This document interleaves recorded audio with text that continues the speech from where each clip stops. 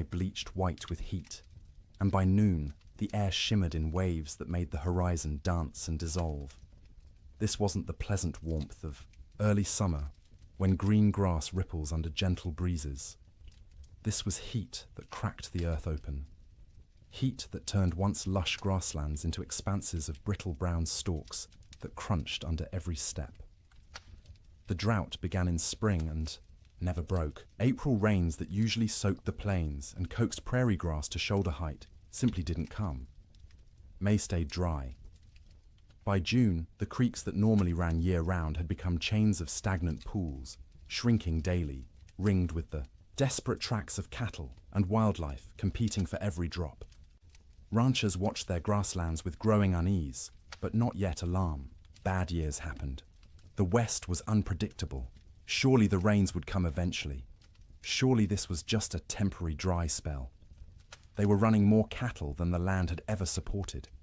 That was the problem, though few admitted it. The cattle boom of the early 1880s had been intoxicating. Eastern investors and European nobility had poured money into Western ranching, seduced by stories of limitless grass and cattle that reproduced themselves into fortunes. Ranchers who'd started with a few hundred head now ran thousands. Some operations counted their cattle in the tens of thousands. The math was simple and irresistible. Cattle bought in Texas for $10 a head could be driven north, fattened, on free grass, and sold in Chicago for $40, $50, sometimes $60. The Great Plains were an enormous, rent-free feedlot. The grass was free, the water was free. All you needed was cattle and cowboys to watch them, except the grass wasn't limitless, and the water wasn't guaranteed, and running 10 times more cattle than the land could sustainably support worked fine until conditions turned bad.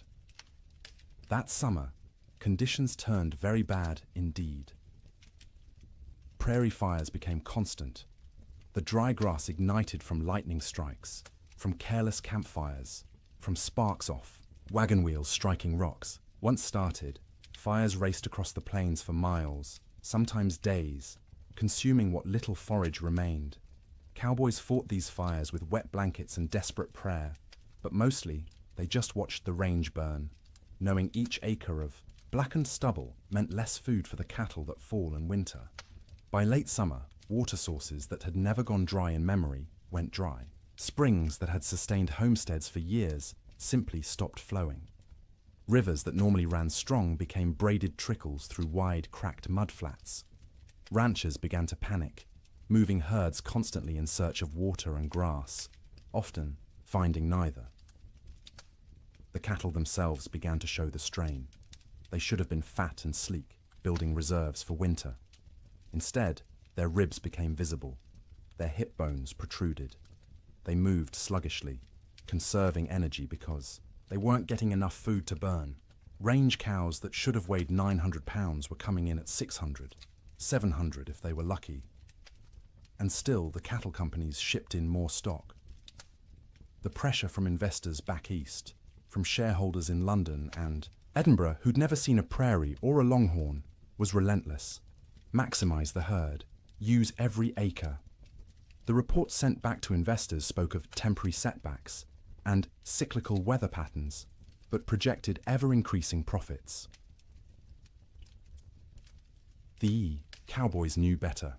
In bunkhouses and around campfires, they talked about what was coming. You didn't need to be a genius to do the math. Cattle going into winter already weak, grass already depleted, and winter always came to Montana, always came to Wyoming and Dakota. The question wasn't whether winter would be hard. Winter was always hard. The question was whether the cattle and the men who tended them could survive it in their already weakened state. Then came the signs. The old-timers noticed first. In early November, almost a month earlier than usual, the geese began flying south, not in their typical leisurely migrations, but in huge, urgent flocks that darkened the sky and flew from dawn to dusk. They weren't stopping to feed in the prairie ponds. They were getting out. Beavers, whose lodges dotted every creek and river, were observed gathering more wood than anyone had ever seen. They piled branches and logs until their lodges looked like timber fortresses rising from the water. Animals preparing for something. The cattle themselves grew thicker coats, not just the usual winter hair, but shaggy, dense fur that made them look like bison. Ranch hands joked about it nervously. "Looks like the cows know something we don't," they'd say, and try to laugh, but the laughter always sounded forced. Weather-wise ranchers, men who'd spent decades reading the land and sky, felt it in their bones. The air pressure fluctuated wildly. The wind patterns shifted strangely. The autumn sunset cast peculiar colors across the clouds, orange and purple and sickly green, like bruises spreading across the horizon. November brought the first snow, not the gentle, melting dustings that sometimes came and went in autumn, but real snow. Serious snow. It fell for 3 days, accumulated to 8 inches in places, and when it finally stopped, the temperature dropped below zero for the first time that season. That snow melted eventually, as November snow often did, but it served as warning. Winter was coming early. Winter was going to be serious. The smart ranchers, the cautious ones, began laying in extra hay, stockpiling firewood, bringing cattle closer to ranch headquarters, where they could be watched and, if necessary, fed through bad stretches. But most didn't. Most couldn't. The scale of operations had grown too large. You couldn't barn 20,000 head of cattle. You couldn't buy enough hay to feed them through a Montana winter even if you wanted to. The entire business model of open-range ranching depended on cattle foraging for themselves, year-round, regardless of weather. This had worked mostly for years. The previous winters had been unusually mild. Cowboys spoke wistfully of the winter of '85, when temperatures barely dropped below freezing and cattle grazed comfortably all season. Or '84, when snow came late and melted early. They'd gotten complacent. The land had been kind, and they'd mistaken kindness for weakness. In December, the unease grew. The air felt wrong, too still, too heavy. The sky stayed overcast for weeks, a low ceiling of grey that pressed down like a lid. Snow fell intermittently, never enough to cause real problems, but enough to dust the brown grass white and make foraging harder for cattle already struggling. Christmas came and went. Cowboys celebrated in bunkhouses with what meager supplies they had. Some ranches managed a turkey or goose. Most made do with beans and bacon and whatever whiskey had survived the year. They sang songs and told stories and pretended everything was normal, but the worry was always there. A cold knot in every stomach. New Year's Day, 1887 dawned clear and brutally cold, -20 degrees in some places, but clear. You could see for miles, the snow-dusted prairie rolling away to a horizon sharp as a knife edge. Cowboys rode out to check on cattle, found them bunched in coulees seeking shelter from the wind, but alive, still managing. For 8 more days, the cold held, but remained bearable, survivable. Cattle poured through snow to reach grass. Cowboys kept fires burning in bunkhouses and took turns on night watch. Ranchers' wives cooked enormous meals, knowing their men needed calories to stay warm. And then came January 9th. The morning started deceptively calm. The killing wind from the north that had blown for days suddenly stopped. The temperature rose, slightly enough that men went out without their heaviest coats. There was even talk of a Chinook coming, one of those warm winds that could raise temperatures 40 degrees in an hour and melt snow in a day. But this wasn't a Chinook coming. This was something else entirely. The calm before the storm isn't just a saying. It's meteorological reality. The stillness that morning was the pressure dropping, the atmospheric conditions realigning, the sky gathering its strength to unleash something that would be remembered for generations. By mid-morning, the first flakes fell. By noon, the world had disappeared into white, and the temperature, instead of rising, began to fall, and fall, and fall, until cold became something no one on the northern plains had experienced before, until winter stopped being a season and became an enemy that wanted everything dead. The autumn of warnings was over. The winter of death had arrived.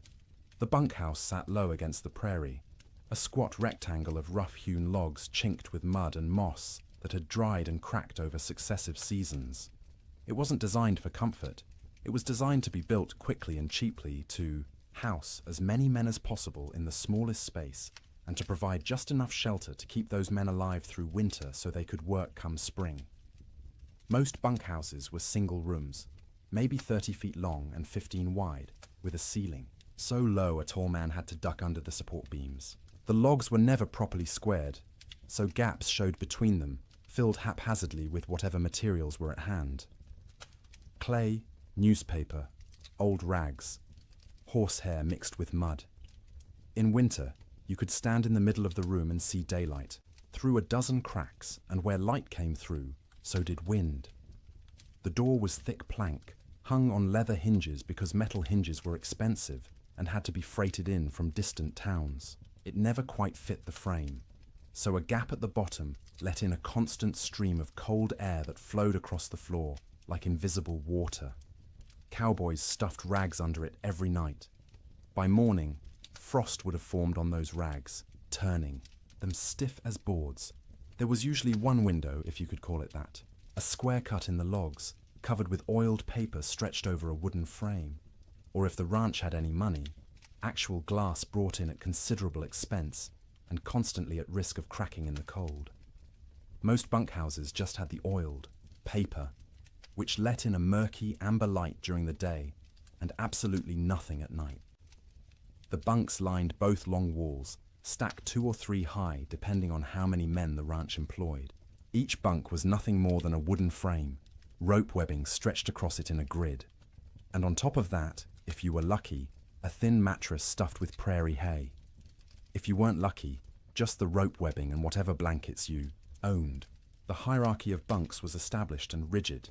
New men got the worst spots. Bottom bunks on the end nearest the door, where the cold draft flowed constantly and you'd be stepped on every time someone went outside to piss in the middle of the night. Top bunks were warmer because heat rose, but they put you closest to the roof where moisture from everyone's breath condensed and dripped. You'd wake with water spots on your blankets, sometimes ice if it was cold enough. Middle bunks away from the door were prime real estate, warmer than the bottom, drier than the top, away from traffic. Senior cowboys claimed these spots and defended them jealously. If you wanted one, you either waited years or fought for it, and fighting in a bunkhouse full of armed men rarely ended well for anyone. At the center of the room stood the stove, a cast-iron barrel stove or, in better bunkhouses, an actual manufactured stove with a proper firebox and damper. The stovepipe ran up through the roof, and where it pierced the ceiling, there was supposed to be a metal collar to prevent fires. There often wasn't. More than one bunkhouse had burned down from a too-hot stovepipe, igniting dried wood and old bird nests lodged in the rafters. The stove was life. When it was burning hot, the men closest could almost be comfortable. 5 feet away, you could still be cold. 10 feet away, in a corner bunk, you might as well be outside. The stove created a temperature gradient so steep that men on one side of the room would be sweating, while men on the other shivered under piled blankets. Feeding the stove was a constant concern. Firewood was precious. Trees were scarce on the open plains, and what wood existed had to be hauled in by wagon from river bottoms or mountainsides miles away. Some ranches burned coal shipped in by rail, but coal cost money, and ranchers were notoriously cheap about anything that didn't directly increase cattle numbers. More often, cowboys burned whatever they could find: dried cow chips, sagebrush, buffalo bones, of which there were still plenty scattered across the plains from the great slaughter of a decade earlier. None of these burned hot or long. You had to feed the stove constantly to maintain any heat at all. At night, someone had to take responsibility for the fire. Usually, this rotated among the men, with each taking a shift to wake periodically and add fuel. Miss your shift, let the fire go out, and you'd wake to find 20 angry cowboys ready to throw you outside in your underwear to see how you liked the cold. Even with the stove going, the bunkhouse was never truly warm in winter. It was less cold than outside, which was the best that could be hoped for. Your face would be hot from the stove, while your back was cold from the draft. Your feet would be numb while sweat trickled down your spine. Comfort wasn't the goal. Survival, was the goal. Make it to morning alive and functional. That was success. Cowboys slept in their clothes. The idea of changing into night clothes, or worse, sleeping naked, was absurd. You slept in your wool shirt, your long underwear, your thick socks. On the coldest nights, you kept your pants on. Your hat stayed on your head or under it as a pillow, because hats were expensive, and you didn't want someone stealing yours while you slept. Boots were the exception. You took off your boots because sleeping in boots was miserable, and because boots needed to dry. They'd sit by the stove all night, the leather slowly warming and releasing the accumulated moisture of the day. The smell of drying leather mixed with the smell of unwashed men, wet wool, tobacco smoke, and the acrid tang of burning sage or cow chips. The smell of a bunkhouse was indescribable to anyone who hasn't experienced it. 40 men living in close quarters, bathing rarely because hauling and heating water was labor-intensive and rarely worth the effort. Clothes worn for weeks or months without washing, because washing meant they'd be wet and might not dry in winter, and wet clothes could kill you. The privy was outside, so men used a bucket in the corner at night rather than brave the cold, and that bucket added its own special contribution to the atmosphere. Tobacco smoke hung in layers because every cowboy who could afford it smoked too, passed the time. Some chewed and spit into cans or just onto the floor because the floor was already a mess of tracked-in mud, snow, manure, and spilled food. Mice lived in the walls and came out at night to scavenge. You could hear them scratching and squeaking, see them dart across the floor in the stove light. Some cowboys tried to kill them. Most gave up.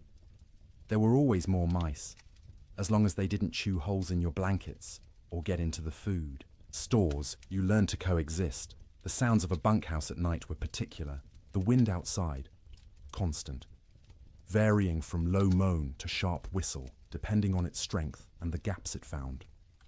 The stove ticking as metal expanded and contracted with temperature changes. The creak of rope webbing as men shifted in their bunks, the thump of boots being pulled off and dropped on the floor. Snoring. Dear God, the snoring. 40 men in one room meant you'd have at least 10 serious snorers. Deep, rattling snores that shook the bunks. High, whistling snores that pierced through any attempt at sleep. Snores that stopped and started, until you'd lie there waiting for the next one, unable to relax. Sometimes men would throw boots at particularly bad snorers. Sometimes it helped.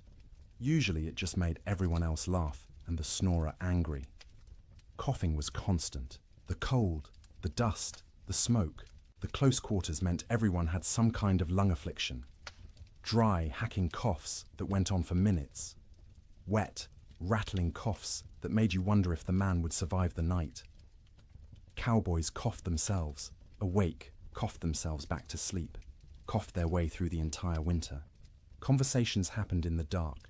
Men talked about home, about women, about cattle, about anything but the cold pressing in from all sides. Some conversations were quiet, just between neighbors in adjacent bunks. Others involved the whole room, stories being told and retold, jokes that weren't funny but made everyone laugh because laughter was warmth of a different kind. Letters were read and reread by stovelight. A letter from home was precious, and a cowboy might read the same letter 100 times through a winter, memorizing every word, every loop of handwriting, every piece of news from a world that felt impossibly far away. Some men prayed. You'd hear whispered prayers in the darkness, usually from the younger cowboys, the ones still new enough to the work that death seemed like a possibility rather than an inevitability. Older hands didn't pray much. They'd made their peace with whatever was coming, or they'd stopped believing anything was listening. The bedding itself deserves attention. Each cowboy owned his own bedroll, a collection of blankets, and maybe a quilt that he'd rolled up and carried with him from job to job.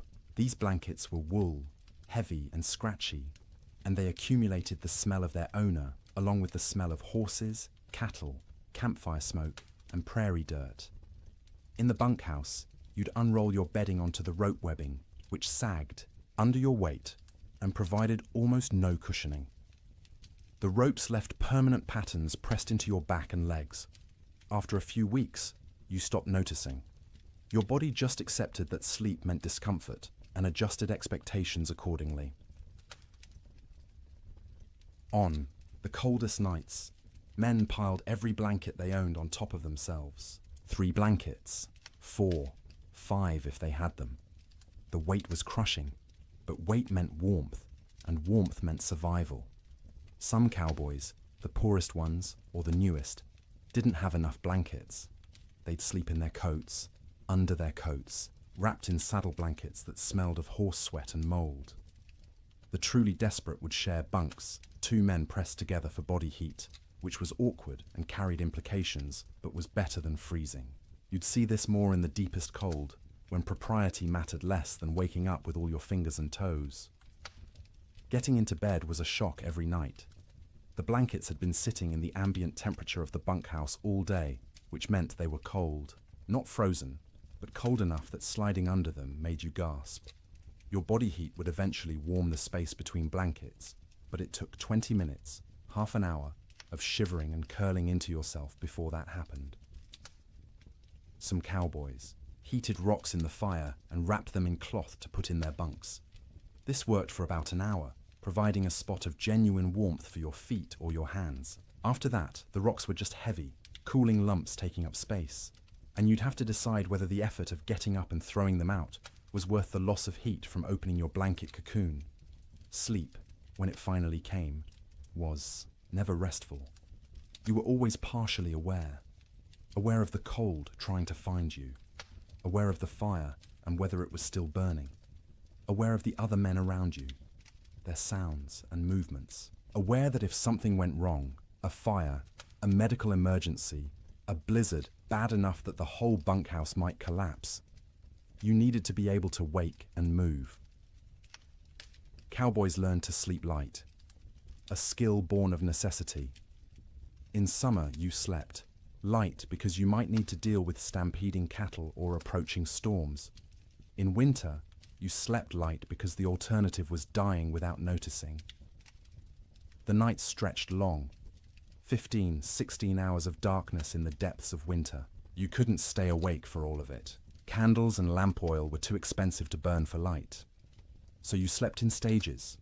A few hours, then wake when the fire needed tending. A few more hours, wake because your body was too cold or needed to piss. A few more hours, wake because someone else was moving around, or coughing, or because your back hurt too much to stay in one position. This broken sleep was exhausting in its own way. You'd wake in the morning having technically slept for hours but feeling like you'd barely rested at all.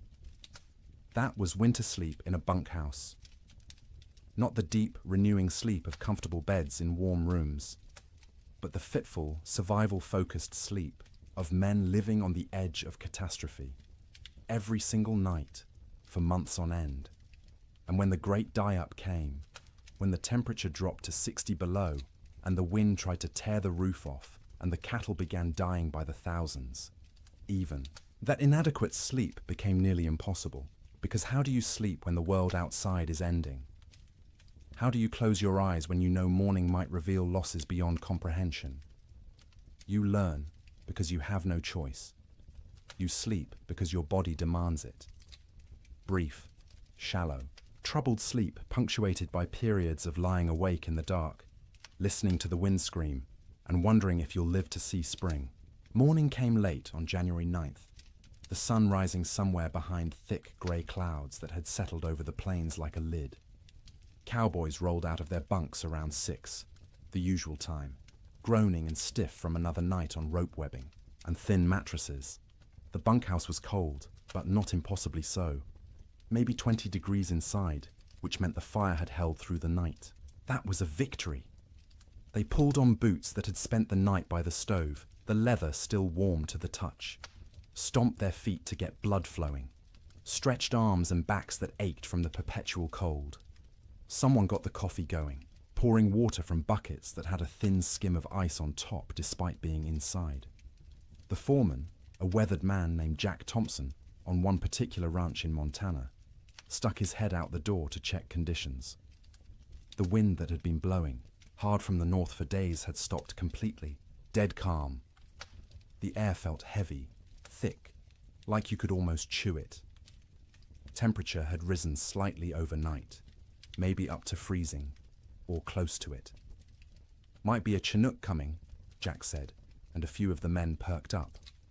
A Chinook, that warm wind that could raise temperatures 40 degrees in an hour, would be salvation, would give the cattle a break, would let everyone breathe a little easier. But the old-timers in the room, men who'd spent 20-30 winters on the northern plains, exchanged glances and said nothing. The calm felt wrong. The air pressure made their joints ache more than usual. This wasn't a Chinook. This was something else. Breakfast was the usual. Beans warmed up from the night before. Fried salt pork. Biscuits if the cook had bothered to make them, which he usually didn't. Coffee, hot and bitter and strong enough to dissolve the spoon. The men ate quickly, not talking much. Mornings were for eating and getting warm before heading out into the workday. By 8 o'clock, men were saddling horses, checking cattle in nearby pastures, hauling water from the creek, which involved breaking through ice that had gotten thicker each day. The world was grey and still. Snow covered everything in a lumpy white blanket, but it was old snow, crusted and dirty. Nothing new falling yet. Around mid-morning, maybe 10 or 10:30, someone noticed the first flakes. Tiny things, falling straight down. No wind to push them sideways. They accumulated on coat sleeves, on hat brims, on the backs of cattle who stood motionless, already conserving energy. Within 30 minutes, the flakes had gotten larger and were falling more densely. The grey sky seemed to lower, pressing down, until it felt like you could reach up and touch it. Visibility, which had been miles, dropped to maybe a quarter mile, then less. Cowboys on the range started heading back to the bunkhouse. This was going to be a storm, and you didn't want to be caught out in a storm. The foreman sent riders to gather men from distant line camps to make sure everyone got back to the main ranch before conditions got bad. But conditions got bad faster than anyone expected. By noon, the wind returned. Not gradually building, but suddenly, like someone had opened a door. It came from the north, from Canada, from the Arctic, and it came with a howl that made horses shy and men grab for their hat brims. The temperature, which had been hovering near freezing, began to fall. 1 degree, 2 degrees, 5. The wind picked up the falling snow and threw it horizontally. Visibility dropped to 50 feet, then 20. Within an hour of the wind starting, you couldn't see your hand held at arm's length. The world became a screaming white chaos, where direction lost all meaning. Cowboys who'd been a mile from the bunkhouse when the wind started faced a terrible choice. Try to make it back and risk getting lost and dying, or try to find any shelter at all and hole up until it passed. Some made it back, stumbling into the bunkhouse half frozen, faces covered in ice where their breath had condensed and frozen, in their scarves. Others weren't so lucky.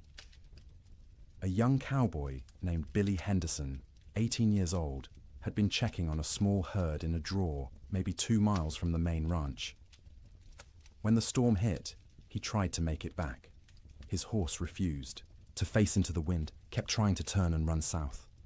Billy fought the horse, knowing that south led away from shelter, from life. The horse won the fight, turned, and ran with the storm. Billy's body was found 3 weeks later, 15 miles south of the ranch, frozen solid, still in the saddle. The horse had died beneath him, also frozen, its legs locked in a final stride. Billy had tied himself to the saddle with his lariat so he wouldn't fall off. It hadn't saved him, but that tragedy was still in the future. At noon on January 9th, Billy was just missing, and everyone assumed he'd found shelter somewhere and would show up when the storm passed. People didn't yet understand that this storm wasn't going to pass. Not in hours, not in days. The temperature kept falling. By 2 in the afternoon, it was 0. By 4, it was 20 below. The wind, instead of slacking, grew stronger. It found every crack in every wall, every gap in every window frame. In the bunkhouse, Men stuffed blankets against the door, hung canvas over the oiled paper window, and fed the stove constantly, but the cold still invaded. Snow didn't just fall, it flew sideways, driven by wind that hit 50, 60 miles per hour in gusts. The snow was fine and dry, almost like dust, and it found its way through impossibly small openings. It drifted through the cracks between logs. It sifted around the doorframe despite the blankets stuffed there. It even seemed to come down the stovepipe, hissing when it hit the hot metal. Inside the bunkhouse, men watched drifts form along the walls. Inside the building, snow accumulated in the corners, under the bunks, anywhere the wind could push it. They swept it out, but it just came back. Eventually, they gave up and let it pile. The sound was overwhelming. The wind screamed. There's no other word for it. A constant, piercing shriek that vibrated in your bones and made thought difficult. It rose and fell in waves, sometimes dropping to a mere roar before surging back to that terrible scream. Men had to shout to be heard 3 feet away. Between the wind's screams came other sounds. The building itself groaning under the assault. The roof lifting and settling, as wind tried to peel it off. The sharp crack of wood contracting in the cold. The rattle of the stovepipe shaking in its collar. And from outside, distant but unmistakable, the sound of cattle, bawling, calling, the sound of thousands of animals confused and frightened and beginning to suffer. The cowboys listened to that sound and knew they were helpless. You couldn't go out in this. Going out meant dying. The cattle were on their own. The temperature hit 40 below by midnight. Inside the bunkhouse, with the stove glowing red hot, the temperature near the stove was maybe 50 degrees. 10 feet away, it was freezing. 20 feet away, in the corner bunks, water left in cups froze solid. Men piled on every piece of clothing they owned. 2 pairs of pants, 3 shirts, 2 coats, gloves and mittens worn indoors, blankets wrapped around shoulders like shawls. Some men wrapped their heads in scarves, leaving only their eyes visible, and still they shivered. The night of January 9th was the longest night most of those men ever experienced. Sleep was impossible for many. The cold, the sound, the fear, the knowledge that outside cattle were dying by the hundreds, by the thousands, all combined to keep eyes open and minds racing. Those who did sleep did so fitfully, waking every few. Minutes from nightmares or from the cold penetrating their blanket cocoons, or from the building shaking in a particularly hard gust. The fire had to be fed constantly, every 15 minutes, every half hour at most, because letting it die meant everyone would die with it. Men took shifts by silent agreement. One would get up, face the cold outside his blankets, feed the stove, and retreat. An hour later, someone else would do the same. All night long through those terrible hours, they kept the fire alive, and the fire kept them alive. But just barely. By dawn on January 10th, 16 inches of snow had fallen, though you couldn't measure it accurately because the wind had sculpted it into drifts 20 feet high in some places, while scouring other areas down to bare ground. The temperature had dropped to 46 below zero. The wind hadn't slacked at all, and the storm was just beginning. This wasn't a 2-day blizzard that would blow through and leave clear, cold weather behind. This was the start of a meteorological siege that would last, with brief breaks, through all of January, through February, into March. The great die-up had begun. Men didn't know that yet, huddled in bunkhouses across Montana, Wyoming, and Dakota Territory. They thought they were waiting out a bad storm. A few days, maybe a week, and it would clear. The cattle would be weak and scattered, but they'd recover. Spring would come, as it always did. They didn't yet understand that the world outside was dying, that cattle were already freezing where they stood, eyes frozen shut, ice forming over their nostrils with each breath, slowly suffocating as they slowly froze. That the open range, cattle industry, the boom that had made fortunes and drawn investors from around the world, was ending in that screaming wind. All they knew was cold. Cold beyond anything most had experienced. Cold that hurt to breathe, that made your lungs ache, that turned your breath to ice crystals before it could fully leave your mouth. Cold that was no longer just weather, but an active presence, a malevolent force trying to kill everything that lived. And the night ahead, the second night of the storm, would be even colder. -50, -60 in some locations. Cold that would crack trees. Cold that would freeze cattle solid while they stood. Cold that would seep through every wall, every blanket, every layer of clothing, searching for the warmth of human bodies and slowly, inexorably, draining it away. The cowboys fed the fire and waited. There was nothing else they could do. The Yiwa storm had them trapped as surely as if they were in a prison. All they could do was feed the fire, wrap themselves in blankets, and try to survive until morning, and then survive the morning after that, and the one after that, day after day, night after night, as the storm continued and the temperature stayed brutally, impossibly cold. The great die-up was no longer coming. It was here. Sleep. During the storm wasn't sleep as most people understand it. It was something closer to losing consciousness in brief intervals, the body shutting down, not because it felt safe, but because it couldn't maintain full awareness any longer. The exhaustion of constant vigilance, of shivering, of fighting the cold that pressed in from all sides, eventually overwhelmed even the most determined wakefulness. In the ranch houses scattered across the frozen plains, families faced the storm with a different kind of terror than the cowboys in their bunkhouses. Ranch houses were sturdier than bunkhouses, built to last generations rather than just seasons. They had proper foundations, real windows with glass, doors that fit their frames. But they were also larger, harder to heat, and filled with children who didn't fully understand why the wind screamed so loudly or why Papa looked so worried. The Ferguson family lived in a 2-room cabin near the Musselshell River in Montana. William Ferguson, his wife Martha, and their 4 children, ranging in age from 3 to 11. When the storm hit that afternoon of January 9th, William had been out checking on a small herd they kept close to the house. He barely made it back, stumbling through the door with ice caked in his beard and eyebrows, his face raw and bleeding from wind-driven snow. Martha had already pulled all the children into the main room, the one with the fireplace. The second room, the bedroom, was abandoned for the duration. You couldn't heat both rooms. You had to choose, and you chose the one with the fire. The children helped drag mattresses and blankets from the bedroom, piling them on the floor near the hearth. By nightfall, the temperature inside that bedroom, separated from the main room by just a thin wooden door, had dropped below freezing. Frost formed on the inside walls. The wash basin Martha had left on the dresser froze solid, expanding and cracking the ceramic bowl with a sharp report that made everyone jump. In the main room, the family arranged themselves for a siege. William stacked firewood within arm's reach of the fireplace, more wood than he'd normally burn in a week.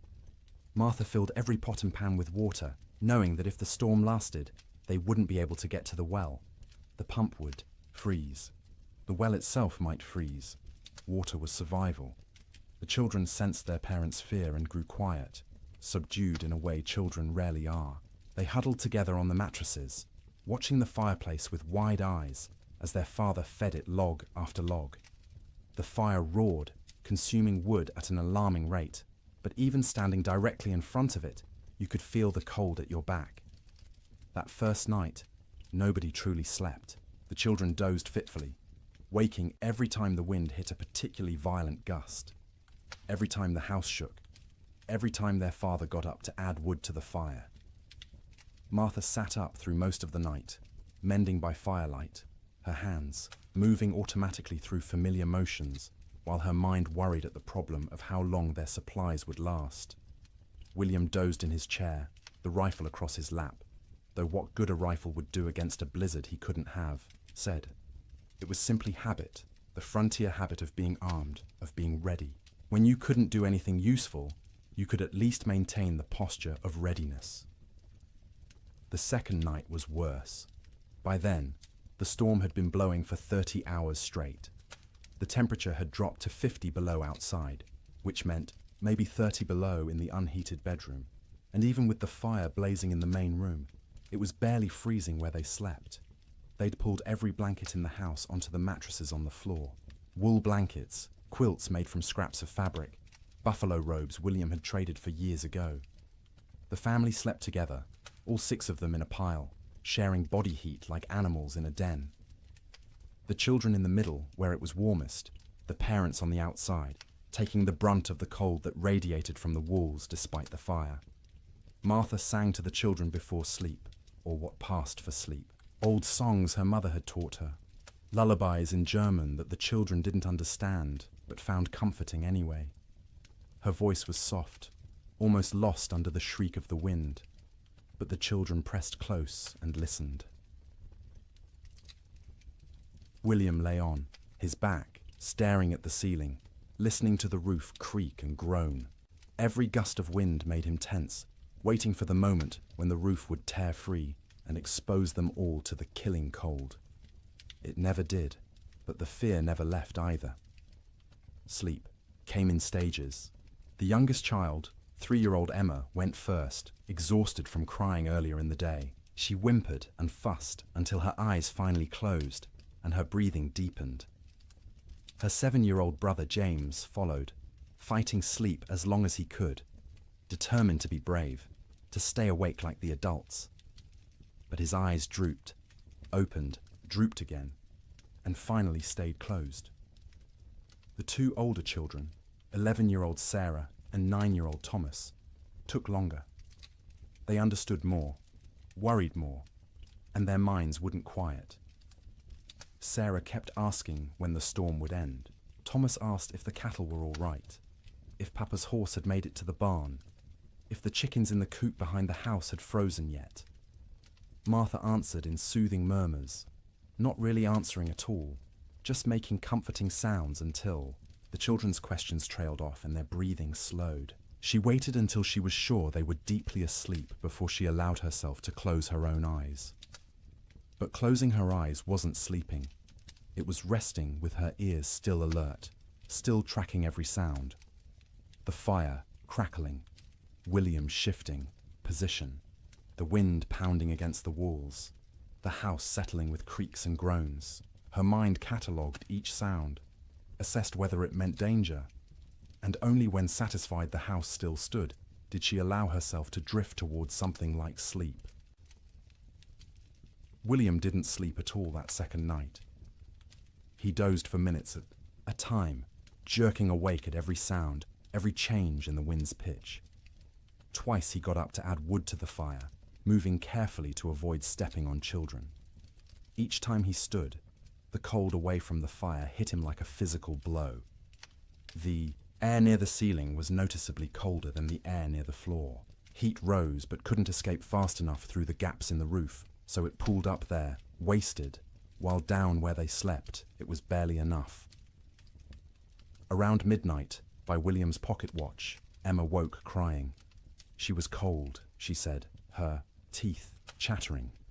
Martha pulled the child against her chest, wrapping her arms around her, trying to share warmth. Emma's feet were like ice, even though she wore wool socks and was buried under blankets. Martha rubbed the small feet between her hands, trying to restore circulation, terrified of frostbite. The child eventually quieted and fell back into restless sleep.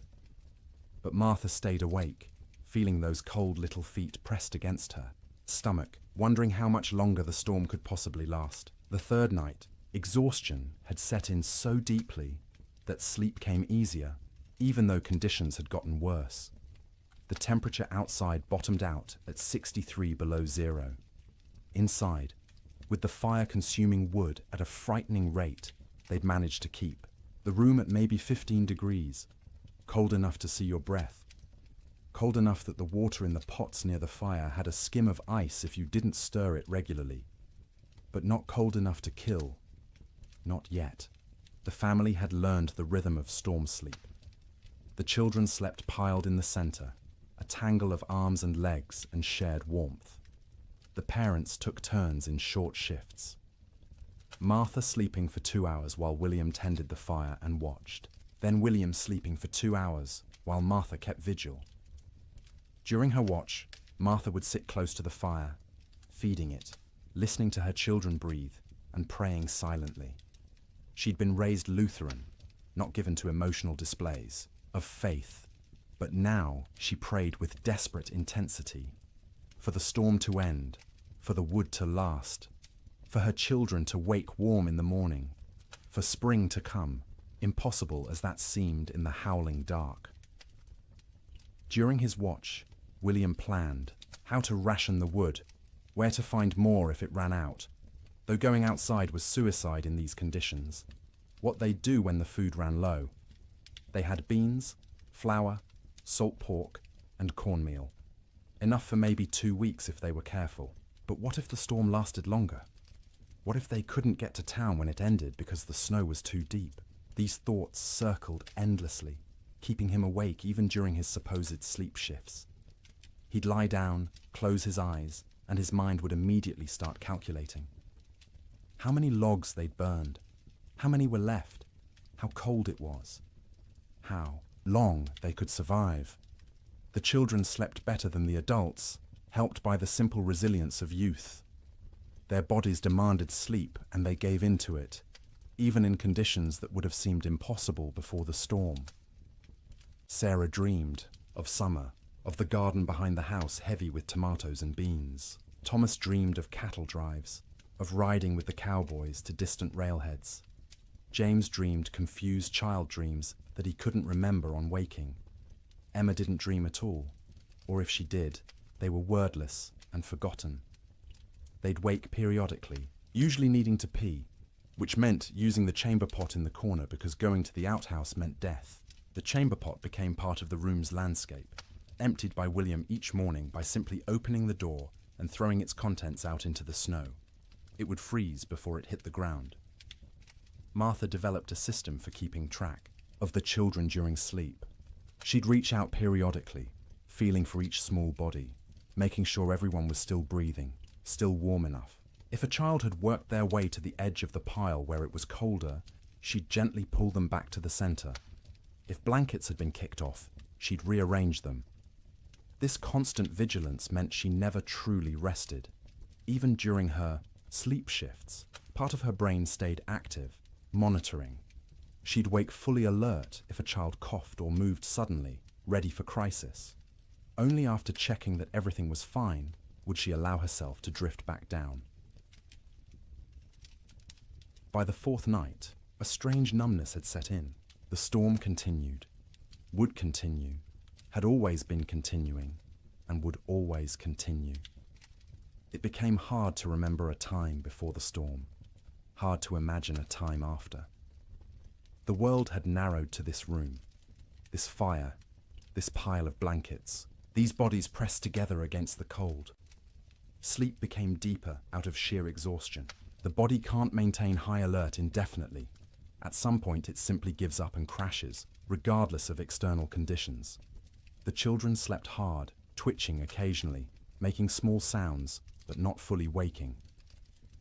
Martha and William slept in longer stretches, waking only when their internal alarms screamed that the fire needed tending or a child needed checking. The quality of that sleep was poor, dreams were vivid and often nightmarish. Martha dreamed of water freezing in her children's lungs, turning them to ice from the inside out. William dreamed of the roof tearing away and snow pouring in, burying them all in a white tomb. They'd wake gasping, hearts pounding, and need several seconds to remember where they were, that they were still alive, that the nightmare wasn't real. Not yet, but underneath the nightmares was the simple, animal relief of being horizontal, of having their eyes closed, of not having to actively fight the cold for a few hours. Their bodies took what rest they could get, storing it against future need, repairing what damage they could before the next crisis. In bunkhouses across the territory, cowboys experienced similar struggles. The difference was they had no children to protect, which freed them from that particular anxiety, but they also had less motivation to push through. A man alone can give up more easily than a father with children depending on him. Some cowboys did give up, in a sense. They wrapped themselves in every blanket they owned, lay down in their bunks, and simply stop trying. They'd sleep for 20 hours straight, only waking to eat a little and relieve themselves before returning to their cocoons. This wasn't laziness, it was a survival strategy. In extreme cold with limited food, the best thing you can do is stay still, conserve energy, and wait. Others couldn't do it. The type of man who became a cowboy was often too restless, too active, to simply lie still for days. They'd pace the bunkhouse, drive everyone else crazy, gamble with cards or dice, anything to pass the time and distract from the gnawing fear that the storm might never end. In both bunkhouses and ranch houses, sleep became not rest, but simply another way of enduring. The days and nights blurred together into a continuous state of semi-consciousness, where you were never fully awake, but never fully asleep either. Your body was present, wrapped in blankets near a fire, but your mind wandered strange paths, disconnected from reality. And through it all, the wind screamed. The cold pressed in, the fire consumed wood, and people slept, or tried to sleep, or pretended to sleep, because what else could they do? Going outside meant dying. Staying awake meant slowly going insane from the sound and the fear. So they slept. Poorly, fitfully, desperately. But they slept. And each morning they woke, surprised on some level to find themselves still alive, still, together, the fire still burning. The storm would eventually end, but not yet. Not for many days yet. And each of those days would require sleep stolen from between crises, rest grabbed in brief intervals, dreams haunted by cold and wind, and the terrible knowledge that outside the world was dying. The cattle felt the storm coming before any human did. Their instincts, honed by millennia of evolution, read signs in the air pressure, in the quality of light, in the way the wind tasted. When the first flakes began to fall on January 9th, cattle across the northern plains began to move, not panicked running, purposeful drifting, south, always south, away from the north wind that carried death in its teeth. They moved in groups, small herds combining into larger herds, thousands of animals flowing across the white landscape like a slow river seeking lower ground. Consider one cow, a 3-year-old Hereford mix, red and white, branded with the Rocking M brand on her left hip. She'd been born on this range, knew every coulee and creek, had survived 2 previous winters without particular hardship. She was carrying a calf, due in spring, and the pregnancy had left her thinner than usual going into winter. Not starving, but without the thick layer of fat that would have been ideal. When the snow started falling heavily and the wind began to rise, she was grazing, in a shallow draw with perhaps 50 other cattle. They'd been pouring through existing snow to reach the dried grass beneath, working methodically, conserving energy. The new snow started covering the ground quickly, and the cow lifted her head, testing the air. The wind came from the north with a sound like tearing fabric. The cow turned her back to it instinctively, and every other animal in the draw did the same. They began walking south, not because they knew south led to safety, but because south meant away from the wind, and the wind had to be avoided. They walked steadily for hours. The snow was falling too thickly to see more than a few feet ahead, but cattle can navigate by sense of smell and by following the animal in front of them.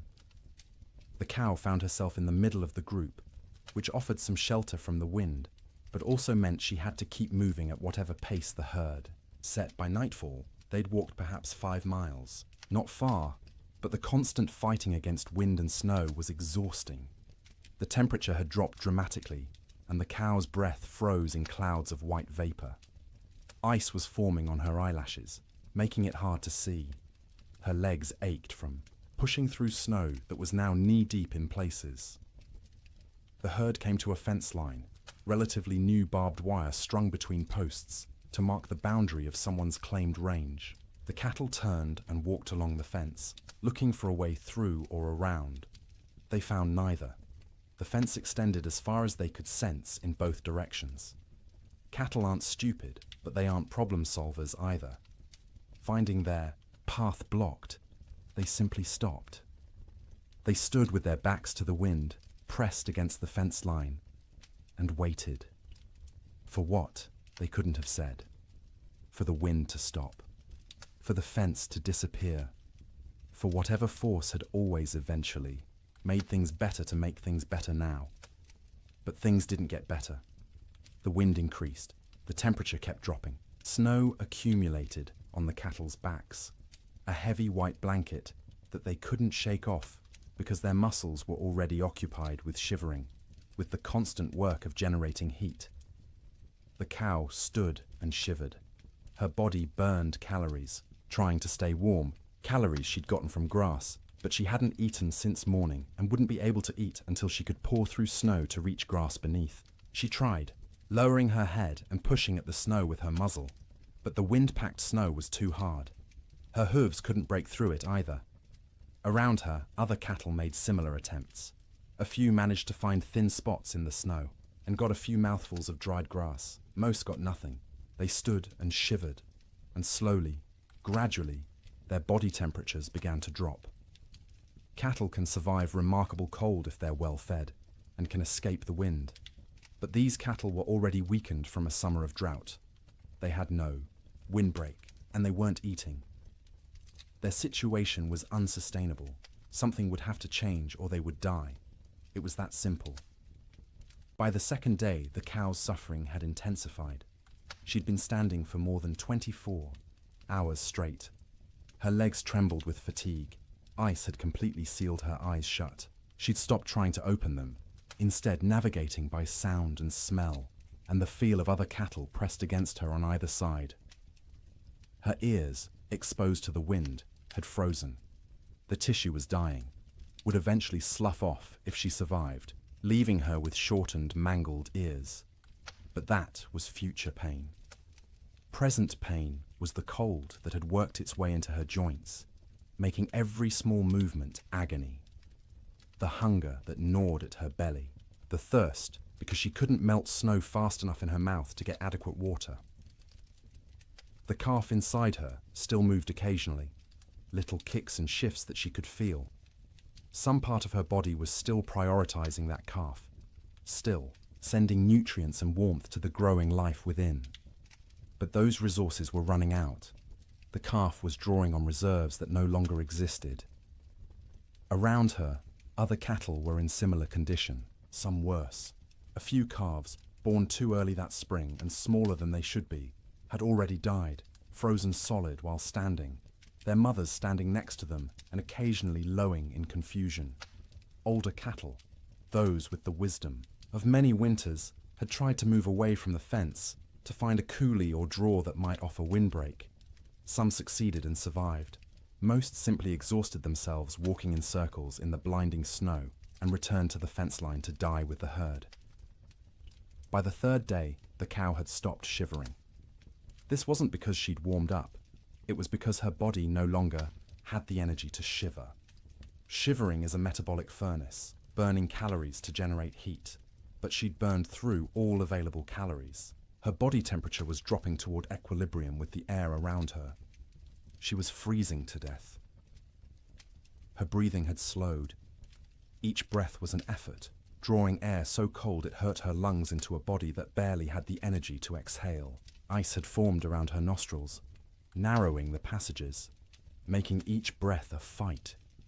She was still standing, but only because the cattle around her held her upright. If they'd moved, she would have fallen. Her legs were locked, frozen in position, no longer taking commands from her failing brain. Her heartbeat had slowed to a sluggish thump-thump, thump-thump, each beat weaker than the last. The calf inside her had stopped moving. Whether it was dead or simply dormant, she couldn't tell, and wouldn't have understood if she could. Her maternal instincts, so strong just days ago, had been overridden by the body's desperate attempt to keep itself alive.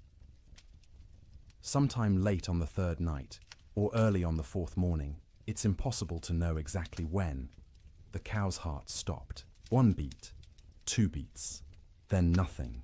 Her eyes, frozen shut, would never open again.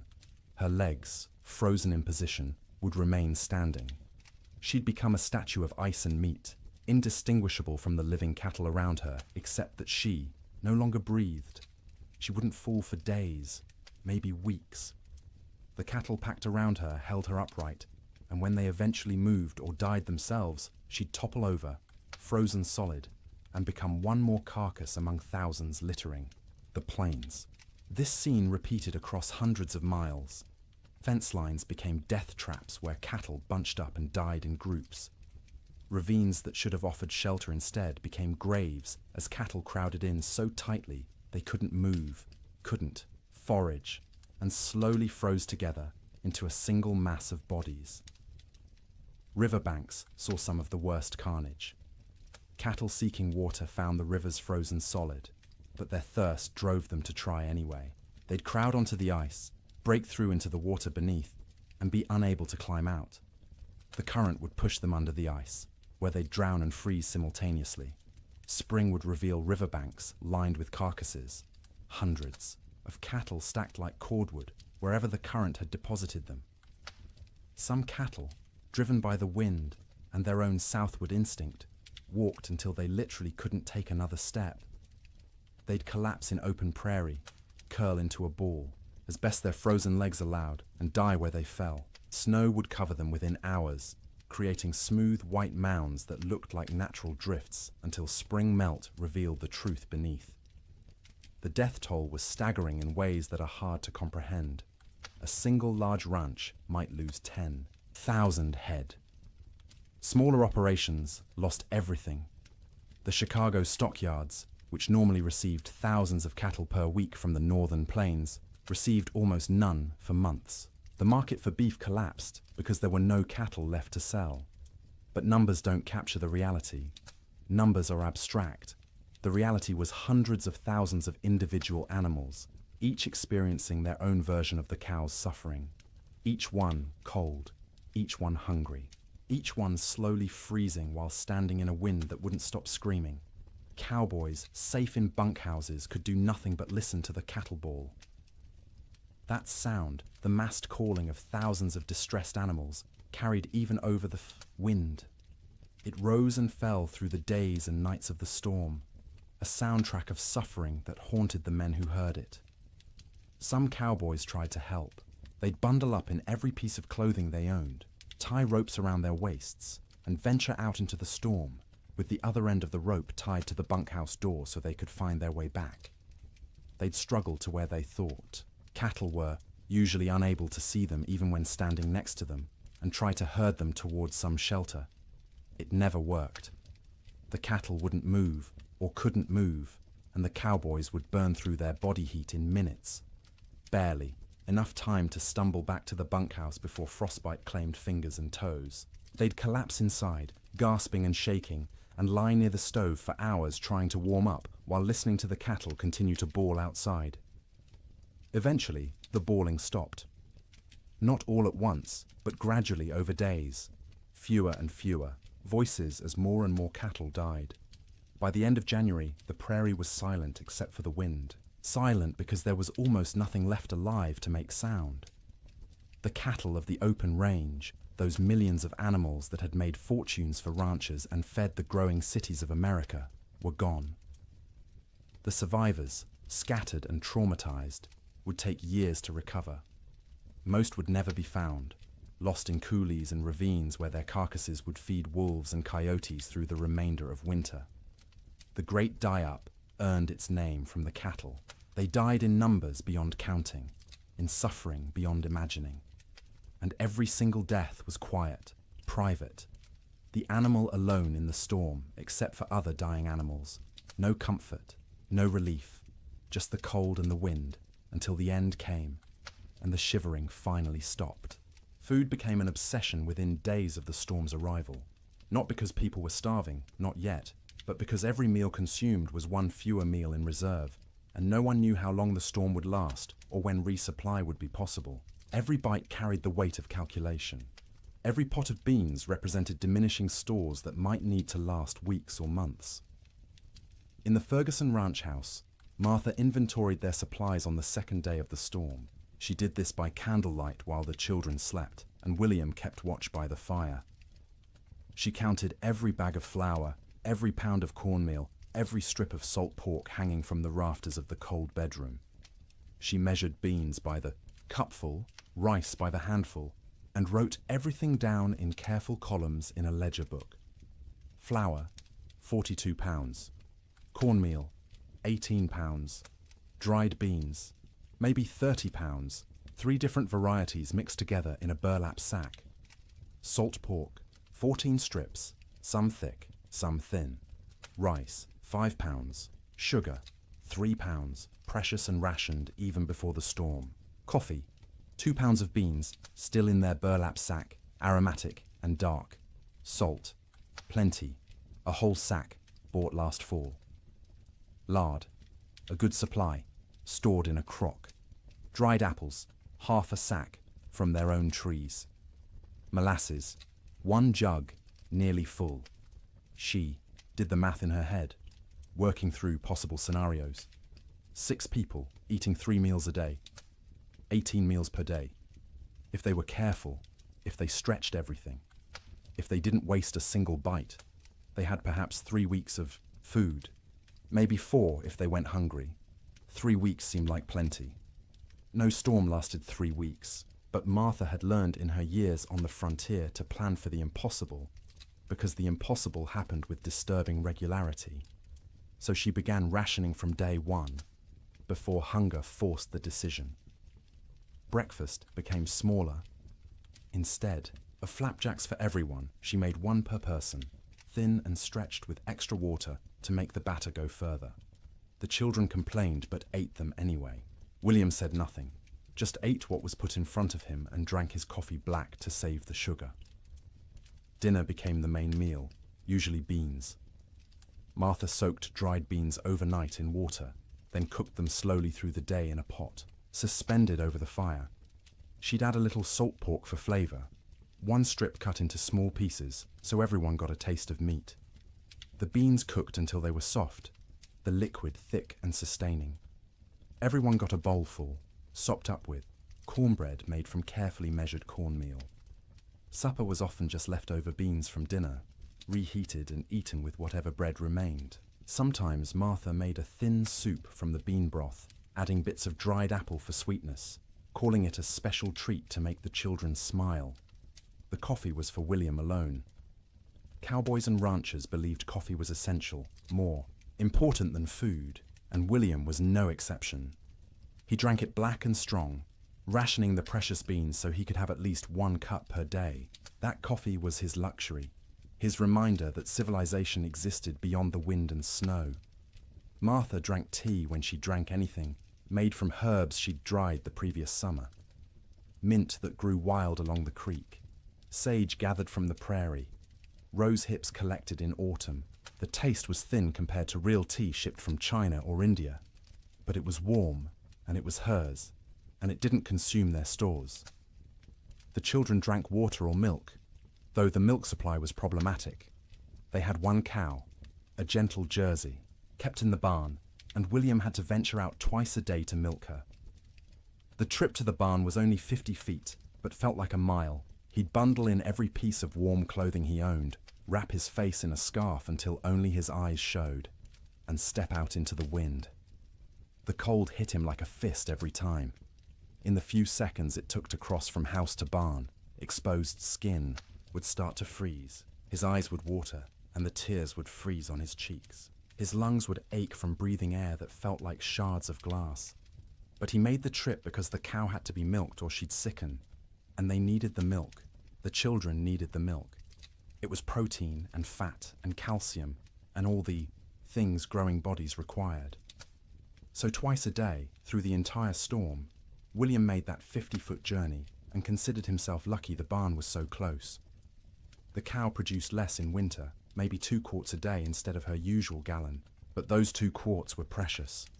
Martha skimmed the cream off the top and used it sparingly. The milk itself went to the children, divided equally, measured carefully, so no one got more or less than their share. Cooking in extreme cold presented unique challenges. The fire had to be hot enough to cook food, but not so hot it consumed wood too quickly. Martha became expert at judging the flames. adding just enough fuel to maintain cooking temperature while stretching the wood supply.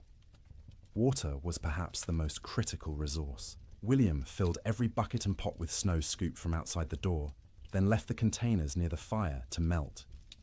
It took hours for snow to melt into usable water, and the water that resulted tasted flat and strange because it had no mineral content, but it was wet, and it was clean, and it kept them alive. They couldn't wash dishes properly, couldn't waste water or wood heating water for washing. Instead, Martha wiped plates and bowls clean with rags, rinsed them quickly in cold water if necessary, and called it good enough. No one got sick from dirty dishes. There were larger concerns. Personal hygiene went by the wayside entirely. No baths, no washing hair, no changing clothes. Everyone wore the same shirts and pants for weeks, adding layers when cold, removing them when near the fire. The smell in the main room became oppressive, but you stopped noticing after a few days. It was just how things were. In the bunkhouses, cowboys faced similar but different challenges. They had supplies, but those supplies were designed for men doing hard physical labor in normal winter conditions, not for men trapped indoors during the worst cold in recorded history.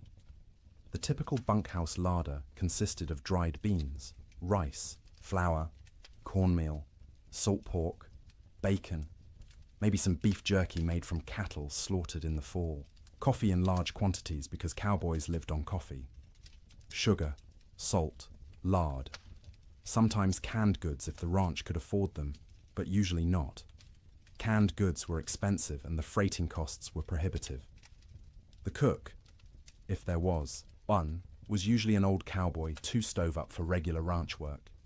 He'd preside over the cast iron stove like a priest at an altar, creating meals from limited ingredients with whatever skill he possessed. Good cooks were treasured. Bad cooks were tolerated because the alternative was cooking for yourself, and cowboys were generally incompetent in the kitchen. One particular bunkhouse in the Judith Basin had a cook named Old Pete, called that to distinguish him from young Pete, who wasn't a cook and wasn't even particularly young, but was younger than Old Pete. Old Pete had cooked in army forts, in mining camps, on trail drives. He knew 100 ways to cook beans and could make bread in a Dutch oven that rivaled anything made in a proper kitchen. But even Old Pete struggled with the storm's duration and intensity. His usual recipes assumed men would be working hard, outside, burning thousands of calories daily. Now they were sitting around trying to stay warm, burning far fewer calories. They didn't need as much food, but they were bored and hungry from boredom, and managing those competing needs was delicate. He started making meals smaller but more frequent. Instead of 3 large meals, he made 4 smaller ones, gave the men something to look forward to every few hours, something to mark the passage of time. Breakfast at dawn, such as dawn was, in the constant grey, a second breakfast mid-morning, dinner in early afternoon, supper at dark. Each meal was simple: beans cooked with salt pork, cornbread or biscuits, coffee always, constantly, the pot never empty. Occasionally, he'd make a stew if there was meat available, though meat was running short. Most ranches had slaughtered a beef or 2 in the fall and hung the quarters to freeze. But accessing that meat meant going outside to the meat cache, which was difficult or impossible depending on the day. The men ate without complaint, mostly. Cowboys weren't complainers by nature. You ate what was put in front of you and were grateful to get it. But you could see them calculating, same as Martha Ferguson, counting days, estimating stores, wondering how long until starvation became a real concern rather than a theoretical one.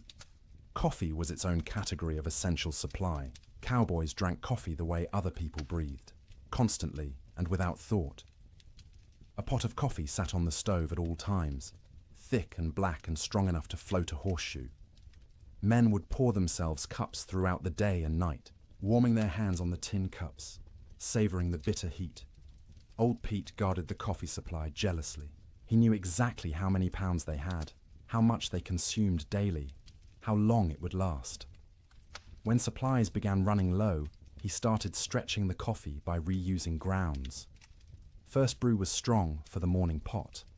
Those same grounds would be used again for the afternoon pot, weaker but still coffee. Sometimes he'd use them a third time, creating a thin brown liquid that was more idea than substance, but the ritual of drinking it was as important as the caffeine. Sugar went into coffee for those who used it, though most cowboys drank it black. Sugar was also used sparingly in baking, a spoonful in a batch of biscuits to help them rise and add a hint of sweetness. But sugar was running low everywhere, and by the end of January, most outfits were out entirely. Salt, at least, was plentiful. Salt preserved meat, flavored food, and was cheap enough that even poor ranches had plenty. Cowboys ate salt with everything, needed it to replace what they lost sweating despite the cold. Their bodies burned hot from shivering, from the constant work of staying warm, and salt was essential. The mental aspect of food during the storm was almost as important as the physical nutrition. Mealtimes provided structure to otherwise formless days. They were events to anticipate, rituals that reassured everyone that civilization persisted despite the chaos outside. Children needed this structure especially. The Ferguson children learned to recognize mealtimes by the smells from the fire, by their mother's movements, by the rattle of bowls and spoons. They'd gather without being called, eager not just for food, but for the routine. Martha would serve, each child personally, making a small ceremony of it. Sarah first, as the oldest, then Thomas, then James, then Emma. Each child received their portion with their name spoken, a moment of individual attention that said, "You are seen, you are valued, you matter." Then William, then finally herself, always last, always the smallest portion, though no one noticed because she was skilled at hiding it.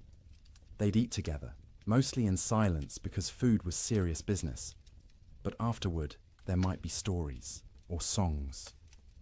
William would tell tales of his own childhood in Ohio, of winters there which had seemed hard at the time, but were nothing compared to this. Martha would sing in her soft voice, German lullabies or hymns.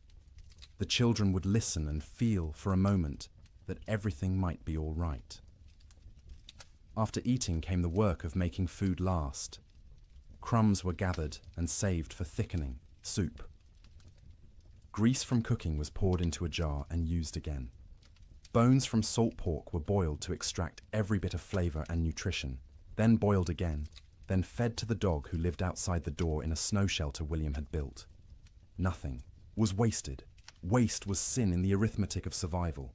Every scrap had value, potential use, future purpose. Martha became a miser of food, hoarding and parceling it out with grim determination, knowing that running out meant death, and death was not an option while her children lived.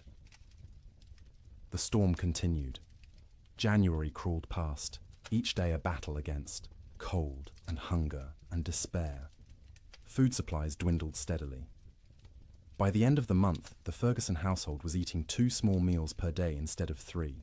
The children's eyes developed the hollow look of inadequate nutrition. Martha's dresses hung loose where they'd once fit snugly. William's belt had to be tightened 2 notches, then 3, but they ate something every day, and they were all still alive. And the cow still gave milk, though less each week, and the fire still burned, and that was enough. It had to be enough, because spring would come eventually. It always came. The question was whether they'd survive long enough to see it, and whether there would be anything left of their lives when it finally arrived. Theodore Roosevelt was not in Dakota Territory when the blizzard struck. He was in New York, warm and comfortable in his sister's house, living the life of an Eastern gentleman which he'd tried so hard to leave behind. But his money was in Dakota. His dreams were in Dakota. And when the reports began filtering east about the catastrophic winter destroying the northern plains, Roosevelt's future was being written in frozen cattle and bankrupt dreams. He'd come to Dakota Territory in 1883, a wealthy young man fleeing personal tragedy. His mother and his wife had died on the same day, in the same house, within hours of each other. The grief had been unbearable, suffocating, and Roosevelt did what men of means often did when Eastern life became too painful. He went west. He invested heavily in cattle ranching. buying into two operations: the Maltese Cross Ranch and the Elkhorn Ranch, both along the Little Missouri River in what would become North Dakota. He'd thrown himself into the work with characteristic energy, trying to become a real Westerner, a real cattleman. He'd learned to ride, to rope, to shoot. He'd earned grudging respect from cowboys who initially mocked his Eastern accent and glasses. Roosevelt loved the West with the passion of a convert. He loved the vast emptiness, the physical challenges, the sense of building something in a hard land. He wrote about it constantly in letters and journals, painting romantic pictures of cowboy life that had more to do with his ideals than reality.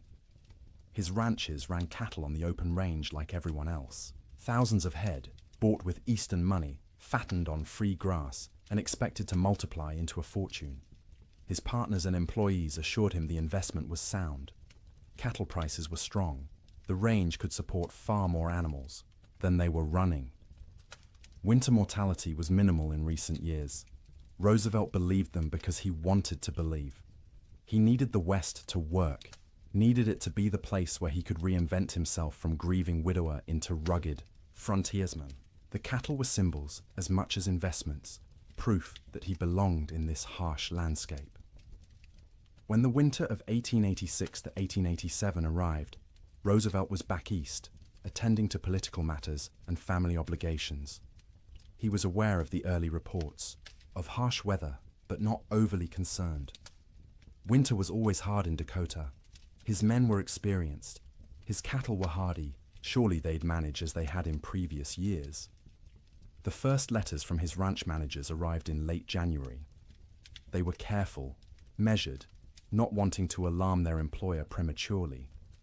The weather had been severe, yes. Cattle were, suffering, certainly. But it was too early to assess the full damage.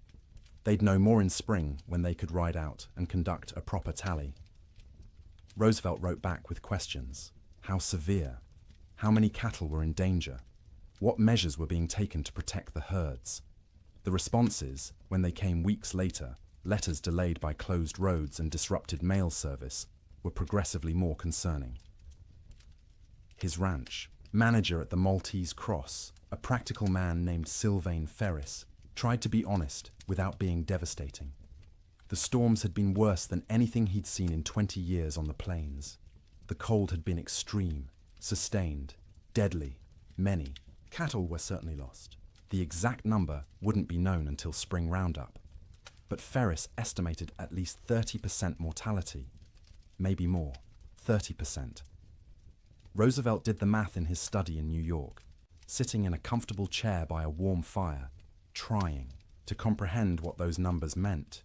He owned roughly 5,000 head between his two ranches. 30% meant 1,500 dead cattle.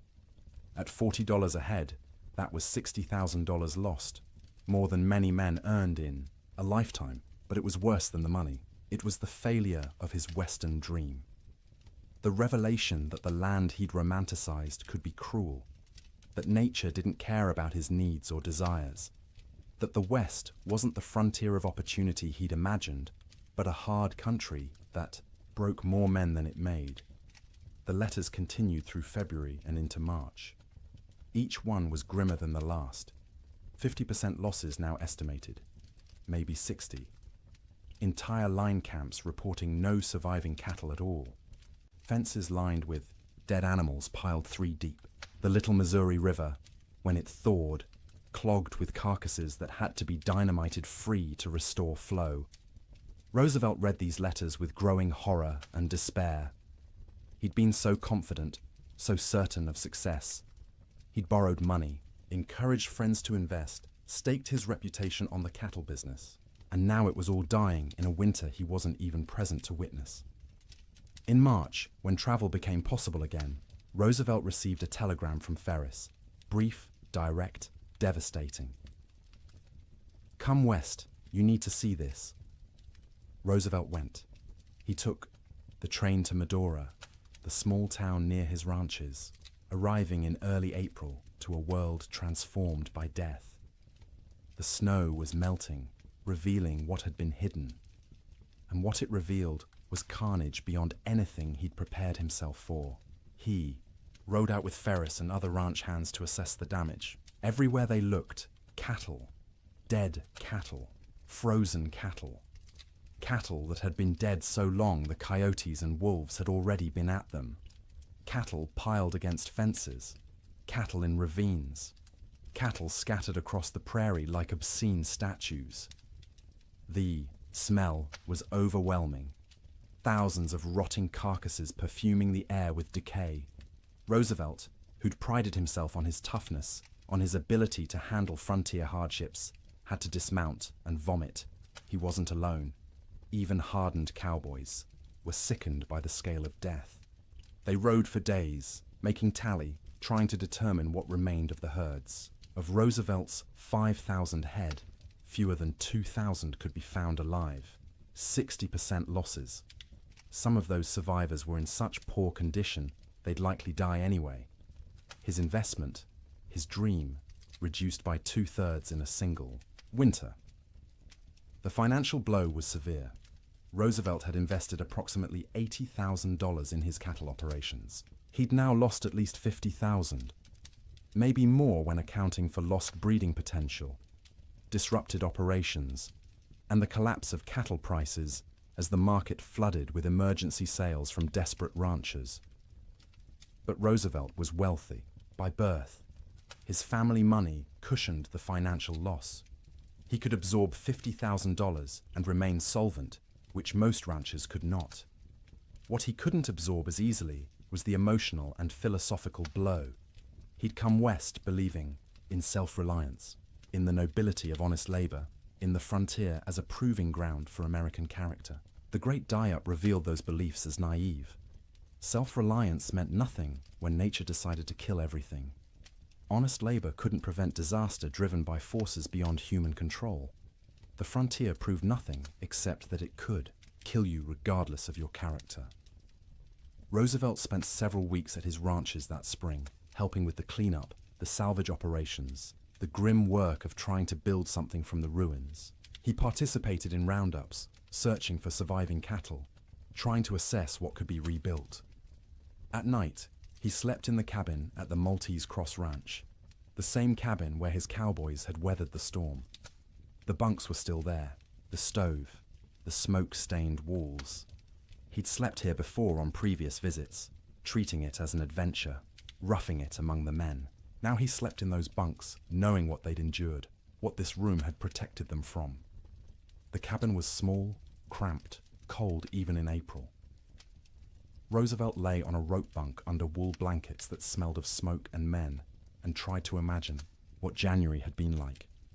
The wind screaming outside, the cold pressing in from all sides, the sound of cattle dying in the darkness, the knowledge that your livelihood, your future, everything you'd worked for was ending, and there was nothing you could do. He couldn't fully imagine it. He'd missed the actual storm, been warm and safe in New York while his employees fought for survival. That distance, that absence, haunted him. He'd been the investor, the gentleman rancher playing at being a cowboy. When it mattered, when the real test came, he hadn't been there. This realization changed him. Not immediately, not in one dramatic moment, but gradually over the following months and years. The West was no longer a romantic escape. It was a hard place where hard things happened, where nature was indifferent to human suffering, where the rules that governed Eastern society didn't apply. This understanding would shape his later conservation work. As president, Roosevelt would set aside millions of acres as national forests and parks, would push for scientific management of natural resources, would argue that the West's resources weren't infinite and needed protection. The cattle disaster of 1887 was the seed of that understanding. But in the spring of 1887, Roosevelt was just a wealthy young man surveying the wreckage of his dreams. He walked among the dead cattle, rode across ranges that should have been covered with livestock but were eerily empty, and made calculations about what could be salvaged. His ranch managers were exhausted, traumatized by the winter they'd survived. Roosevelt listened to their stories with growing respect. These men had faced conditions he'd only read about and emerged alive, if not unscathed. Ferris told him about nights when they weren't sure the bunkhouse would stand, about mornings when they'd wake to find new snow drifted inside through the cracks, about the constant work of keeping fires burning, of rationing food, of listening to cattle die and being unable to help. Roosevelt paid his men bonuses, unexpected and generous, acknowledging what they'd endured. It was the least he could do, given that he'd been warm and safe while they'd nearly frozen. He also made a decision. He would not abandon his Dakota ranches entirely, but he would not rebuild to previous scale. The open range era was over. The land couldn't support the numbers they'd run. The climate was too unpredictable, the investment too risky. He kept the Elkhorn Ranch as a retreat, a place he could visit and remember why he'd come west in the first place. But the cattle operation was downsized dramatically. A few hundred head, manageable, with hay put up for winter feeding. A sensible operation rather than a grand adventure. The Maltese Cross was eventually sold. Too many bad memories. Too much money lost. Roosevelt needed to move forward, and that meant leaving behind the ranch that had represented such hope and ended in such disaster. In his autobiography, written years later, Roosevelt would describe the winter of 1886 to 1887 as a necessary education. The romantic had been burned away, leaving behind a more realistic understanding of nature and human limitations. The winter had killed his cattle and his illusions simultaneously, but he rarely spoke about what his employees endured. Their stories weren't his to tell, and he knew his own experience, arriving after the worst had passed, was nothing compared to theirs. He'd lost money. They'd nearly lost their lives. One story stayed with him, though, told by a cowboy at the Maltese Cross. During the worst of the storm, this cowboy had volunteered to check on a nearby line camp, worried about the two men stationed there. He'd ridden out with a rope tied around his waist, the other end tied to the bunkhouse, planning to follow the rope back if he got disoriented. The temperature was 50 below with howling wind. He'd made it half a mile before he couldn't feel his hands or feet, before the cold had penetrated so deeply he knew he was in danger of freezing. He'd turned back, following the rope, barely making it to the bunkhouse before collapsing. The two men at the line camp were found dead when spring came. They'd tried to wait out the storm, ran out of firewood, and froze in their bunks. The cowboy who'd tried to reach them carried guilt about that for the rest of his life, even though there was nothing he could have done. Roosevelt listened to this story and understood, perhaps for the first time, what winter on the frontier really meant. Sleep in Dakota, he realized, was a gift not to be taken for granted. Every night his men had survived was a victory against odds that should have killed them, and every morning they'd woken was a reminder that survival wasn't guaranteed, that warmth and shelter and life itself were temporary conditions that could end at any moment. Roosevelt returned east that spring, his western adventure permanently altered. He would continue to love the West, would continue to visit and hunt and write about it, but he would never again be naive about its harshness. The winter of 1887 had taught him that nature didn't care about your dreams, your money, or your character. It simply existed, indifferent, and you survived or you didn't. His cattle were mostly dead. His investment was lost, but he was alive, and his employees were alive, and that had to be enough. January ended, but the storm did not. February arrived with no fanfare, no change, just another day of grey sky and screaming wind and cold that wouldn't break. People stopped marking days on calendars. Time lost meaning when every day was identical. An endless repetition of surviving until dark, surviving through dark, waking to survive again. The psychological weight of the storm's duration became as dangerous as the physical cold.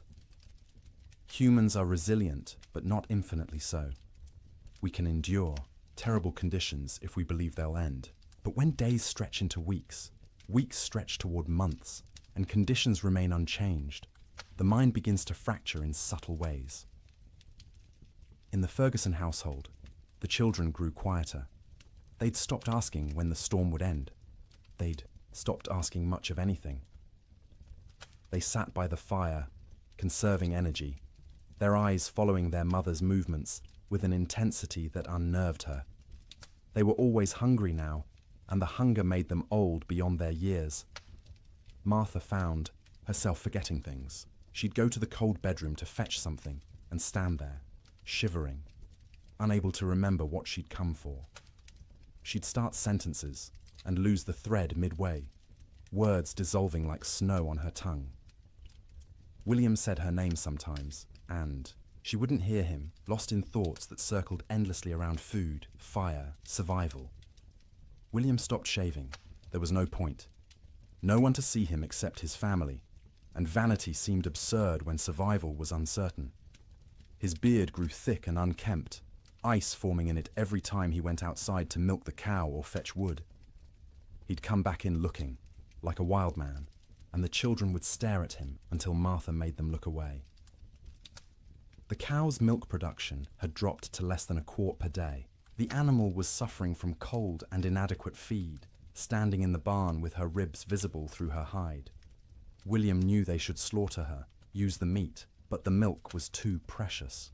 As long as she gave any milk at all, he'd keep making that twice-daily journey to the barn. Sleep patterns disintegrated completely. There was no day or night anymore, just periods of lighter grey and darker grey outside the oiled paper window. People slept when exhaustion overwhelmed them, woke when cold or hunger or nightmares forced consciousness.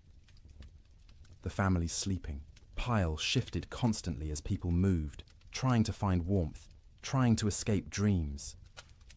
Martha's dreams were always about food, elaborate meals from her childhood in Wisconsin. Her mother's kitchen, warm and fragrant, tables loaded with roasted chicken and potatoes and fresh bread and butter. She'd wake with saliva flooding her mouth, stomach cramping with want, the disappointment of reality crushing. They had beans, always beans, the same beans cooked the same way, day after day, until the thought of eating another spoonful made her gag. William dreamed about summer, riding across green ranges, cattle fat and healthy, sun warm on his shoulders.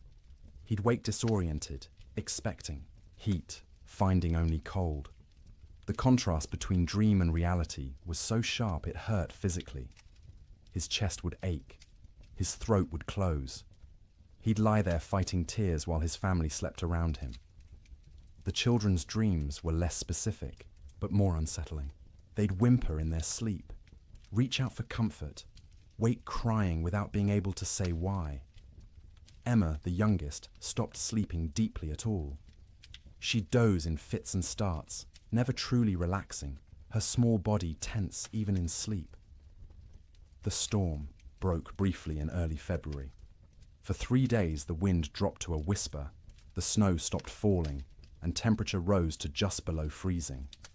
Clouds remained, but didn't seem as oppressive. The change felt miraculous after weeks of unrelenting assault. William ventured outside beyond the barn for the first time since January. The landscape was unrecognizable. Snow had sculpted itself into bizarre formations, drifts 20 feet high in some places, bare ground in others. The fence line he'd built 2 summers ago was completely buried. Only the tops of fence posts showed, wooden fingers pointing at the grey sky. He walked out across what had been their pasture, breaking through crusted snow with each step. The snow held his weight for a moment, then collapsed, dropping him thigh-deep into soft powder beneath. It was exhausting to move, each step a battle, but he kept going, desperate for space, for distance from the cabin that had become their prison. He found a dead cow half buried in a drift. One of their small herd, frozen solid, the hide pulled, tight over protruding bones. He stood looking at it for a long time, feeling nothing. He was too tired for grief. The cow was dead. More would be dead. Everything might be dead. These were just facts now, beyond emotion. When he returned to the cabin, Martha and the children were standing in the doorway, watching him. They looked like ghosts in the grey light, pale and thin and insubstantial. He realized he probably looked the same to them. That night the Chinook wind arrived, warm wind from the southwest, carrying temperature up 30 degrees in 2 hours. It felt like a gift from God, a promise that winter could end, that warmth still existed somewhere in the world. People opened doors and windows despite the waste. of heat from their fires, desperate for fresh air, for the feeling of movement, for anything different. The warm wind melted the top layer of snow, water dripped from roofs, ran in small streams across frozen ground, pooled in low spots. For brief hours, it seemed like spring might actually come, that the nightmare might be ending, but the Chinook betrayed them. After 2 days of relative warmth, the wind shifted back to the north. Temperature plummeted. The water that had melted froze instantly, creating a thick crust of ice over everything. The snow that had softened turned to concrete, and when more snow fell on top of that ice, it created a prison for any surviving cattle. Before the Chinook, cattle could at least paw through snow to reach grass beneath. After the ice crust formed, this became impossible. Their hooves couldn't break through. They stood on top of their food, separated from it by inches of ice, and slowly starved, while the grass they needed lay tantalizingly close. Cowboys trapped in bunkhouses understood what this meant. Any cattle that had survived, January were now doomed. The Chinook hadn't been salvation. It had been a final cruelty, raising hope before delivering death more certainly than the cold alone could have. In the bunkhouses, men stopped talking about spring. They stopped talking much at all. Conversation required energy they didn't have. They lay in their bunks, wrapped in blankets, emerging only to eat the meager meals old Pete still managed to prepare, or to take their turns feeding the stove. The silence was worse than the earlier noise of men talking and joking and trying to maintain morale. Silence meant defeat. Silence meant they'd accepted that this was how things were now, that normal life was so far away it might as well not exist. Some men slept 20 hours a day. Their bodies had adapted to scarcity by shutting down, reducing all functions to bare minimum. They moved slowly when they moved at all, speaking in monosyllables, their eyes dull and unfocused. They weren't sick, exactly. They were hibernating, human versions of bears in dens, waiting for conditions to improve. Others couldn't sleep at all, too anxious, too frightened, too aware of their situation. They'd lie awake hour after hour, staring at the ceiling, listening to the wind that never stopped. Their eyes developed a particular look, wide and staring, ringed with dark circles. Their hands shook constantly. They jumped at sudden sounds. Old Pete worried about these wakeful men more than the sleeping ones. The sleepers were conserving energy, doing what their bodies told them to do. But the wakeful men were burning through resources they couldn't afford to lose. Their minds were eating themselves from the inside, consuming sanity the way their bodies were consuming stored fat. He tried to help in small ways. Extra coffee for the wakeful ones, bitter and hot, and something to focus on besides fear. Stories told quietly in the dark, anything to distract. Sometimes just sitting with them, 2 men awake in a room full of sleeping men, sharing the burden of consciousness. The nights were hardest. 15, 16 hours of darkness in February's depth.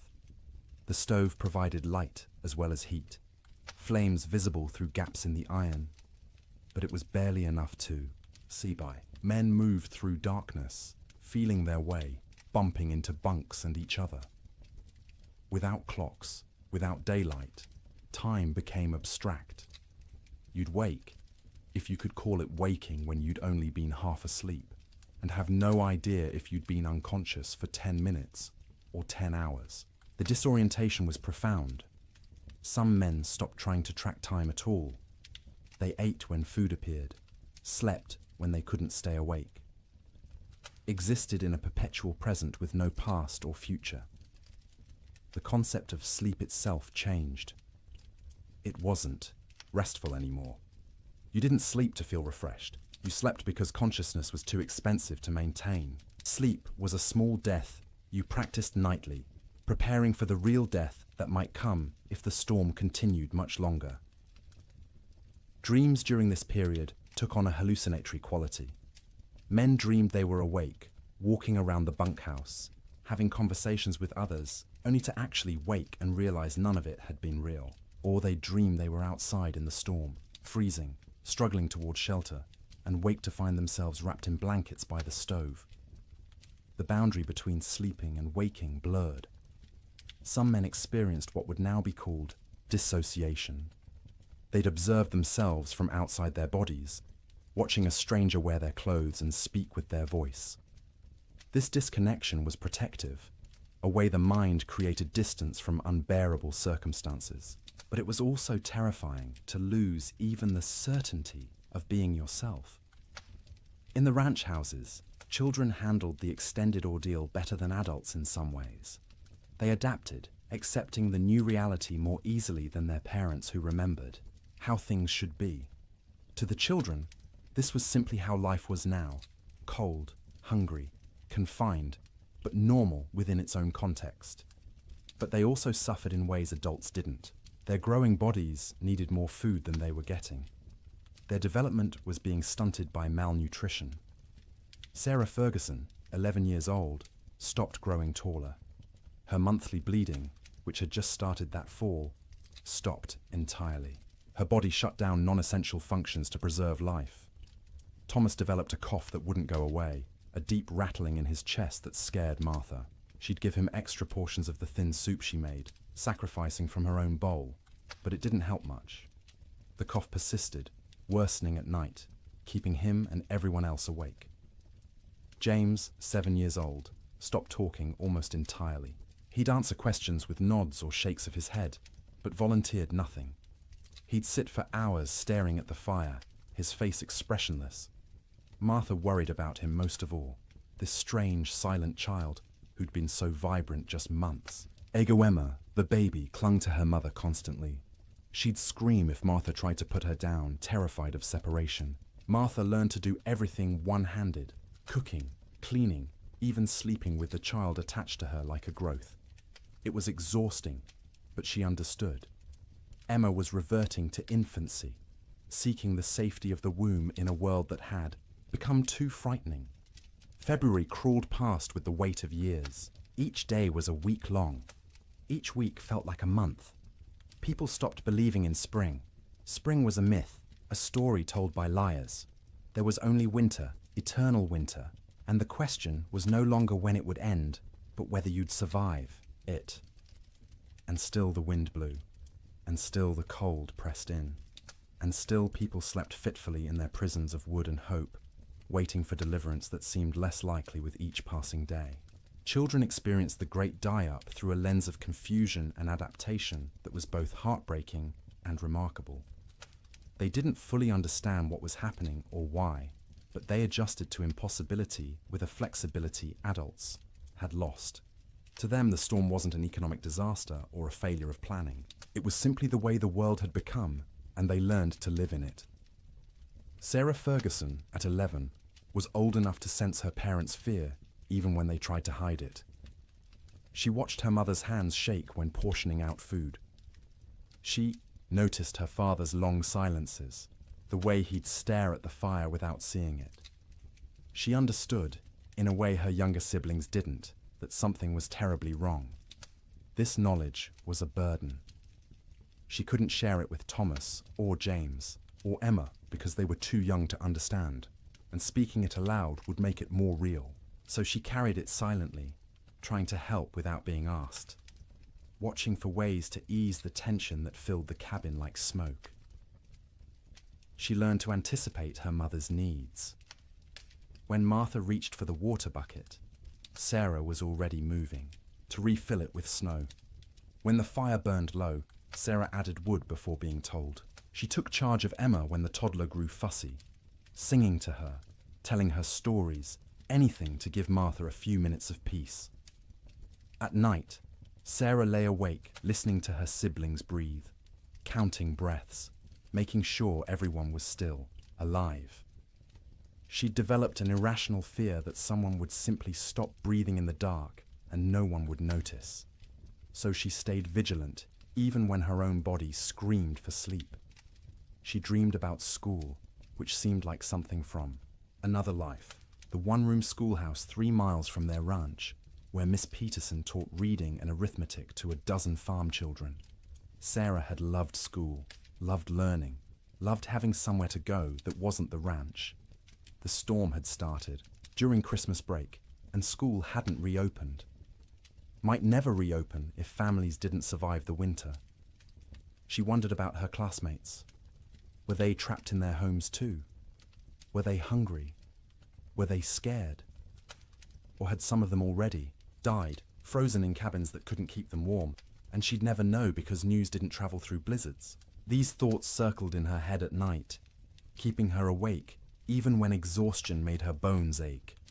She was becoming an adult too quickly, forced to carry worries that children shouldn't have to carry. But she had no choice. The storm didn't care about childhood innocence. Thomas, at 9, dealt with the storm differently. He grew angry.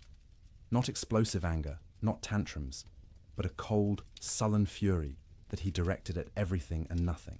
He was angry at the wind for not stopping, angry at his father for not fixing things, angry at God for letting this happen, angry at himself for being trapped and helpless. He'd punch his thin straw mattress when no one was looking, imagining it was the storm, hitting it until his knuckles hurt. He'd kick at the wall, leaving small scuff marks that his mother saw but didn't comment on. He needed to fight something, but there was nothing to fight except weather, and weather was beyond fighting. At night, Thomas didn't sleep so much as surrender. He'd fight consciousness until his body simply shut down, crashing into sleep so deep it was almost like fainting. He'd wake suddenly, disoriented, not remembering where he was for terrifying seconds before memory returned and reality settled back into place. His dreams were violent. He fought bears, wolves, faceless men. He swung fists and weapons, defending his family against threats that dissolved when he tried to focus on them. He'd wake with his heart pounding, sweat soaking his collar despite the cold, and lie there, trying to calm down before he disturbed everyone else. He was hungry all the time, a gnawing, constant hunger that made him think about food obsessively. He'd remember meals from before the storm, special occasions when they'd had roasted chicken, or beef, or his mother's apple pie. The memories were so vivid he could taste them, and the disappointment when he opened his eyes to find only reality was crushing. His mother noticed his anger, but didn't know how to help. She'd try to hug him, and he'd tolerate it stiffly, uncomfortable, with comfort, needing to be tough. He was the man of the house when his father was outside. He had to be strong. He couldn't let himself be a child, even though he was desperately, urgently still a child who needed reassurance that everything would be all right. James, at 7, retreated into silence and fantasy. He created elaborate stories in his head, imagining himself as a hero who could control weather, who could make the sun come out and melt all the snow. In his fantasies, he'd save his family, save the cattle, save everyone. People would thank him. His father would be proud. These daydreams occupied hours. He'd sit by the fire, face blank, living entirely in his imagination where he was powerful instead of helpless. His mother worried about his silence, not understanding it was protection. If he didn't talk, he didn't have to acknowledge reality. He could stay in his head where things made sense and he had control. At night, James slept deeply but unrestfully. He'd thrash and kick, fighting battles in his dreams, sometimes crying out words no one could understand. His siblings had learned to sleep away from his feet because he'd kick without waking. Martha would sometimes reach over and touch his forehead, checking for fever, but he was just hot from the exertion of his dreams. When he did talk, it was often about summer. He'd ask when they could go outside and play, when they could go fishing in the creek, when the cattle would come back. His questions broke Martha's heart because she had no answers. She'd deflect, saying soon, or when winter ends, knowing these were lies, but unable to tell a 7-year-old that winter might not end, that nothing might come back. Emma, just 3 years old, understood least and suffered most in some ways. She knew something was wrong but couldn't articulate what. Her world had shrunk to one room, a fire, and the immediate presence of her family. She didn't remember clearly how things had been before the storm. This cold, confined existence was becoming her normal. She cried often, not from any specific pain, but from generalized distress. Hungry cries, cold cries, tired cries, scared cries. Her vocabulary wasn't sufficient to express what she felt, so she cried and clung to her mother and refused to be put down. Martha carried her constantly, the child's weight a familiar burden. Emma was getting lighter instead of heavier, losing weight she couldn't afford to lose. Her ribs showed through her thin dress. Her eyes seemed too large for her face. She looked like children in pictures of famine, skeletal and haunted. At night, Emma slept fitfully, waking every few hours crying for her mother even though Martha was right there. She'd need to be held, rocked, soothed back to sleep, a process that took longer each time. Martha would hold her daughter and feel the tiny heart beating too fast, the small body too hot one moment and too cold the next, and wonder if Emma would survive even if the storm ended. Emma's dreams, when she could describe them in her limited vocabulary, were simple and sad. She dreamed of being warm, of having enough to eat, of going outside to play. She dreamed of summer in fragments, sensory impressions rather than coherent narratives. Sun on her face, grass under her feet, the feeling of running without being cold. The children had created small rituals to mark time and maintain some structure. Every morning, however they defined morning, Sarah would lead them in a counting game. They'd count to 100 together, which took Emma's entire concentration and distracted her from crying. Then they'd count by twos, by fives, by tens, math as comfort, numbers as proof that some things remained stable. In the afternoon, Thomas would tell stories. He'd inherited his father's storytelling ability and would spin tales about cowboys and cattle drives and adventures that took place in summer warmth. His siblings would listen, transported briefly to worlds where people weren't trapped and cold and hungry. Emma had a doll, a simple thing made from rags stuffed with more rags, with button eyes and yarn hair. She carried it everywhere, talking to it in her baby voice, explaining things. The doll was hungry. The doll was cold. The doll wanted Mama. Through the doll, Emma processed her own feelings, giving voice to fears she couldn't express directly, the EE. Children learn to read their parents' moods and adjust their behavior accordingly. When Martha looked particularly strained, they'd be quieter, more cooperative. When William came in from the barn looking defeated, they'd give him space, not asking for attention he couldn't provide. They became expert at making themselves small, at not adding to the household's burdens. But they were still children, and children need play. They'd create games from nothing, counting cracks in the ceiling, making shadow figures on the wall with their hands when the fire was bright enough, building towers from the few wooden blocks they owned, then knocking them down and building again. Sarah taught Emma songs, the same songs their mother had taught her. Simple rhymes about animals and weather and daily life. Emma's favorite was about a bird that flew south for winter, which seemed especially relevant. She'd sing it over and over, the words slurring together, while her siblings tried not to show their irritation. The children also absorbed lessons they shouldn't have needed to learn so young. That food was precious and must never be wasted. That fire was life and must be watched constantly. That cold could kill and must be respected. That sometimes adults didn't have answers, didn't know what to do, were as frightened and helpless as children, but had to pretend otherwise.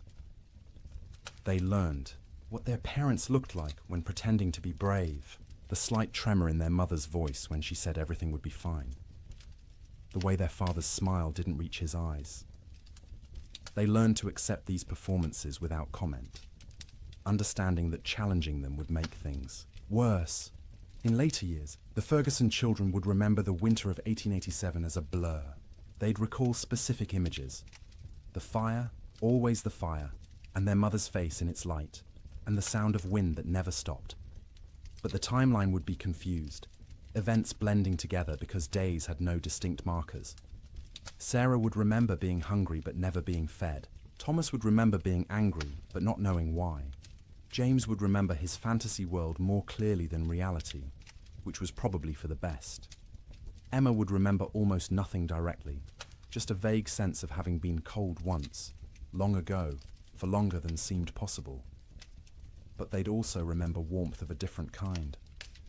The feeling of sleeping piled together, siblings in a heap like puppies, their mother's songs in the dark, their father's hands, rough and gentle, checking them for frostbite. The way Sarah would hold Emma when Emma cried. The way Thomas would share his tiny portion of food, even though he was starving. The way James would tell stories that made them laugh despite everything. Children are resilient, but resilience has costs. The Ferguson children survived the winter, but they were changed. Sarah grew old before her time, burdened with worries she couldn't set down. Thomas's anger would last years, manifesting in ways that troubled his parents. James would remain in fantasy longer than he should, reluctant to engage with a world that had proven so harsh. Emma would be clingy and fearful, suffering from what we'd now call anxiety, though no one had that word then. But they survived. All 4 Ferguson children made it through the winter alive, which many children didn't. In the spring, when Sarah returned to school, half her classmates were missing, died in the storm, or their families had moved away, or they were too weak to attend. The teacher never spoke about them, and Sarah never asked, but she noticed the empty desks and understood what they meant. The children's winter was its own story within the larger tragedy. They experienced the same cold, the same hunger, the same confinement as adults, but they experienced it through the lens of childhood, with less understanding but also with adaptability adults couldn't match. They bent instead of breaking, or at least bent further before breaking, and some of them survived precisely because they were young enough to accept the impossible and adapt to it. March came quietly, without announcement or ceremony. The wind didn't stop all at once. The cold didn't break dramatically.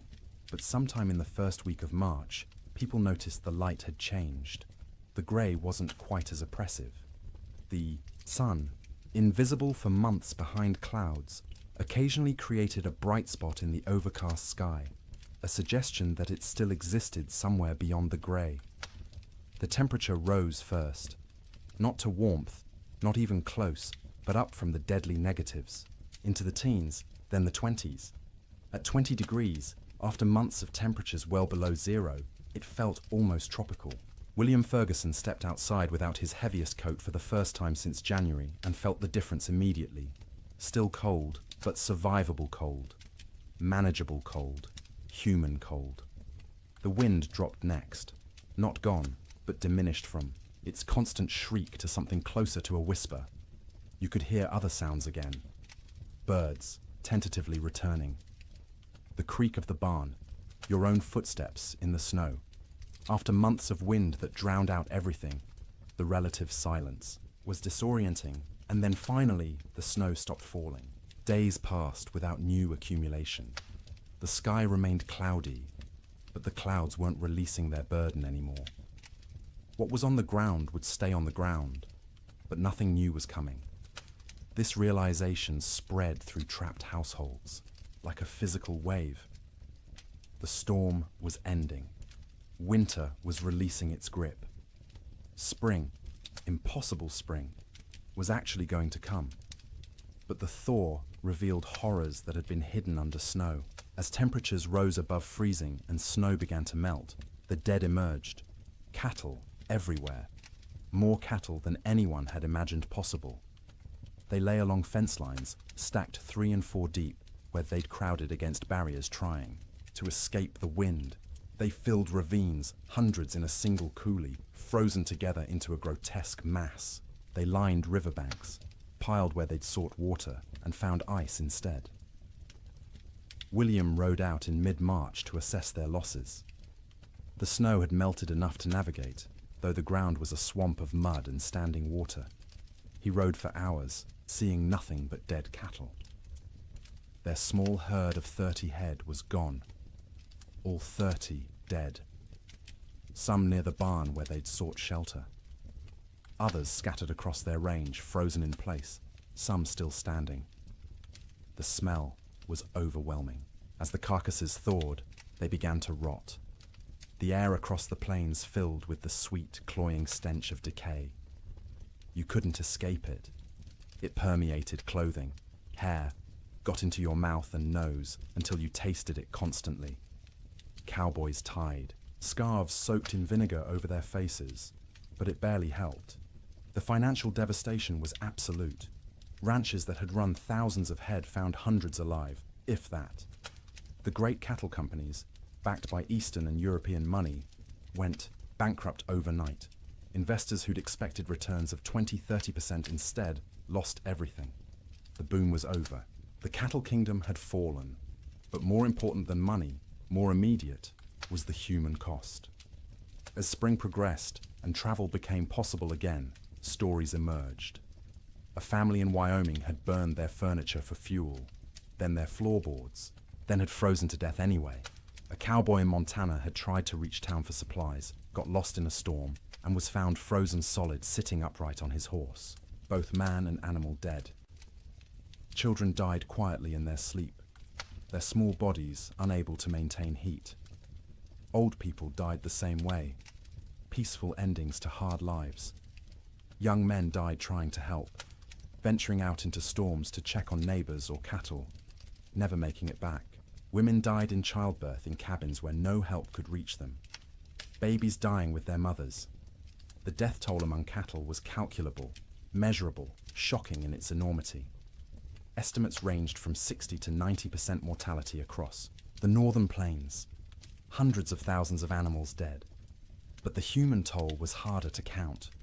People died alone in isolated cabins, their bodies not discovered until spring.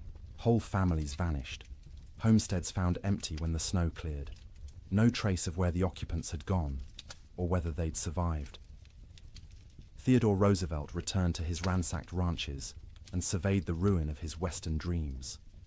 Cowboys, who'd barely survived, told stories of unimaginable hardship. Ranchers calculated losses that dwarfed their ability to recover. And slowly, painfully, everyone who'd survived began the work of rebuilding. But they rebuilt differently. The open range was dead, killed as surely as the cattle that had grazed it. Ranchers who continued in the business built barns, stored hay, kept smaller herds they could actually feed through winter. They fenced pastures, rotating cattle seasonally rather than letting them roam year-round. The cowboy, as romantic figure, driving vast herds across unfenced prairie, became a relic of a past that had ended in ice and death. The survivors were changed. Martha Ferguson emerged from that winter 20 pounds lighter, her hair gone grey at 32. William's hands shook for months afterward, trauma expressing itself in tremors he couldn't control. The children carried scars that wouldn't show. For years, psychological wounds that would shape their entire lives, but they'd survived. All of them. The Ferguson family made it through intact, which was more than many could say. And as spring truly arrived, as green grass pushed up through mud and trees began to bud and the sun returned with actual warmth, they began to remember what life could be. The first night Martha slept without waking every few hours, checking on her children. She woke feeling guilty for having rested. The first morning, William went outside and wasn't hit by killing cold. He stood in the barn doorway and cried. The children, resilient as children are, adapted more quickly. They ran outside in bare feet, feeling grass beneath their toes, relearning, joy they'd almost forgotten. Sleep in spring was different from sleep in winter. The fear was gone, the vigilance unnecessary.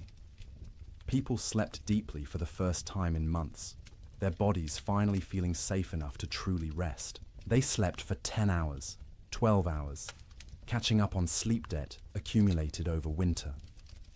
They woke refreshed, amazed at the feeling, remembering what normal had felt like.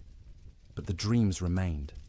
For years afterward, survivors would wake from nightmares about the winter of 1887. They'd dream of being trapped, of being cold, of hearing cattle die. and being unable to help. These dreams would fade over time, but never entirely disappear. The winter had carved itself into their psyches, a permanent scar. And now, dear traveller through this story, we've reached the end of our journey through the coldest winter in wild West history. We've walked with cowboys in their bunkhouses, huddled with families around failing fires, witnessed the death of cattle and dreams, and an entire way of life. The Great Die-Up of 1887 was catastrophic. It killed hundreds of thousands of animals, bankrupted fortunes, and ended the era of open-range ranching forever.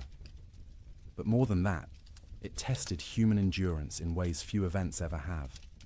It asked people to survive the unsurvivable, to sleep, in conditions where sleep seemed impossible, to maintain hope when hope was absurd, and they did. Not all of them, not even most of them without terrible cost, but enough survived to tell the story, to rebuild, to ensure that the lessons learned would protect future generations. As you lie in your warm bed tonight, safe from cold and storm, let yourself feel the profound gift of that warmth. The pioneers of the Wild West would have considered your comfort miraculous, impossible luxury beyond imagining. Central heating, insulated walls, blankets made in factories rather than woven by hand. You live in the future they could only dream of, the safety they fought to reach. Their struggle made this possible. Every improvement in building techniques, every advance in weather prediction, every system we have now to survive winter grew from lessons learned in disasters like the Great Die-Up. They suffered so that eventually people wouldn't have to suffer, so that sleep could be restful rather than survival, so that winter could be endured without terror. Let their memory settle over you gently now. Let the wind that screamed across the Montana plains become the whisper of your fan. Let the cold that killed become the pleasant coolness of your air conditioning. Let the hunger that gnawed at them become the satisfaction of knowing you can eat when you wake.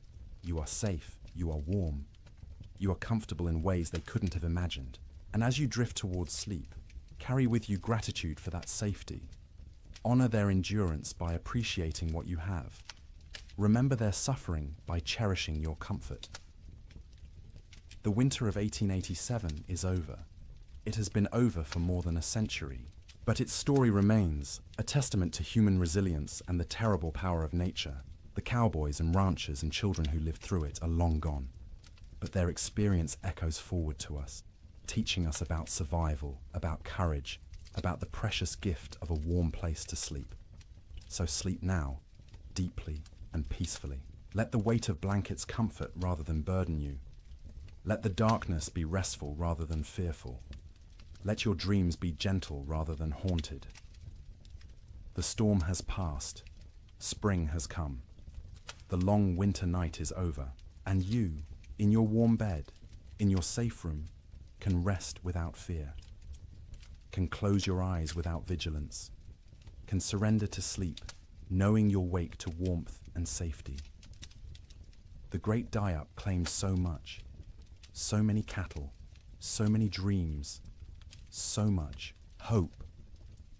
But it couldn't claim everything. It couldn't kill the human capacity to endure, to adapt, to survive impossible conditions, and emerge, if not unscathed, then at least alive. Still capable of love, still capable of rebuilding, still capable of hope. That resilience lives in you too. You carry it in your genes, inherited from ancestors who survived winters and storms and hardships we can barely imagine. Their strength is your strength. Their determination is your determination. Their ability to close their eyes in terrible circumstances and wait to face another day is yours as well. You don't need it tonight. Tonight, you can simply rest. Let the story of the Great Die-Up fade like snow melting in spring sun. Let the cold recede. Let warmth embrace you completely.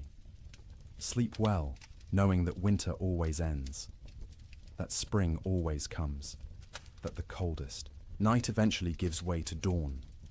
The pioneers of 1887 learned this truth at terrible cost. But they learned it, and they survived.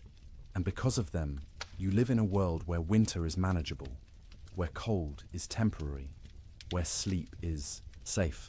Close your eyes now. Let your breathing slow. Feel the weight of your body sink into your mattress, supported and comfortable. You've traveled a long way tonight, through a winter that ended before you were born. You've witnessed suffering and endurance and the slow arrival of relief. Now it's time to find your own relief, your own rest, your own peaceful surrender to sleep. The wind has stopped screaming. The cold has lost its teeth. The cattle are grazing on green grass in valleys where snow once piled 20 feet deep. And you are here, warm and safe, ready to sleep, ready to dream gentle dreams, ready to wake refreshed to a world where the great die-up is history, where winter is a season rather than a death sentence, where sleep is rest rather than survival. Good night, traveler. Thank you for joining me on this journey through the coldest winter in Wild West history. May your own sleep be everything those pioneers couldn't have. May you wake warm and safe, grateful for the comfort that cost them so much to achieve. The storm is over. Spring has come. Sleep well. Good evening and welcome back, friends. Tonight, we are going to journey through the Great Famine Winter, when medieval Europe froze for 7 years. As always, let me know where in the world you are listening in from. Get cozy, settle in, and let's begin. In the spring of 1315, a mother in northern England made an unthinkable decision. She locked her children inside their cottage, walked into the frozen wasteland, and never returned. But she wasn't abandoning them. She was saving them. Was she? Knew what all of Europe would soon discover was that the world itself was dying. The rain wouldn't stop. The cold wouldn't break. And for the next 7 years, winter would reign supreme. Her name was Marjorie of Durham, and her neighbors found her children 3 days later, alive, huddled around the last embers of their fire. The eldest, a boy of 9, clutched a note his mother had left. The priest who recorded it wrote that his hands shook as he read her words aloud. My flesh will buy them grain. My absence will grant them mercy. Tell them I walk toward God, not away from them. You see, Marjorie had understood something terrible. Something that would take the rest of Europe months to grasp. This wasn't just another harsh spring. This was the beginning of an extinction. The marketplace where she'd traded her body for bread had made the calculation clear. A living mother meant 5 mouths to feed. A missing mother meant for orphans. The church had to shelter, and the church still had grain, still had walls, still had hope that this nightmare would end. But here's what makes Marjorie's story so haunting. She wasn't unique. Parish records from 1315 show hundreds of similar disappearances. Parents vanishing into blizzards, elderly grandparents wandering into forests, always leaving notes, always locking doors from the outside, always walking toward death like it was salvation. The chronicler Geoffrey Le Baker would later write about that spring with words that feel pulled from nightmares. Rains began on St. George's Day and fell like God had forgotten how to do anything else.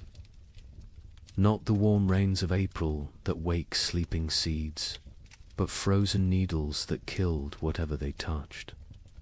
Crops didn't fail, they drowned standing. Rivers didn't flood, they exploded from their banks like wounded animals. Think about that.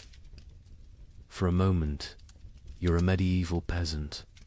Your entire world is 3 miles wide. Everything you know about survival, every technique your father taught you, every prayer your mother whispered, assumes one simple truth, that seasons follow patterns. Spring brings life. Summer brings growth. Autumn brings harvest. Winter brings rest. But what happens when spring never comes? when winter refuses to die, when the very foundation of existence cracks beneath your feet. That's what began in 1315. Not a famine, not a crisis, but the complete collapse of natural order. And Marjorie of Durham, walking into that frozen dawn, leaving her children behind to live, was just the first character in a story that would consume 15 million souls. Before it ended. The question isn't how Europe survived, it's what Europe became to survive it. Picture yourself waking up on Easter morning, 1315, in a small village outside Paris. Your neighbor Johannes jokes about yesterday's rain ruining his seedlings. His wife laughs, saying one wet spring never hurt anyone. Within 6 months, Johannes will trade his youngest daughter for a bag of moldy grain. His wife will disappear one night, and the village will pretend not to notice the fresh meat at the butcher's stall. But this morning, they're still laughing. The peculiar thing about catastrophe is how quietly it arrives. No trumpets, no divine warnings, just rain. Endless, crushing, biblical rain that began falling across Europe in May 1315 and simply didn't stop. That Easter morning in Kratzy-le-Chapelle, 20 miles from Paris, felt like any other. The baker Michel had risen at cockscrow to fire his ovens. His wife Agnes counted their silver, planning to buy young pigs at the summer fair. Their son Pierre played with wooden knights, recreating battles he'd never fight because there wouldn't be a world left to fight for. The church bells summoned them to Mass. Father Bernard, still young enough to believe suffering had meaning, delivered a sermon about resurrection, about new life, about God's promise that seed time and harvest would never cease. The congregation nodded along, comfortable in their certainty. Why wouldn't they be? Their grandfathers had survived wars. Their fathers had survived plagues. Surely they could survive a little rain. But if you'd looked carefully that morning really, Latude have seen the signs. The sparrows that usually nested in the church eaves were gone. Not dead, gone. The cats had stopped hunting, instead huddling in doorways with their fur perpetually damp. And the old women, the ones who remembered the harsh winter of 1258, had started hoarding soldat. Johannes, the man who joked about his seedlings, was a cloth merchant. Successful enough to own 2 cows and rent 3 strips of land. His wife Marie had borne him 7 children, 4 still living, which made them lucky by medieval standards. Their youngest, Isabel, had just turned 6, hair like spun gold. Her father would say, worth its weight in gold, someone else would say 6 months later, weighing her against a sack of spoiled wheat. The rain that Easter was unusual only in its persistence. It had fallen for 3 days straight, turning the roads to mud, keeping the holiday merchants away. But rain in April wasn't catastrophe, it was inconvenience. The real terror wouldn't begin until May 15th, the feast of St. Dymphna, when the rain turned cold. Brother Francis of the Abbey St. Denis recorded it first. He'd been copying manuscripts when he noticed his breath misting in the scriptorium. In May, at midday, the ink froze on his quill. He thought perhaps illness had taken him. Fever turned backward into chills. Then he saw the other monks rubbing their hands, saw the frost forming on the inside of the windows. By June, that cold rain had become something medieval Europeans had no word for. We might call it freezing rain, but they called it devil spit. Water that fell as liquid but froze on contact. Entire fields became sheets of ice in summer. Roses bloomed and died in the same hour, encased in crystal tombs. The wheat, which should have been knee-high in green, stood stunted in yellow. The barley rotted in the earth before it could sprout. The rye grew, but wrong-twisted, black, infected with something that would later be recognized as ergot, the fungus that causes hallucinations and gangrene. Some villagers, desperate for any harvest, ate it anyway. They danced themselves to death in the streets, laughing as their fingers turned black and fell off. But we're getting ahead of ourselves. Let's return to Johannes and his family, because their story is everyone's story. By late May, Johannes had stopped joking about anything. The constant rain had ruined the roads, making trade impossible.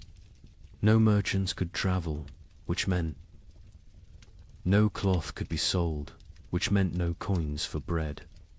Not that there was bread to buy. The baker Michel had closed his ovens now.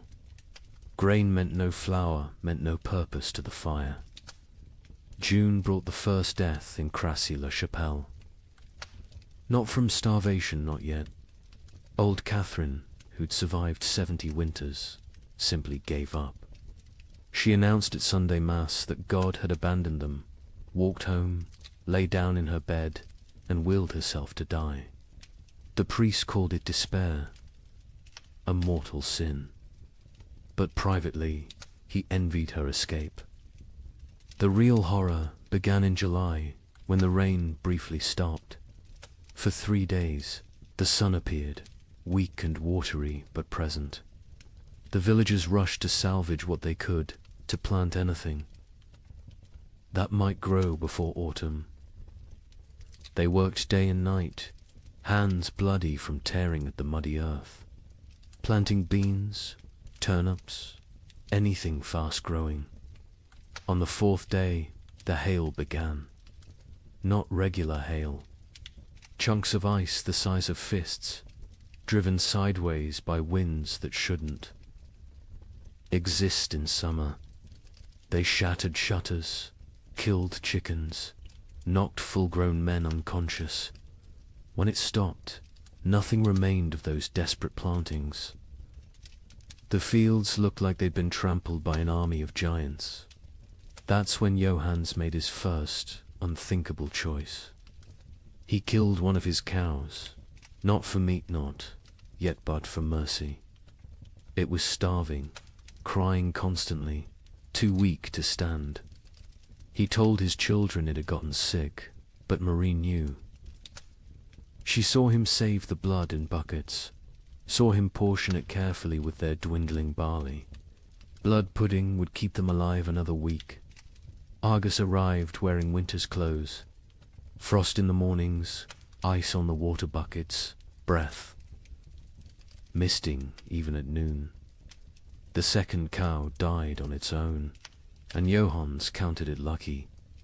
They ate everything: the meat, the organs, the marrow from the bones.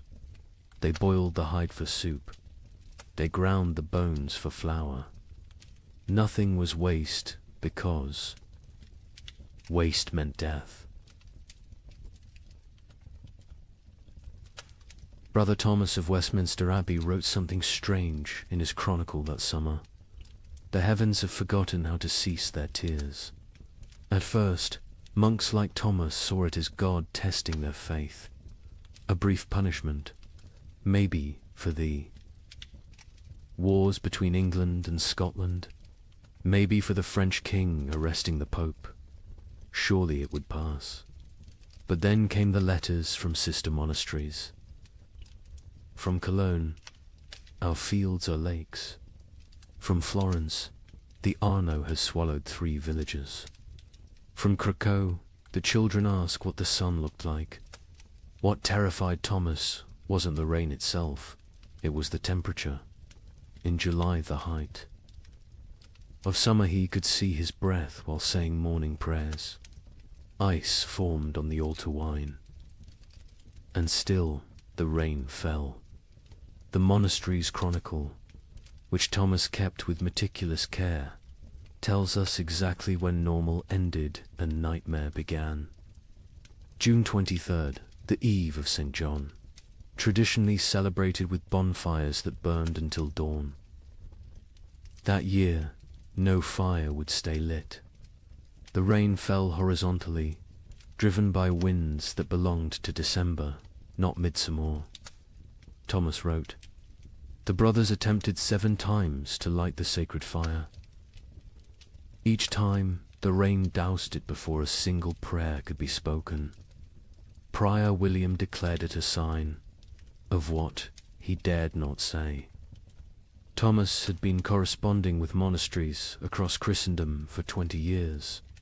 His position as chronicler meant he received letters from abbeys in Scotland to Sicily, from Ireland to Poland.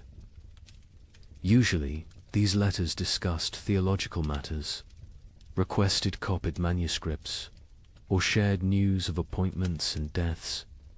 But starting in July 1315, every letter carried the same message, dressed in different words. Something was terribly wrong with God's creation. From Melrose Abbey in Scotland came a letter that made Thomas's hands shake. "Brother, we write to you from hell, frozen over. It is July, yet we break ice from our wells each morning. The barley stands drowned in fields that have become swamps. Yesterday, we found a shepherd frozen to death. In July, Brother Thomas. He was young, strong, only 20 summers. We found him standing upright, eyes open, still holding his crook.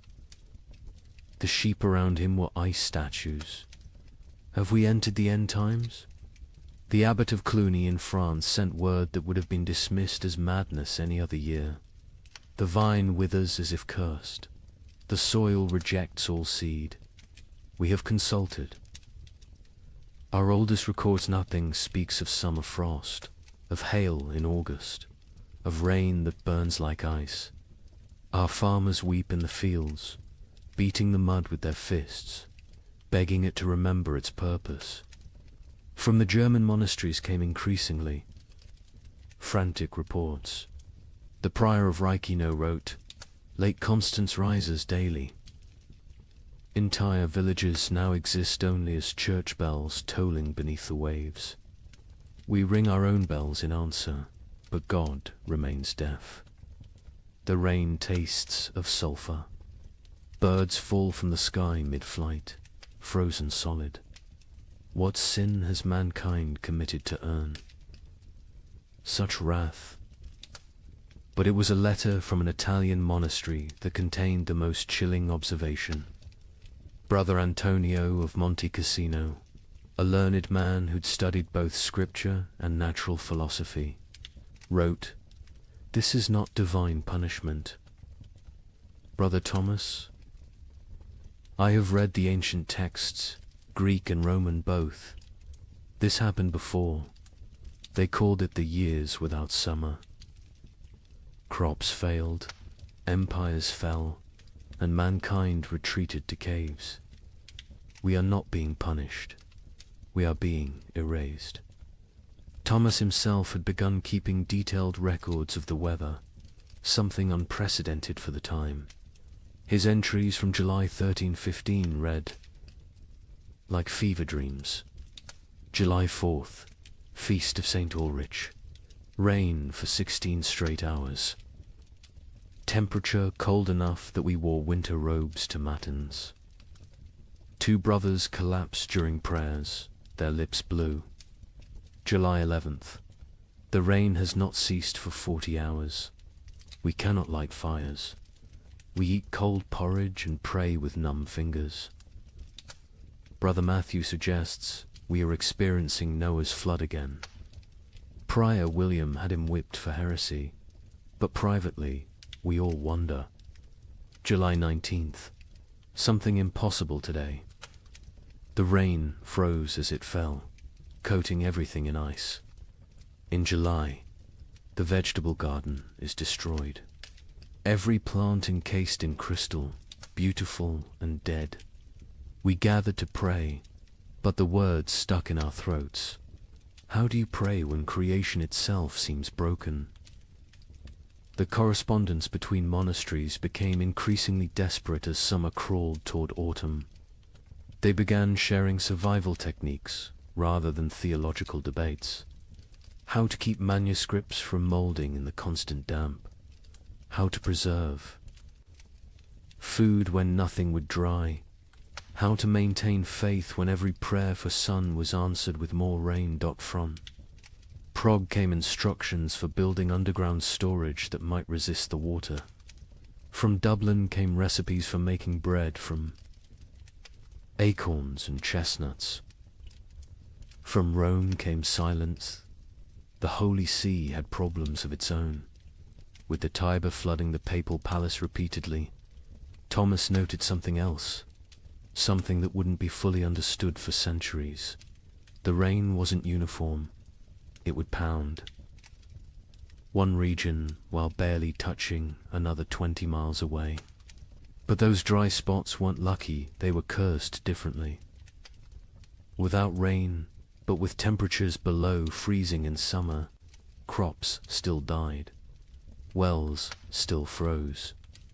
People still starved. A letter from the Bishop of Bergen in Norway contained an observation that haunts historians today.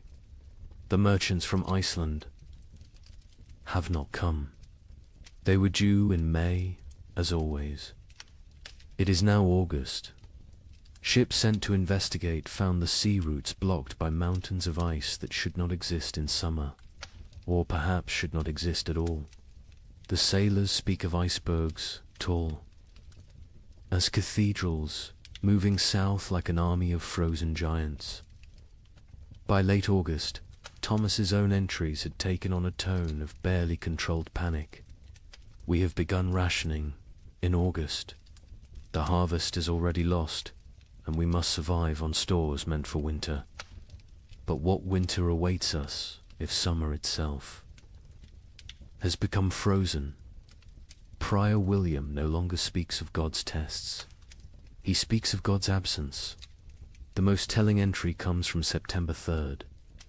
Brother Francis asked me today why I still write these chronicles. Who will read them? Who will survive to care about the weather of a dead year?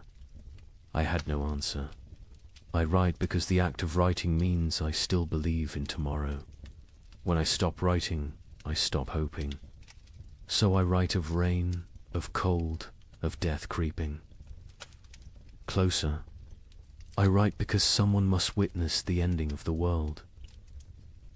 Imagine watching your entire years work everything you need to survive a rotting in the field before your eyes. Not failing to grow, not dying from drought, but literally dissolving into grey sludge.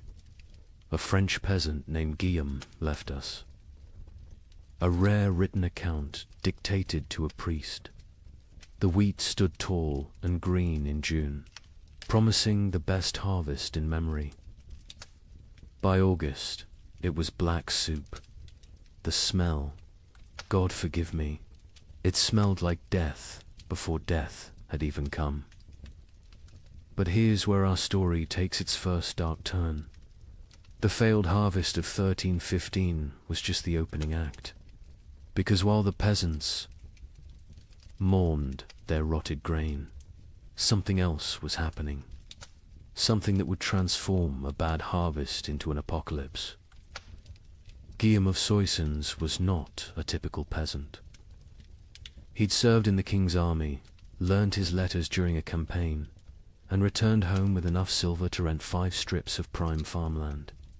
His account, preserved because the priest thought it might matter someday, gives us the only peasants. I view of the catastrophe unfolding in those fields. I have seen men die with their guts spilling onto French soil, Guillaume told the priest. But watching my wheat die was worse. A man dies once.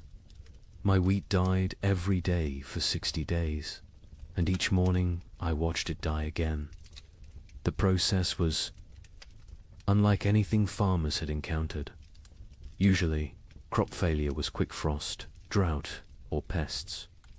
You knew within days if you were ruined. But 1315 tortured them with hope. Gideon described walking his fields each dawn, and each dawn finding a new horror. First, the stalks grew too fast.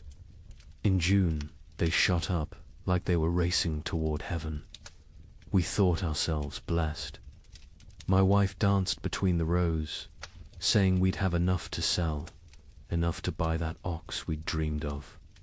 The children planned what they'd eat at harvest feast: honey cakes, white bread, meat every Sunday until Christmas.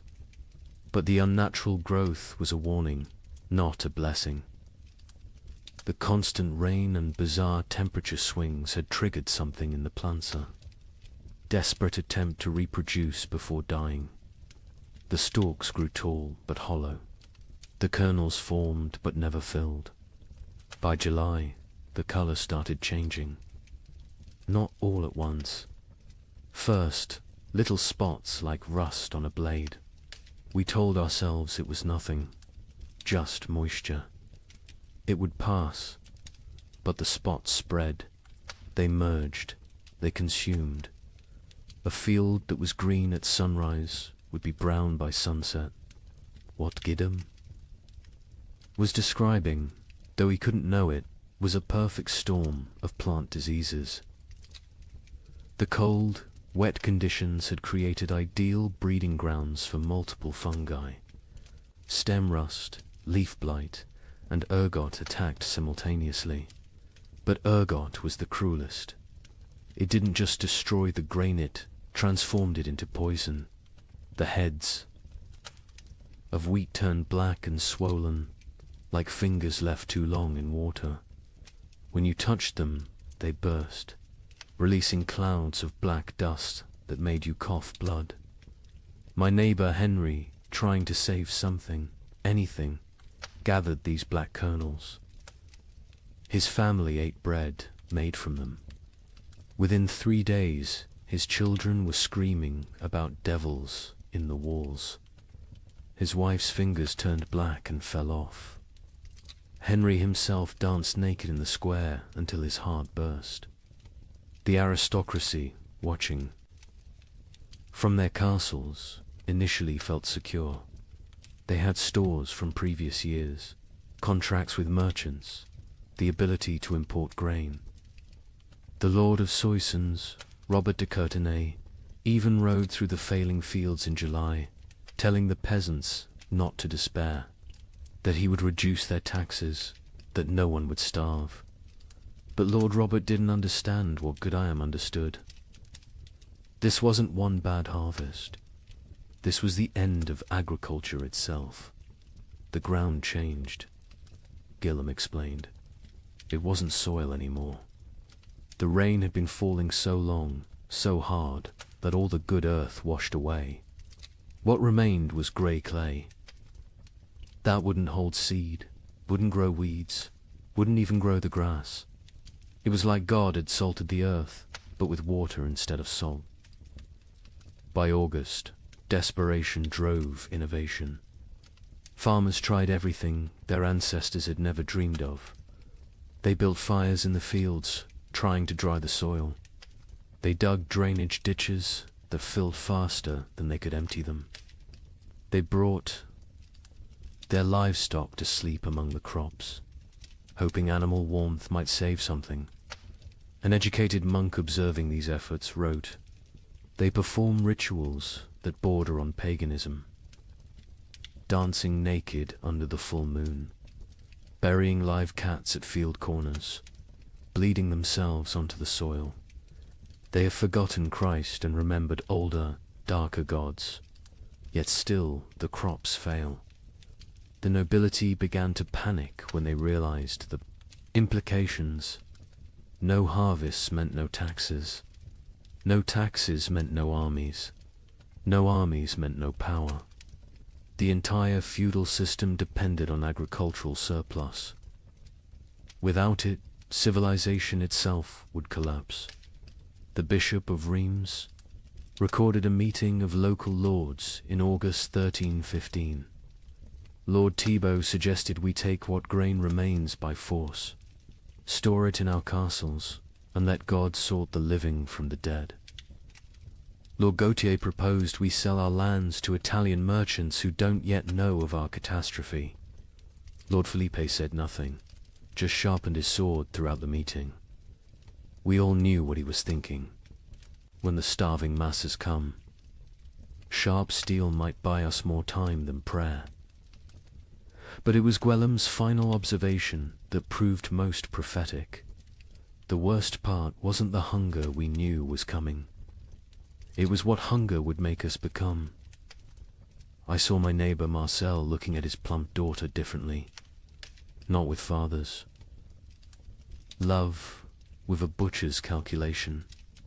I saw wives eyeing husbands who'd grown too weak to work. I saw children forming packs, like wolf cubs learning to hunt. The priest asks me what I think God wants from us. I tell him God is done wanting. Now he's taking, and he's going to keep taking until there's nothing left but rain and mud and sigh. And mud and sigh. The memory of what men used to be before they became animals again. The failed harvest of 1315 wasn't measured in bushels of lost grain. It was measured in the systematic destruction of hope. Every rural community in Europe had lived with the same rhythm for 1,000 years. Plant in spring, tend in summer, harvest in autumn, survive on stores through winter. That cycle was civilization. And in 1315, the cycle broke. By September, even the weeds had given up. Fields that should have been golden with wheat or barley were instead grey seas of mud, punctuated by the black skeletons of dead trees. The only things that grew were fungous, bulbous things that appeared overnight in colours nature had never intended. Purple, electric blue, sick yellow. Children who ate them died laughing. Adults who ate them died screaming. The recording priest added his own note to Gwillem's testimony. This man speaks truth. I have seen the fields myself. They look like God's own graveyard, waiting for the corpses that will soon fill them. We are not facing a famine. We are facing an extinction. May whoever finds this record pray for our souls, for by the time you read this, we will surely be past praying for ourselves. In September 1315, a strange sickness appeared among the cattle of Norfolk. Within days, it spread to sheep, then pigs, then horses.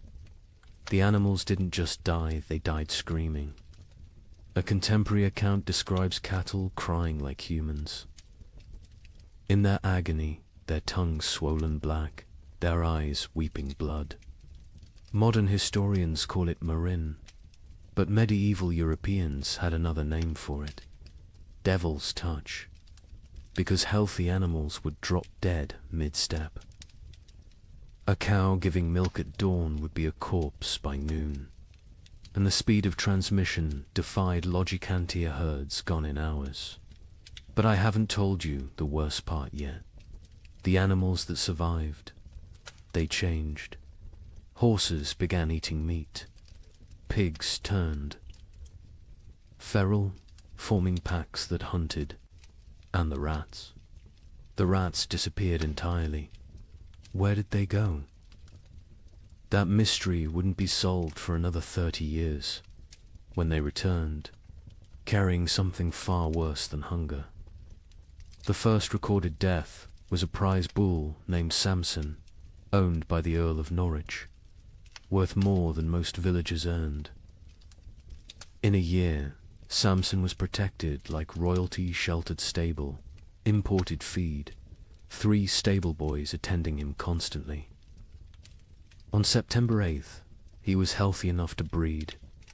By September 9th, he was dead, his massive body twisted in angles that bones shouldn't allow. Foam tinged pink with blood dried around his mouth. The Earl's stable master, a methodical man named Walter, documented what happened next with the precision of someone who knew he was witnessing something unprecedented. The sickness jumped from Samson to the cows without touch, without sharing water, without even sharing air. They were in separate barns, yet by sunset, 17 were dead. Their deaths were not peaceful.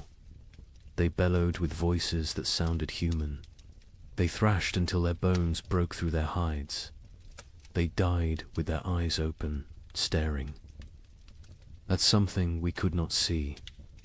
Within a week, every cow in Norfolk was either dead or dying.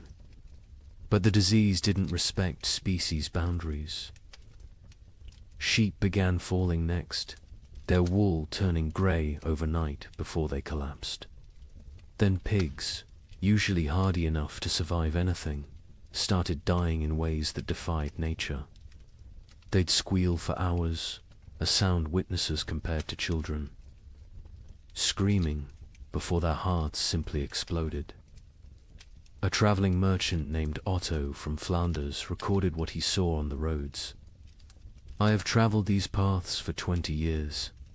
I know where every farm keeps its herds. Today, I counted 4,000 dead cattle between Lynn and Norwich. They lie where they fell in fields, on roads, some still standing upright, held by mud that is frozen around their legs. The smell reaches you a mile before you see them. Sweet rot mixed with something chemical, like copper left in vinegar. The speed of death was matched only by its strangeness. Animals died in patterns that suggested intelligent entire herds forming perfect circles before collapsing inward. Flocks of sheep arranging themselves in lines before dying in sequence, like dominoes. Witnesses spoke of animals appearing to communicate across species before death, horses whinnying to cows who lowed back, as if sharing some terrible knowledge. But then came the transformations among survivors, and this is where chronicle accounts become almost too bizarre to believe, except that multiple independent sources confirm the same phenomena. Sir William de Ross, a knight with lands across Yorkshire, wrote to the Archbishop of York, "Your Grace must believe what I write, though it sounds like madness. My destrier, Caesar, a warhorse I've ridden into 3 battles, has begun hunting. Not grazing, hunting. I watched him corner a rabbit, kill it with his hooves, and eat it. He tears flesh with teeth never meant for meat. Other horses flee from him now. He stands alone in his paddock, blood on his muzzle, waiting for something none of us understand. The pigs were worse. Those that survived the plague didn't return to their pens. They grouped together in the forests, moving in coordinated packs. A woodcutter named Thomas testified to the Bishop of Ely. 20 of them, maybe more, moving like wolves, but smarter than wolves. They set ambushes. They used one injured piglet as bait to draw a merchant from his cart. When he climbed down to help him, the others came from the trees. We found his bones 3 days later, picked clean, arranged in a pile like they were showing off. The transformation wasn't limited to behavior. Physical changes occurred that medieval veterinarians couldn't explain. Horses grew longer teeth, sharp enough to tear meat. Pigs developed thicker hides that arrows couldn't pierce.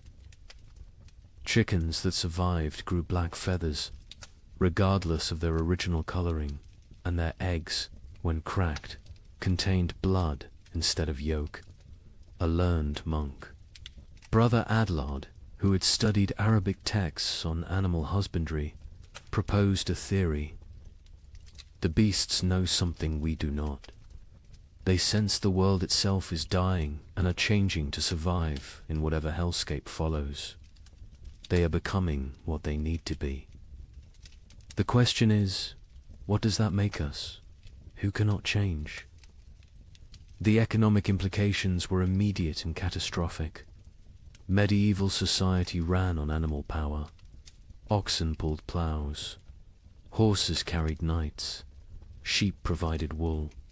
Cattle gave milk and meat. Without them, agriculture collapsed entirely. You couldn't plant without oxen. You couldn't travel without horses. You couldn't stay warm without wool. The reeve of a manor in Lincolnshire left records showing the speed of collapse. September 1st, 200 cattle, 500 sheep, 60 pigs, 20 horses. October 1st, 3 cattle, 12 sheep, 0 pigs, 2 horses. The 2 horses that remain will not accept saddle or bridle. They watch us with eyes that show too much white. We dare not approach them. Desperate attempts at prevention failed spectacularly. Some communities tried isolating healthy animals, only to watch them die faster in confinement. Others attempted ancient remedies, hanging holly over stable doors, painting crosses in lamb's blood on barns, burying horse skulls at crossroads. The Bishop of Winchester ordered all animals blessed with holy water. They died mid-blessing, falling dead at the priest's feet. The most disturbing account comes from a monastery in Somerset, where Brother Francis observed something that shouldn't have been possible. The rats are gone. All of them. Not dead, we've found no bodies, simply vanished. The cats who hunted them sit in empty granaries, mewing at shadows. The barn owls have stopped hunting, stopped calling. Some have been found dead with full bellies, as if they ate something that killed them from within. But there are no rats. Where did they go? Into the walls, under the earth, or somewhere else entirely, somewhere they can wait out what's coming. This observation would prove prophetic. The rats had indeed gone somewhere deep into Eastern European forests, into cave systems, into places where they could breed and change and feast on the endless supply of corpses the famine would provide. When they returned in the 1340s, they brought the Black Death with them, as if they'd been preparing their revenge for 30 years. But in September 1315, all anyone knew was that the animals were dying or changing, and without them, human survival became nearly impossible. The social contract that had existed between human and beast for millennia, we feed you, you serve us, shattered completely. Nature itself had declared war on civilization, and the animals were its first casualties. In London, December 1315, something unprecedented happened.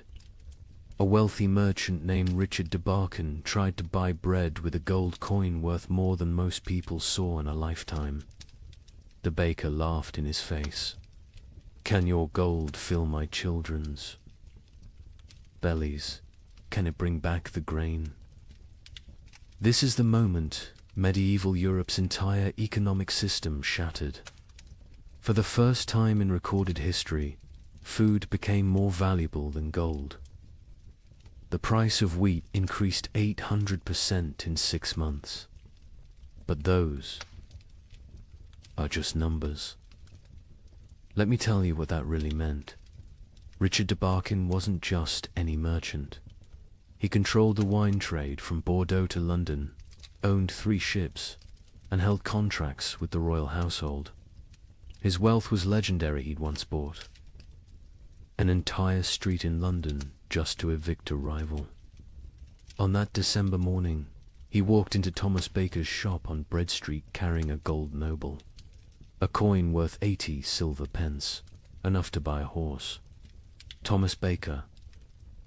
His hand still dusted with the last of his flour, looked at the coin like it was a stone. "I have one loaf left," he said. "My last flour. When it's gone, I close my doors forever. That loaf goes to my children. Your gold cannot create grain from nothing." Richard, accustomed to gold opening every door, placed 2 more nobles on the counter. Thomas swept them onto the floor. "Take your metal to the Thames and see if the fish will trade bread for it. I'll keep my loaf." The story spread through London within hours, not because a rich man was refused bread, but because everyone suddenly understood. The fundamental assumption of civilization that money could buy necessities had died. The keeper of the Royal Exchange, Simon de Canterbury, recorded the complete collapse of monetary meaning. December 1st, 1 penny buys a loaf. December 15th, 1 shilling buys a loaf. December 30th, 1 pound buys a loaf. January 13, 16, no amount buys a loaf, for there are no loaves to buy. But the breakdown went deeper than inflation. The very concept of value imploded. A manuscript from Guildhall records an exchange that would have been incomprehensible months earlier. Margaret Carpenter traded her wedding ring, passed down 5 generations, for 2 turnips. John Smithson offered his house for a ham. The hams. Owner refused. The guild system, which had regulated trade for centuries, collapsed overnight.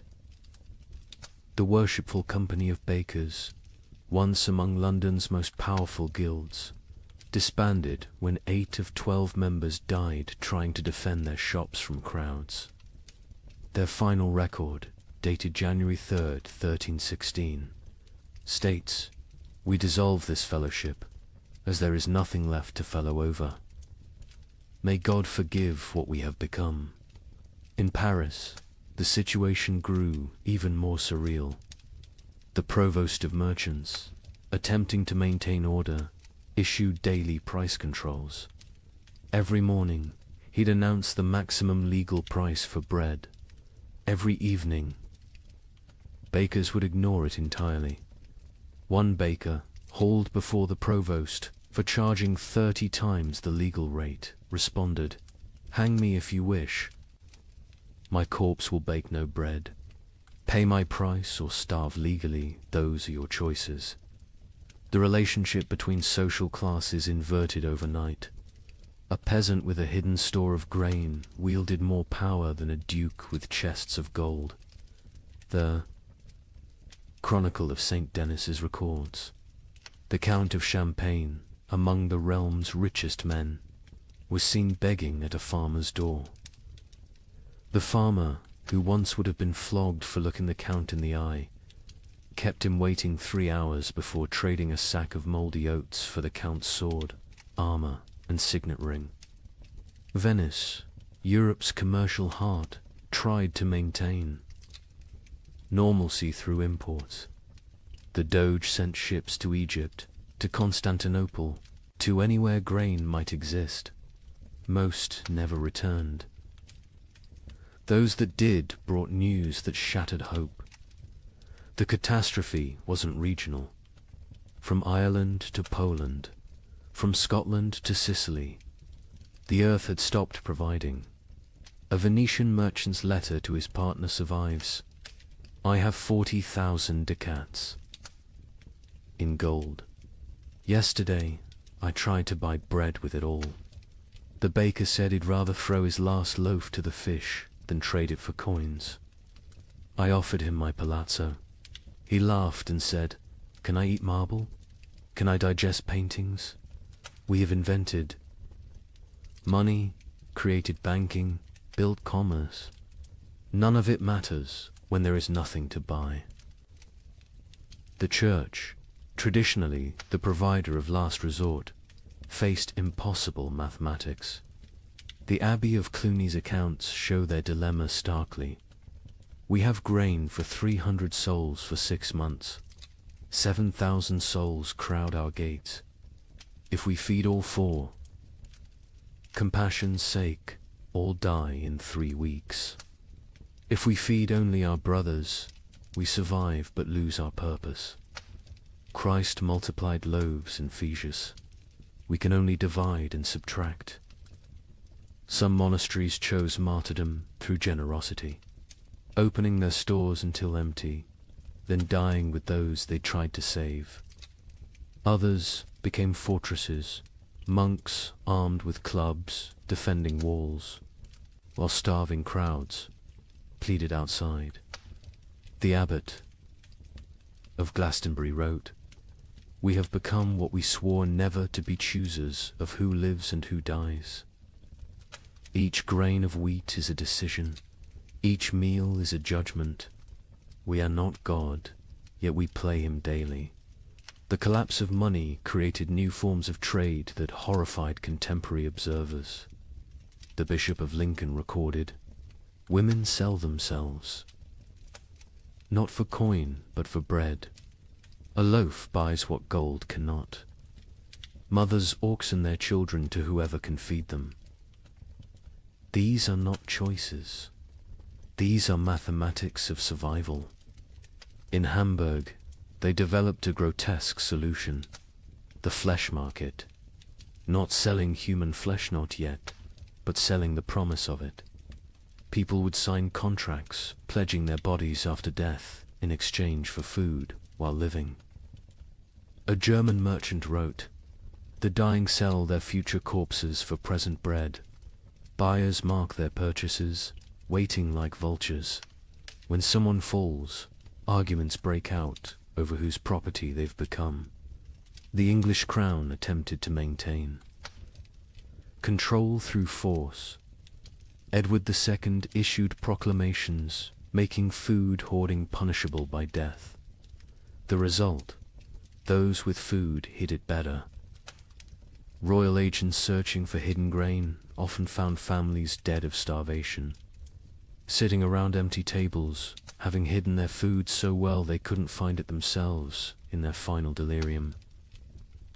A royal clerk named William de Dean recorded, "The futility. We hanged a man for hiding grain. The crowd watching the execution fought over his shoes before he stopped kicking. We cannot hang hunger. We cannot execute starvation. The king commands the rain to stop, the crops to grow, the natural order to restore itself. The rain continues. The king might as well command the dead to rise." By February 1316, even the concept of theft had changed. How could taking food be a crime when not taking it meant death? London's courts stopped prosecuting food theft after jurors refused to convict. One judge wrote, "A man stole bread from a child. The child's mother killed the thief with her bare hands. Who is the criminal? Who is the victim? Our laws were written for a world where food existed. That world is gone." The most profound change was in how people understood wealth itself. For 1,000 years, wealth meant gold, land, titles, power. Now it meant calories. The Archbishop of Canterbury observed, "A beggar with a hidden turnip is richer than a lord with a castle." We spent centuries accumulating treasures that now mean nothing. We should have been stockpiling grain. But who could imagine a world where gold couldn't buy bread? Who could conceive of money itself becoming worthless? This economic collapse wasn't temporary. Even after the harvests eventually returned, the absolute faith in currency never fully recovered. People remembered when gold meant nothing, when coins were just metal, when the entire elaborate system of commerce crumbled before the simple reality of hunger. They remembered when the only currency that mattered was food, and the only exchange rate was survival. Agnes's Norwich recorded in her household accounts the progression of what her family ate as 1316 dawned. January, barley bread mixed with sawdust. February, acorn flour and ground bones. March, boiled leather and tree bark. April's entry is just one line. We no longer record what we eat. The creativity of starvation is horrifying. Pine needles ground into paste. Clay mixed with the last drops of milk to make it filling. Parents secretly bleeding themselves at night to mix blood into their children's gruel for protein. But in the city of Erfurt, they discovered something that would haunt Europe's collective memory forever. The local tanner, a man who had grown mysteriously fat while others starved, was found to have a peculiar source of leather. The city records state only, he was burned alive by common consent, and none would speak of what was found in his cellar. Agnes of Norwich was a merchant's widow who'd kept meticulous household accounts for 20 years. Her ledger, preserved in Norwich Cathedral, transforms from mundane records into a descent through hell. Her husband had died in late 1315, leaving her with 4 children and what seemed like adequate stores. She'd managed households through hard times before, but this was different. January 1316. Mix true barley with sawdust from Thomas Carpenter's shop. 1 part grain to 1 part wood.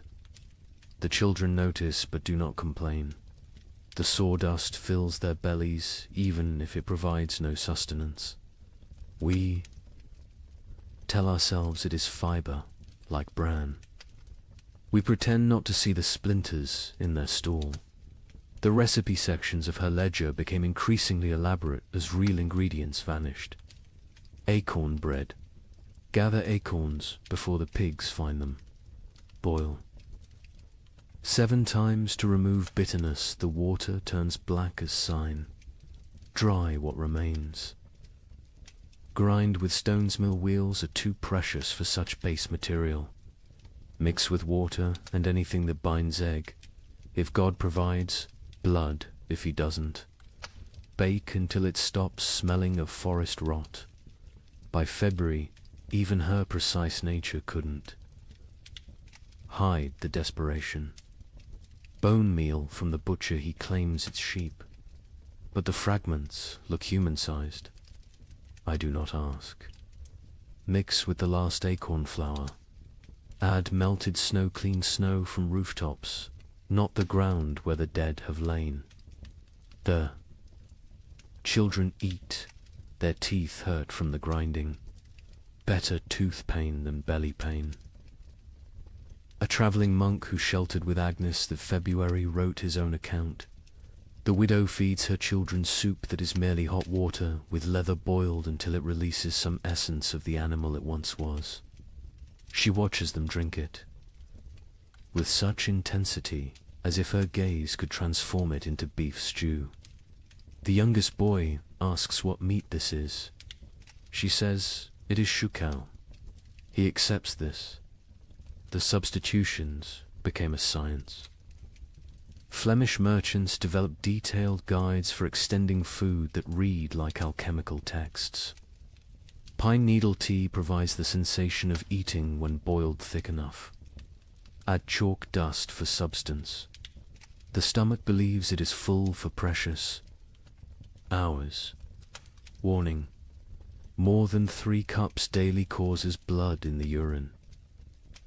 In Paris, a baker named Henri Fouquet was arrested for his miracle bread that stayed fresh for weeks. Under torture, he revealed the secret. Ground bones mixed with plaster, baked with real flour, spread only on the outside. People see bread. Smell bread, initially tastes bread, he confessed. By the time they realize it's mostly limestone and corpse dust, they're too hungry to care. The Guild of Physicians in Montpellier documented the physical effects of these substitutions. Patients present with bellies swollen like pregnant women, yet they starve. Cut open after death, we find stomachs packed with clay, leather, wood, pulp, everything except food. They die full of nothing. Their bodies refuse to process tree bark into sustenance, no matter how finely ground, how carefully prepared. Children adapted faster than adults, developing tastes for the impossible. A priest in Reims wrote, "The young ones seek out specific trees, knowing which bark tastes less bitter. They have favorites: soak over ash, young wood over old. They teach each other which mushrooms cause the least pain, which grasses fill the belly longest." Children who should be learning Latin are instead becoming experts in eating the inedible. But March brought innovations that crossed into nightmare. Agnes's ledger, her handwriting now shaky. Martha Fisher says fresh blood from living animals goes further than from the dead. A cup drawn from a cow still walking provides more strength than meat from a week-old corpse. We take turns cutting our last goat, keeping it alive, taking just enough. It screams now when it sees us coming with the bowl. The monastery at Fulda recorded even darker adaptations. Brother Marcus suggests we bleed ourselves in rotation, each monk providing for others. The abbot forbids it, calling it cannibalism by degrees. But when the abbot falls ill, we find he's been secretly bleeding himself to feed the youngest novices. His arms are covered in cuts. He dies drained, literally and figuratively. In London, they discovered people grinding the mortar from between stones of ancient Roman walls. It contained traces of animal blood used in its mixing centuries ago. "They call it stone soup," wrote the sheriff. "They believe Roman blood maintains potency across 1,000 years. The city walls are disappearing as people eat our defenses." The absolute nadir came in Erfurt, where Hermann the tanner had maintained his weight while everyone else became skeletal. His neighbors noticed he always had meat, always had leather to work, even as all animals had died months ago. They noticed, too, that missing persons' clothes appeared in his shop, cleaned and folded. The investigation began when a mother recognized her missing daughter's distinctive birthmark on a piece of leather. The city records are deliberately vague. Found in his cellar, barrels of salt meat bearing no resemblance to any beast, skins hanging that showed tattoos and scars, bones too stray to be cattle, too thick to be pig. The mob didn't wait for trial. They sealed Hermann in his own tanning vat and boiled him alive. His screams lasted 3 hours. No one considered this excessive, but Hermann wasn't unique. Across Europe, the mathematics of survival created impossible choices. A Dutch merchant wrote, "In Amsterdam, we no longer ask what meat is served. We know, we all know, but we eat it and pretend it's pork. The alternative is death. God forgive us, but he's the one who sent this famine." Agnes of Norwich's final food relay entry, April 1316, is indeed just one line. We no longer record what we eat, but she continued writing other observations. May, my youngest son no longer asks for food. June, found Margaret's teeth in her bed. They fell out in the night. July, we have forgotten the taste of bread. August contains no words, just tally marks, possibly counting days, possibly counting deaths. The last entry, September 1316, in a different hand. Agnes died this morning. We found her in the garden, eating earth, smiling. She said it tasted like heaven. We buried her where she fell. The ground was already open from her feeding. We are what remains of her family. We have survived on what she taught us to eat. We have survived on what she refused to eat. Both lessons were love. The great substitution wasn't just about replacing food with non-food. It was about replacing civilization with survival, morality with mathematics, humanity with hunger. Every successful substitution, every recipe for bark bread, every method for making leather edible was both a triumph of human ingenuity and a step toward something inhuman. Here's a question that sounds simple until you're living it. If you have enough food for your family to survive 6 months, but your neighbor's children are dying today, what do you do? Share and all die in 3 months? Or bar your door and listen to them cry? A priest in Ghent documented these impossible choices. A mother of 4, calculating exactly how much food each child needed based on their chances of survival. The strongest got more, the weakest ... didn't. She loved them all, he wrote. That's why she chose. Father Benedict of Ghent had been a priest for 30 years when the famine came. His parish records, instead of births and deaths, became a chronicle of moral arithmetic that would haunt him until his own death. He wrote not in Latin, but in common Flemish, wanting everyone to understand what survival really cost. Elizabeth van Meer, mother of 4, widow, has grain hidden beneath her floor enough for 6 months if one person eats, 3 months if to eat, 6 weeks if all 5 eat. She came to confession not for absolution, but for mathematics. Father, she said, tell me God's formula for choosing which children live. Elizabeth's children ranged from 14 to 3. The eldest, Jan, strong enough to work if work existed. The twins, Marie and Catherine, 9 years old, clever but frail. The youngest, Peter, barely walked, but consumed as much as the others. Father Benedict recorded her terrible calculus. She weighs them each week on the merchant scale. Charts their decline.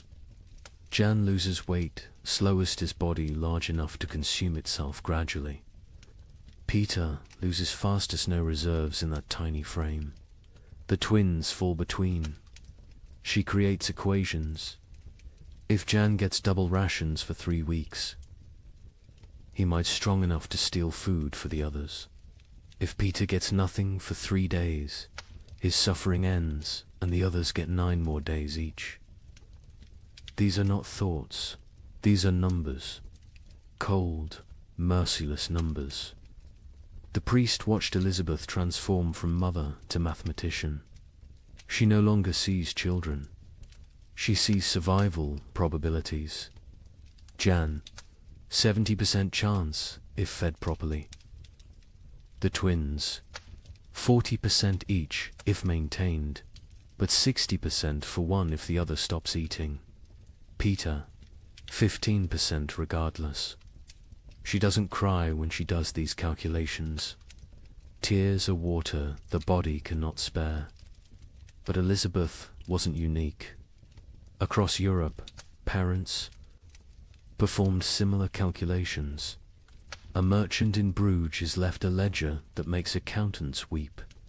Assets, 3 children, 1 wife, self, liabilities, love, compassion, memory of better times. Formula for survival. Assets minus liabilities equals tomorrow. In London, a wealthy lawyer named Thomas Hardwick documented his family's rationing system with legal precision. Established a tribunal each morning. Each family member presents their case for food. Activities of previous day weighed against probable future utility. Wife sewing equals quarter ration. Son studying equals 1/8 ration. Knowledge feeds no one now. Daughter spinning equals half Roshen wool still has value. Baby crying equals no Roshen noise, attracts hungry neighbors. The mathematics extended beyond families. Entire communities developed survival algorithms. The village of Wickham created what they called the life lottery. Every Sunday, families drew lots. Winners got the week's communal food. Losers got nothing. But here's the insane part. Families could trade lottery tickets. A mother with one child might sell her chance to a father with 4, calculating that certain death with payment beat probable death without. Father Benedict recorded a town meeting that descended into pure calculation. The baker proposed we stop feeding anyone over 50, they've lived their lives. The blacksmith countered, we stop feeding anyone under 5, they're too young to remember better times. Won't miss what they never knew. The mayor suggested we feed only those who can work. The priest asked who would bury the dead. The meeting ended with no decision. Mathematics cannot solve philosophy. The church itself wasn't immune to these calculations. The Bishop of Tonnerre issued guidelines that read like actuarial tables: orphans under 7, half rations, orphans 7 to 12, full rations if they work, orphans over 12, no rations old enough to fend for themselves, widows with children, proportional to number of surviving offspring, widows without children, God will provide. A monastery in Liège developed even more complex formulas. Each monk assessed daily, prayer hours multiplied by manual labor divided by food consumed. Those whose spiritual productivity falls below temporal consumption must fast until the equation balances. Brother Francis, young and strong, eats daily.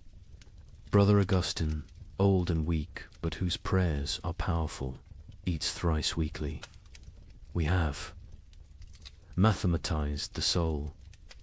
The most heartbreaking account comes from a school teacher in Cologne who tried to save her students. 23 children in my care. Food for 5. I create competitions. Best recitation gets bread. Fastest runner gets soup. But children understand. They know it's not about merit, but about choosing who dies educated. Little Wilhelm, bright as sunrise, asked me, "Teacher, if I die today, can Thomas have tomorrow's lesson and my portion?" He was 7. He understood the trade. Some communities tried to remove human choice from the equation entirely. In Basel, they built what they called the Wheel of Fortune, a great spinning disc with names. Each day, spin the wheel. Where it stops determines who eats. Pure chance. No favoritism, no guilt. The wheel chose who lived and died. Citizens preferred random cruelty to deliberate choice. A Venetian merchant named Carlo Dandolo wrote the most clinical assessment. Sentiment is luxury. Love is liability.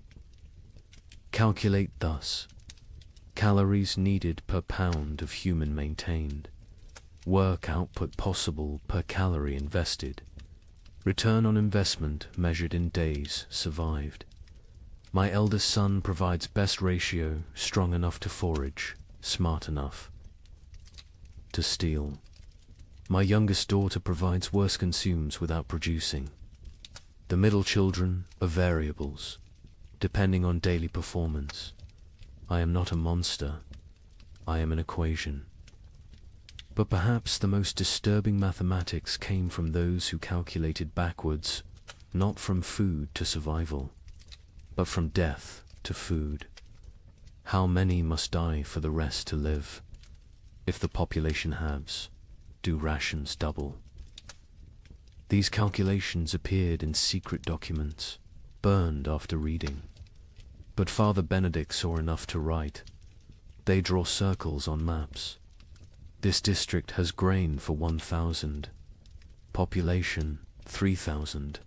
Solution: ensure 2,000 die quickly. How? Bar thee. Gates: poison the wells. Spread disease. These are not plans of war. These are plans of peace. Peaceful elimination of excess population. The psychological toll of these calculations broke minds. Elizabeth Van Meer, the mother from the beginning, eventually snapped. Father Benedict found her one morning, feeding all her children equally, generously, using their entire store in one meal. She said. She solved the equation, he wrote. Everyone dies together, full, happy, as a family. No choosing. No survivors bearing guilt. Mathematical perfection. 0 equals 0. But she couldn't do it. At the last moment, she hid a portion, gave it to Jan, the eldest, and walked into the forest with the 3 younger children. They found her frozen arms around the little ones, all of them smiling. Jan survived, found by traders, raised by strangers. Years later, he became a mathematician, obsessed with solving unsolvable problems, never saying why. Father Benedict's final entry on the mathematics of survival: God gave us multiplication be fruitful and increase. The devil gave us division, choose who lives and dies. We have become expert in dark arithmetic, subtracting souls, dividing families, calculating the minimum viable population. We measure love in ounces of grain, weigh souls against bread. Calculate the exchange rate between mercy and survival. Every choice is an equation. Every equation is a condemnation. Every survivor is a mathematician who solved for x, where x equals continued existence and all other variables equal 0. The mathematics of survival reduced human society to its most basic algorithm. Who dies so others live? Every family, every community, every institution faced this equation. Some solved for maximum survival, others for minimum suffering. None solved for justice, because justice requires abundance. And abundance was memory. These calculations left scars that lasted generations. Survivors could never forget the arithmetic they'd performed, the variables they'd eliminated, the human constants they'd reduced to 0. They'd learned that civilization was just addition, add food, add comfort, add morality, and that's survival, which is subtraction. Subtract the weak, subtract the old, subtract love itself if necessary. In the end, the only sum that mattered was greater than 0. In the summer of 1316, something extraordinary happened. The rain stopped for 3 weeks, just long enough for desperate farmers to plant whatever seeds remained. The chroniclers called it God's mercy. Markets opened, people celebrated.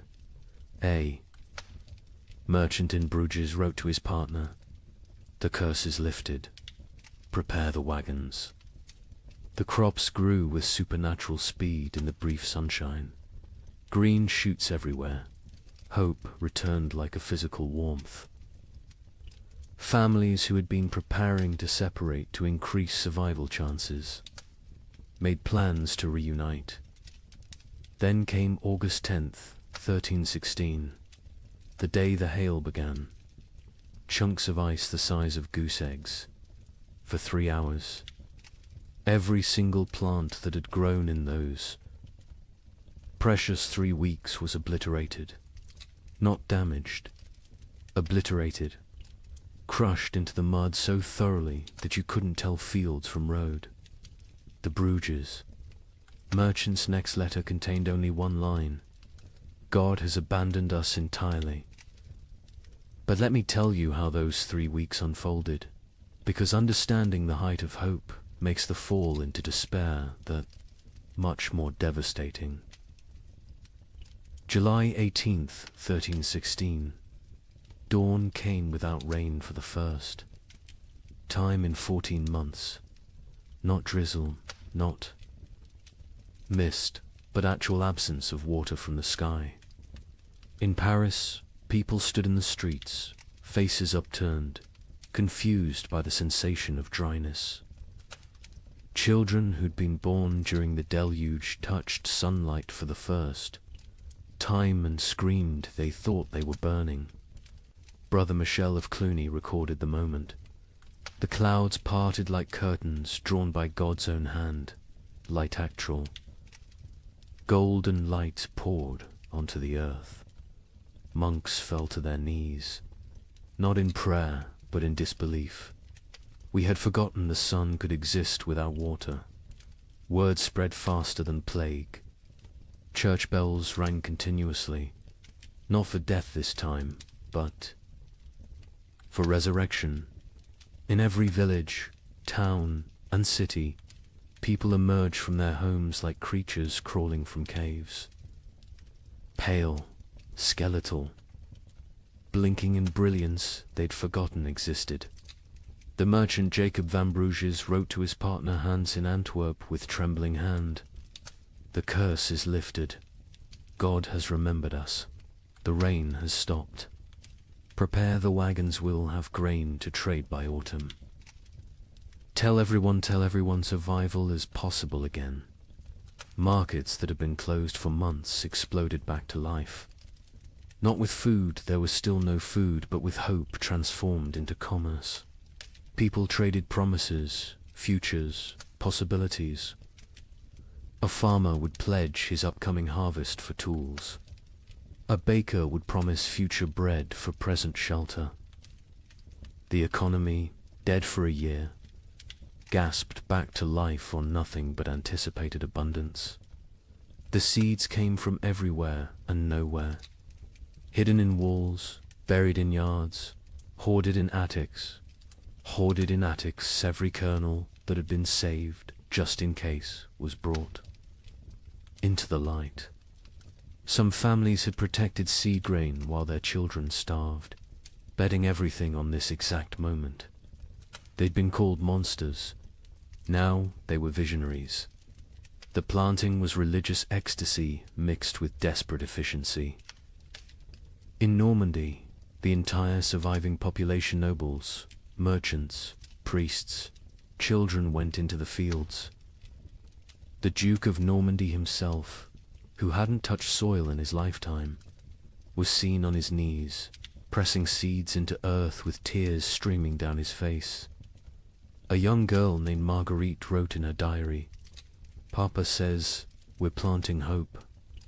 Mama says we're planting survival. I think we're planting prayers and watching to see if God makes them grow." And grow they did. The crops erupted from the soil with impossible vigor. Wheat that should take weeks to sprout appeared in 3 days. Barley shot up overnight. Beans climbed their poles so fast you could watch them move. The chroniclers, usually skeptical men, wrote of agricultural miracle. It is as if the earth, starved for so long of its purpose, is making up for lost time, wrote the Bishop of Rouen. The crops grow with such speed that farmers sleep in their fields, afraid to miss the harvest moment. Green spreads across the land like God painting with life itself. The markets transformed overnight. The champagne fairs, dead for 2 years, announced their return. Merchants who'd hidden through the catastrophe emerged with old contracts, ready to trade. Ships that had rotted in harbors were hastily repaired.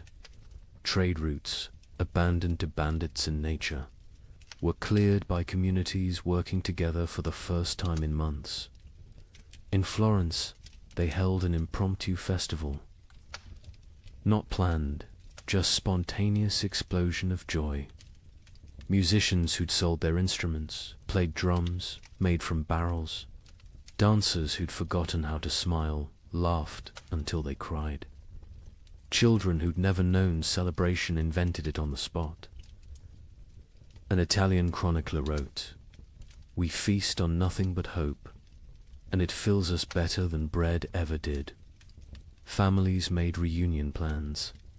Fathers who'd sent sons away to increase survival odds sent word to return. Mothers who'd placed daughters in convents prepared to bring them home. Communities that had fractured into hostile fragments began to speak of reconciliation. The 3 weeks of sun didn't just grow crops, they grew possibility. A priest in Ghent gave a sermon that captured the moment. "We have walked through the valley of death's shadow. But see, the shadow lifts. The valley blooms. We are Job, tested and found faithful. We are Noah, watching the waters recede. We are Lazarus, called from the tomb." Even the nobility, who'd maintained distance from their starving subjects, joined. The collective delusion. The Count of Flanders announced a harvest festival for September, promising wine from reserves nobody knew existed. The King of France declared that all debts incurred during the unfortunate rain would be forgiven once. The harvest was complete. The Pope issued a bull declaring the famine officially ended by divine intervention. The crops grew so fast that some whispered of dark magic. In Germany, rumors spread that the plants were unnatural, fed by the corpses of the million dead, growing on human fertilizer. But even these whispers were dismissed. Who cared if the wheat grew from graves? The living needed bread. By August 9th, the fields were green carpets of promise. The wheat stood tall, the barley swayed golden, the beans hung heavy on their vines. Another week, maybe 2, and harvest could begin. Calculations were made not of who would die, but of who would live. All of them. All would live. The night of August 9th, strange clouds gathered. Not rain clouds, something else. They glowed with an odd green light. Lightning without thunder. Wind without direction. Animals, the few that remained, became restless. Horses screamed. Dogs howled. Cats vanished entirely. August 10th, 1316. 2:47 in the afternoon. The exact time is known because the clock tower in Bruges stopped when the first hailstone hit it. They fell like God's own artillery. Ice chunks the size of goose eggs, driven by winds that shouldn't exist in August. But these weren't normal hailstones. Witnesses described them as sharp, angular, some shaped like pyramids, others like daggers. They didn't just fall, they attacked in. The fields of Flanders, farmers tried to shield their crops with their own bodies. The hail broke their backs, shattered their skulls, left them dead atop the plants they'd tried to protect. Children sent to bring in animals were found hours later, beaten to death by ice from the sky. But the crops suffered worse. The hail didn't just flatten them, pulverized them, drove them so deep into the mud that archaeologists still find compressed plant matter at that geological layer. 3 weeks of growth erased in 3 hours. Not damage deleted. The fields looked like they'd been scraped clean by God's own hand. When it stopped, silence fell across Europe. Not peaceful silence, the silence of complete despair. People stood in their obliterated fields, unable to speak, unable to cry. unable to comprehend. The hope hadn't been gradually eroded, had been murdered in a single afternoon. Jacob van Vey. Bruges, the merchant who'd written so joyfully to his partner, sent one final letter. Not even a letter, just 8 words on a torn piece of parchment. God has abandoned us entirely. Do not come. The suicides began that evening. Not the slow suicide of starvation, but immediate, decisive ending. Entire families walking hand in hand into rivers. Farmers hanging themselves from trees that overlooked their destroyed fields. Bakers closing themselves in their ovens. The Diocese of Reims recorded 300 suicides in 3 days. Those were just the ones found. A chronicler in Paris wrote, "The cruelty was not in taking the crops. It was in letting them grow first, in letting us believe, in letting us hope. This was not God testing faith. This was God showing us faith is mockery. We are not Job. Job was loved enough to be tested. We are nothing." The 3 weeks of sun had been crueler than 14 months of rain. The rain had killed slowly, allowing adjustment, acceptance. The false hope killed instantly, crushing spirits that had just dared to unfold. Those who'd shared their last seeds, believing in tomorrow, now faced starvation with nothing. Those who'd emerged from hiding, trusting in recovery, were now exposed with nowhere to return. The miracle markets closed forever. When archaeologists excavate medieval marketplaces, they find a distinct layer dated to August 13th. Coins, rotted wagon wheels, and human remains of those who simply laid down where they stood and never got up again. Hope, it turns out, is the cruelest killer of all. You might think the nobility weathered this better. They had stores, armies, stone walls. Let me tell you about the Count of Flanders' winter feast of 1317. 40 nobles gathered in his great hall, the last of the wine flowing, the final reserves of grain baked into bread. They ate, they danced, they pretended the world wasn't ending. By morning, 12 were dead, not from poison, from shock. Their bodies, weakened by months of subtle starvation, couldn't process the sudden richness. The Count himself survived. 3 more days, long enough to dictate his final words. "My castle is my coffin. Let none enter until the curse lifts." They found his body 4 years later. He had burned his furniture, his tapestries, even his books for warmth. The richest man in Flanders died, gnawing on leather straps. The feast itself had been an act of delusion dressed as defiance. Count Louis of Nevers had sent invitations in December 1316, written on vellum worth more than food. "Let us gather as nobility ought, to demonstrate that breeding conquers nature." The guests who arrived on January 6th, the feast of the Epiphany, looked like spectres playing at being lords. The Duchess of Brabant arrived in a carriage pulled by servants her horses had been eaten months ago. The Duke of Luxembourg wore armor that hung loose on his shrunken frame, clanking with every movement like bones in a box. The Bishop of Liege blessed the meal with hands that shook from more than cold, his episcopal ring sliding off fingers made skeletal by hunger. But they maintained the facade. They spoke of hunting parties that would never happen, of spring tournaments already impossible, of marriages between children who were likely dead.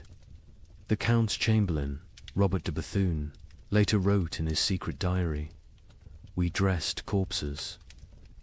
In silken made them dance. We were already dead. The feast was merely our funeral performed by the deceased. The meal itself was madness.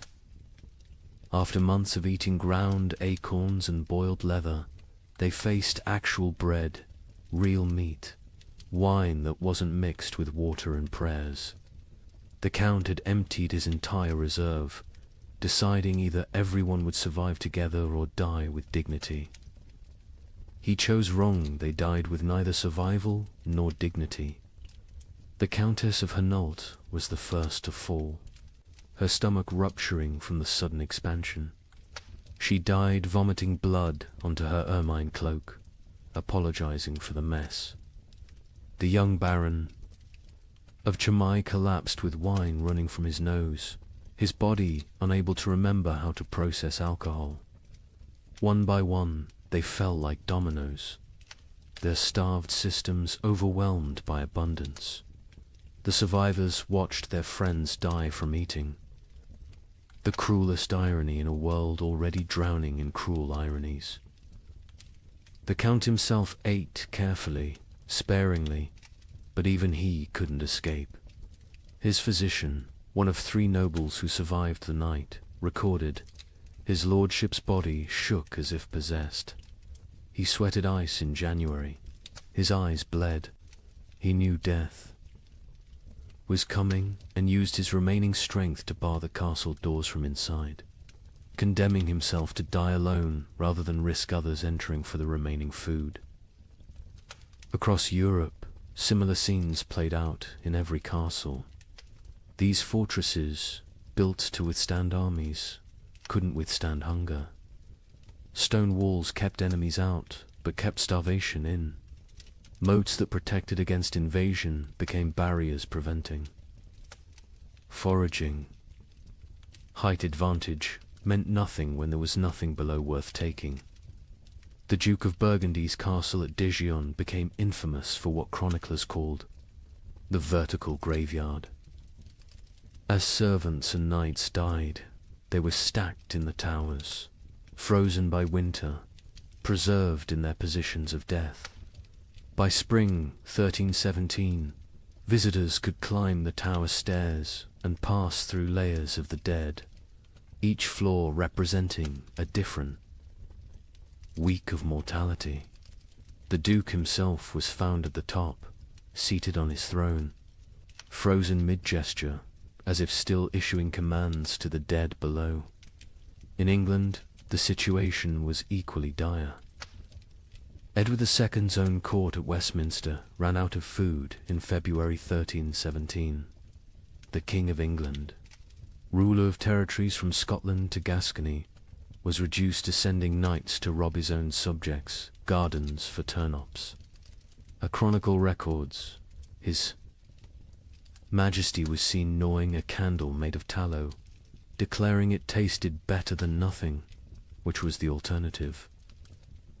The nobility suffering was different from the peasants, not worse, but uniquely horrible.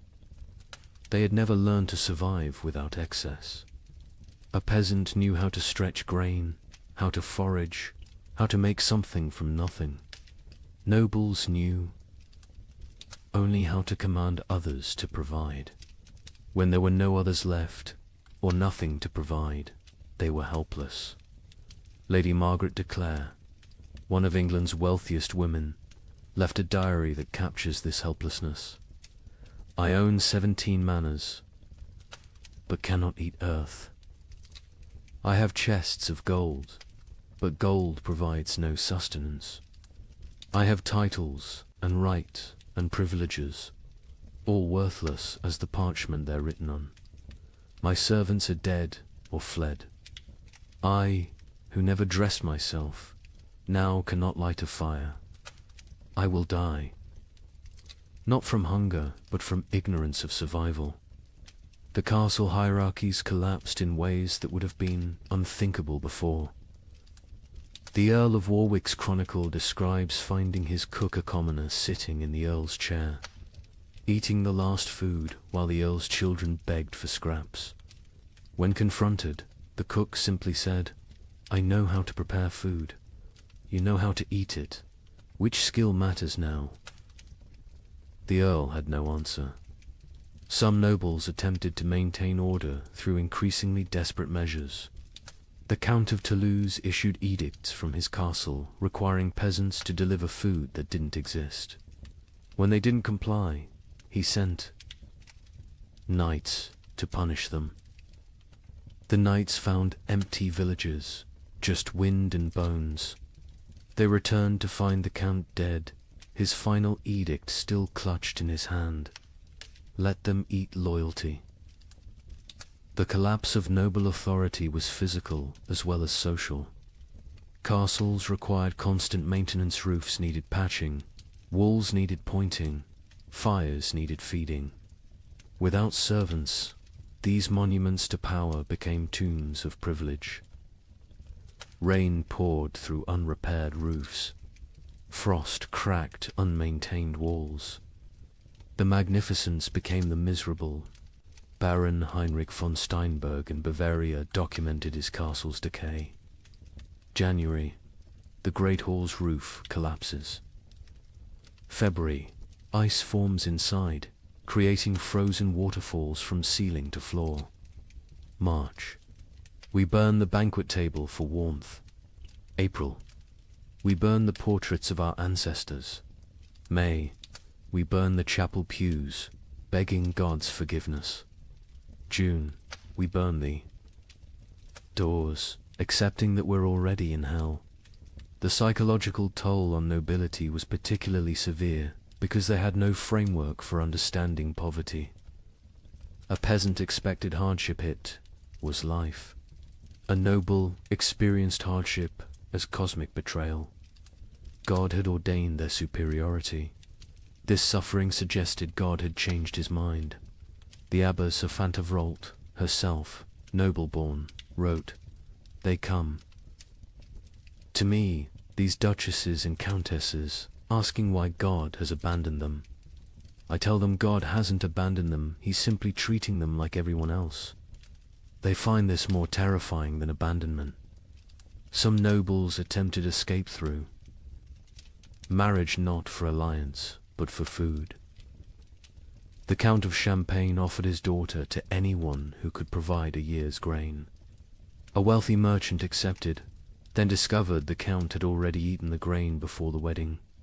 The merger of nobility and merchant class, which would normally take centuries, happened in months, paid for in bread.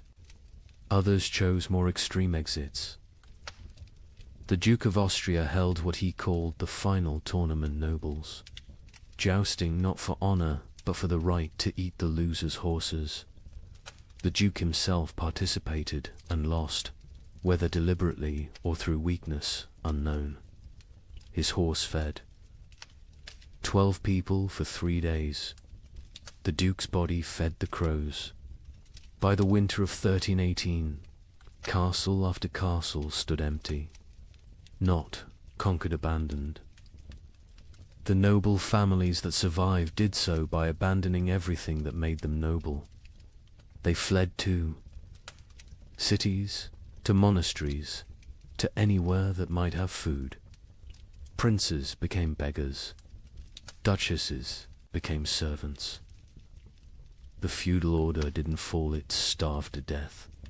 The Count of Flanders' castle stood sealed for 4 years before anyone dared enter. When they finally broke down the doors in 1321, they found a scene from nightmare. The Count's body sat at his desk, quill in hand, having documented his own death. Day 1, alone with enough food for months if careful. Day 15, ate the cats.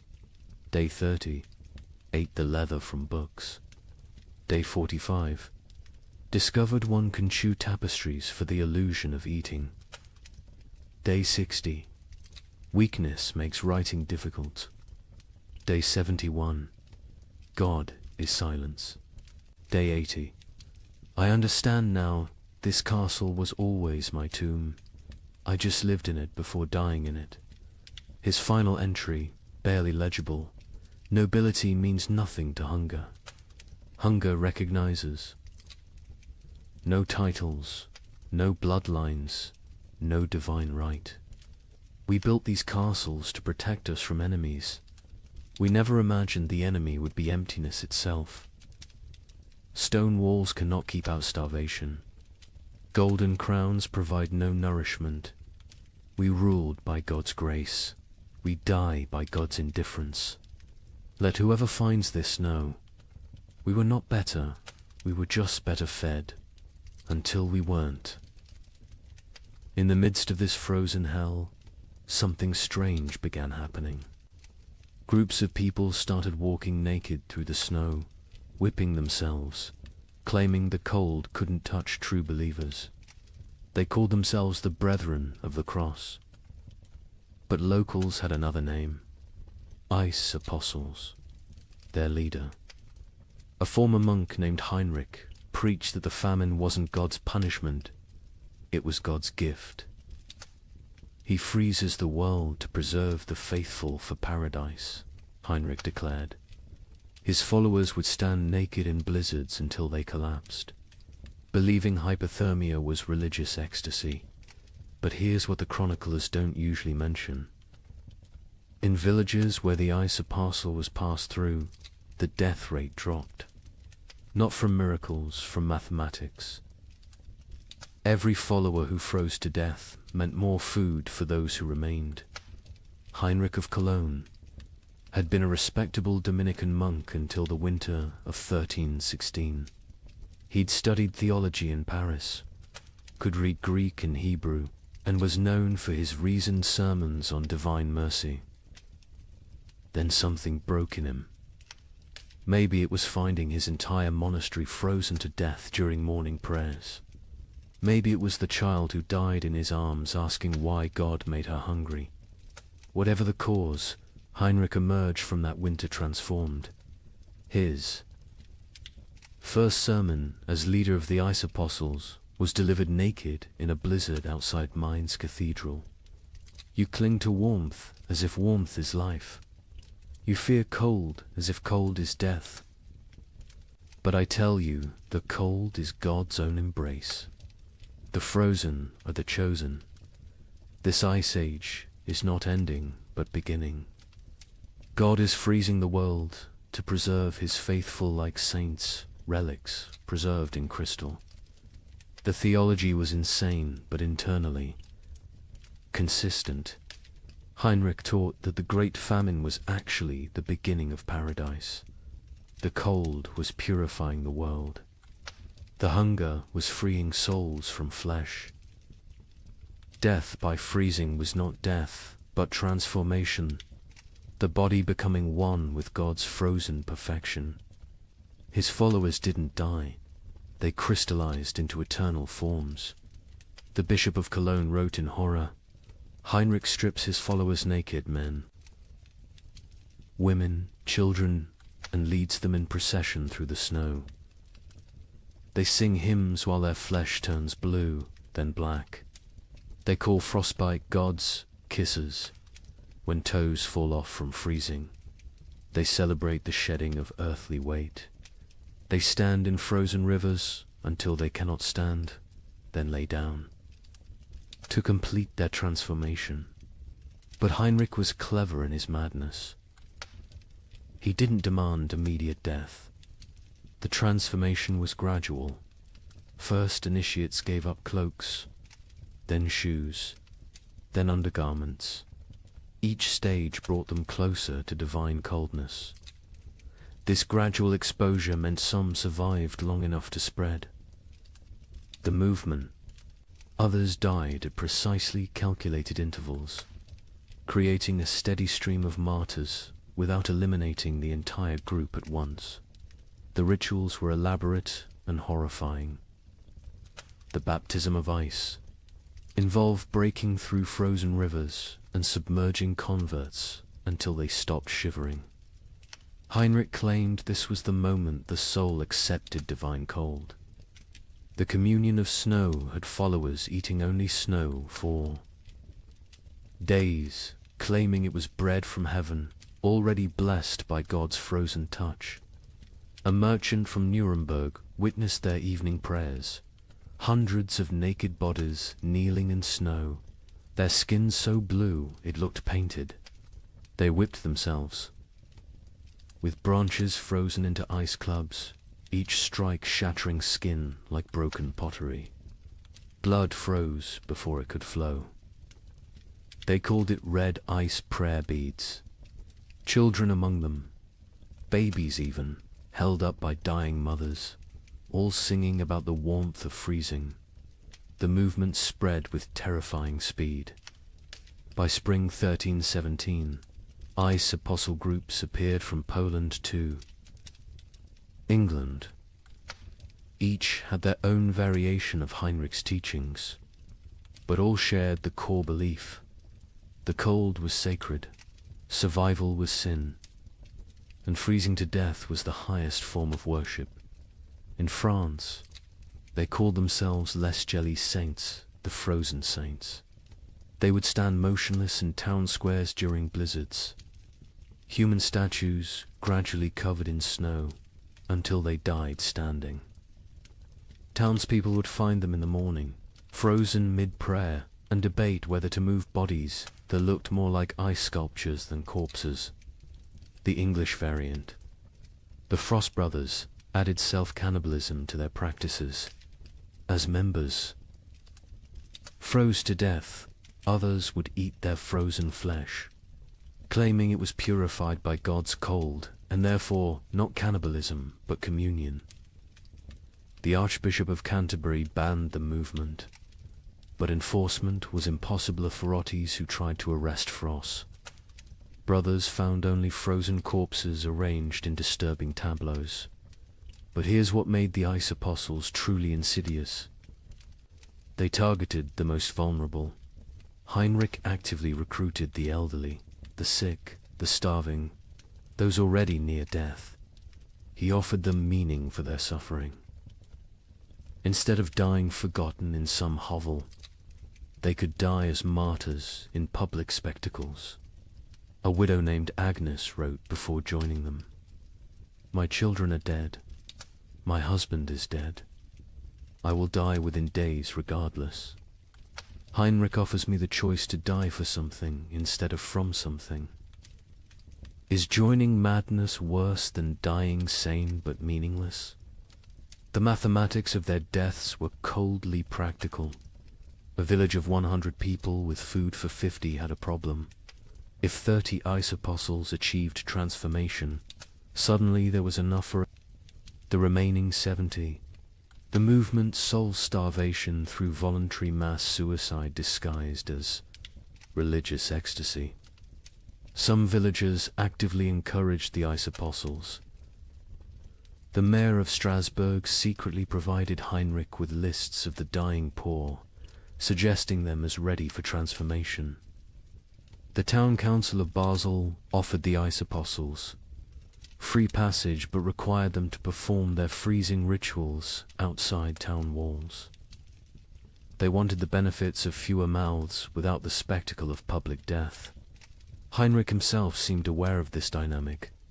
In a letter to a former colleague, he wrote, "They think I'm mad. Perhaps, but my madness feeds their children. Every follower who freezes is one less competitor for grain. We are solving the famine through faith. Is it not better to die believing you're achieving paradise than to die knowing you're just starving?" The church struggled to respond. Declaring the movement heretical was easy. Stopping it was impossible. How do you prevent people from freezing themselves to death when they're going to freeze to death anyway? The Pope issued bulls condemning the ice apostles.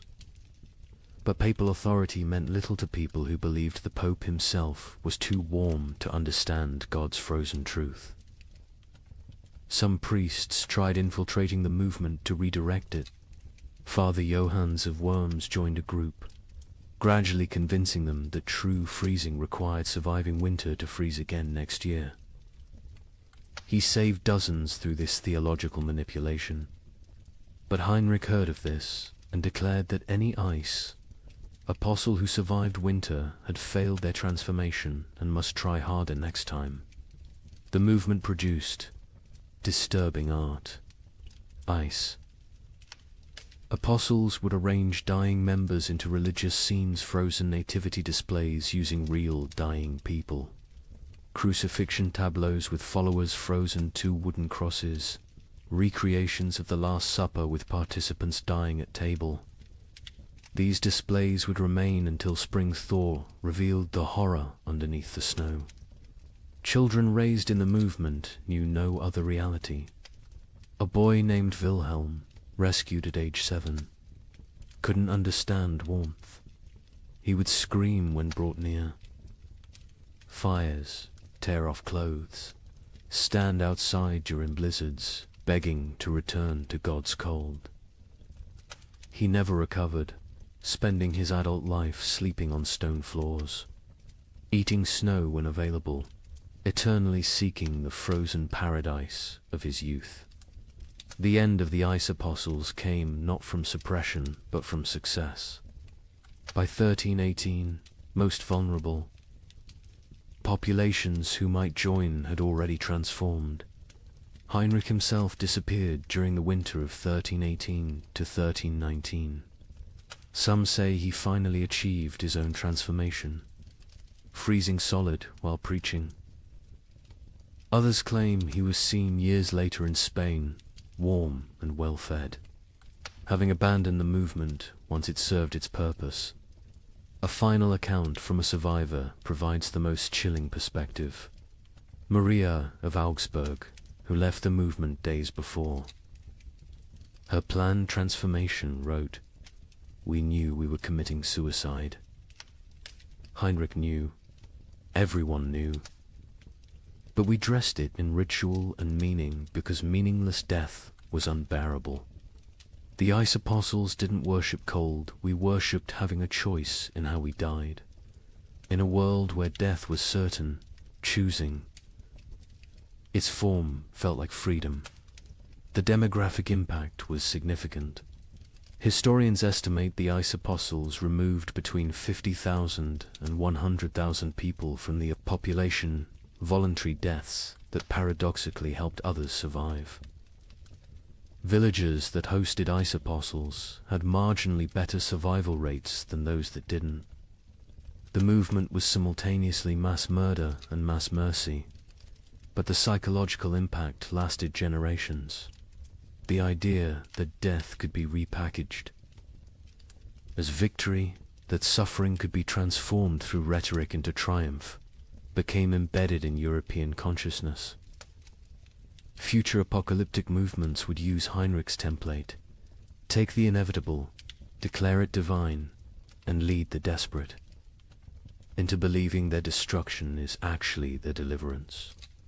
The ice apostles left no churches, no holy books, no official record. Only frozen bodies in strange positions, mass graves of the willingly dead, and the disturbing realization that when survival becomes impossible, humans will invent religions that make death a sacrament. They proved that in extreme conditions. The line between martyrdom and mass suicide disappears, and that sometimes, perhaps most terrifyingly, they serve the same mathematical function: fewer mouths to feed in a world that has forgotten how to provide food. By 1318, the concept of nations began to dissolve. The King of England couldn't feed his army. The French crown controlled only Paris. The Holy Roman Emperor ruled nothing but his own hunger. But local warlords thrived. A minor knight with a sword. Grain supplies suddenly commanded more power than dukes. These frost lords, as they were called, built tiny kingdoms that lasted weeks or months. Their reigns ended predictably. When the food ran out, their followers ate them. The Bishop of Strasbourg recorded one such ending. Lord Wilhelm's men roasted him over his own hearth. They claimed he had grown fat on their suffering, so it was only just. His screams echoed across the frozen Rhine. When questioned, his captain said simply, he tasted of betrayal. The traditional structure of medieval war for kings commanding. Lords commanding knights, commanding soldiers collapsed when soldiers realized their commanders had no food to offer. A knight's oath of fealty meant nothing to an empty stomach. By early 1318, Europe had fractured into thousands of micro-kingdoms, each centered around whoever controlled food. Sir Roderick of Ghent, a minor knight with no title beyond his sword, became more powerful than the Duke of Burgundy simply because he had discovered a monastery's hidden grain store. With 40 bushels of wheat, he recruited an army of 300 starving men. They called him the Wheat King, and for 6 weeks, he ruled a territory spanning 3 villages. His reign followed a pattern that would become horrifyingly common. Week 1. Triumphant distribution of food to followers. Week 2. Strict rationing. As reality set in. Week 3. Increasingly desperate raids on neighboring territories. Week 4. Internal conflicts over dwindling supplies. Week 5. The mathematics becoming clear. Week 6. The inevitable conclusion. A surviving member of Roderick's band, Thomas the Miller, testified, "We knew by week 5 that the grain would run out." Roderick knew too. He stopped eating, said he was fasting for victory. Really, he was trying to stretch supplies. But you can't lead starving men if you look fed. When the last grain was gone, we looked at him still healthier than us, despite his fasting, and made the only logical decision. He'd fed us for 6 weeks with wheat. He'd fed us for 3 more days with himself. These frost lords emerged everywhere, their tiny kingdoms rising and falling like waves. A tax collector with a hidden cache became Lord of Calais for 11 days. A merchant who'd hoarded salt pork ruled Antwerp for a month. A priest who'd discovered Roman-era grain stores in ancient ruins declared himself Pope King of Regensburg and lasted 2 months before his congregation ate him during what they called the True Communion. The Bishop of Strasbourg's account of Lord Wilhelm provides the most detailed description of how these micro-kingdoms operated. Wilhelm had been nobody, a 3rd son of a minor lord, trained for priesthood but turned soldier. When the famine began, he was guarding a river crossing that nobody used anymore. But beneath that crossing, in caves known only to smugglers, lay tons of preserved food from decades of illegal trade. Wilhelm emerged from obscurity like a demon from ice, the bishop wrote. One day unknown, the next commanding 500. Men who called him Caesar. He built a frozen empire on dried fish and pickled cabbage, demanding absolute obedience in exchange for daily rations. He held court on a throne made from frozen corpses, dispensing justice measured in mouthfuls of food. Wilhelm's system was sophisticated for a frost lord. He created a complex hierarchy based on usefulness. Soldiers who brought back food from raids received double rations. Craftsmen who could maintain weapons got standard portions. The elderly and weak got quarter rations, enough to keep them alive as emergency food supplies, though this was never stated explicitly. He even minted his own currency, wooden tokens stamped with a wheat symbol. 1 token, 1 meal. The tokens became more valuable than gold in his territory. People murdered for them. Families sold children for them. The tokens were power crystallized into wood. But Wilhelm made the classic Frostlord mistake, he believed. His own mythology. He started eating more, justifying it as maintaining strength for leadership. He took multiple women as wives, claiming he was breeding a new nobility for the post-famine world. He built a palace from commandeered timber. While his followers sheltered in ruins, he grew fat while they grew thinner. The end came in March 1318. His captain, Hans Württemberg, later testified to church authorities. We could see his belly growing while ours shrank. He wore furs while we froze. He spoke of the kingdom we were building while we died building it. When the last preserved meat was distributed, none to us, all to his wives, we knew what had to be done. They didn't just kill Wilhelm, they ritualized it. They held a mock trial where he was accused of hoarding flesh while others had none. They sentenced him to share his flesh as he should have shared his food. They cooked him slowly, keeping him alive as long as possible, making him watch as they ate pieces of him. His screams, the bishop recorded, could be heard in Strasbourg. Across the frozen Rhine, the French crown attempted to reassert control, but found their armies dissolving. Upon contact with frost lords, royal soldiers would desert en masse when offered food by local warlords. The Constable of France reported to King Philip V, "I departed Paris with 2,000 men. I arrived at Orleans with 200. The rest did not desert. They simply found new masters who could feed them.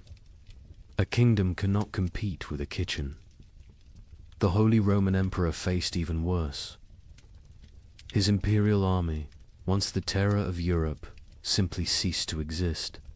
The Chronicle of Augsburg records, "The emperor sent orders to mobilize his forces. The messengers returned with laughter." What forces? His generals had become frost lords. His soldiers had become bandits.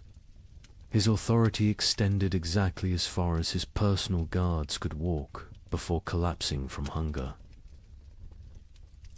England's Edward II tried a different approach, officially recognizing frost lords as legitimate authorities if they swore fealty. The result was chaos. Hundreds of petty warlords claimed royal sanction while fighting each other. The Earl of Lancaster wrote, "The king has legitimized anarchy. Every man with a barn full of turnips now styles himself Lord Protector of something. Some frost lords created elaborate justifications for their rule. Baron Friedrich the Mad claimed God spoke to him through the patterns of frost on windows, dictating who should eat and who should fast. Lord Jacques of Normandy insisted he was the reincarnation of Charlemagne, returned to lead France through darkness. Count Stanislaus of Mazovia declared himself the Emperor of Winter and demanded tribute in the form of human flesh, claiming it was the only meat that wouldn't spoil. The battles between frost lords were unlike traditional warfare. They fought not for territory but for carries. Sieges were impossible. The besiegers would starve before the besieged. Cavalry charges were fanticide, the horses had been eaten. Battles were brief, vicious affairs where starving men fought over rumors of food. A typical battle might involve 100 men fighting to the death over a storehouse. That turned out to contain only rotted turnips. The Chronicle of Cologne describes one such conflict. Lord Henrik's men met Lord Dietrich's at the frozen mill. They fought for 6 hours in the snow, men dying from cold as much as combat. The winners found 3 sacks of mouldy barely enough to feed them for the march home. 43 died for perhaps 43 meals. This is the mathematics of the winter wars. Naval warfare ceased entirely. Ships required crews, crews required food, and any ship with food became a target for its own sailors. The entire English fleet in Portsmouth was found in spring 1318, with the officers eaten and the common sailors gone, having sailed to wherever they imagined food might exist. Most likely, they ate each other at sea. The mercenary companies that had plagued Europe for decades transformed into something worse. No longer fighting for pay, they fought for food itself. The Free Company of the Wolf, led by a former priest called Father Fang, became notorious for their practice of recruitment. They would attack villages, eat the weak, and force the strong to join them. Their ranks swelled with the desperate and depleted with the digested. The most successful Frostlore was arguably Margaret the Terrible, a former abbess who controlled grain stores across 3 monasteries. She ruled for 8 months in eternity in Frostlord terms by being utterly ruthless. She fed her followers just enough to keep them loyal, but not enough to make them strong. She rotated guards constantly so none could organize rebellion. She had tasters for her food, but the tasters were different each meal. Chosen by lottery, her end came not from rebellion, but from mathematics. She calculated she could survive another month on remaining stores. Her followers calculated she was the only remaining store. They didn't kill her quickly like Wilhelm. They kept her alive, locked in her own granary, taking small pieces when needed. She lived for 3 weeks as a conscious larder, her brilliant mind intact enough to appreciate the irony. By summer 1318, most Frost Lords were dead. They're tiny. Kingdoms dissolved into memory and meat, but they had served a horrific purpose. They had organized the chaos of starvation into structured systems of consumption. They had turned random death into regulated death. They had made the unbearable bearable by giving it hierarchy and meaning. A surviving chronicle summarizes the winter wars perfectly. Nations require shared purpose. Kingdoms need common cause. But in the frozen years, the only shared purpose was survival. The only common cause was calories. Every man became his own nation, every grain store its own kingdom. We didn't have wars between countries, we had wars between kitchens. And in the end, every king became a meal. But nothing compares to what happened in the winter of 1319. In villages across Germany, something unprecedented occurred. The children left, not taken, not sold. They simply walked away into the snow, hundreds of them, following. A 12-year-old girl named Margareta, who claimed she knew where summer was hiding. Parents were too weak to stop them. Some say too relieved. The children marched south, singing hymns, leaving tiny, frozen footprints. They believed if they could reach Rome, they could convince God to bring back the sun. A merchant traveling to Venice reported seeing them, a line of small shadows against the white, moving like sleepwalkers. I offered them bread. They refused. The girl at the front said they were already full of winter and kept walking. They never reached Rome. A woodcutter found them in an alpine pass the following spring. Hundreds of small bodies perfectly preserved in ice, still holding hands. Still walking formation. Still heading south toward a summer that would never come. Margareta of Hamelin. Was nobody special before the winter of 1319? The baker's daughter, middle child of 7, known only for her strange habit of speaking to sparrows that no longer existed. But in January 1319, something changed. She began telling other children about dreams where summer lived in a golden palace beyond the mountains, imprisoned by winter demons, waiting for children pure enough to free it. The priest of Hamelin, Father Ernst, recorded the beginning. The girl stands in the square each dawn, speaking of summer as if it were a person. She describes the taste of strawberries to children who have never seen fruit. She tells them about flowers, what colors they were, how they smelled. Children who were born during the famine, who know only grey and white and cold, listen to her like she's describing paradise. At first, adults dismissed it as childhood fantasy, a coping mechanism for horror. Let the children dream of summer while they starved in winter. But Margaretta's stories grew more elaborate, more specific. She claims summer sent her messages through ice patterns on windows. She said she could hear summer crying, trapped behind the wall of winter, begging to be freed. Summer is not gone. She preached to growing crowds of children. Summer is captured. The adults are too heavy with sin to rescue it. But we, children, light with innocence, can slip through winter's fingers and bring summer home. The theology was childish but compelling. Adults had caused the famine through their wars, their greed, their sins. Children were innocent victims. Therefore, children could be innocent saviors. The logic of a 12-year-old mind, but to other 12-year-olds it was revelation.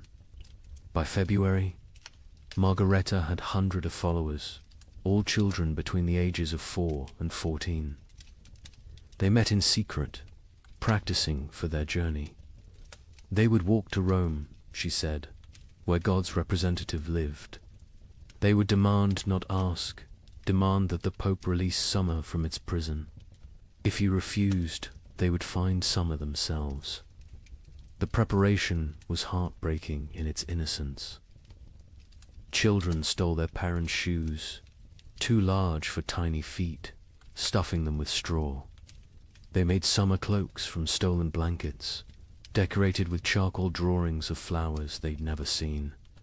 They practiced walking in formation, the older children carrying the younger, believing that unity would protect them from winter's grasp. Hans Müller, a traveling merchant, encountered them preparing. They train like an army of ghosts. 8-year-olds teaching 4-year-olds how to walk through snow. They share imaginary food, practicing for when they'll have real food again. The girl Margareta watches them with eyes too old for her face. She knows, I think. She knows where this leads, but she continues anyway. Parents were paralyzed by impossible mathematics. Stop your children from leaving and watch them starve slowly at home.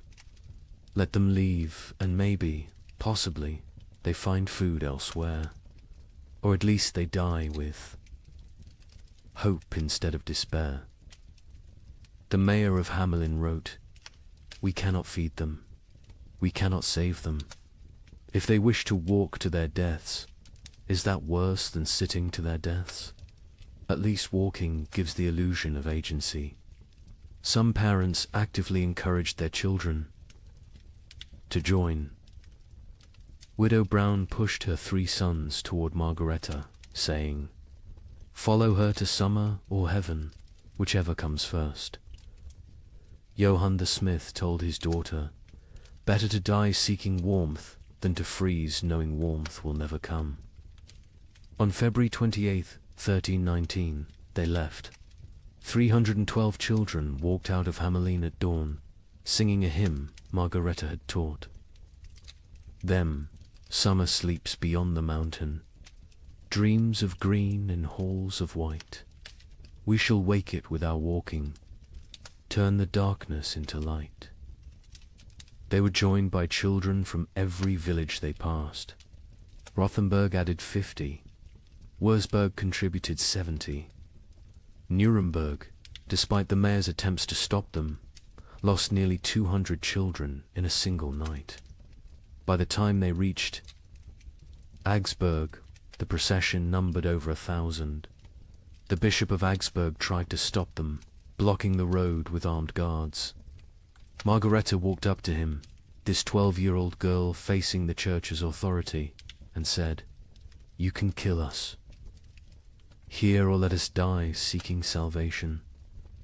Either way, our blood is on your hands. But if we die seeking, at least we die with purpose."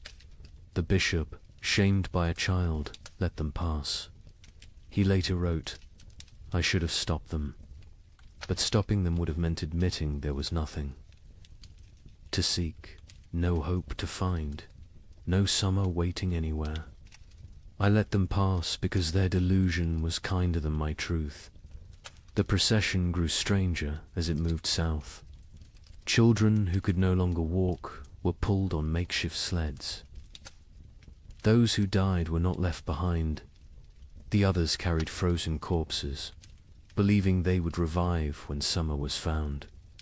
They ate snow exclusively, claiming Margareta had blessed it to sustain them. Many believed they were already dead, that this was their soul's journey to paradise.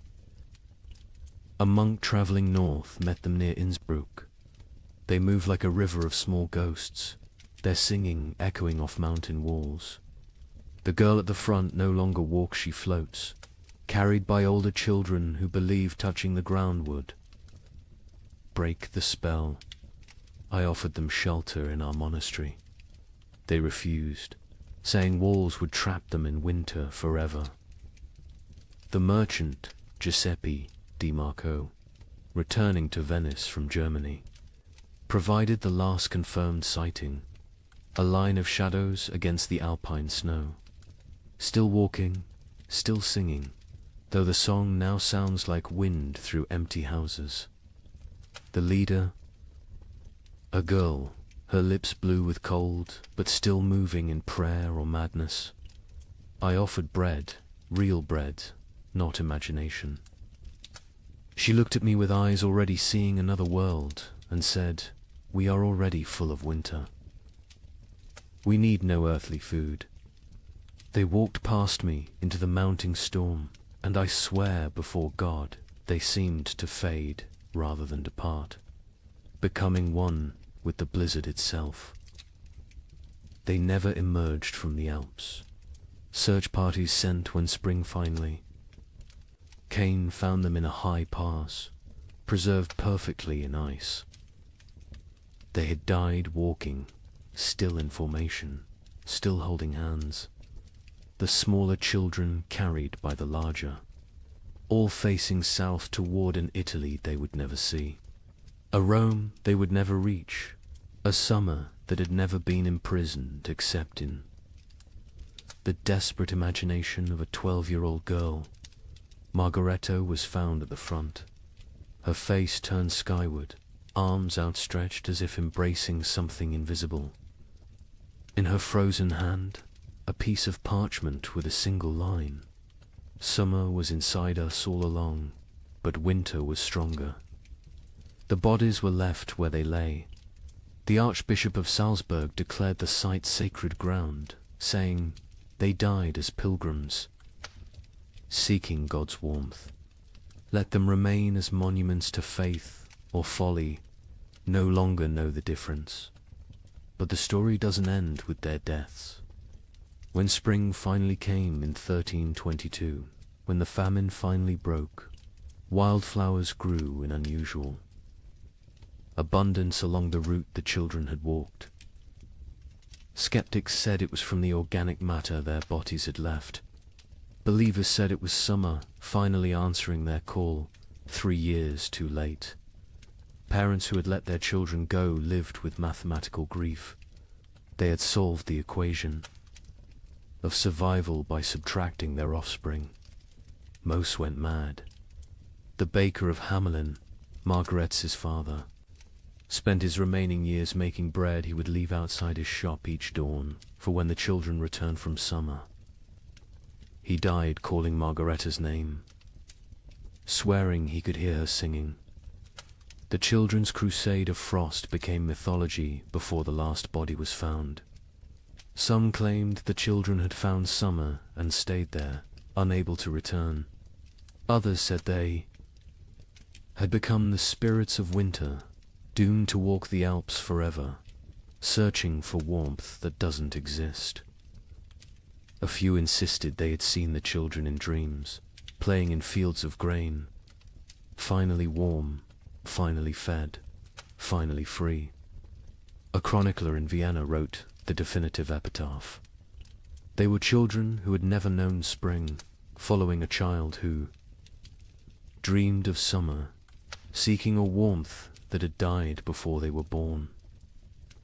They walked to their deaths with more purpose than most live their lives. They failed to find summer, but they succeeded in escaping winter, which may have been the only success possible. The children's crusade of frost represents the absolute, nadir of the great famine, not the death of hope, but hope itself becoming death's agent. When children abandon their parents to seek impossible dreams, when parents let them go knowing the truth, when entire societies watch their future walk away into frozen oblivion and do nothing because nothing can be done, that is when civilization doesn't just collapse but voluntarily dissolves. Yet there's something else in this story, something that explains why it haunted Europe for generations. Those children, doomed and deluded, chose their fate. In a world where death was certain, they chose to die seeking rather than waiting. They wrote their own ending rather than having it written for them. They failed, but they failed attempting the impossible, which is perhaps the most human thing one can do. The last word belongs to a nameless child, one of hundreds found in that alpine pass, who had carved into a frozen tree trunk. We came to find summer. We found each other. That is enough. By 1320, something unprecedented was happening across Europe. Entire villages were disappearing, not dying, disappearing. A tax collector would arrive to find homes standing empty, fires still warm, food still on tables, but not a soul in sight. Bishop of Lincoln investigated 17 such villages. His report contains a chilling observation. In each dwelling we found the same thing, a single word carved into the main beam. Forgiven. We know not if they sought forgiveness or granted it. Modern archaeologists have found evidence these villagers walked en masse into forests, bogs, or the sea. Mass suicide? Mass migration to nowhere? We'll never know. But the pattern was always identical. They left everything behind except their children. The children, it seems, they took with them to whatever end they chose. The first documented vanishing was Thornwick, a village of 200 souls in Yorkshire. The king's tax collector, William de Vere, arrived on March 15, 1320, to find smoke still rising from chimneys, but no one to tend the fires. His report to the crown reads like a ghost story. The village stands as if frozen in a moment, bread half-eaten on tables, needlework abandoned mid-stitch, a pot of porridge still warm over dying embers, but of people nothing, not even bodies. They have vanished as completely as if God himself erased them from existence. But they hadn't been erased. They had chosen erasure. In every house, carved deep into the main support beam, that single word, forgiven. Some carved carefully, with time and purpose. Others scratched hastily, as if in final moments before departure. All in different hands, but all the same word, the Bishop of Lincoln. Thomas Beckhampton was sent to investigate when 7 more villages in his diocese reported similar vanishings. His investigation team included scribes, soldiers, and physicians. What they found challenged their understanding of human behavior. We tracked them, the bishop wrote. 200 people cannot vanish without trace. we found footprints leading from the village, all together, walking in the same direction. Men, women, children, elderly, every soul that could walk had walked. Those who couldn't walk had been carried. The tracks led to Sherwood Forest and then ... stopped. Not scattered, not turned back, simply stopped, as if they had stepped off the earth itself. Deeper investigation revealed planning. These weren't spontaneous disappearances, but coordinated evacuations. In Thornwick, they found evidence of a final feast. Everyone had eaten together one last time, using the last of their stores. In Grimsby, they discovered that villagers had released all livestock, opened all gates, freed all caged birds. They had systematically undone civilization before walking away from it. The physician, Master Hugh of Salerno, noted something disturbing. No signs of violence, no evidence of force. These people chose to leave. More troubling, they chose together. What conversation, what collective decision leads an entire community to abandon existence itself? The pattern spread across Europe like a plague of absence. In Bavaria, the village of Klinwald vanished, leaving behind a communal letter. We go to find what God has hidden from us. We go together because alone we are nothing. We take our children because they deserve better than this slow death. We leave our homes because homes without hope are merely tombs with windows. Seek us not. We are already farther than you can follow. The French village of Moulambus left more disturbing evidence. Every adult had written their name on the church wall, followed by their sins: murder, theft, adultery, cannibalism. The last entry in the priest's hand: we have all sinned beyond redemption. We go to place ourselves before God's judgment directly, rather than wait for him to find us here. But it was the German village of Hofnungslos that provided the most complete picture. They had left a chronicle, written collectively, each family, contributing a passage. We have eaten our horses. We have eaten our dogs. We have eaten our leather. We have eaten our dead. We have eaten hope itself. What remains is not life, but the mockery of life. We choose to end this mockery on our own terms. The Muller family counts 5 souls still breathing. We have survived by unspeakable acts. Our youngest no longer speaks. Our eldest no longer sleeps. We are alive, but not living. Tomorrow we walk toward whatever judgment awaits. I am Klaus the smith. I have beaten plowshares into weapons, weapons into tools, tools into nothing. My hammer has nothing left to strike. My forge has nothing left to burn. I have nothing left to be. We go to become nothing together. The entries. Continued 4 pages. Each family's testament to horror endured and horror committed. The final entry, unsigned. We forgive each other because no one else will. We forgive ourselves because we must. We forgive God because he knows not what he does. The children were always taken.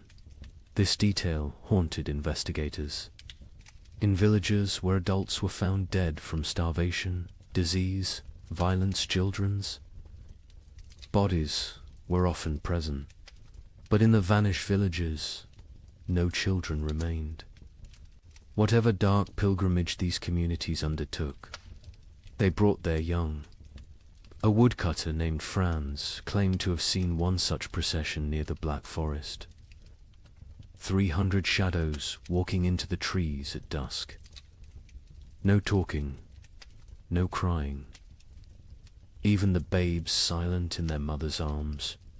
They walked like they were already dead, just looking for a place to lie down. I called out, but none turned. They walked into the forest, and the forest swallowed them. The church struggled to explain the vanishings. Suicide was mortal sin, but was this suicide? The Archbishop of Canterbury wrote, "If a man throws himself from a cliff, it is suicide. If a village walks into the sea, what is it? Mass suicide? Or something else? A collective return to the nothing from which we came." In Paris, 1321, while peasants gnawed bark, the nobility held what historians call the most disturbing party in medieval history, the Feast of Fools. Organized by Count Robert of Artois, it was meant as defiance against death. Here's what happened. Nobles dressed as peasants, peasants dressed as nobles. They served courses of elaborately prepared nothing, empty plates dressed with garnishes of straw. They held mock executions where the condemned gave recipes for cooking leather. They crowned a skeleton as May Queen, but the climax was the last. Supper 13 nobles drew lots. The one who drew the black stone would provide the feast. Count Robert drew it himself. He laughed, opened his veins into wine cups, and served his blood to his guests while making toasts. He bled to death. Standing, cup raised, still smiling. The chronicle states, none stopped drinking until the cup was empty. The invitation had arrived on vellum worth more than most Parisians would see in a lifetime, written in gold ink that could have been traded for bread. Count Robert of Artois requests your presence at the Feast of Fools, where we shall dine. On reality and drink deep of truth. Come as you are not. Leave as you never were. April 1st, year of our absent Lord 1321. Count Robert had survived the famine through typical noble privileged hoarded grain, fortified walls, the ability to take from those who couldn't resist. But something had broken in him when his youngest daughter died not from starvation, but from abundance. She'd found his hidden honey store, eaten herself to rupture, died vomiting sweetness while Paris starved. He'd laughed when they found her body, and hadn't stopped laughing since. The feast's preparation was elaborate insanity. Robert spent the last of his wealth on decorations for serving nothing. He commissioned golden plates for emptiness, silver, chalices for air, elaborate centerpieces celebrating absence. The great hall of his chateau was transformed into what witnesses called a cathedral of mockery. Lady Isabelle de Valois, who survived the feast, left the most complete account. We arrived to find reality inverted. Servants sat at the high tableware in our clothes rob had demanded we exchange garments at the door. We nobles served them, dressed in rags that stank of death. But the servants were more disturbed than we. They knew this game could only end badly for them. First course was soup of memories. Empty bowls filled only with steam from heated stones. Guests were required to describe what they tasted. Duke Philippe claimed he tasted his mother's fish stew. Countess Marie swore she could taste strawberries. Baron Henry said he tasted his own death and was asked to be more specific about the flavoring. Robert presided over this madness dressed as Death himself, black robes, skull mask, scythe resting against his chair. But he'd modified the costume. Death wore a crown of bread loaves, molded and painted gold, technically edible but deliberately withheld. Death is the only one eating well these days, he announced, so I dressed appropriately. The second course was meat of mathematics, elaborately garnished platters containing nothing but written equations. If one person eats for 3 days, 3 people eat for 1 day. or 9 people eat for 4 hours. Solve for X, where X equals survival. Guests were required to eat the paper, chewing their calculations, swallowing their arithmetic. The Duke of Orleans choked on a particularly complex formula involving compound interest in human flesh. Between courses, entertainment, a troupe of starving actors performed the tragedy of abundance, a play where King Midas starved surrounded by golden food. Halfway through, one actor actually collapsed mid-soliloquy. The audience applauded, thinking it was part of the performance. When they realized he was truly dead, they applauded louder. The third course, fish of philosophy. Servants brought paintings of fish, beautifully rendered, while Count Robert delivered a lecture on the nature of reality. Is a painting of a fish less real than a fish? Can you eat either in these times? At least the painting doesn't rot. Art has become more substantial than substance. Then came the mock trials. Guests took turns being executed for the crime of survival. Each condemned had to share their worst act, their method of staying alive. The Duchess of Berry admitted to eating her own stillborn infant. The Count of Nevers confessed to walling up servants with grain stores so he wouldn't be tempted to share. The Bishop of Parisiaz, a bishop attended, revealed he'd been giving last rites with unconsecrated hosts because he'd eaten all the blessed ones. Each confession was met with mock judgment. Guilty of humanity, Robert would declare. Sentenced to continued existence. The crowd would laugh, but it was laughter like screaming, laughter like sobbing. Laughter because the alternative was acknowledging what they'd all become. The fourth course was vegetables of vanity, sculptures made from human hair and nail. Clippings arranged to look like salads. We consume ourselves, Robert explained. We always have. The famine just made it literal. Guests were required to eat these two. The Marquis de Toulouse vomited immediately. He was forced to eat that as well. Nothing wasted, Robert insisted. That's the new nobility. The entertainment grew darker. A puppet show where marionettes made from human bones performed a harvest dance. A choir of orphans singing recipes for preparing leather. A juggler tossing skulls who revealed, mid-performance, that they were his own children's skulls. The audience couldn't tell what was performance and what was confession. The fifth course, bread of betrayal. Actual bread appeared, one small loaf. The room went silent. Real food, after hours of elaborate nothing. Roberts explained the game. Tell us who you killed for food. The best story wins the bread. What followed was an auction of atrocity.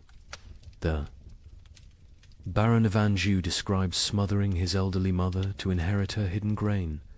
The Countess of Blois explained how she'd poisoned her husband when she discovered he'd been secretly eating while she starved.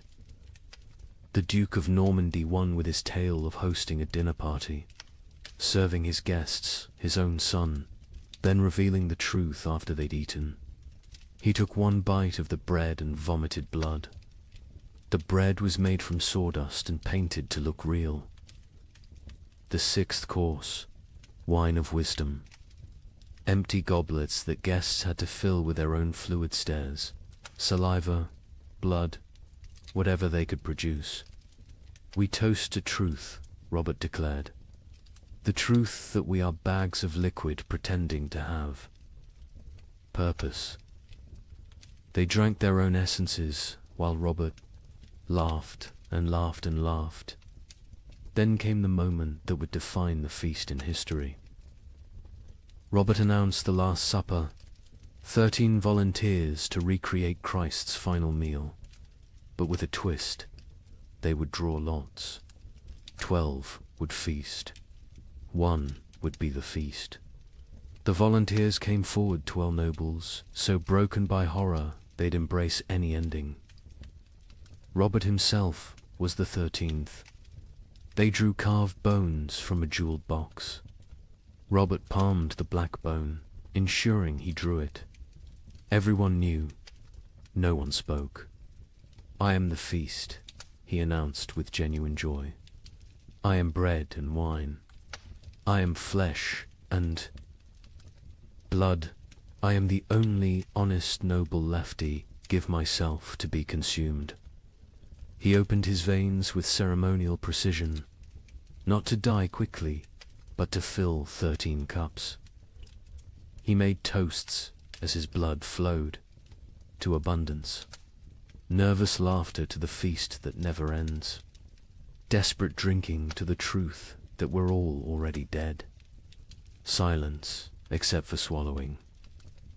He conducted himself like a summer lay describing vintages.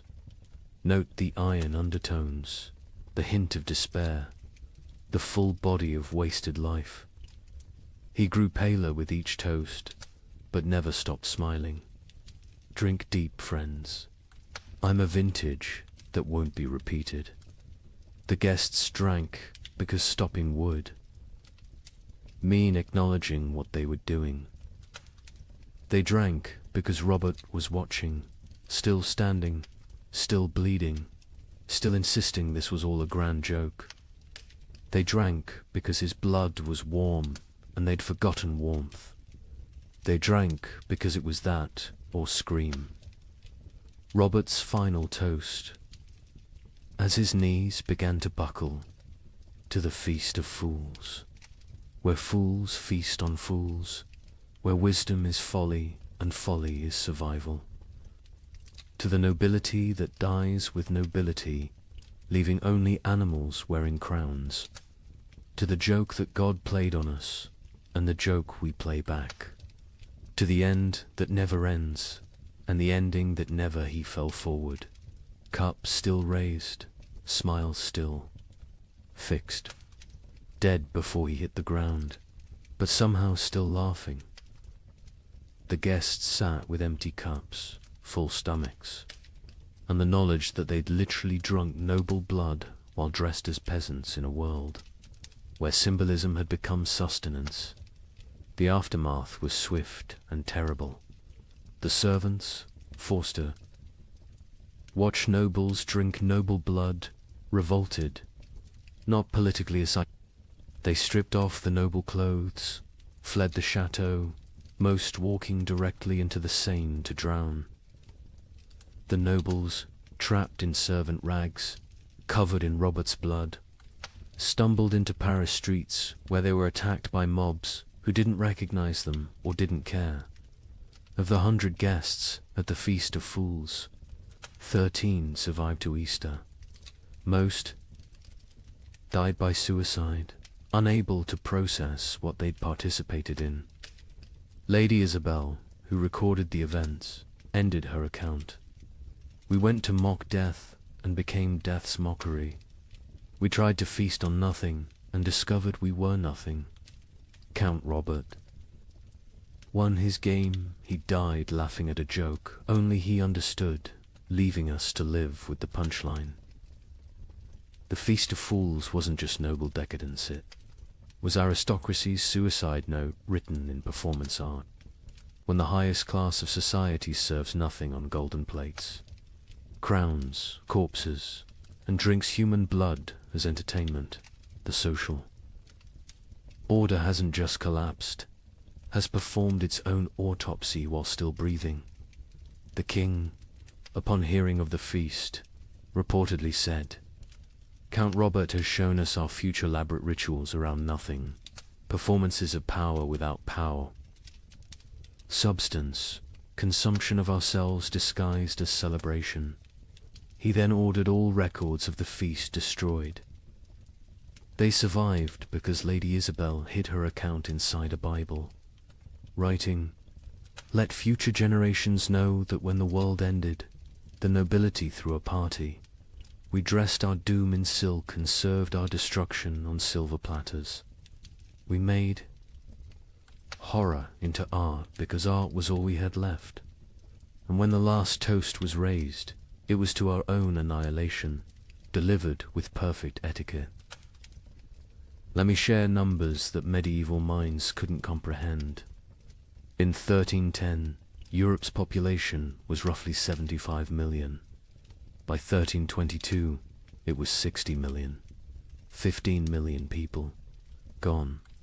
Not from plague, not from war, from cold and hunger, but statistics hide. Individual horror. In the town of Ypres, they kept exact records. Population 1315, 10,400. Population 1,322, 2,100. But here's the detail that haunts. Of those 2,100 survivors, only 300 were the original residents. The others, they came from elsewhere, drawn by rumors of food, only to find more death. The prior of Ypres wrote, "We no longer bury the dead. We stack them like cordwood, waiting for spring. But spring never comes warm enough to dig.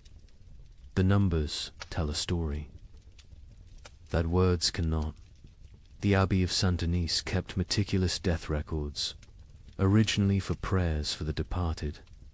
By 1318, they'd stopped recording names, just tally marks. 5 marks crossed through. 5 marks crossed through.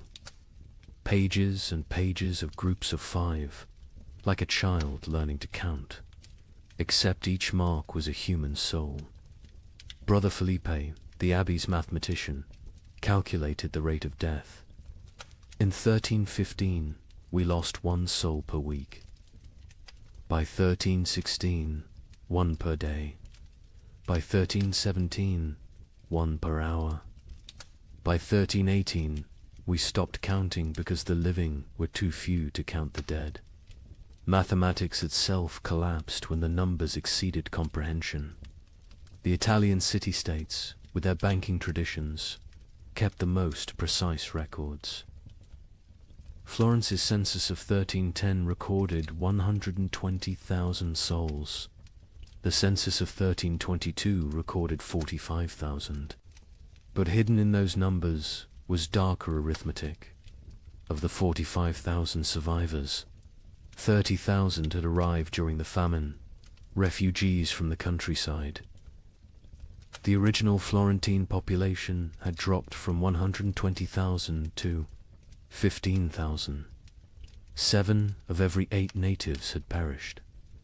Venice's records reveal the geographic mathematics of death. The city's famous districts died at different rates. San Marco, where the wealthy lived, lost 40% of its population. Castello, where the poor, crowded, lost 85%. But here's the cruel irony: the wealthy districts died faster in the final years. Once money meant nothing, poverty became an advantage. The poor knew how to starve. The rich only knew how to eat. In England, the Domesday Book had recorded settlements since 1086.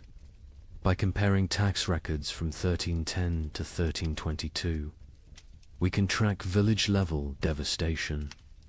In Norfolk, 40% of villages recorded in 1310 no longer existed. By 1322, not depopulated, erased. The land itself forgot humans had ever lived there. But let's look deeper at Ypres, because their obsessive record-keeping reveals the true mathematics of societal collapse. The town's cloth guild recorded not just deaths, but causes. 1,315. 500 deaths to 400 starvation. 100 disease 1316. 1,200 deaths to 900 starvation. 200 disease. 100 violence 1317. 2,100. deaths to 1,000 starvation, 500 disease, 400 violence, 200 voluntary, 13, 18, 2,500 deaths to 800 starvation, 600 disease, 700 violence, 400 voluntary, 13, 19, 1,800 deaths to 300 starvation, 400 disease, 500 violence, 600 voluntary, 1,320, 900 deaths minus 100 starvation, 200 disease, 200 violence, 400 voluntary. See the pattern. As starvation deaths decreased because the weakest had already died, violence and suicide increased. The mathematics of survival had shifted from competing for food to eliminating competitors. The demographic breakdown is equally telling. By age, infants 0 to 2, 95% mortality children 3 to 12, 80% mortality young adults 13 to 25, 60% mortality adults 26 to 45, 70% mortality elderly 46 plus, 90%. Mortality, the young adults survive best old enough to fight, young enough to endure. Children and elderly died first, too weak to compete. But adults in their prime died at higher rates than young adults. Why? They had families. They gave their food to their children, starved themselves for others. Love was mathematically lethal. The gender mathematics were brutal. In 1315, Ypres had roughly equal numbers of men and women. By 1322, there were 3 men for every woman. Not because women were weaker, because women fed their children first, their husbands second, themselves last. Maternal sacrifice showed clearly in the survival statistics. The social class mathematics defied expectations. Nobility, 60% mortality clergy, 50% mortality merchants, 70% mortality craftsmen, 75% mortality peasants, 80% mortality beggars, 40% mortality beggars. Survived best. They already knew how to live on nothing. The nobility, despite their resources, died from inability to adapt. Merchants died because their profession became meaningless. But beggars, they thrived in a world that had become universal beggary. The geographic distribution created what scholars called death shadows. Cities drew refugees from the countryside, creating rings of escalating mortality.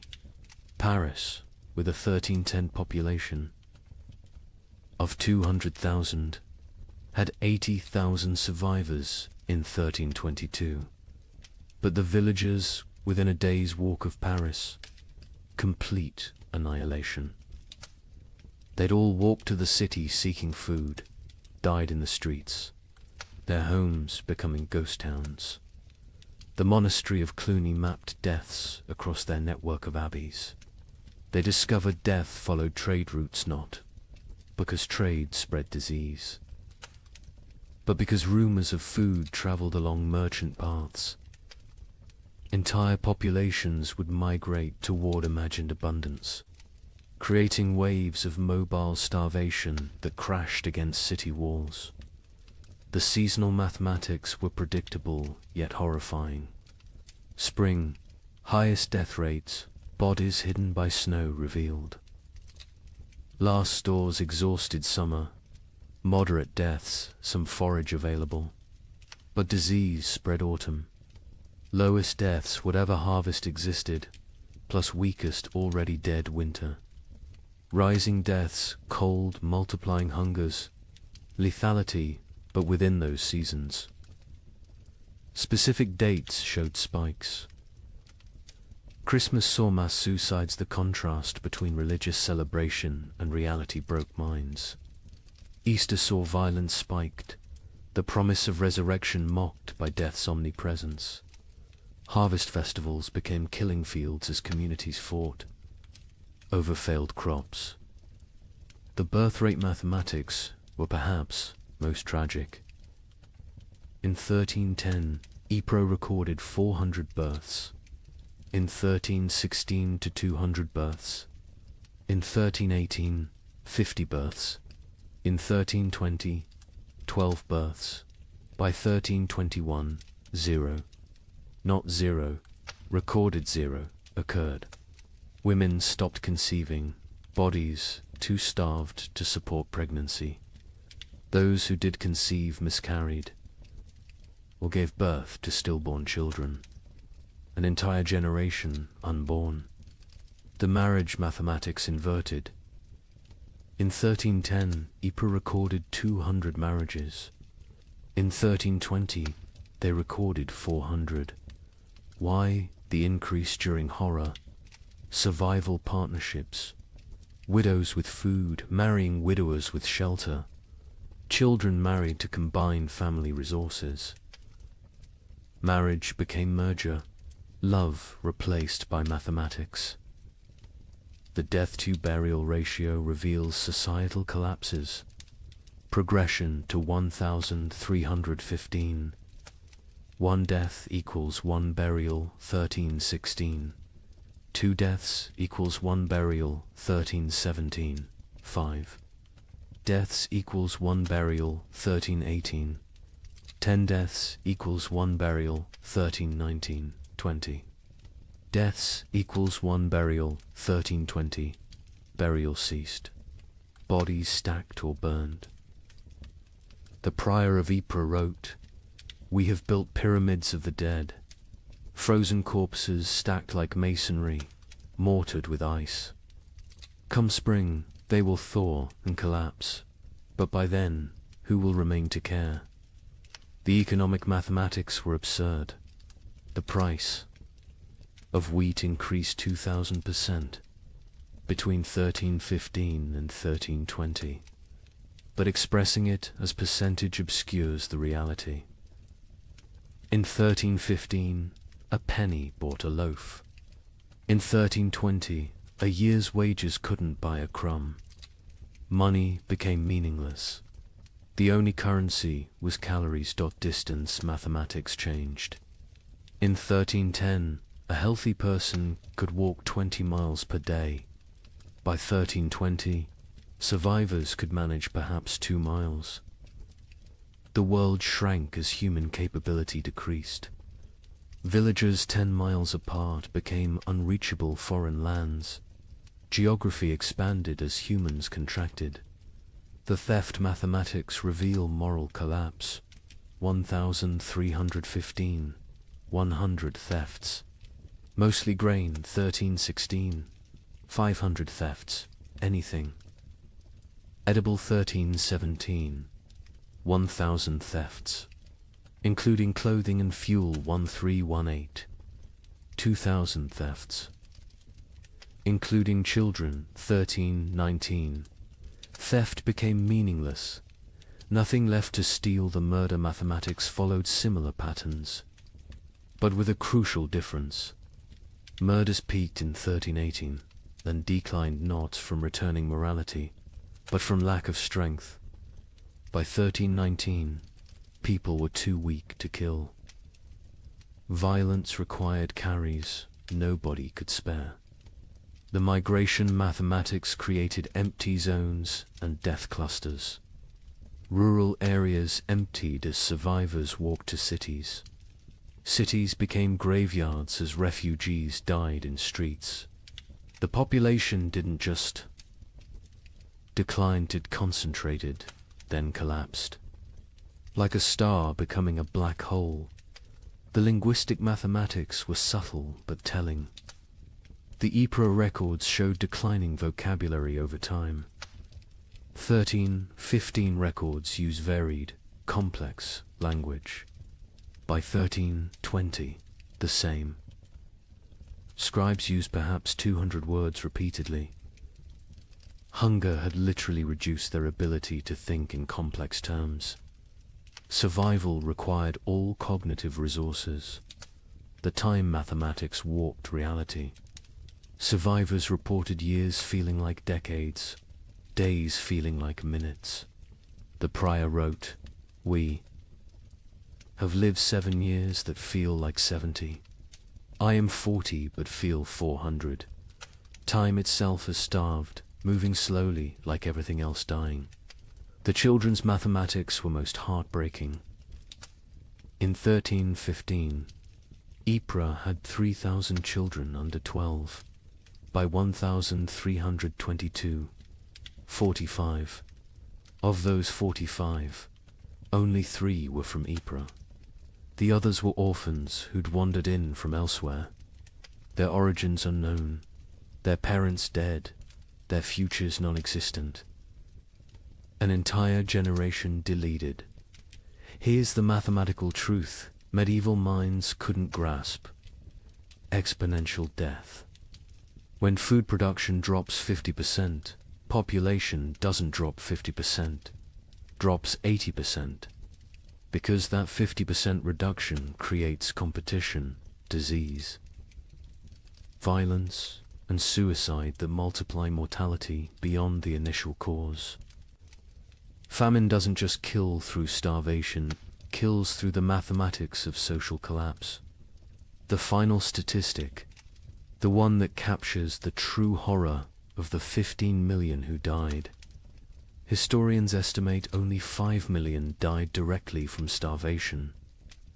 The other 10 million died from what starvation created: disease, violence, suicide, exposure, accidents caused by weakness, childbirth without resources, infections without medicine. 2/3 of deaths weren't from famine, but from famine's mathematics.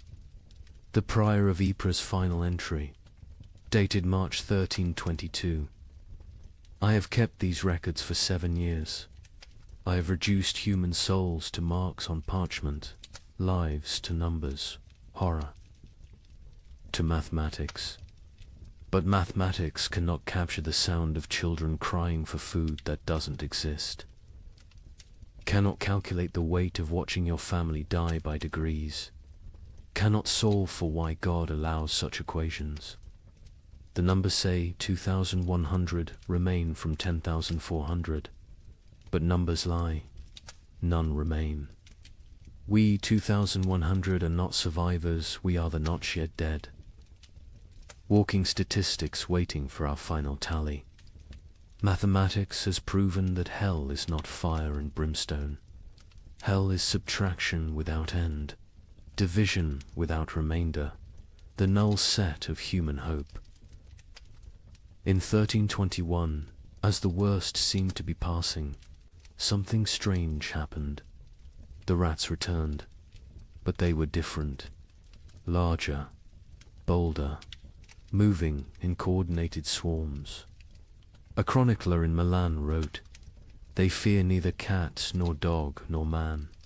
They walk in daylight like they own the earth."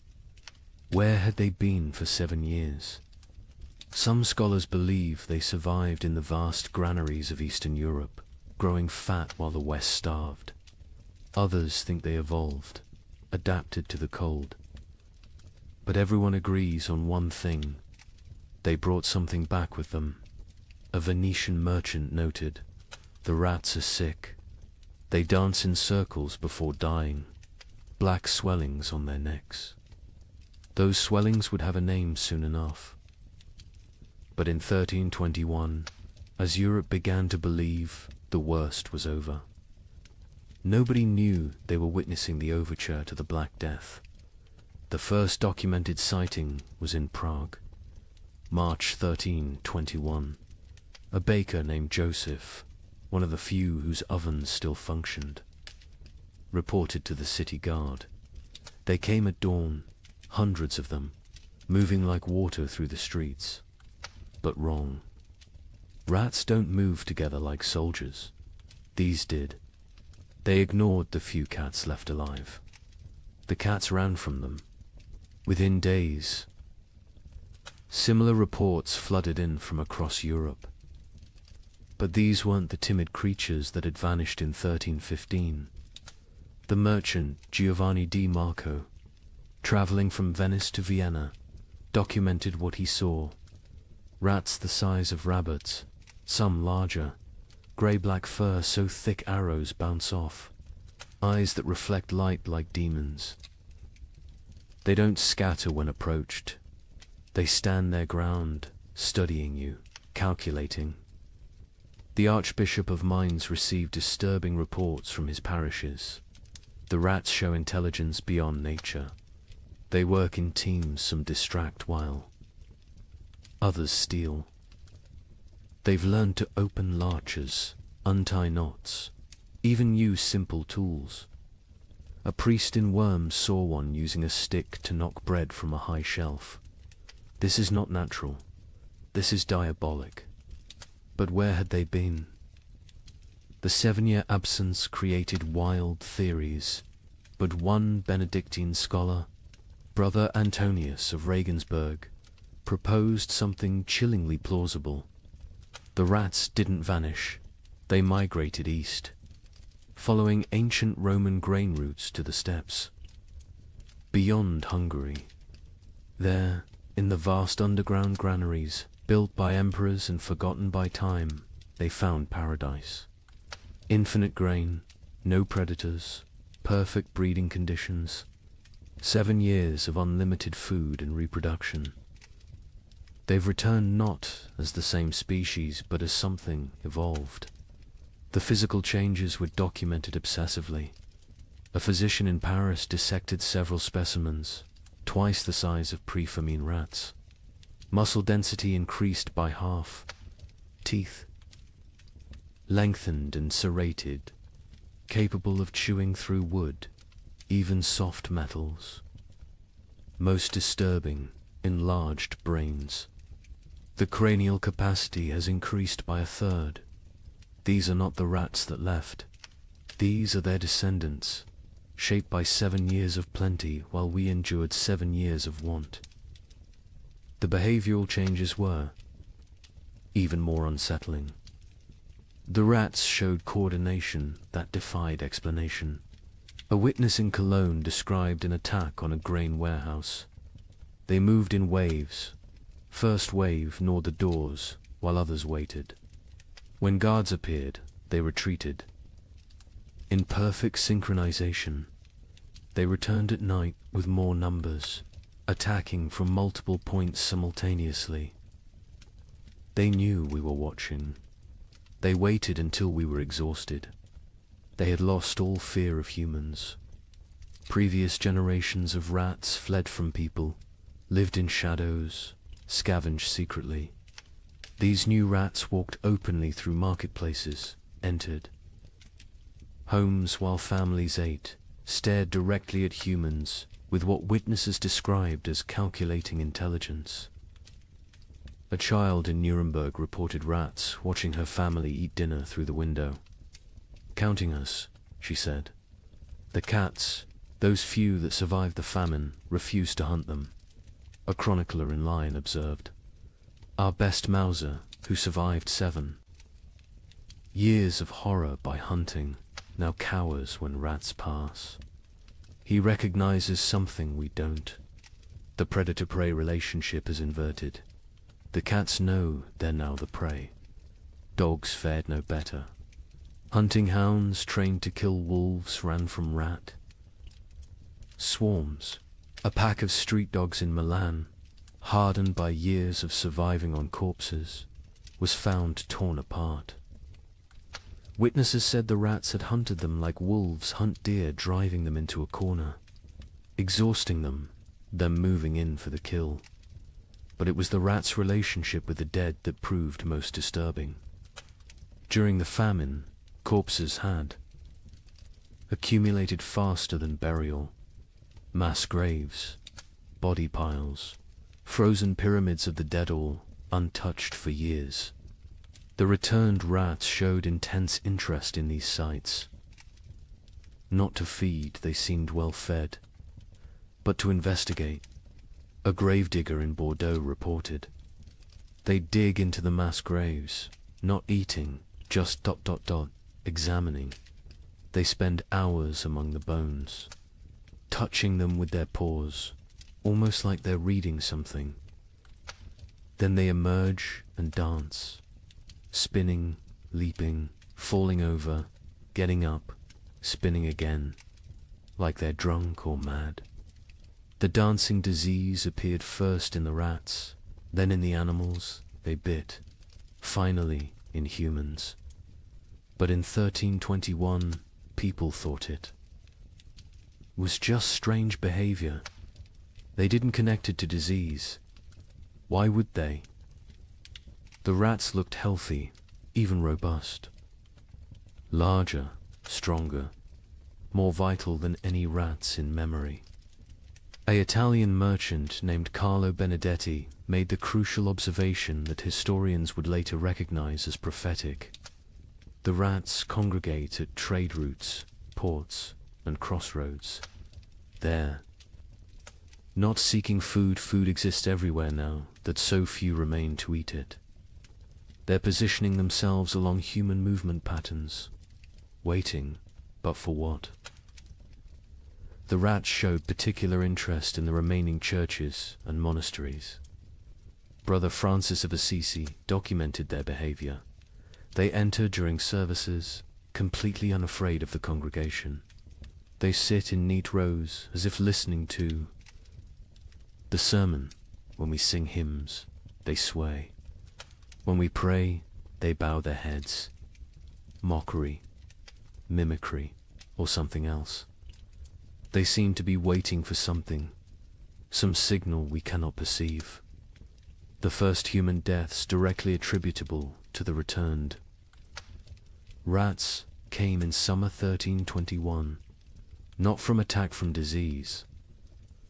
A family in Bruges who'd been bitten while defending their grain store fell ill within days. The symptoms were unlike anything seen during the famine.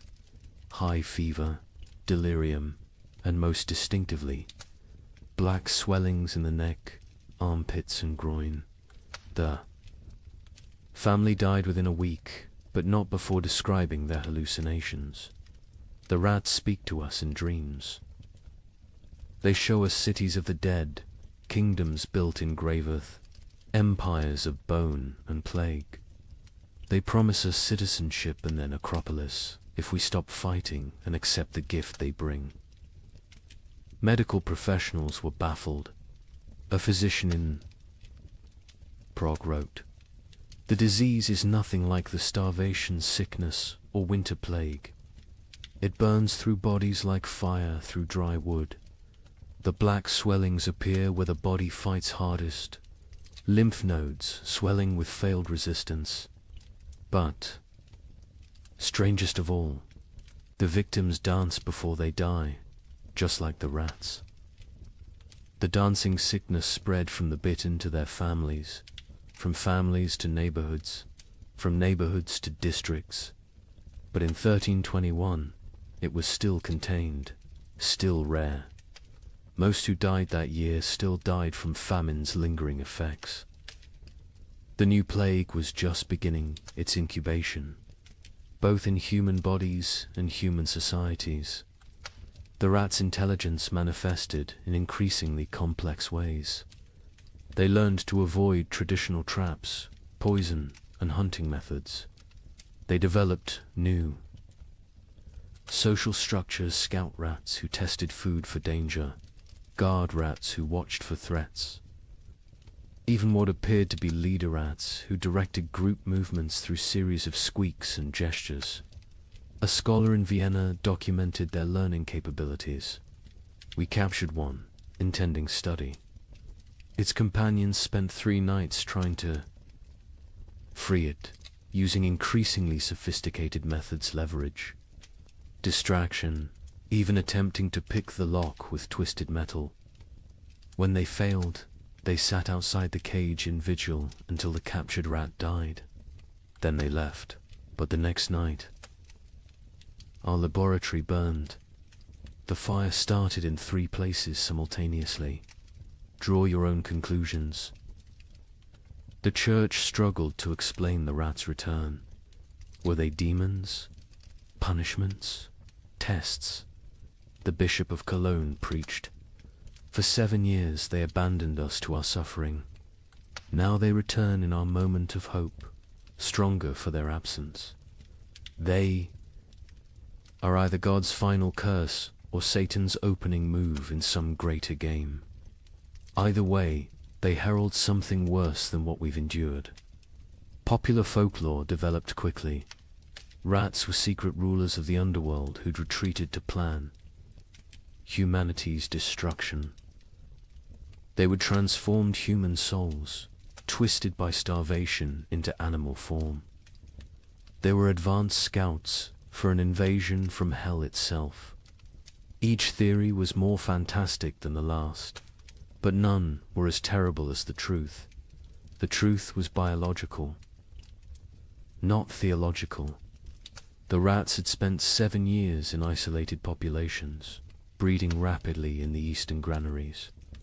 Diseases that would normally kill them had instead created resistant populations.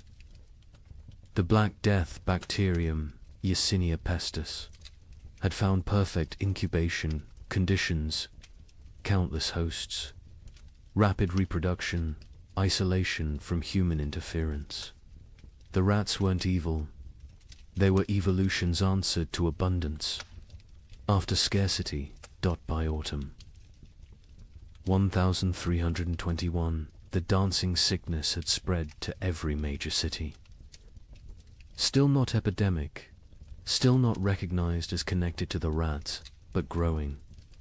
The correlation between rat populations and disease was noticed by a few. An Italian doctor wrote, "Where rats congregate, sickness follows. Where rats dance, humans die.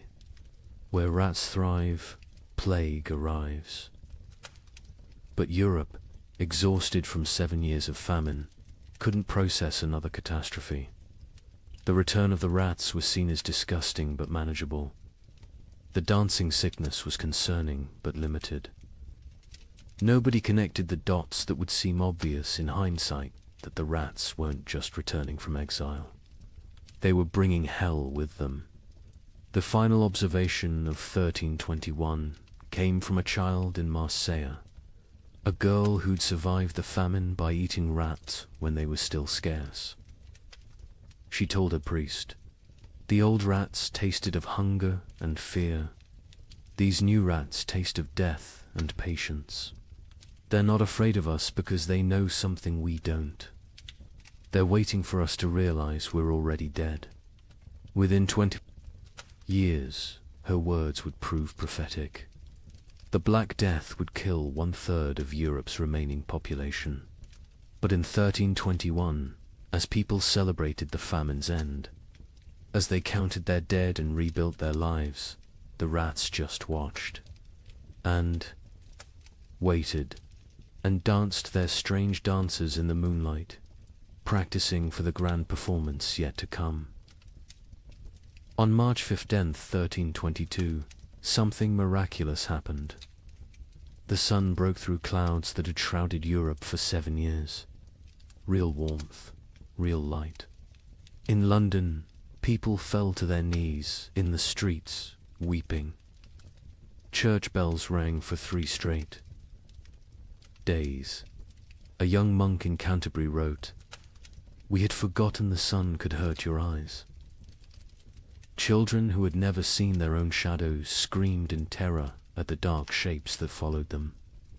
But the thaw revealed horrors frozen in time. Bodies emerged from snowdrifts, perfectly preserved. Entire families found seated at tables. Frozen mid-meal.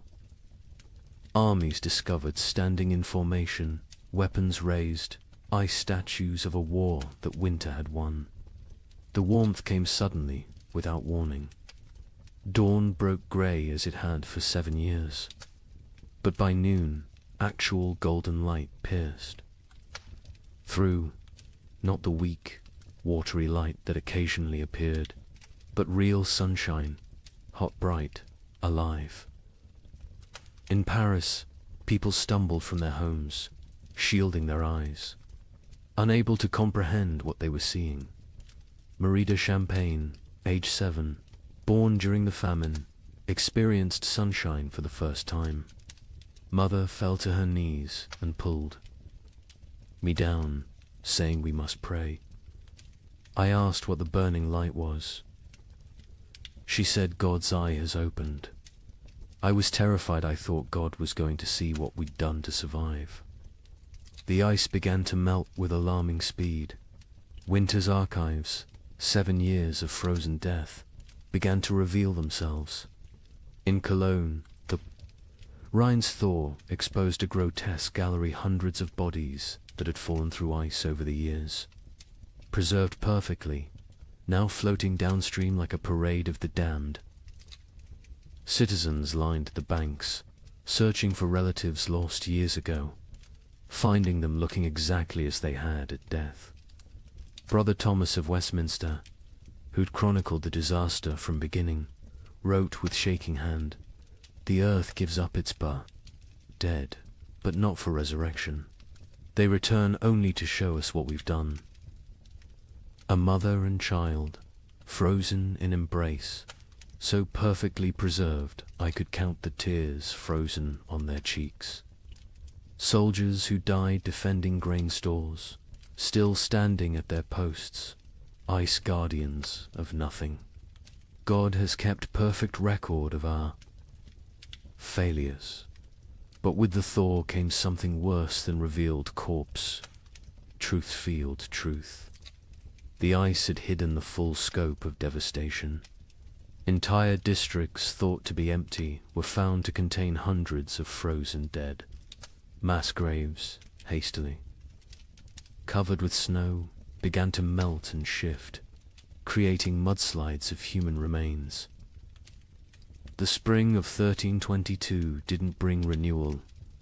It brought archaeology of horror in the Alps. The thaw revealed the children's crusade of frost, perfectly preserved. A merchant reported, "They stand like an army of small angels, ice blue and beautiful. In their death, still holding hands, still facing south, still seeking summer that has finally come too late. Pilgrims are already calling it holy ground. I call it the world's guilt made manifest. Europe that emerged from the Great Famine was unrecognizable. Languages had changed, words for hunger had multiplied, while words for joy had been forgotten. Children born during the 7 years were stunted, marked forever by starvation. They would be called the famine generation, shorter, weaker, but survivors of the impossible. The social order had shattered. Peasants who survived owned land, for the first time inherited from the dead. The church's authority collapsed. Where was God during the freeze? And most critically, the population drop created labor shortages that would, within a generation, end feudalism itself. The Great Famine didn't just kill millions, it killed the medieval world. The linguistic changes were documented by scholars, attempting to translate pre-famine texts. The abbot of Cluny wrote, "We have 23 new words for different types of hunger, but have lost the words for feast, abundance, and satisfaction. Children learning to speak, use, eat. As past tense only, they cannot conceive of eating as a present or future action. We've developed exact terms for the taste of leather, bark, clay, but forgotten words for flavors of meat. The famine generation bore physical marks that would last lifetimes. Stunted growth, adults reaching barely 5 feet, bone deformities from childhood rickets, teeth destroyed from eating stones and wood, but worse were the invisible scars. They hoarded food obsessively, even in plenty. They ate alone in darkness, unable to share meals. They counted every grain, weighed every crumb. A physician in Paris noted, they survived famine but remain imprisoned by it. Their bodies live in 1322, but their minds remain in 1318. The social revolution was immediate and irreversible. A third of Europe's nobility had perished, entire bloodlines extinct. Peasants squatted in abandoned castles, worked lordless lands, claimed ownership through occupation. The survivorship created overnight social mobility, a serfhood hidden. Grain became a merchant. A baker's assistant who'd outlived his master became a guild leader. A prostitute who'd hoarded food became a property owner. The church's authority evaporated like morning frost. 7 years of unanswered prayers had broken faith's monopoly. New sects emerged, some worshipping nature, others embracing nihilism. The Pope's call for renewed devotion was met with laughter. A graffiti in Rome read, "God starved. We survived. Who then is stronger?" Priests found congregations unwilling to tithe, unable to trust divine providence that had provided only suffering. But most revolutionary was the labor shortage. With 15 million dead, every survivor became valuable. Peasants demanded wages. Instead of feudal obligations, serfs simply walked away from their lords, knowing they'd find better conditions elsewhere. The statute of laborers, attempting to freeze wages at pre-famine levels, was universally ignored. A blacksmith could demand noble prices. A farmer could negotiate like a merchant. The medieval world built on hierarchy. Faith and agricultural abundance had been murdered by weather. What emerged was proto-modern, mobile, skeptical, calculating. The Great Famine didn't just kill people, it killed the very idea of divinely ordered society. The survivors knew now that God could forget them, that nobles could starve, that civilization was only 3 meals deep. Europe would rebuild, but never recover. The medieval dream was frozen in those 7 years, preserved like the corpses in ice, beautiful and dead forever. In 1323, an anonymous scribe in Bavaria wrote what might be the most important document of the entire famine. Not a chronicle of events, but a warning. To those who come after, know this.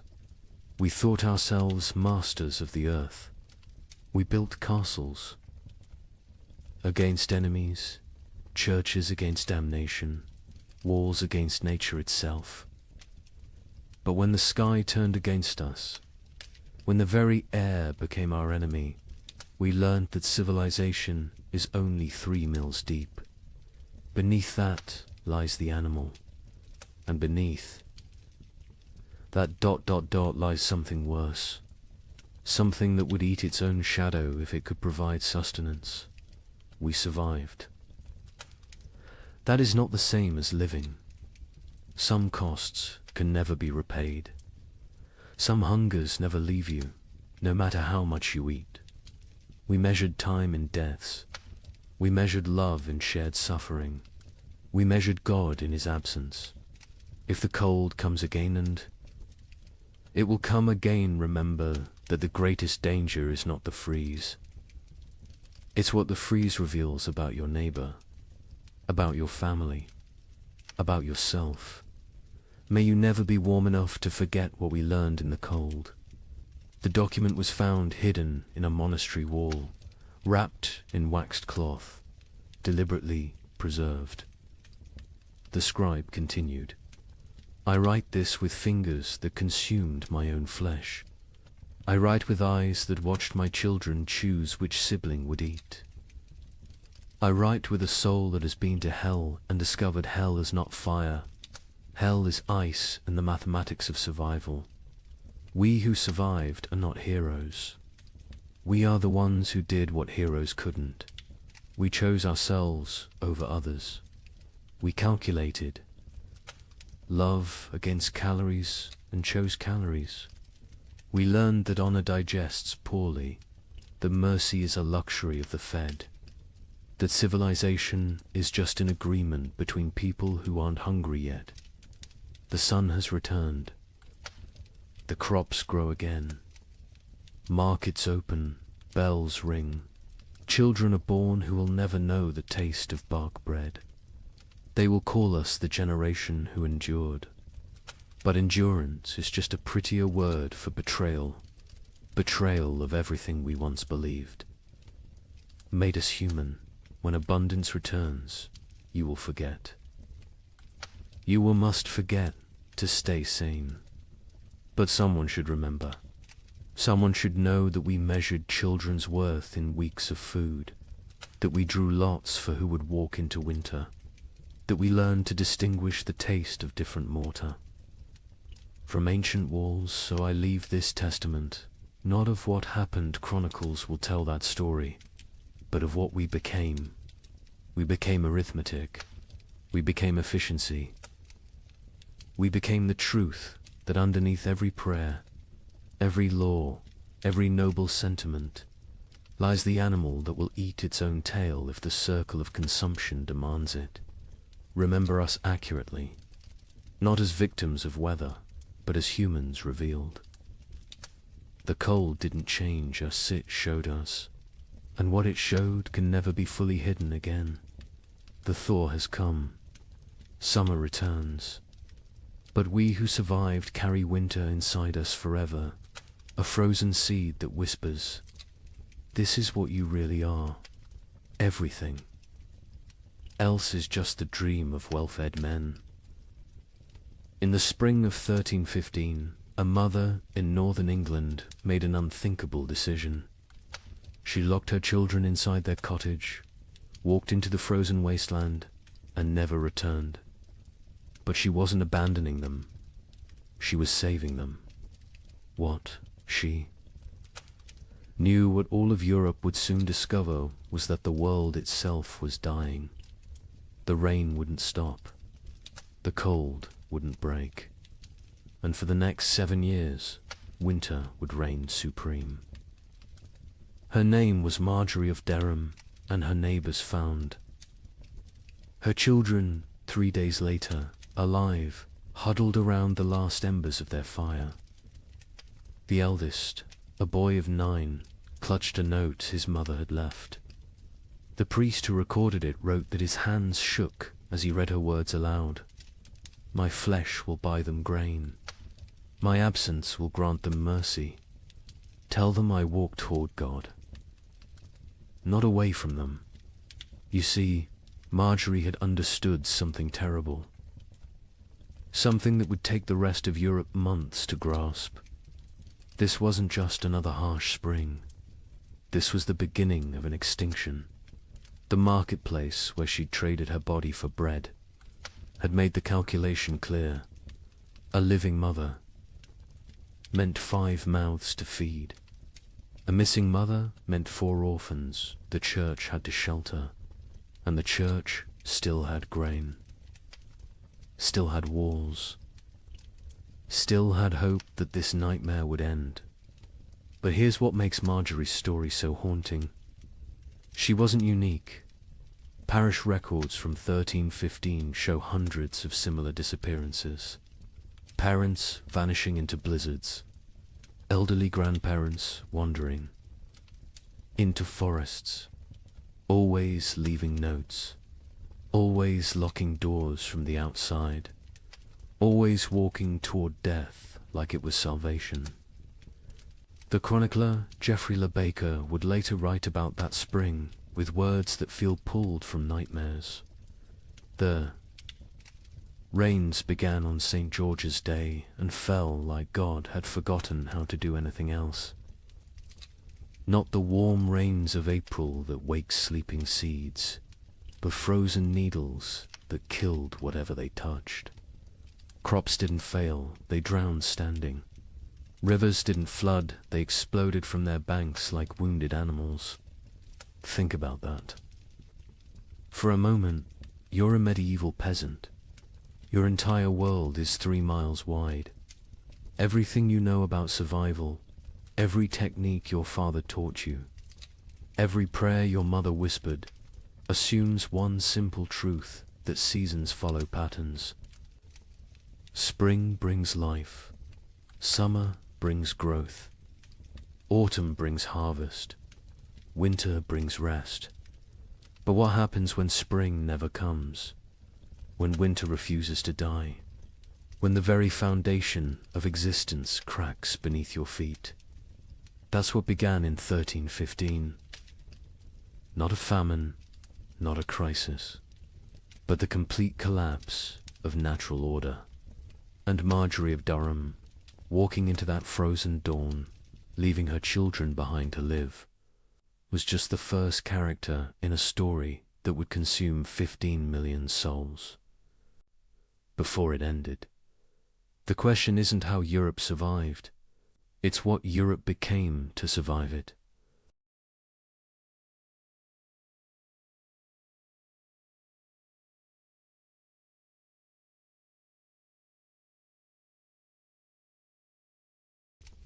Good evening and welcome back, friends.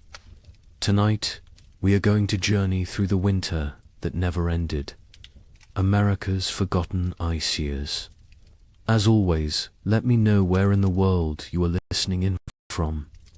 Get cozy, settle in, and let's begin. She stood at the frost-covered window. Her breath formed clouds in the June air. Outside, snow fell on what should have been green cornfields. Her children huddled by the dying fire. They wrapped themselves in every blanket the family owned. She whispered a prayer, the same prayer she had whispered every morning for weeks. She asked God when spring would finally come. She did not know this was only the beginning. Picture thousands of similar scenes across the American frontier. Thousands of windows, thousands of prayers whispered into the impossible cold. What happened in 1816 was merely a prelude, a warning that no one heeded. 20 years later, something far worse came to the American interior. This time it would last not 1 year, but 3 brutal winters. They bled into each other without mercy, without explanation, without end. Between 1836 and 1838, a climate catastrophe struck North America.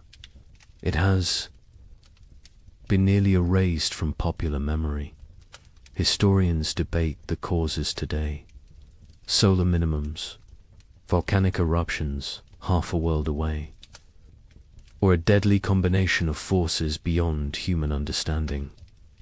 The pioneers who lived through it had no such explanations.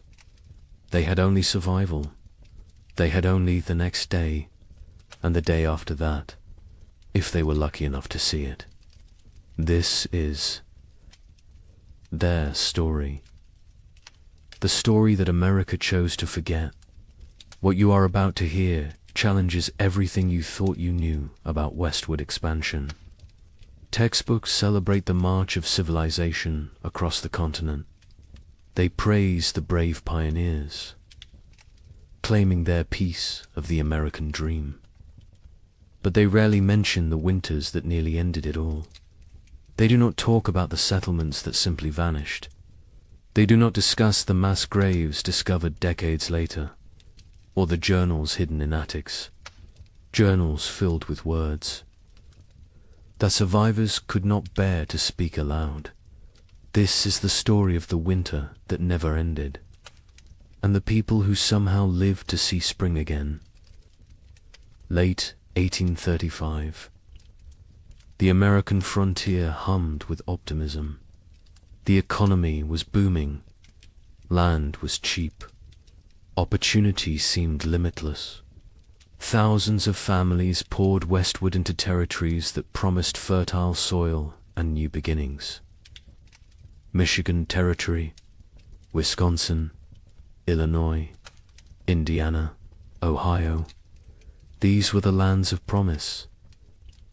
These were the places where a man could build something from nothing. A young couple in their early 20s had just claimed 160 acres in Michigan Territory. They were newlyweds. She was pregnant with their first child. He had spent the summer building a one-room cabin with his own hands. The logs were chinked with mud and moss. The roof was solid. The door hung true. They planned their first full harvest together. She planted a small garden near the cabin. Carrots, potatoes, beans. He cleared 3 acres for corn. At night they sat by the fire and talked about the future, about the children they would have, about the farm they would build, about growing. Old together on this land, an older family arrived in Illinois in the autumn of 1835. They had come from Pennsylvania, a mother and father with 3 children under 10 years old. They had sold everything they owned for this chance. The wagon journey had taken 6 weeks. The children were tired but excited. The father staked his claim near a creek. Good water, timber nearby, rich black soil that crumbled in his hands. He told his wife this was it. This was where they would prosper. She believed him. They all did in Ohio. A widower worked a small farm with his 2 teenage daughters. His wife had died of fever the previous summer. The grief was still raw, but he had responsibilities. Daughters to feed, a farm to maintain, a future to secure. For them, the older girl was 16, capable, strong. She helped with everything. The younger was 14, still learning, still growing. Together the 3 of them made it work. They honored the memory of the wife and mother they had lost by surviving, by building, by moving forward. This was frontier life in late 1835. Hard but hopeful. Isolated but connected through shared struggle. Communities were small but tight-knit. Neighbors helped neighbors. Barn raisings brought everyone together. Churches served as social centers. Sunday services were as much about community as worship. People traded labor, traded goods, traded gossip and news from back east. The isolation was real. Some homesteads were miles from the nearest neighbor, but people found ways to stay connected, to remain human in the wilderness. Daily routines followed the sun. Wake before dawn, tend the livestock, milk the cows, feed the chickens, collect eggs. Breakfast was simple. Cornmeal mush, salt pork if you had it. Then the work began. Men cleared land, plowed fields, mended fences, chopped endless cords of firewood. Women tended gardens, preserved food, made soap, sewed clothes, raised children. Everyone worked.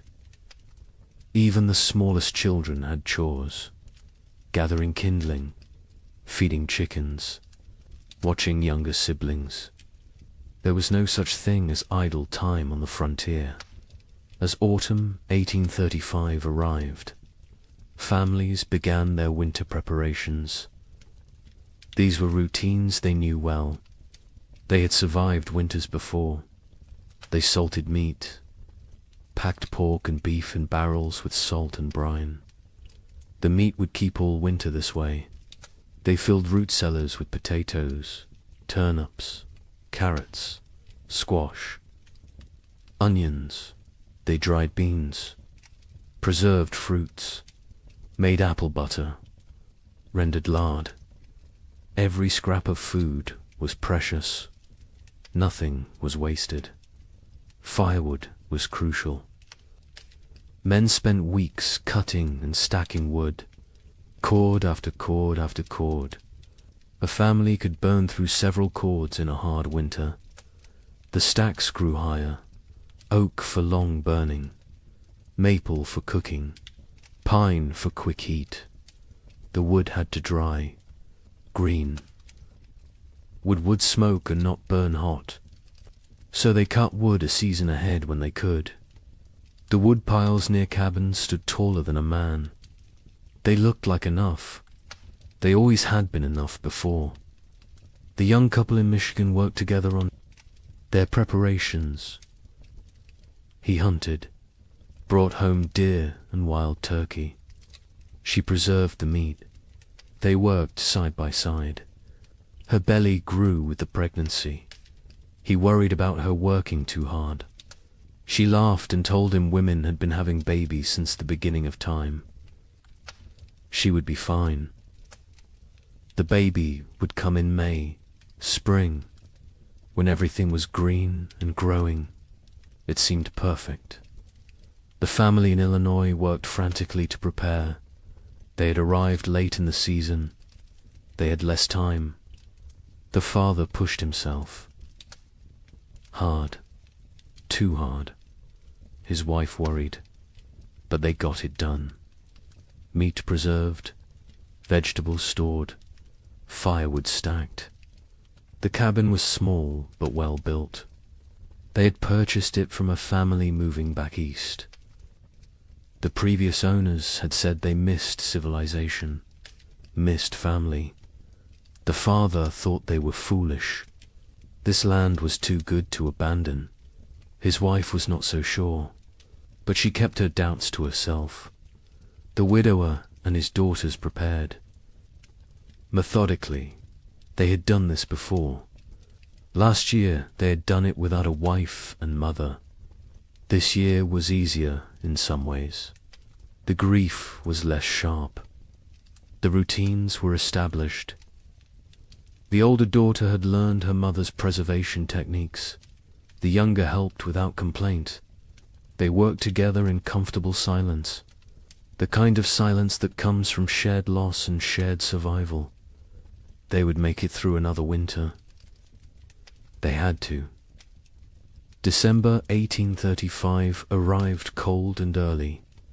The first snows came before Thanksgiving, heavier than usual. The temperatures dropped fast. Old-timers mentioned it reminded them of 1816, the year without a summer. But the younger settlers dismissed the comparison. Every old-timer thought their memories were the worst.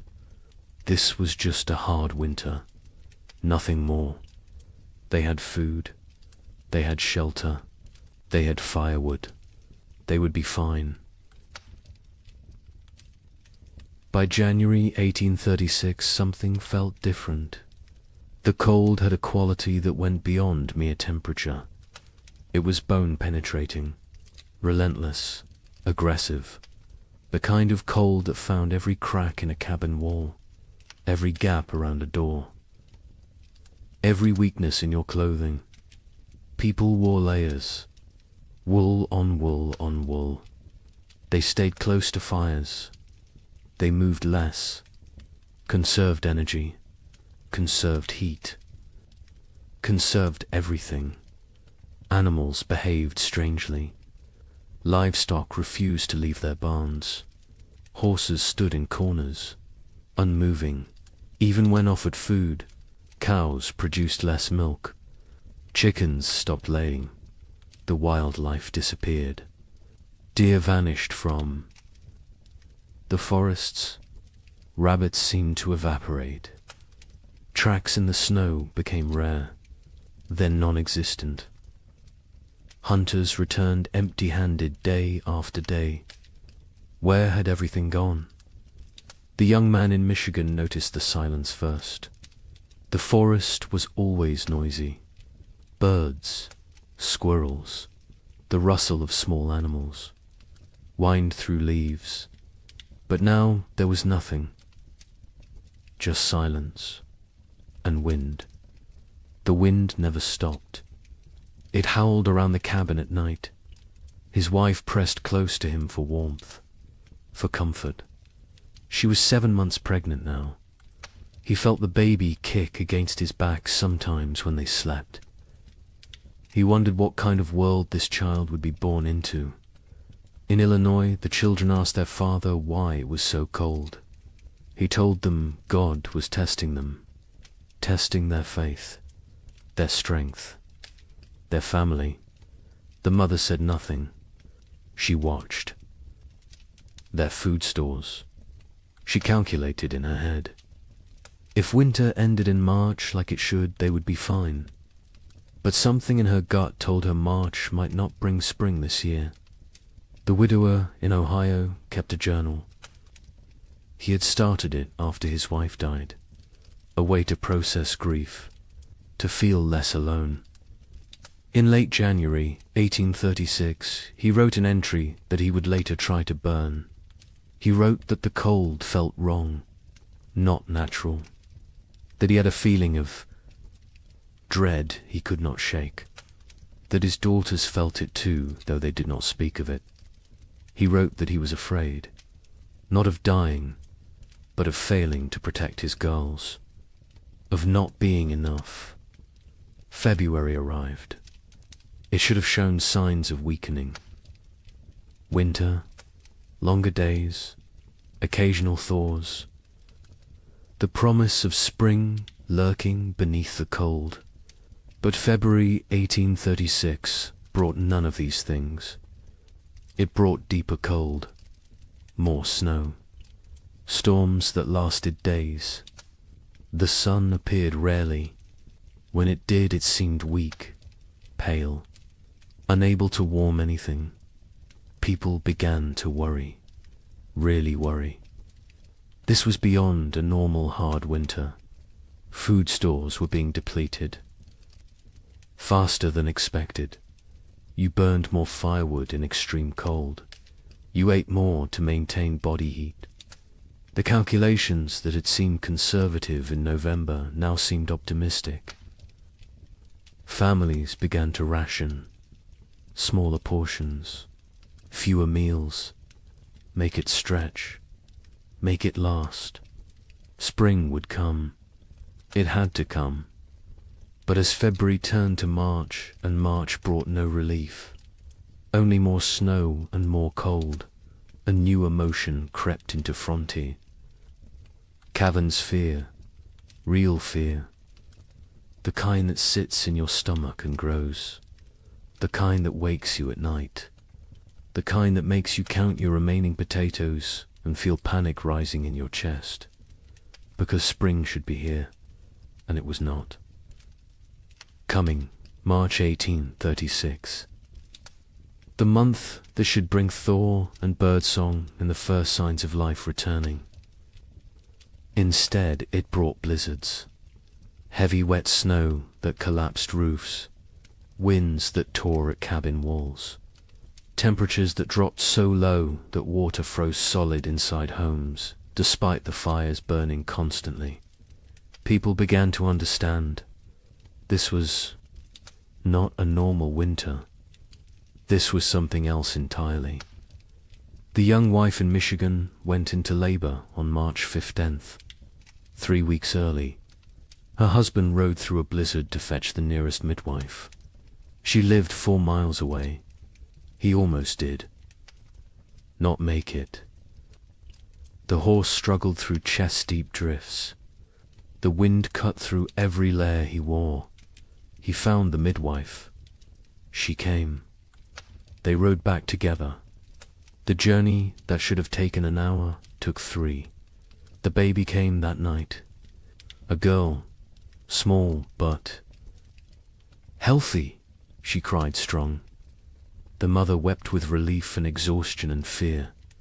The midwife stayed 2 days until the storm broke. When she left, she told them the baby would need extra warmth, extra care. The mother already knew. She held the infant against her skin constantly, shared her body heat, prayed the cold would break before her milk ran thin. In Illinois, the family made a decision. They would send the eldest boy to the nearest town, 12 miles south, to buy supplies, if any could be had, extra flour, salt, anything. The boy was 8 years old, small for his age, but tough. His father gave him careful instructions. Follow the creek, stay near cover. If a storm comes, find shelter and wait it out. The mother packed him food for 2 days. She kissed his forehead, told him to be safe. He left before dawn. He returned 4 days later, frostbitten, exhausted, empty-handed.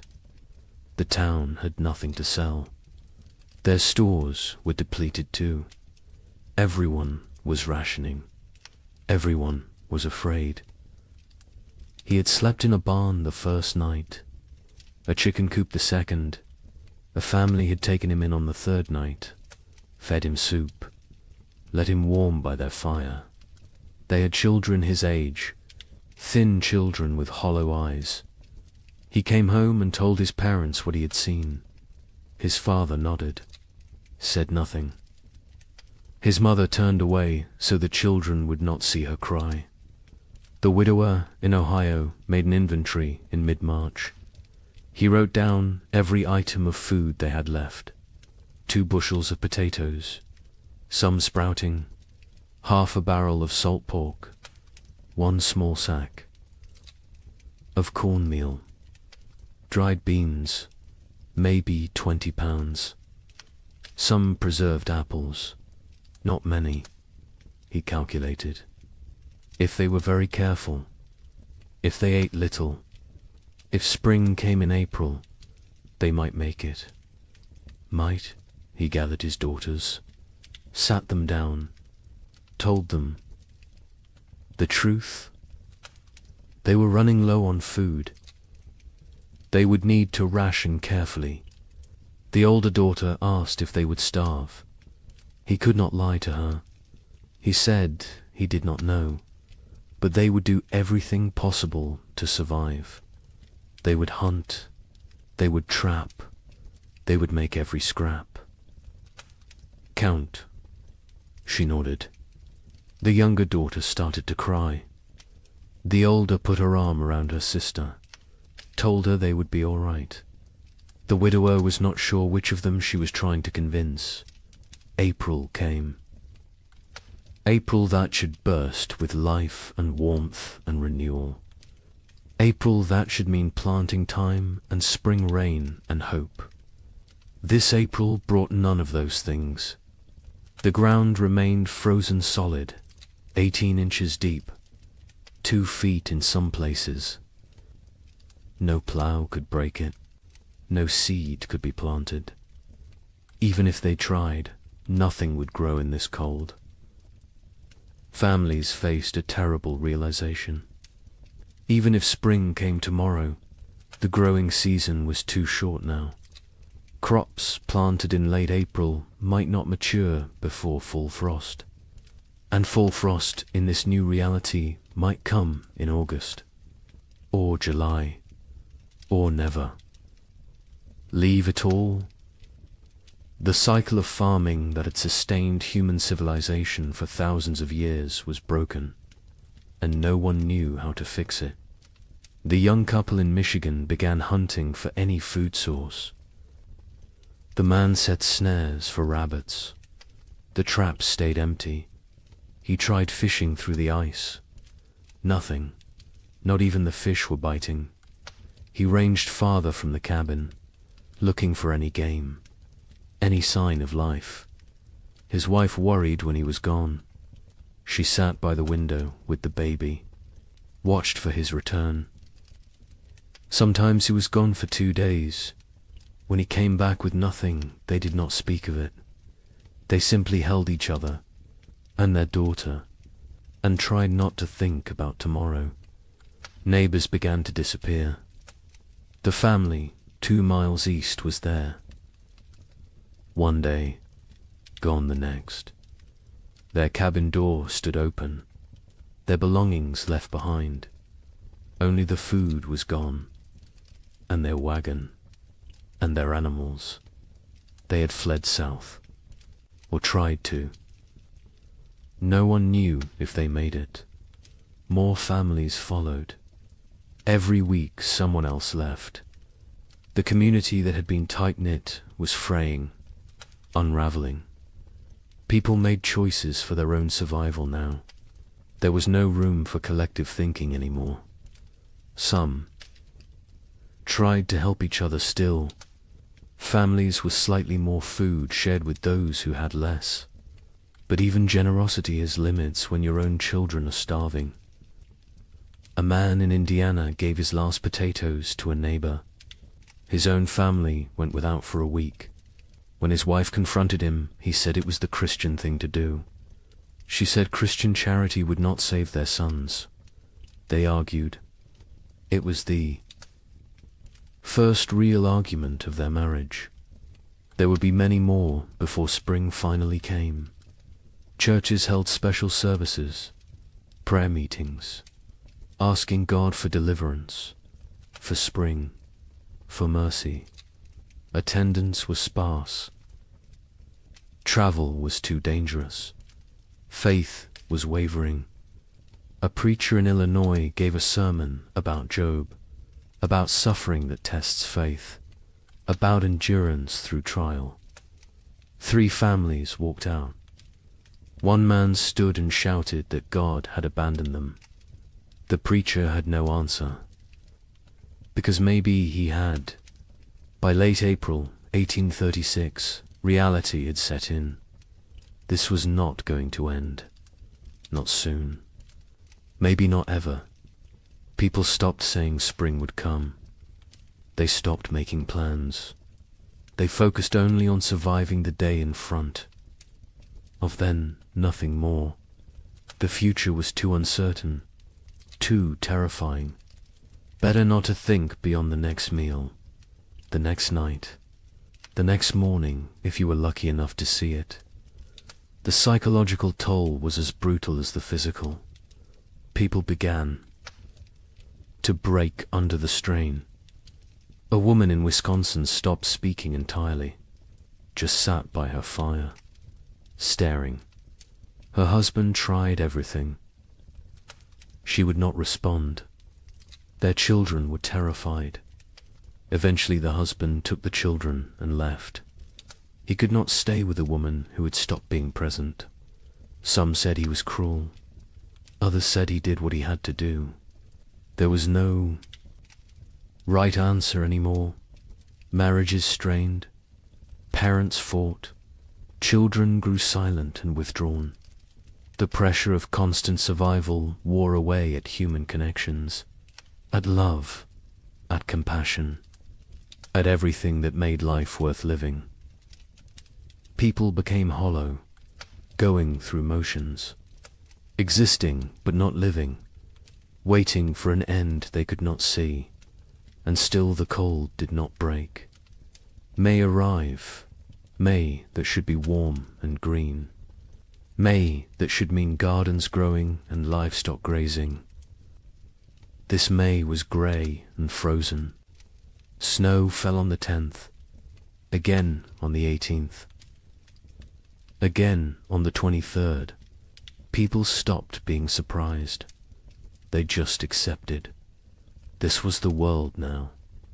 Cold and dead and endless.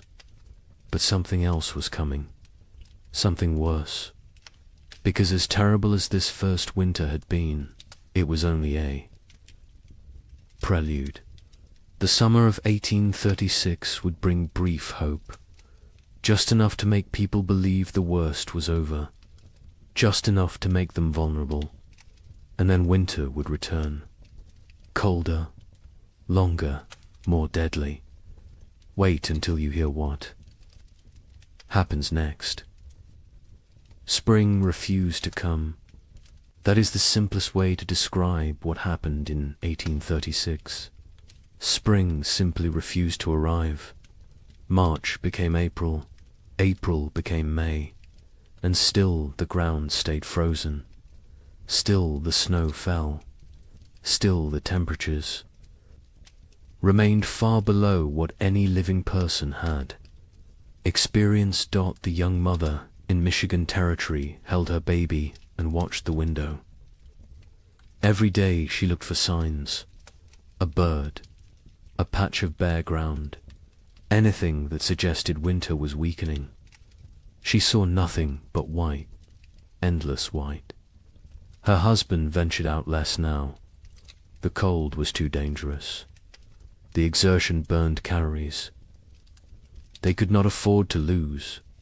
He sat by the fire and stared at the walls. She knew what he was thinking. The same thing she was thinking.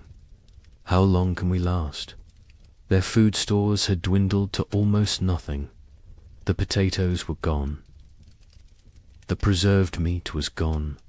They had cornmeal, perhaps enough for 2 more weeks if they were careful, if they made it thin, if they did not mind the constant gnawing hunger.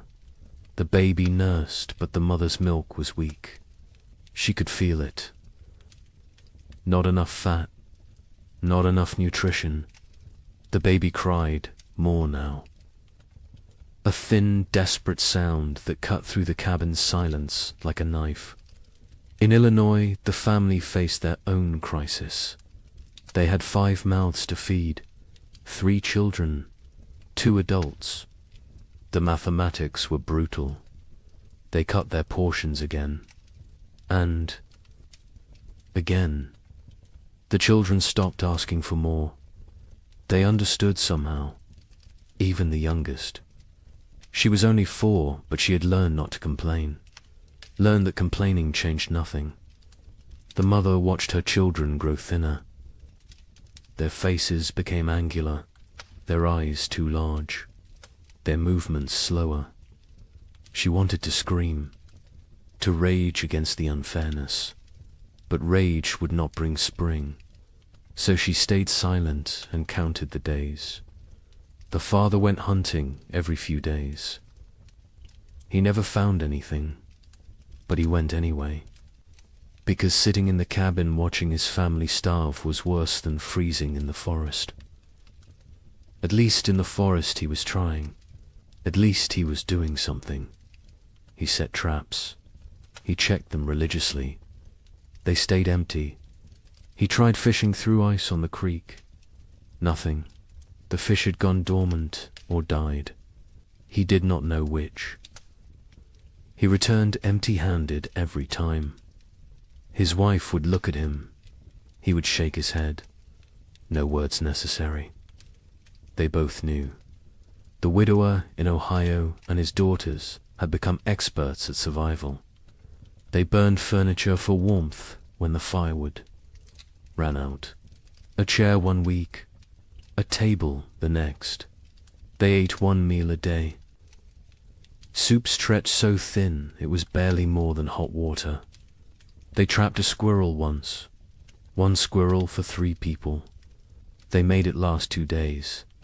They boiled the bones for broth, sucked the marrow, used every part. Nothing was wasted. Nothing could be wasted. The older daughter took on more responsibility. She was 17 now, though she looked younger. Malnutrition had stunted her growth, hollowed her cheeks, but her mind was sharp. She kept track of their supplies, rationed, carefully, made decisions about what to eat and when. Her father let her. He trusted her judgment. She had her mother's practical nature, her mother's strength. Sometimes he looked at her and saw his dead wife. It was comforting and heartbreaking in equal measure. The younger daughter was 15. She spoke less than before. The cold and hunger had made her withdrawn. She did her chores without complaint, helped where she could. But there was a distance. In her eyes, a remove. Her father worried about her, about what this experience was doing to her mind. To her spirit, He tried to engage her in conversation. She would answer in single words. Yes, no, maybe, then return to silence. He did not know how to reach her anymore. Communities that had held together through the winter began to fracture. Trust eroded. A family in Michigan discovered their hidden food cache had been raided. Someone had broken in while they slept, taken half their remaining supplies. They suspected a neighbor, a man they had helped the previous autumn, but they could not prove it, and confrontation seemed pointless. Everyone was desperate. Everyone was capable of terrible things when survival was at stake. Theft became common. People took what they needed to live. A chicken here, a bag of grain there, tools, blankets, firewood, anything that might help them survive another day. Some felt guilt, others felt nothing. Morality becomes flexible when you are watching your children starve. The social contract that held frontier communities together was dissolving, replaced by something more primal, more brutal. Every family for themselves. Churches tried to maintain order, to provide spiritual comfort, but attendance dropped. People could not afford the calories to walk to services, could not spare the time away from survival, could not reconcile a loving God with this endless cold. A preacher in Indiana Territory gave his final sermon in April. He told his sparse congregation that God worked in mysterious ways, that suffering brought them closer to heaven, that this was a test of faith. A farmer stood up, said his 3-year-old daughter had died 2 nights before, asked what she was being tested for. The preacher had no answer. The church never held another service. Parents made impossible choices. A couple in Illinois debated whether to eat their last seed corn. It was meant for planting, for the future, for hope. But their son was dying, 6 years old and dying of starvation. They could see it, his body consuming itself, his ribs visible through his shirt, his eyes sunken.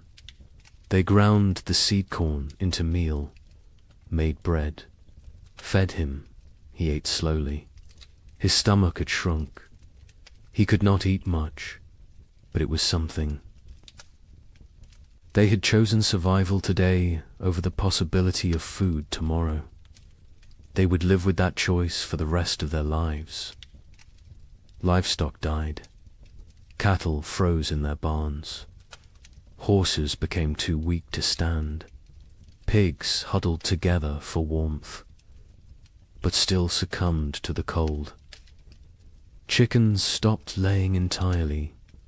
People slaughtered their animals, not according to any plan, just when they became desperate enough. Each slaughter was a small tragedy. That cow represented future milk, future. Calves, future security. But future meant nothing when you might not survive the week. So they killed and ate and tried not to think about tomorrow. The meat from livestock helped, but it went fast. A family could butcher a pig and eat well for a few days. Then the meat was gone, and they were back where they started.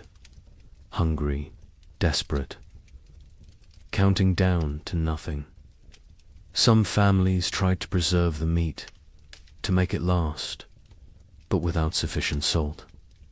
Without proper cold storage that did not involve simply leaving it outside where wolves might take it, the meat spoiled, or got stolen, or disappeared in the night. May arrived with no warmth, no green, no life. May there should be planting season brought instead more snow, more cold, more death. People stopped keeping track of dates. What was the point? Time had lost meaning. There was only day and night, hunger and cold, survival and death. Nothing else mattered. Nothing else existed. The young man in Michigan made a decision. They had to leave, had to try to reach his brother's farm in southern Ohio. It was 200 miles, through frozen wilderness, with a 4-month-old baby. His wife thought he was insane, said they would die on the road. He said they would die here. At least moving gave them a chance. They argued, quietly, so as not to wake the baby. He wanted to leave immediately. She wanted to wait for weather to break. He said the weather was not going to break. She knew he was right. But she also knew their chances of surviving a 200-mile winter journey were close to zero. They compromised. They would wait 1 more week. If the weather did not improve, they would go. They both knew it would not improve. But the compromise gave them something. A deadline, a decision point, a plan. Even a futile plan was better than sitting and waiting. To die. They spent the week preparing. He made a sled from cabin boards. She sewed carrying sacks. They packed their few remaining possessions, some clothes, a pot, a knife, a blanket, and the baby. Always the baby. In Illinois, the father watched his children and made calculations. They had food for perhaps 10 more days. After that, nothing. He had no plan for day 11. No ideas, no options. He had exhausted every possibility, every resource, every connection. They were alone, isolated, and running out of time. He told his wife they might need to consider sending the children to town to find families who could take them in. She refused, said they would stay together. Whatever happened, they would face as a family. He did not argue. He understood. But he also knew that keeping the family together might mean watching all of them die. The widower in Ohio faced a different calculation. His daughters were old enough to understand, old enough to participate in decisions. He sat them both down, told them they had food for maybe 2 weeks, asked them what they thought they should do. The older daughter said they should stay, that leaving was more dangerous than staying. The younger said nothing, just stared at the floor. The widower agreed with his older daughter. They would stay. They would make what they had last as long as possible. They would hope for spring, even though hope felt like a luxury they could not afford. June finally brought a change, not spring. Exactly, but less cold. Temperatures rose above freezing during the day. Snow began to melt. Patches of bare ground appeared. People emerged from their cabins, blinking, disoriented, like animals coming out of hibernation. They looked at their neighbors, saw the same hollow faces, the same haunted eyes, the same question. Did we really survive? But the relief was short, lived, because even with warmer weather, it was too late for a normal growing season. Crops planted in June would not mature before fall, and who knew what fall would bring? Who knew if this was really over, or just a brief respite before more? Cold. People planted anyway, because what else could they do? They put precious seeds into still, cold ground, prayed for growth, for warmth, for time. The young couple in Michigan decided to stay. The brief warmth had changed their calculations. They planted a small garden. Corn, beans, squash. The baby was stronger now. The mother's milk had improved slightly with less stress. They felt cautiously optimistic. Maybe the worst was over. Maybe they had survived.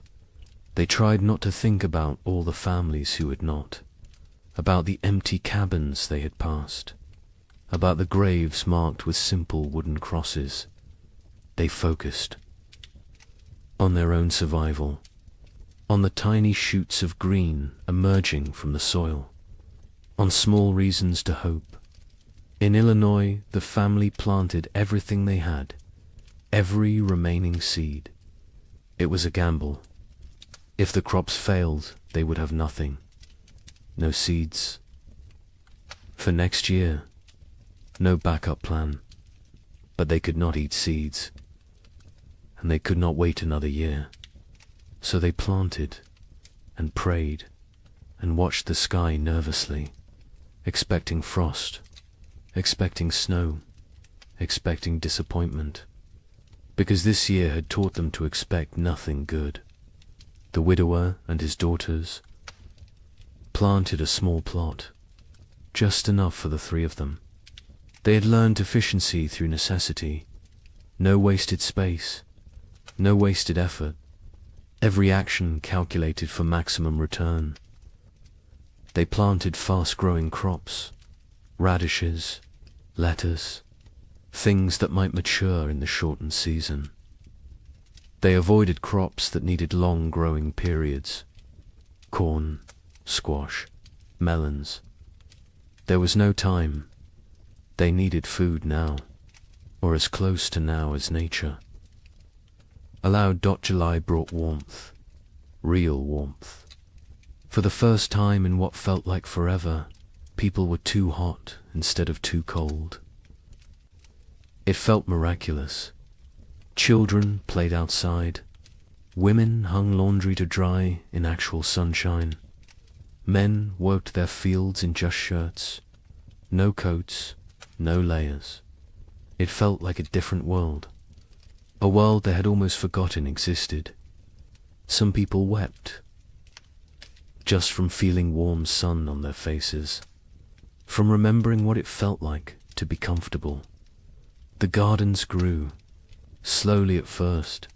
The soil was poor after 2 years of cold. The plants were struggling, but they grew. Green shoots became leaves. Leaves became stalks. Stalks became the promise of food. People watched their gardens obsessively, checked them multiple times a day, measured growth, celebrated every new leaf. These plants represented survival, represented hope, represented the possibility of making it through another winter. But nature was not finished with them. On July 18th, it snowed. Not much, just flurries, but enough.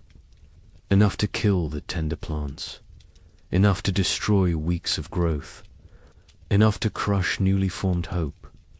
People walked out to their gardens that morning, saw the white dusting, saw the blackened leaves, saw their food supply dying in front of them. Some fell to their knees, some cursed God, some simply turned around and walked back inside. There was nothing to say, nothing to do. It was happening again. The killing frost was not universal. Some areas escaped, some gardens survived, but many did not. Families who had planted everything watched everything die. They had gambled on summer. Summer had betrayed them. Now they faced another winter with even less than before. The mathematics were impossible. They could not survive another winter like the last one. They simply could not. August brought more temperature swings, warm days, cold nights. Plants that survived the July frost struggled to grow. The growing season was too short, too unstable. Crops that should take 90 days to mature needed 120 now. because cold nights slowed growth, because the plants were stressed, because nothing was normal anymore. People harvested what they could: small potatoes, stunted corn, vegetables that in normal times they would have discarded. But these were not normal times. They harvested everything, used everything, wasted nothing. The young couple in Michigan harvested a small crop, not enough to last a winter, but something. They dried corn, made it last. Dug potatoes. Tiny potatoes the size of walnuts, but potatoes nonetheless. They counted their stores, made calculations, decided they needed to supplement with hunting, with trapping, with anything they could find. The man began ranging farther again, looking for game. The game was returning. Slowly, deer appeared in the forests, rabbits in the fields. He killed a deer in late August, his first successful hunt in months. They celebrated, ate fresh meat, felt strong for the first time in forever. In Illinois, the family harvested almost nothing. Their garden had been hit hardest by the frost. Only a few plants survived. They gathered what they could: a handful of beans, some small squash. It was not enough, not even close. The father knew they could not stay, could not survive another winter here. He told his family they would leave before the snow came, go south, find warmer land, find food, find a way to survive. His wife agreed. The children said nothing. They had learned not to question adult decisions, learned that arguing changed nothing. The widower and his daughters harvested a better crop. Their fast-growing vegetables had matured before the frost. They had radishes, lettuce, some early peas. It was not much, but combined with careful rationing, it might be enough. Might. The older daughter did the calculations, told her father. They would need to find additional food. He nodded, said he would try. She knew what that meant: hunting, trapping, foraging, taking risks. She did not argue. They needed food. Risk was unavoidable.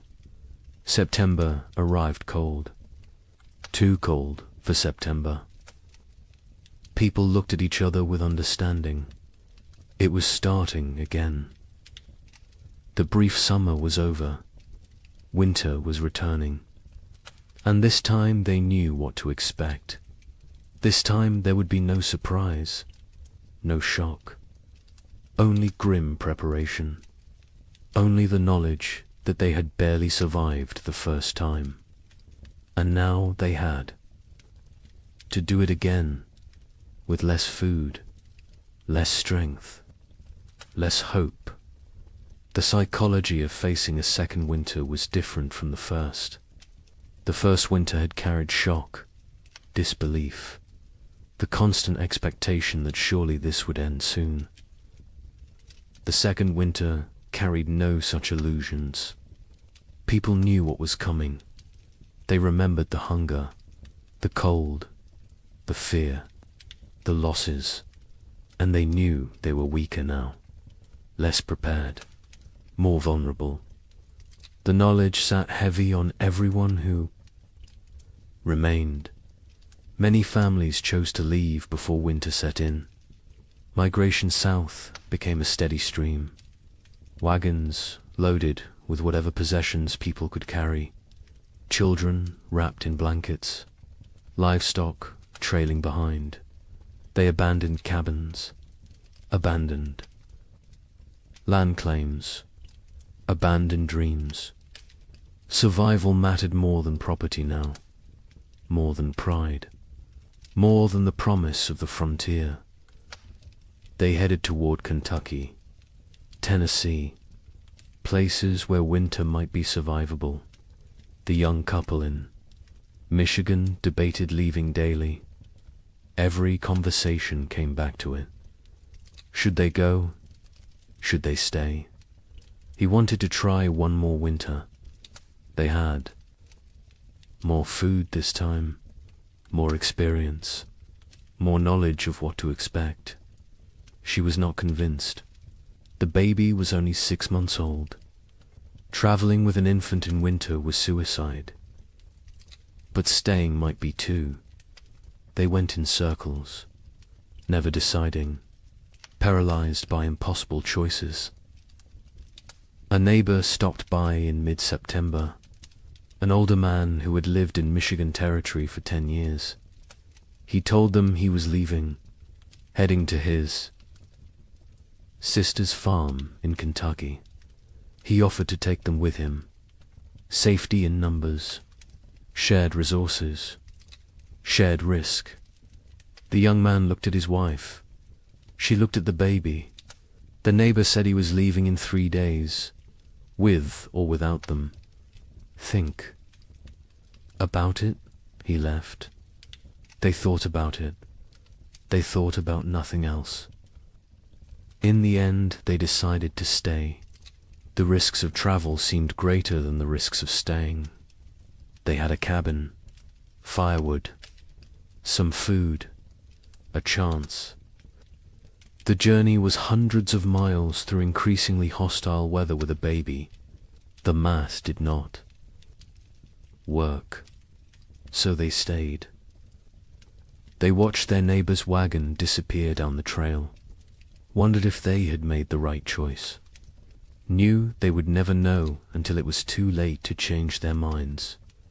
In Illinois, the family prepared to leave. They sold what they could, traded the rest, packed a wagon with essentials. They left in late September, before the first snow. The father took one last look at their cabin, at the land he had dreamed would make his fortune. His wife put a hand on his arm, told him they would come back someday. He nodded but did not believe her. Neither did she. They climbed onto the wagon. The children huddled in the back. They started south, toward an uncertain future. But at least it was movement. At least it was trying. The journey south was hard. The roads were poor. Mud, ruts, fallen trees. The wagon broke an axle on the 3rd day. The father spent half a day repairing it. They pushed on. Other families traveled the same roads. Sometimes they camped together, shared fires, shared stories. Everyone had the same tale. Cold, hunger, loss, death. The stories became repetitive, became numbing. After a while, people stopped sharing, just nodded at each other, understanding without words. They reached southern Illinois after 2 weeks. The father inquired about land. Prices had dropped. So many people fleeing south had flooded the market. He found a small farm, 40 acres. The previous owner had died. His widow was selling. The father offered what he had. It was not much. She accepted anyway. She just wanted to go back east, back to family, back to safety. The Illinois family had a new home, farther south, maybe far enough. The widower and his daughters stayed in Ohio. They had discussed leaving, but decided against it. The older daughter argued they knew this land, knew where to hunt, where to trap, where to find water. Starting over somewhere new meant learning everything again, meant being vulnerable in unfamiliar territory. Better to face the devil you know. Her father agreed. The younger daughter said nothing. She rarely spoke anymore, just existed. Moving through routines mechanically, October brought the first hard freeze, earlier than normal, earlier than even last year. People who had hoped for a longer autumn were disappointed. Winter was not waiting, was not merciful. It arrived with force and fury. Temperatures dropped below zero. Snow fell heavy and steady. Within 2 weeks, the world was white again, frozen again, dead again. The young couple in Michigan settled into survival mode. They knew the rhythms now, knew how to ration, how to stay warm, how to maintain hope when everything felt hopeless. The man hunted when weather permitted. He had learned to read the cold, to know when going out was risk versus suicide. He caught rabbits occasionally. Small game, it helped. Not enough, but something. The woman focused on the baby, keeping her warm, keeping her fed, keeping her alive. The baby was their reason to continue. Without her, they might have given up, might have laid down and waited for the end, but she needed them, depended on them, so they kept going, kept trying, kept fighting, even when they were exhausted, even when they wanted to quit. They looked at her face and found strength they did not know they had. Communities that had not already dissolved finished dissolving. People stopped visiting, stopped checking on neighbors. The isolation became total. Each family alone in their cabin, alone in their struggle, alone in the dark. The only sounds were wind and cold and occasionally wolves. The wolves had returned, hungry, desperate, like everyone else. They came close to cabins at night, howling, looking for weakness, looking for opportunity. A family 3 miles from the young couple disappeared in November. The husband went to check on them after not seeing smoke from their chimney for several days. He found the cabin empty, the door hanging open. Snow drifted inside. No signs of struggle, no blood, no bodies, just absence. They had left, or something had taken them. Or they had died and been buried or dragged off. He did not know, would never know. He went home, told his wife. They barred their door that night, and every night after, death became common. Expected. A family in Indiana lost their youngest child, a boy of 3. He simply did not wake up one. Mourning, malnutrition, cold, pneumonia. Probably all 3. They buried him in snow because the ground was frozen, marked the spot with stones, planned to give him a proper burial in spring. If spring came, if they survived to see it, the mother stopped speaking after that, just rocked in her chair, staring at nothing. The father tried to reach her, could not. Eventually he stopped trying. Illness spread through weakened populations. People with no reserves, no immunity, no strength to fight. Pneumonia, influenza, infections from minor cuts that would normally heal.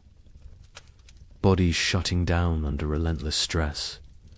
Some families lost multiple members, a father and 2 sons in 1 week, a mother and infant daughter, entire families, sometimes. Cabins found empty in spring, everyone gone, questions no one wanted to answer. The widower in Ohio kept his family isolated. He had learned from the first winter, contact with others meant risk of illness. They stayed home, stayed separate, stayed alive. The older daughter maintained their routines, rationed food precisely, kept the fire going, kept spirits up as much as possible. The younger daughter helped when asked, but remained distant, locked, inside her own mind, traumatized by 18 months of horror. The widower worried about her, but keeping everyone alive took precedence over mental health. Survival first, healing later. If there was a later, December arrived. The darkest month. Short days. Long nights. Endless darkness, both literal and metaphorical. People sat by fires and tried not to think, tried not to calculate, tried not to realize how bad things were, because thinking made it worse. Awareness made it unbearable. Better to exist moment to moment, not looking forward, not looking back, just being, just surviving. Christmas came and went unmarked. No celebrations, no gifts, no joy. Some families tried to acknowledge it, a special meal, a prayer, but mostly it passed like any other day. Cold, dark, hungry. Religion felt hollow to many now. Hard to believe in divine providence when children starved. Hard to have faith when prayers went unanswered year after year. Some held on to belief, others let it go, released it like one more thing they could not afford to carry. The young man in Michigan carved a small wooden toy for his daughter, a doll. Simple but carefully made. He gave it to her on Christmas morning. She was too young to understand, but his wife cried, not from sadness, from gratitude, that he still tried, still found ways to create beauty, still believed in something beyond mere survival. She held him, told him she loved him. They stayed like that for a long time, drawing strength from each other, from their small family, from the choice to keep going. January 1837 arrived, the coldest month of the coldest winter in memory. Temperatures that made the previous year seem mild, winds that cut through any barrier, cold that penetrated everything. People wore every piece of clothing they owned, layered until they could barely move, and still the cold found them. Still it reached through to skin and bone and soul. Food was running critically low for most families. The math was becoming impossible.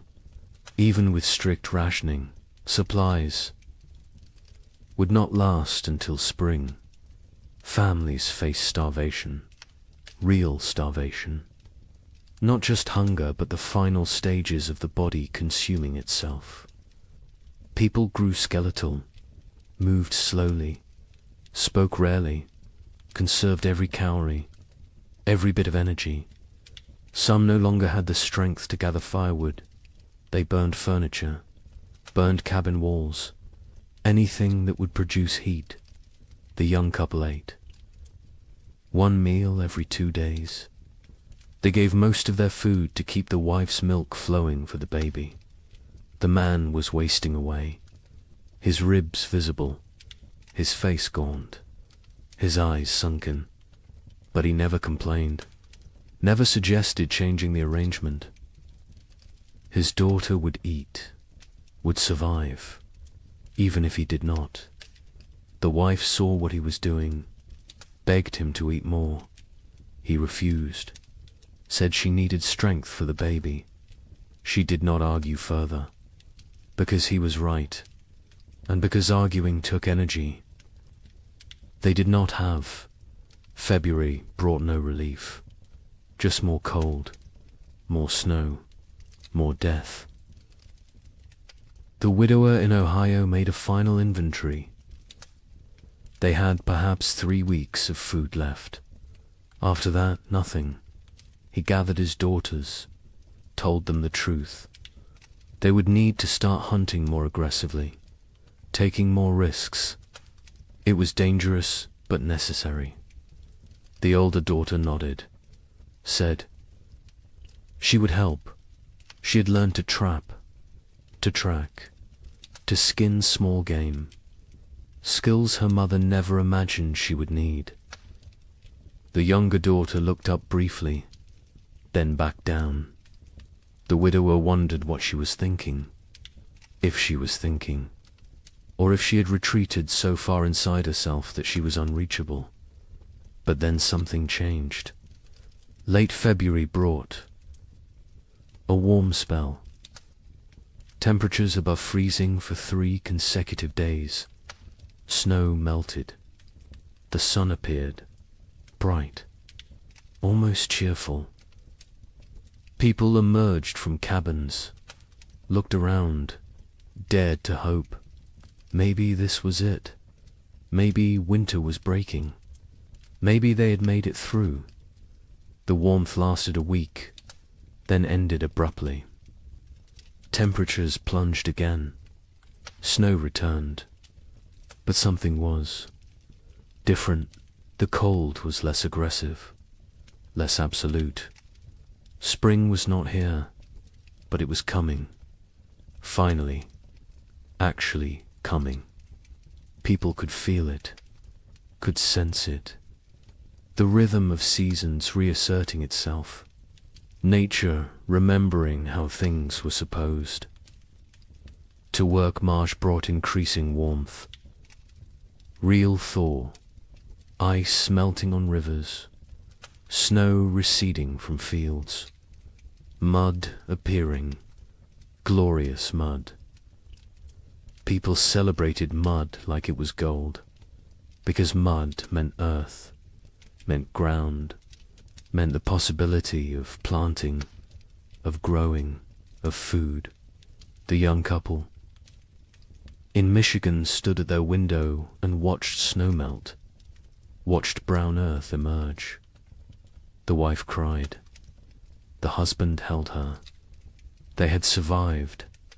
Somehow, against all odds, they had survived. Wait until you hear how much worse it gets.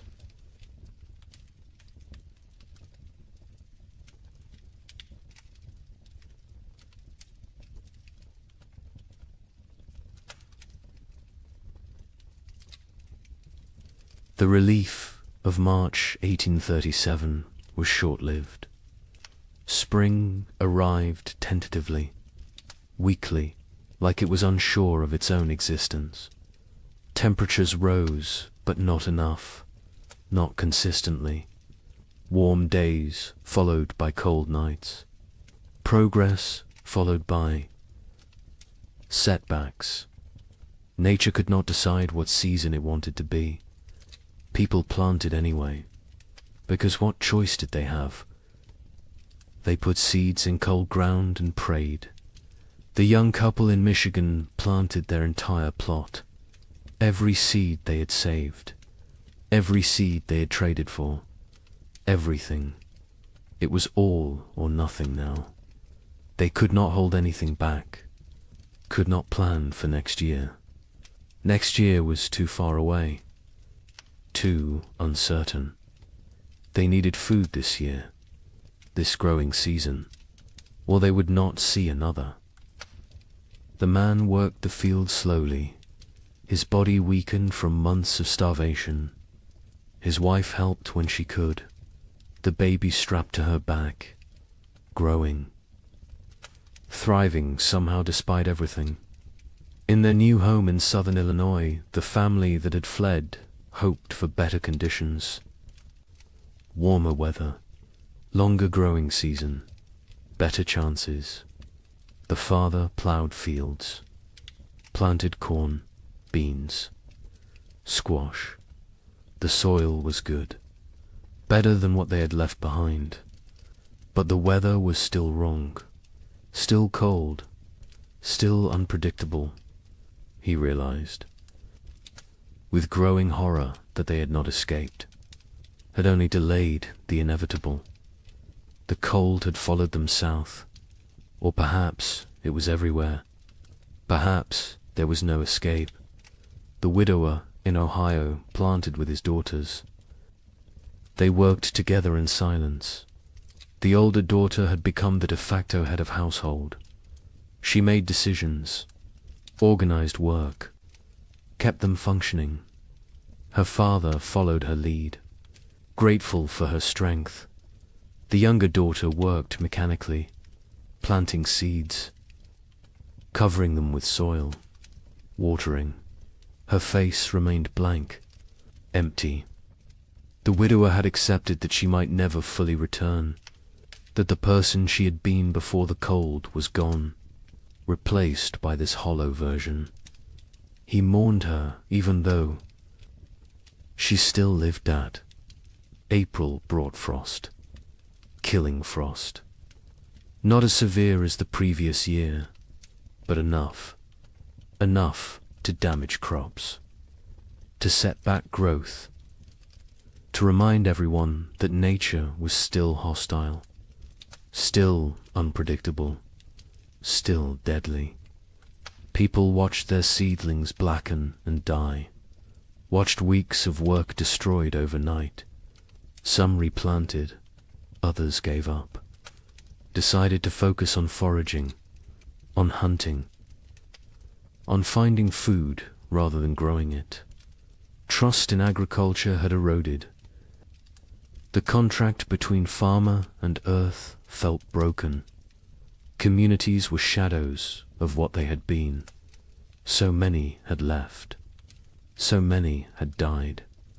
The ones who remained were changed, hardened, suspicious. The social bonds that had held frontier life together were gone, replaced by wariness, by self-interest, by the understanding that in crisis every person was ultimately alone. Neighbors who had once helped each other now avoided contact, feared obligation, feared the weakness that came from caring about others. A woman in Michigan Territory knocked on the young couple's door in late April. She was gaunt, desperate. Her husband had died in February. She had 3 children, no food, no options. She begged for help, anything they could spare. The young man looked at his wife. They had so little themselves, barely enough for their own family. His wife went inside, came back with a small sack of cornmeal, perhaps 2 pounds. It was a significant portion of their stores. The woman wept, thanked them, left. The young man and his wife never discussed it, never questioned the decision, but they both knew what that cornmeal might cost them later. May brought better weather, warmer, more stable. The crops that survived April began to grow, slowly, struggling, but growing. People tended their gardens obsessively, pulled every weed, watered carefully, talked to the plants, begged them to thrive.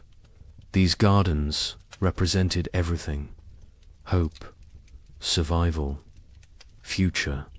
Without them there was nothing, just slow starvation through another winter. And no one could survive another winter like the last 2. The young couple's garden showed promise. The corn was growing, short stalks, but growing. The beans were climbing, the squash spreading. They allowed themselves to hope, to plan, to imagine a harvest that would see them through. The man hunted regularly now. The game had returned. Deer, rabbits, turkey. He was successful more often, building their stores. They smoked meat, preserved it, prepared for the worst while hoping for better. In southern Illinois, the family's crops grew better. The warmer climate helped. Their corn reached knee-high by late May. The father felt vindicated. They had made the right choice to move. His wife was less certain. She had learnt not to trust good fortune, not to believe in progress until it was secured. She watched the sky constantly, waited for the next disaster, for the frost or hail or plague of insects that would destroy everything. Optimism felt dangerous, felt like tempting fate. The widower's garden grew adequately, not abundant but adequate. The older daughter managed it efficiently. She had learned to maximize every inch of soil, every drop of water, every moment of sunlight. She was 17 now, an adult in all. But name she had lost her youth to these winters, lost her innocence, lost a chance to be young and carefree. She did not mourn these losses. There was no time, no space, no energy. She simply existed in the present, did what needed doing, survived.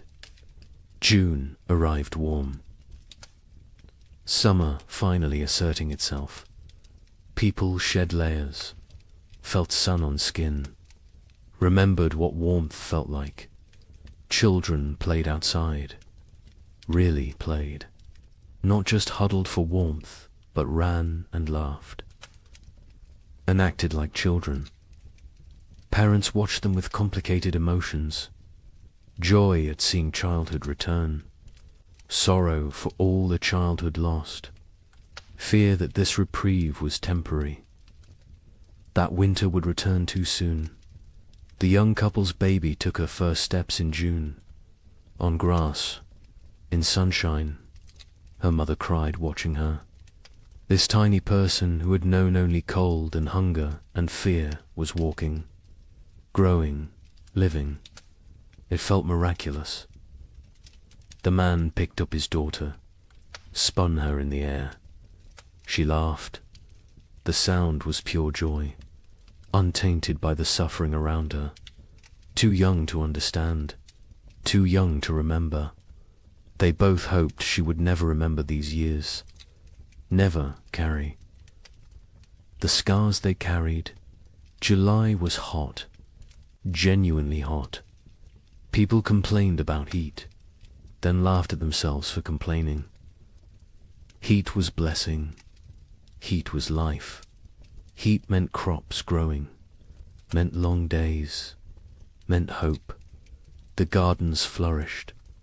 Corn grew tall. Beans produced pods. Squash spread across the ground with heavy fruit. For the first time in 2 years, abundance seemed possible, not guaranteed, but possible. But nature had taught them not to trust. On July 23rd, a hailstorm struck southern Indiana. Hail the size of eggs. It shredded crops, destroyed gardens, killed livestock. Families who had been preparing for harvest lost everything in 20 minutes. The storm passed, left devastation. People walked through destroyed fields in shock, corn beaten into the ground, beans stripped from vines, squash smashed. Months of work, all their hope, gone. The Eloy family was spared. The storm passed north of them, but they heard about it. Heard about families losing everything. The father thanked God. The mother said nothing. She had stopped thanking God, stopped blaming God. God was absent from this struggle. They were alone. They survived or died based on luck and effort. Nothing more, no divine plan, no greater purpose, just random chance and brutal nature.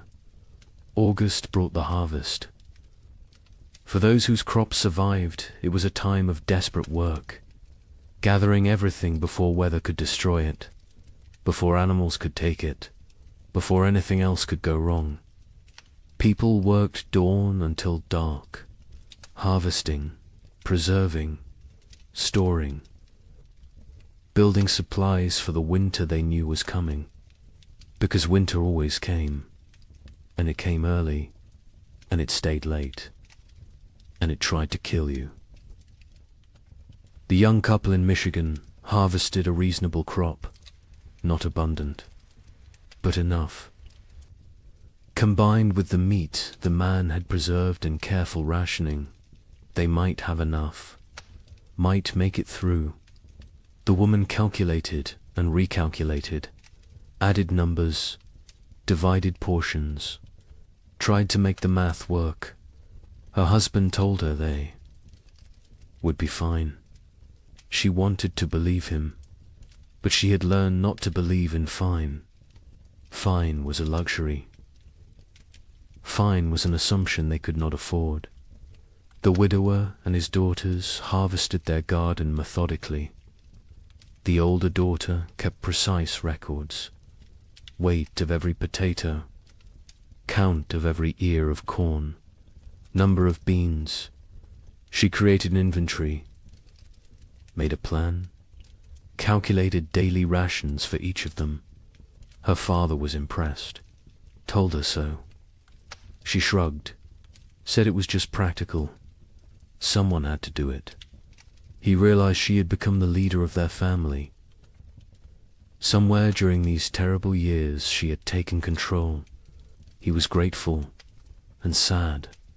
No 17-year-old should have to be this responsible, this hard.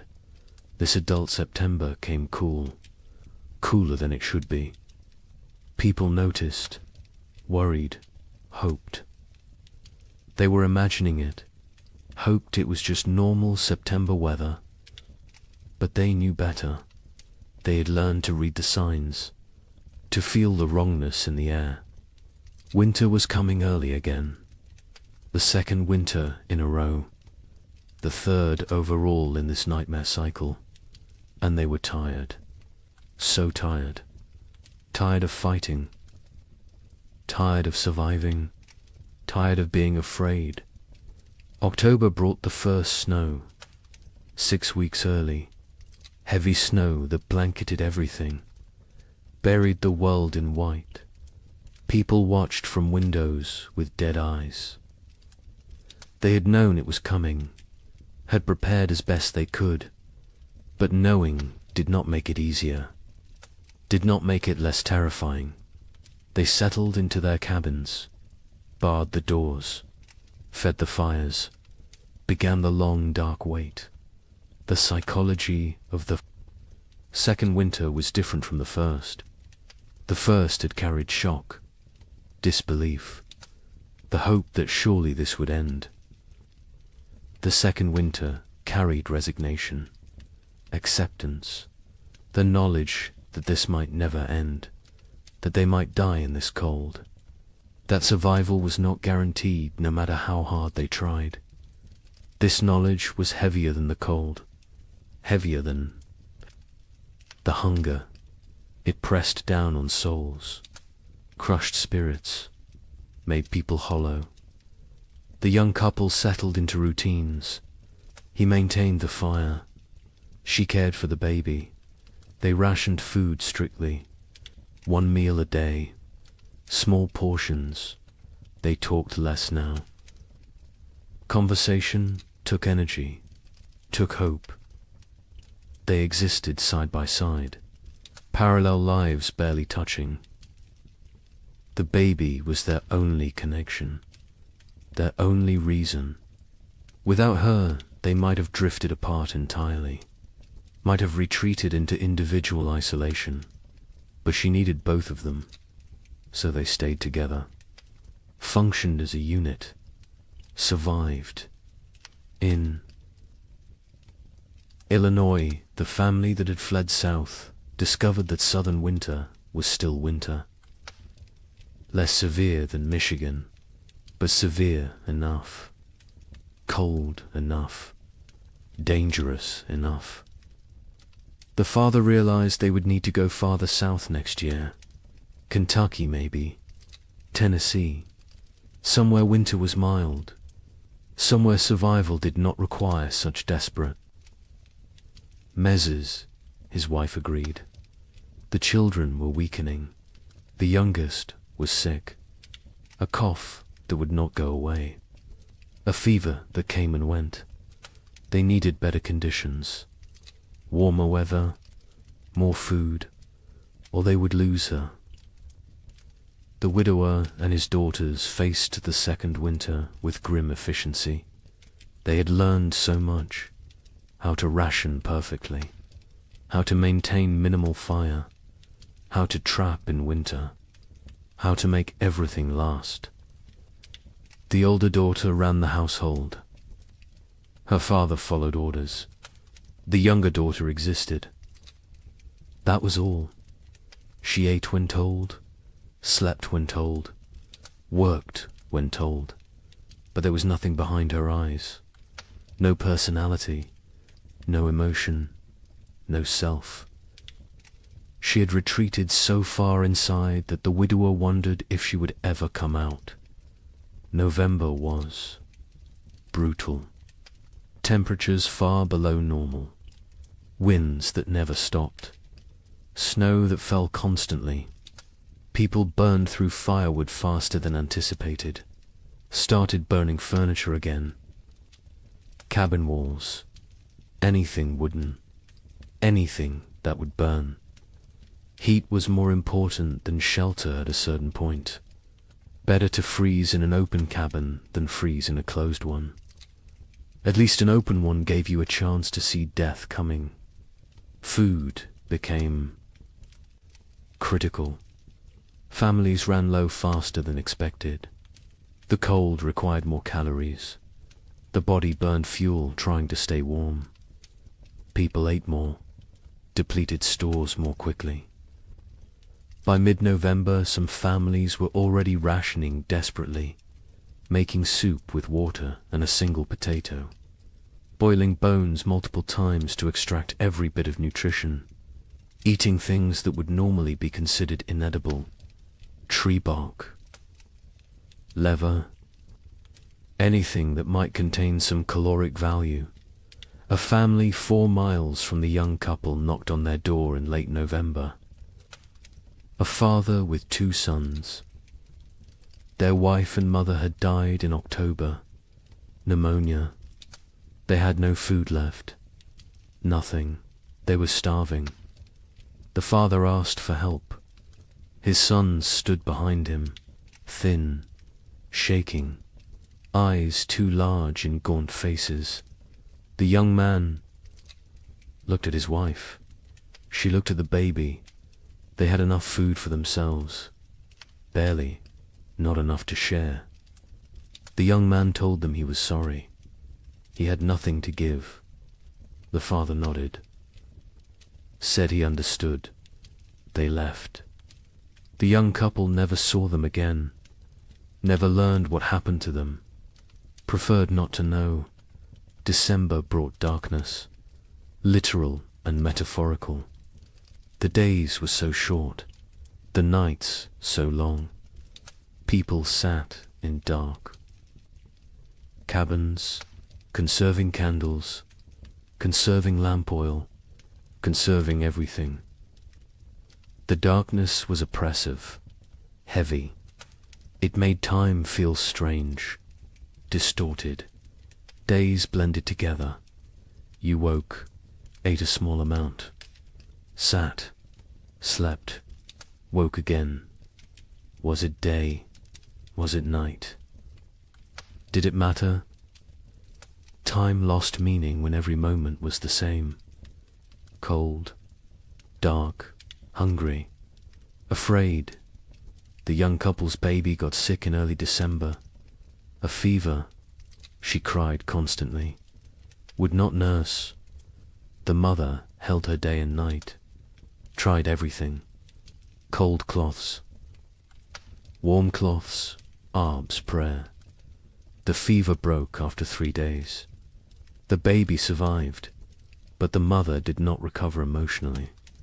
She stopped sleeping. Watched the baby constantly. convinced that if she looked away, her daughter would die. The man tried to comfort her, told her the baby was fine. She would not listen, could not listen. Fear had taken hold.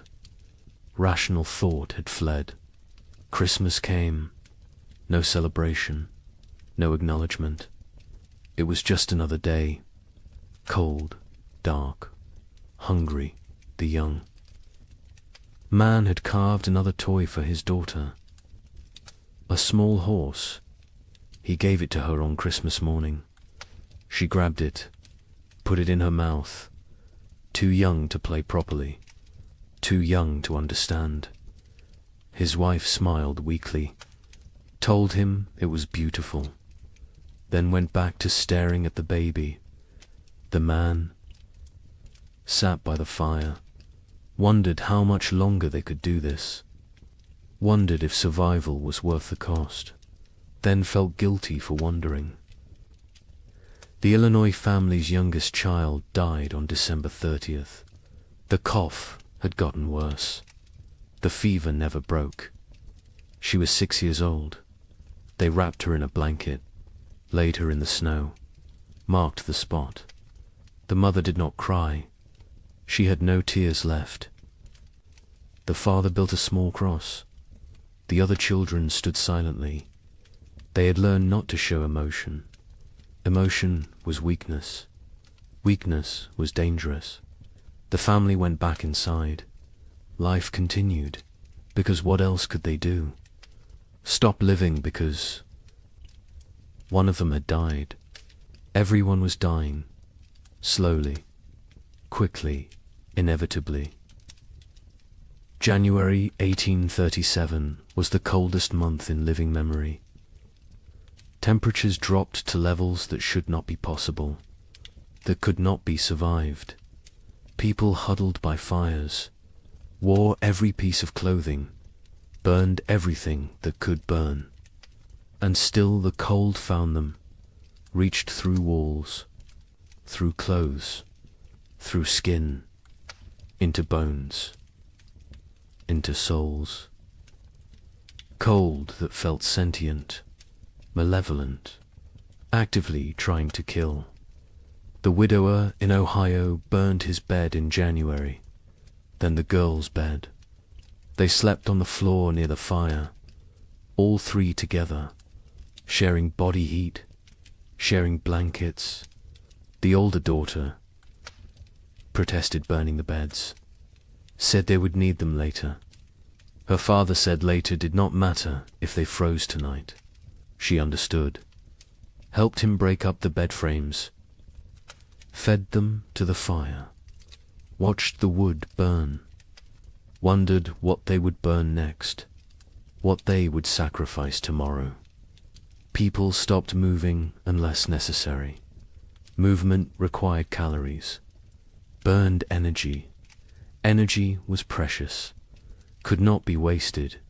Families sat still for hours, days, only moving to tend fire, to prepare food, to use the chamber pot.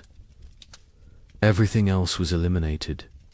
Conversation, work, activity, all gone, replaced by stillness, by conservation, by the desperate attempt to make their bodies last until spring.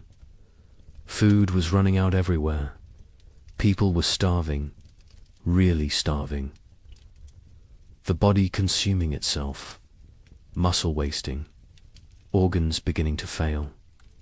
People became skeletal, their faces gaunt, eyes sunken, teeth loose, hair falling out. The physical signs of advanced starvation. Some went mad. The hunger drove them insane. They talked to people who were not there, saw things that did not exist, lost touch with reality. Others became violent, desperate, dangerous. The young man in Michigan was starving himself to keep his wife and daughter fed. He ate almost nothing, claimed he was not hungry, His wife knew what he was doing, begged him to eat. He refused, said she needed strength to nurse. She needed food to make milk. The baby needed milk to survive. Therefore, the baby and wife ate. He did not. The math was simple, brutal, but simple. He was dying. They both knew it. Neither spoke of it, because speaking made it real, made it unbearable. February brought no relief, just more cold, more hunger, more death. Bodies were found frozen in cabins. Entire families sometimes. They had run out of firewood, run out of food, run out of strength. They had simply stopped, laid down, let the cold take them.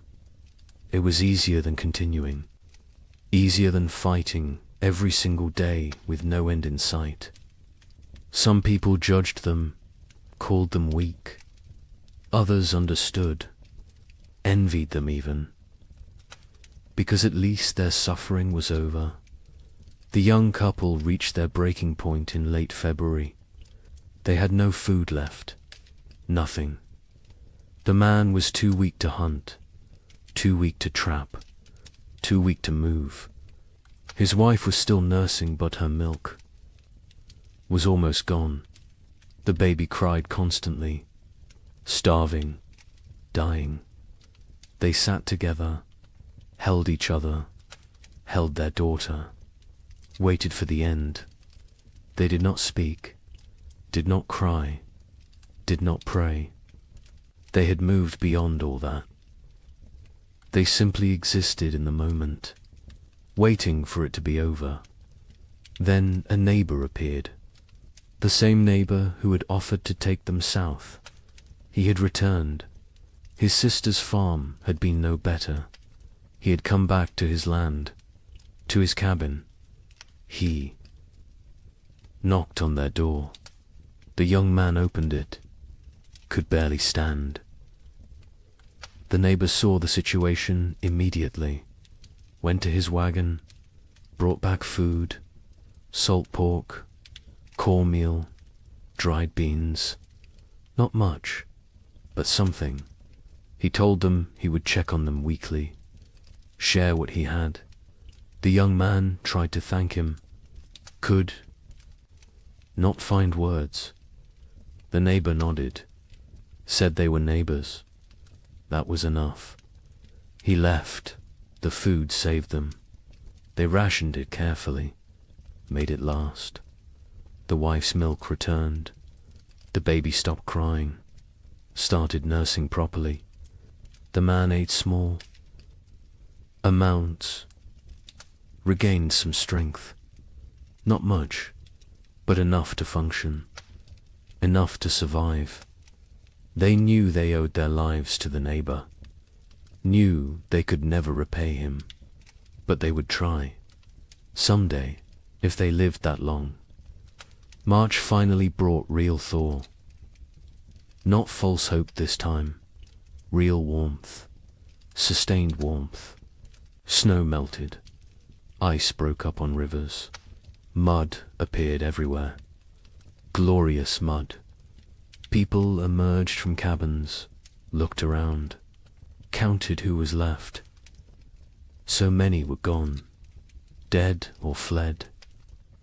The survivors looked at each other with hollow eyes. They had made it, somehow, through a second winter, through horror that should not be survivable. They had made it, but at what cost? Wait until you hear about the third winter. Asterisk. Spring 1837 arrived broken, not absent like before, but damaged, wounded, like nature itself was exhausted from the struggle. The warmth came, but felt fragile, tentative, as if it might retreat at any moment.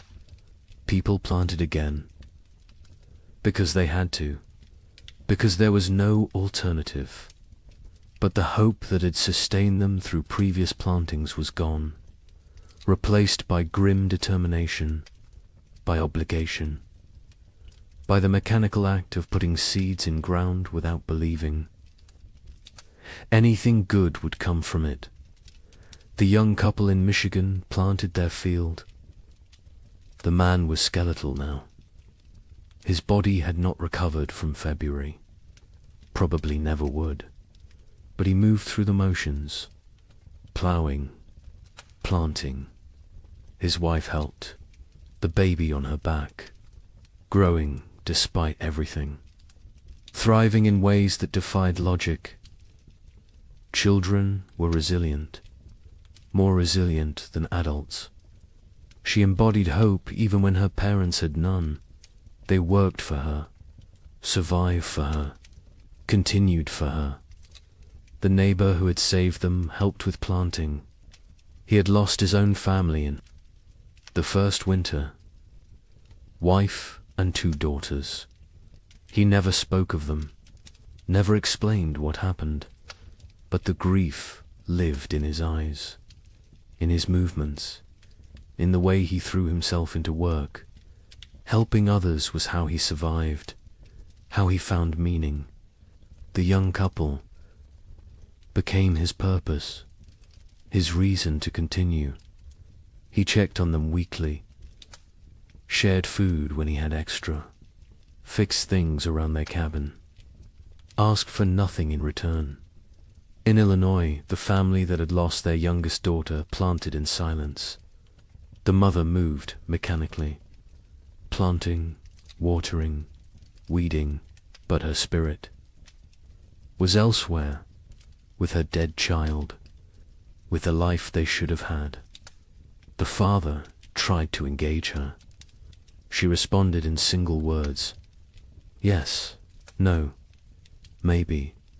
Their remaining children watched their parents fracture, watched the marriage dissolve under the weight of grief.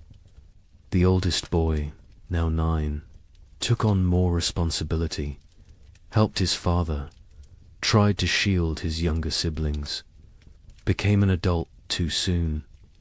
Like everyone else, the widower in Ohio planted, with his older daughter, just the 2 of them. The younger daughter had stopped functioning entirely.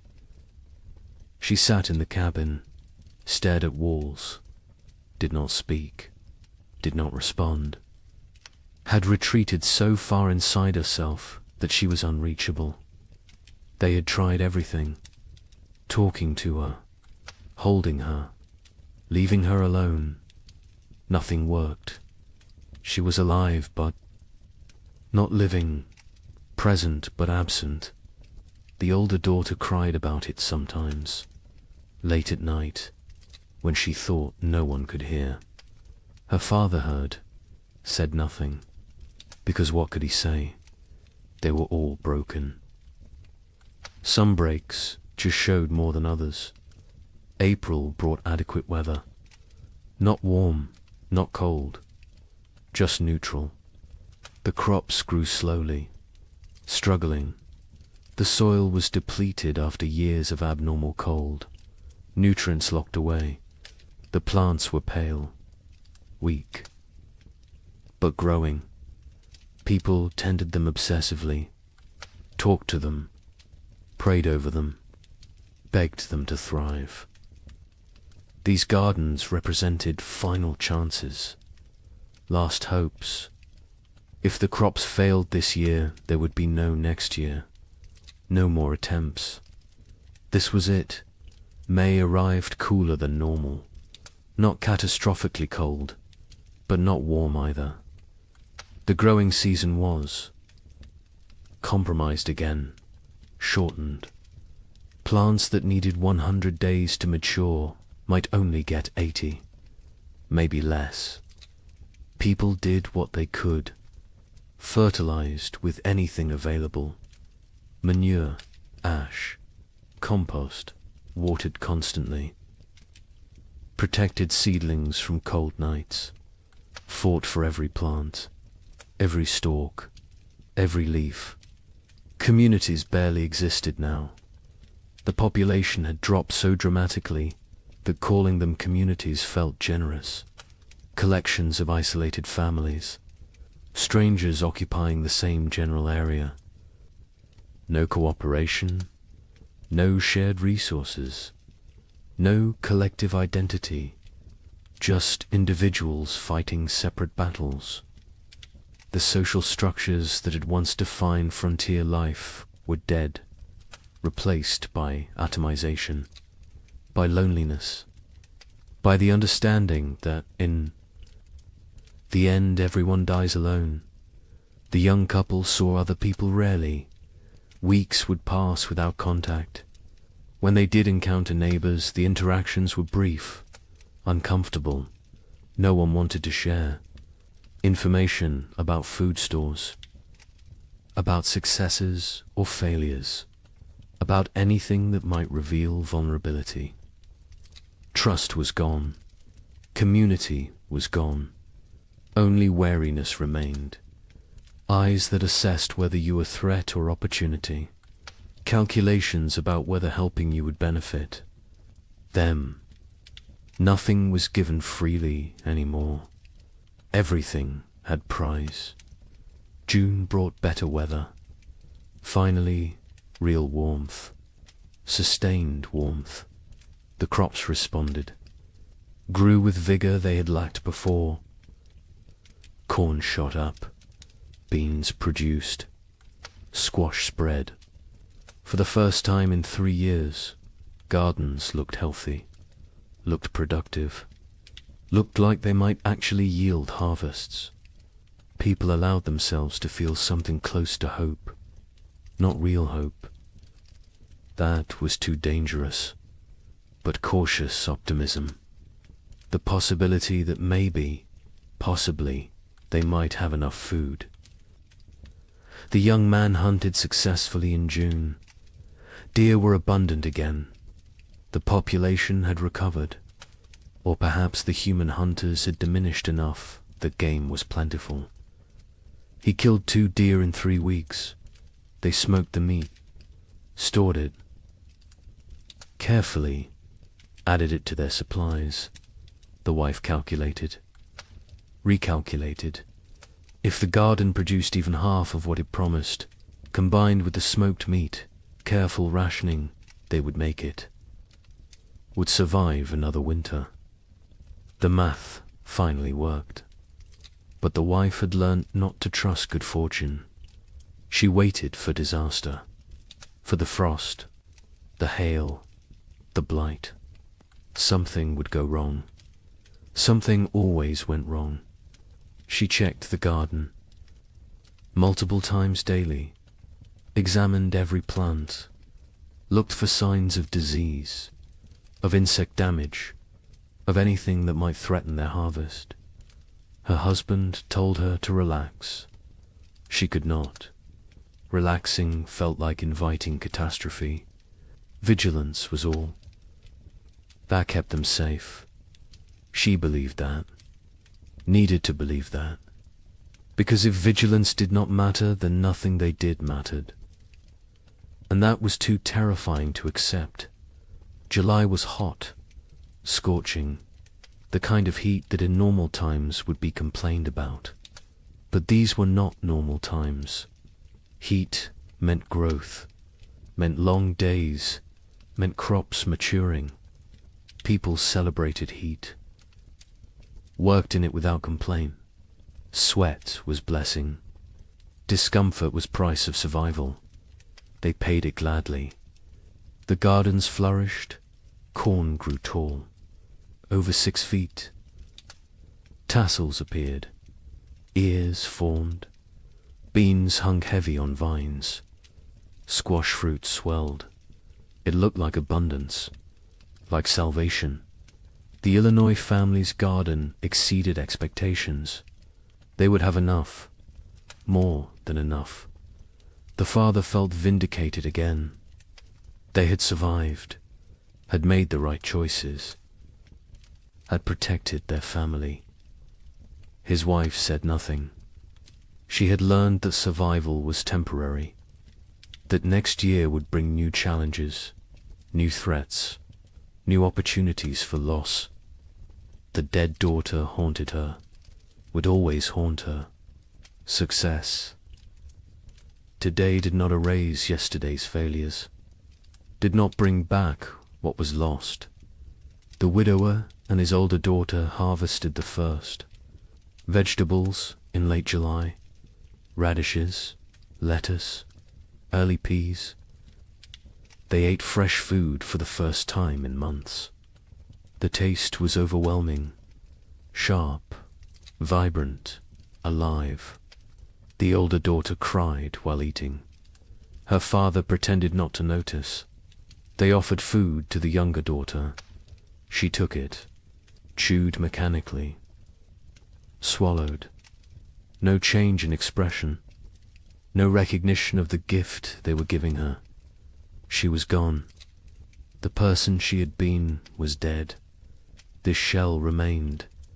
They would care for it, protect it. But they had accepted that their family was now too. People. Not August brought the main harvest. People worked frantically, gathering everything, storing everything, preserving everything. This harvest represented life, represented hope, represented the possibility of future they could not afford to lose any of it. Every ear of corn mattered, every bean, every squash. They worked dawn to dusk, exhausting themselves, not caring. This was too important to spare effort. The young couple harvested more food than they had seen in 3 years. Corn beans, squash, combined with the smoked venison, they had enough. Actually enough. Not barely enough. Not maybe enough. But truly. Enough. They stood in their cabin looking at the stores. The wife started laughing, then crying, then laughing again. The man held her. They had made it, had survived, had beaten the odds. Their daughter played at their feet, oblivious, perfect. A miracle they did not deserve, but received anyway. The neighbor helped them preserve food, showed them techniques for long-term storage, how to keep corn dry, how to prevent mold, how to protect against rodents. He had learned so much in his years on the frontier. Before the cold years he had been successful, prosperous even. Now he was just surviving, like everyone else. But he remembered the old knowledge, the techniques that worked. He shared them freely, asked nothing in return. The young couple offered to pay him, with food, with labor. He refused, said neighbors helped. Neighbors, even though neighbors barely existed anymore. Even though community was dead, he held on to the old ways, the old values. It was how he honored his dead family. September arrived cool. People tensed, waited for the cold, for winter to come early again, for the pattern to repeat, but it did not. September stayed temperate, pleasant even. Leaves changed color on schedule. Geese flew south at the normal time. Nature seemed to be remembering how to be normal, how to follow the rhythms that had existed for millennia. People did not trust it, could not trust it, but they noticed, hoped, very carefully hoped. October brought the first frost, right on schedule. Normal frost, expected frost, not the killing freeze of previous years, just regular autumn cold. Farmers finished their harvests, stored the last vegetables, prepared for winter. But this preparation felt different, less desperate, less terrified. They had food, real food, enough food. Winter was coming, but it was normal winter. Survivable winter. They could do this. The young family brought in their last harvest in mid-October, filled their cabin with stores. The man built additional storage, racks for corn, bins for potatoes, hooks for smoked meat. The cabin was crowded now, full of food, full of life, full of hope. His wife walked around touching everything, making sure it was real. Not a dream, not delusion, actually real. She counted, recounted. The numbers worked. They would eat this winter, would eat well even. The relief was almost unbearable. The Illinois family stored their harvests methodically. The father built a proper root cellar, dug into a hillside, lined with stone, cool and dry, perfect for storage. He placed potatoes carefully, carrots, turnips, everything that would keep. The corn hung from rafters, the beans dried in bags, the squash lined shelves. It looked like prosperity, like success. He allowed himself to feel proud. His wife did not share the feeling. She looked at the food and thought only of their dead daughter, of how she would never eat any of it. The father tried to reach her, tried to pull her back to the living. She would not come. Grief had her, would always have her. The widower and his older daughter stored their harvest efficiently. They had learned to waste nothing, use every space, maximize every resource. The cabin was full. The root cellar was full. They had succeeded. Against all odds, against impossible circumstances. 2 people, one of them barely 17, had survived and built security for the coming winter. The older daughter allowed herself a moment of satisfaction, of pride, then went back to work. There was always more work, always more preparation, always more to do. November arrived cold, but not catastrophically so. Normal cold, expected cold. The kind that could be managed with sufficient firewood and food. People settled into winter routines. But these routines were different from previous years.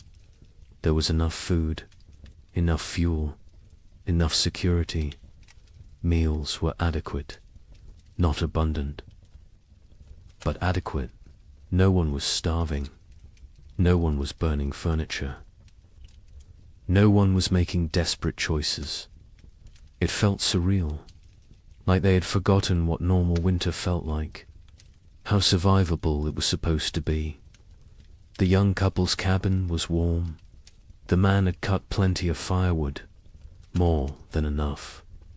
They burned it generously, keeping the space actually warm, not just barely above freezing, actually comfortable.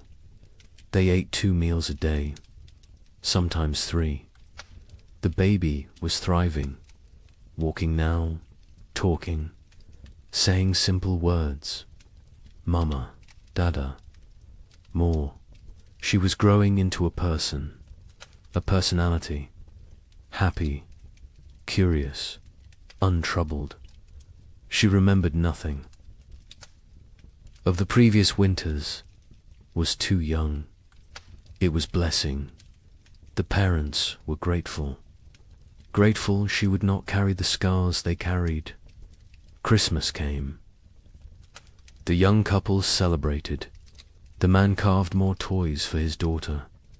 A whole set now. Horse, dull, simple blocks. The wife cooked a special meal, used extra supplies, made bread, made stew with vegetables. It felt extravagant, wasteful even. But they did it anyway, because they could, because they had survived. because they deserved one day of abundance, one day of joy. The neighbor joined them. They ate together, talked, laughed even. It felt foreign, strange, but good. So good, though. Illinois' family marked Christmas quietly. The father suggested they celebrate, make a special meal. The mother refused, said she could not celebrate when her daughter was dead. The father did not push, let it go. The children received no gifts, no special food, no acknowledgement, just another day. They did not complain, did not expect anything different. Childhood joy had died years ago. They were little adults now, serious, pragmatic, damaged. The widower and his older daughter observed Christmas with quiet reflection. They made a slightly larger meal, said prayers, remembered the wife and mother who was gone, remembered the sister and daughter who was gone in a different way. The younger daughter sat with them, ate when prompted, otherwise unresponsive. They had given up trying to reach her, had accepted this was who she was now.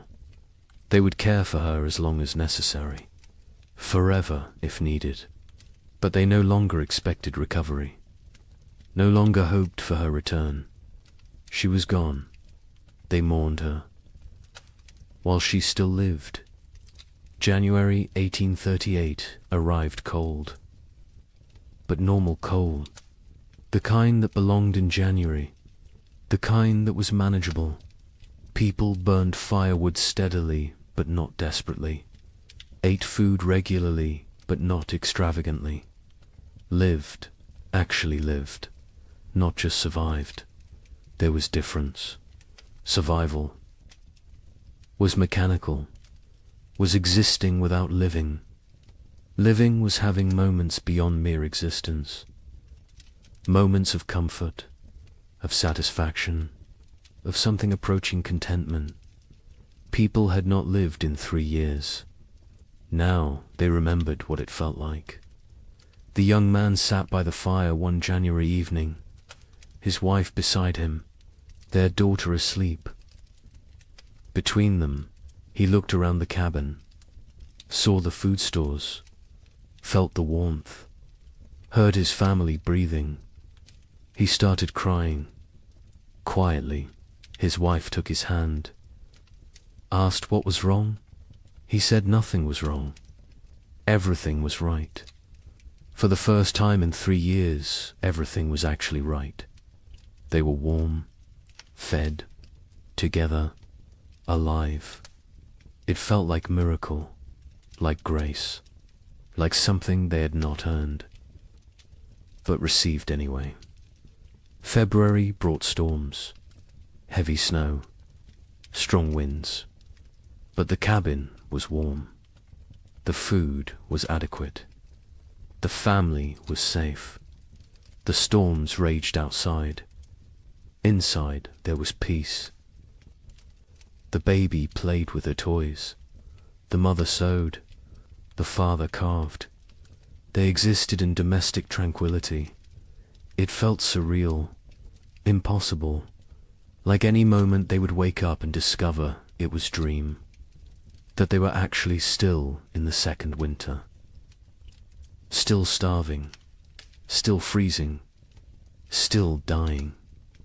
But they did not wake up, because it was real.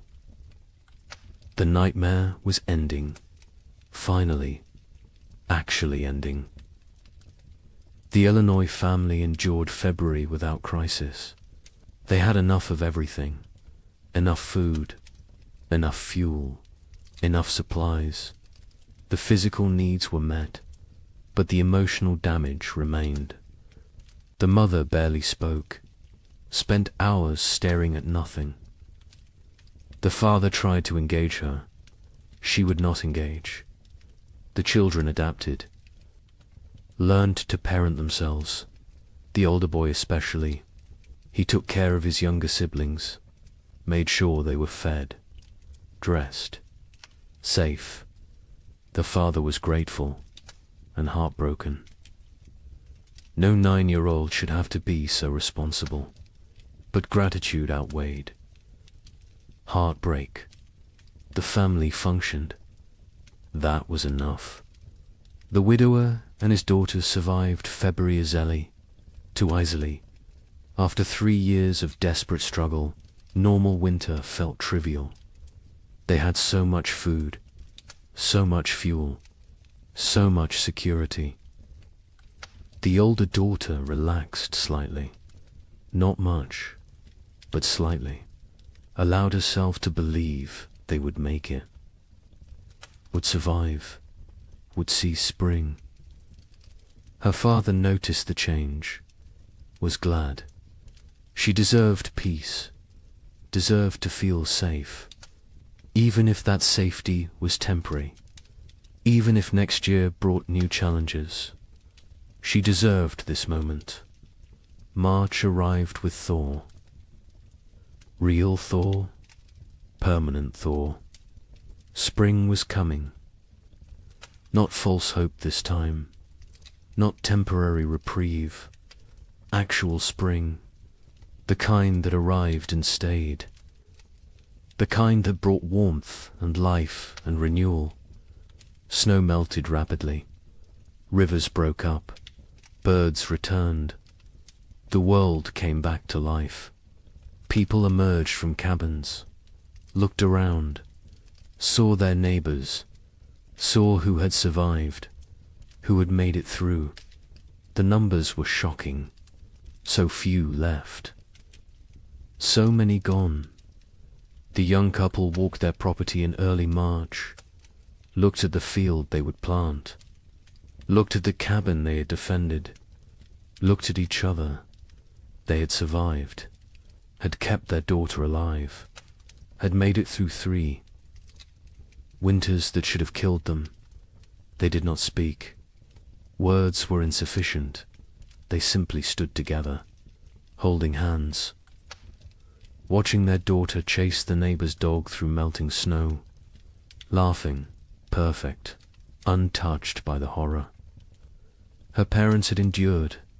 They had protected her from it, had given her life and safety and future. It was enough. It had to be enough. The worst was over.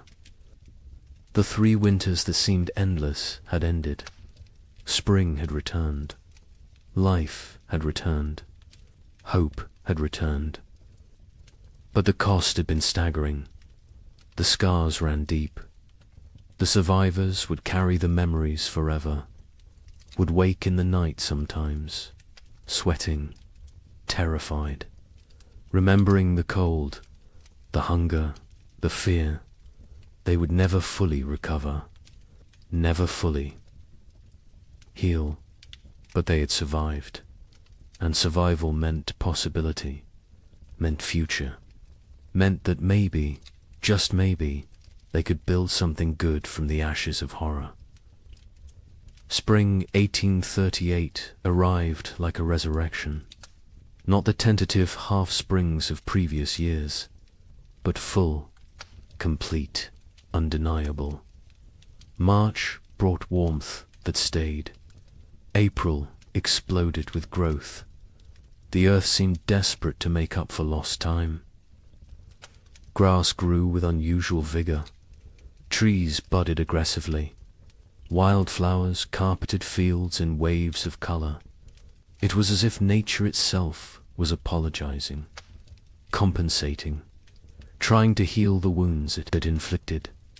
Survivors emerged from their cabins, slowly, blinking in bright sunlight, disoriented, like people waking from long nightmares. They looked at each other with hollow eyes, eyes that had seen too much, known too much suffering. They were changed, fundamentally, irreversibly. The people who had entered the winter of 1835 were dead. These were different people, harder, older, damaged in ways that would never fully heal. The young couple in Michigan stood in their doorway watching spring arrive. The man was thin still. His body had not recovered the weight lost during the starving times. Probably never would. His hair had gone partially grey. He was 25, but looked 40. His wife was 23.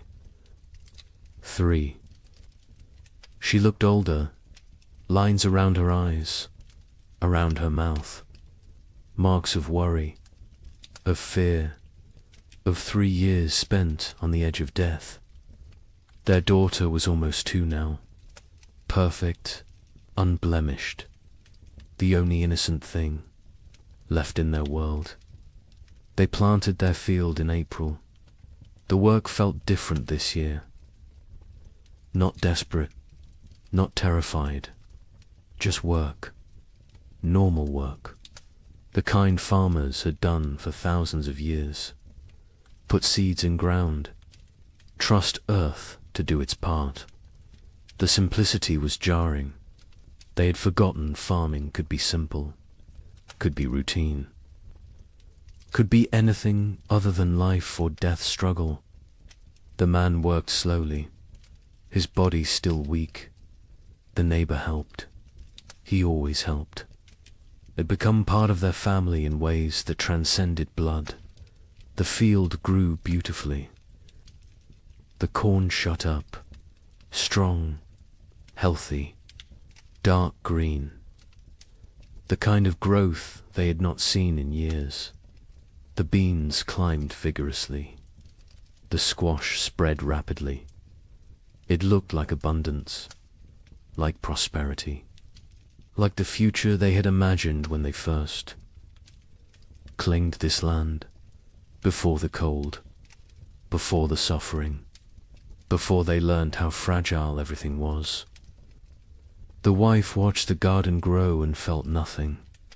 No joy, no satisfaction, no relief. The capacity for positive emotion had been burned out of her. She was functional, capable, but hollow, empty of everything except mechanical competence. In Illinois, the family that had lost their daughter tried to rebuild. The father threw himself into work, expanded his fields, built new structures, kept busy constantly. Movement meant not thinking, not remembering, not grieving. His wife did the opposite. She stopped moving, sat for hours, staring at nothing. The children navigated between these extremes, tried to be invisible, tried not to cause problems, tried to hold together a family that was fragmenting. The older boy carried the weight. He was 10 now, too young for such responsibility. But responsibility did not care about age. Someone had to hold things together. He did it because no one else would. The widower in Ohio and his older daughter planted their field together, just the 2 of them. The younger daughter remained in the cabin, unresponsive, present but absent. They had tried everything to reach her. Doctors when they could afford them, medicines, prayers, time. Nothing worked. She was locked inside herself, trapped in whatever mental prison the winters had created. They cared for her, fed her, kept her clean, but they had stopped hoping for recovery.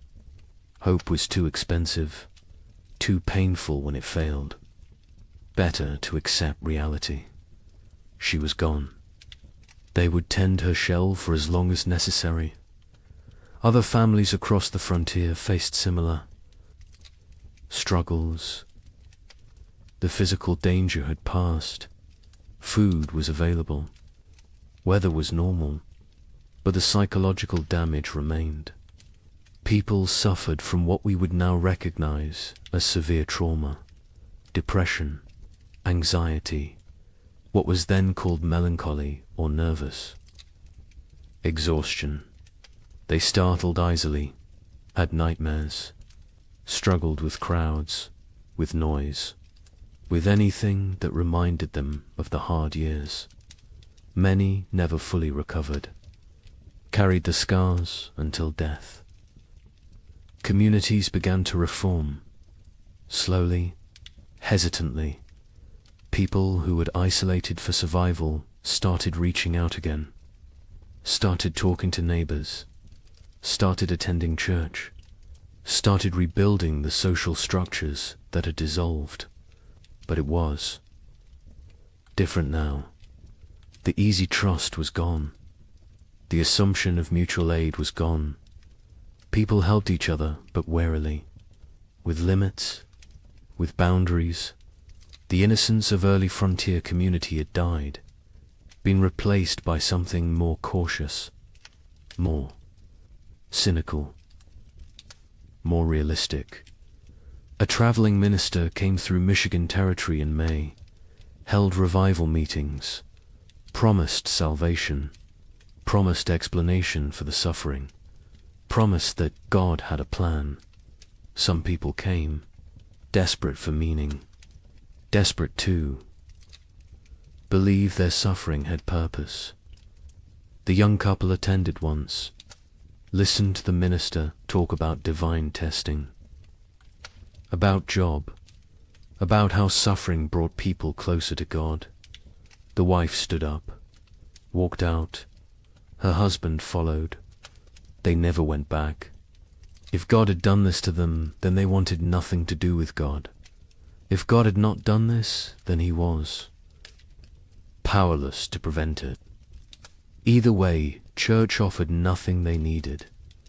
Others found comfort in religion, clung to faith as the only thing that made sense of senselessness, believed that heaven waited, that their dead children were safe, that suffering on earth was temporary, that eternity would compensate for temporal pain.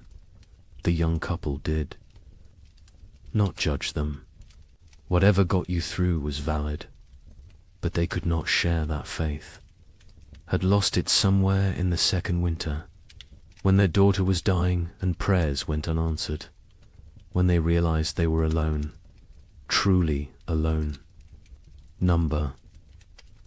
God, no providence. Just luck and effort and random chance. Summer brought abundance. The crops matured perfectly. The harvest was extraordinary. People gathered more food than they had seen in 5 years. Barns filled, root cellars filled, cabins filled. It was almost obscene. This wealth after such poverty, this abundance after such scarcity. Some people hoarded reflexively, stored food they would never eat, could not stop gathering, could not trust that next year would also be good. The trauma of scarcity had rewired their brains, made them incapable of feeling secure no matter how much they had. The young couple harvested their field in August.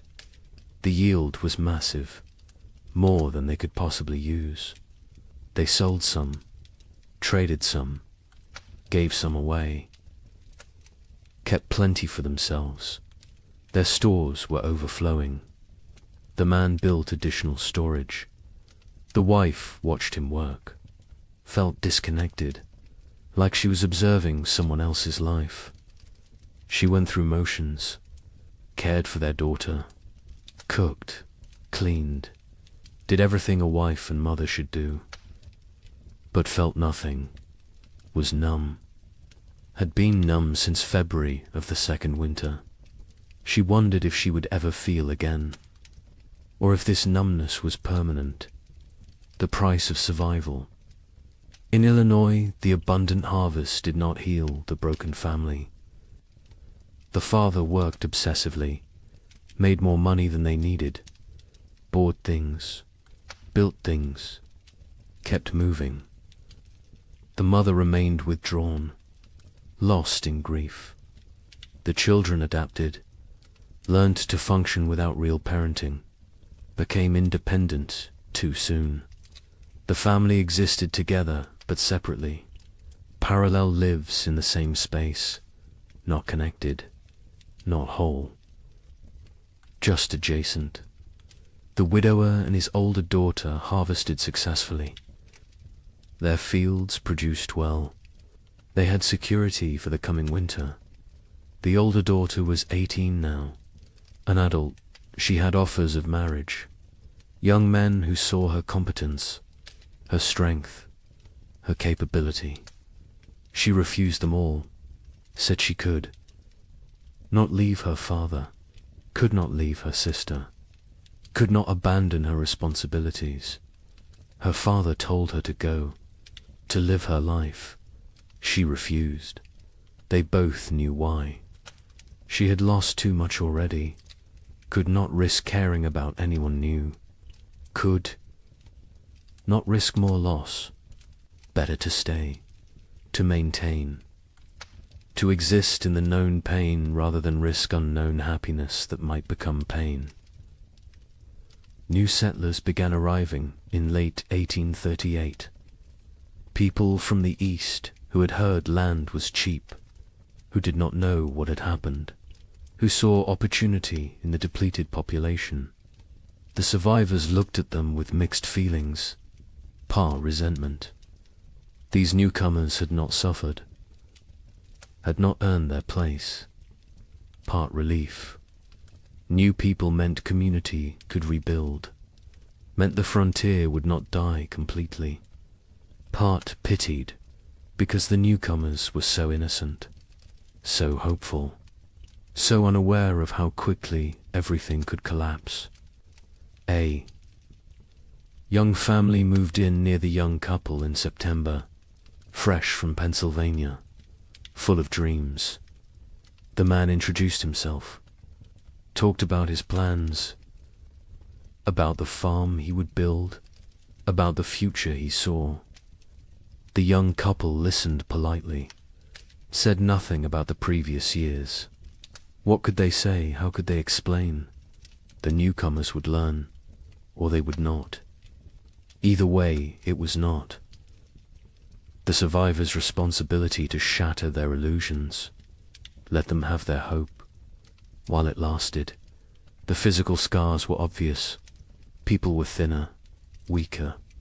Many had lost teeth from malnutrition, had hair that had gone white or fallen out, had skin that showed the effects of vitamin deficiency, scurvy, rickets. Conditions that should have been rare were common. Some people recovered physically. Others carried permanent damage, weakened hearts, damaged lungs, bodies that had been pushed beyond sustainable limits and never fully healed. But the psychological scars went deeper. The young wife woke screaming. Sometimes nightmares of her daughter dying, of snow falling in July, of cold that would not end. Her husband held her, said nothing, because what could he say? He had his own nightmares, his own fears. They did not discuss them, did not process them, just carried them, separately, together. The weight never lessened, only became familiar, became part of who they were now. The Illinois mother never recovered. She existed but did not live, went through motions but found no joy, no peace, no release from grief. Her family tried to reach her. She was unreachable. Eventually, they stopped trying, accepted that she was gone even though her body remained. The father took over her duties, cooked, cleaned, cared for the children, worked the farm, did everything. She sat, stared, existed. It was slow death. Everyone knew it. No one could stop it. She would live another decade, empty, broken, a ghost. In her own life, some survivors found ways forward, created new lives from the ruins of the old. The widower eventually remarried, a widow from the next county. She had lost her husband and son in the first winter. They married not from love, but from practicality, from loneliness, from the need to not be alone. It was not romantic, but it worked. They built a life together, quiet, stable, functional. His older daughter never married, stayed home, cared for her sister, became essential to the household, found purpose in duty, in responsibility, in maintaining. She never seemed unhappy, but she never seemed happy either. Just existed in the middle, neither satisfied nor dissatisfied. Just present, the young couple stayed together, raised their daughter, had 2 more children in the years after, built a successful farm. From the outside they looked normal, prosperous even, but between them was distance, a gulf created by 3 years of shared trauma that they could never fully bridge. They cared for each other, were faithful, were good parents. But the passionate young couple who had claimed the land in 1835 was gone, replaced by 2 damaged people doing their best. It was enough, had to be enough. They did not expect happiness, did not seek joy, just sought stability, safety, security, found those things, made a life from them. By 1840, the population had stabilized. Some areas had recovered partially, others remained sparsely populated. The demographic impact was significant. Thousands had died. Thousands more had fled. The westward expansion had been set back years. Territories that should have achieved statehood remained territories. The ambitious growth projections of the early 1830s were abandoned. Reality had intruded, shown the limits of human ambition, of manifest destiny, of the belief that the frontier was there for the taking. Nature had reminded everyone who was really in control. The survivors aged rapidly. The young man in Michigan was 30 in 1840, looked 50. His body was worn out from the hard years. He would die at 45. Heart failure. His body simply gave out. Used up. Exhausted. His wife outlived him by 20 years. Raised their 3 children. Alone. Never remarried. Never spoke of the hard years. Her children knew something had happened. Could see it in her eyes. In her reactions to cold, to hunger, to waste. But she never explained, never wanted them to know, wanted them innocent, untouched, protected from the knowledge of how bad things could get. The records from this period are sparse. Many families did not keep records, could not read or write, or chose not to document what had happened. The census of 1840 shows dramatic population decline in the affected territories. But the numbers tell only part of the story, cannot capture the psychological damage, the broken families, the lost potential, the dreams that died, the innocence that was shattered. Those losses are not recorded, not documented, not preserved. But they were real, were significant, were the true cost of the winters that would not end. Some survivors tried to document what happened, wrote letters to relatives back east, kept journals, created records. But even as they wrote, they sensed their accounts would be doubted, would be dismissed as exaggeration, as hysteria, as the ramblings of traumatized minds. How could they explain what it felt like to watch your child starve? To burn your furniture for warmth? To consider actions that in normal times would be unthinkable?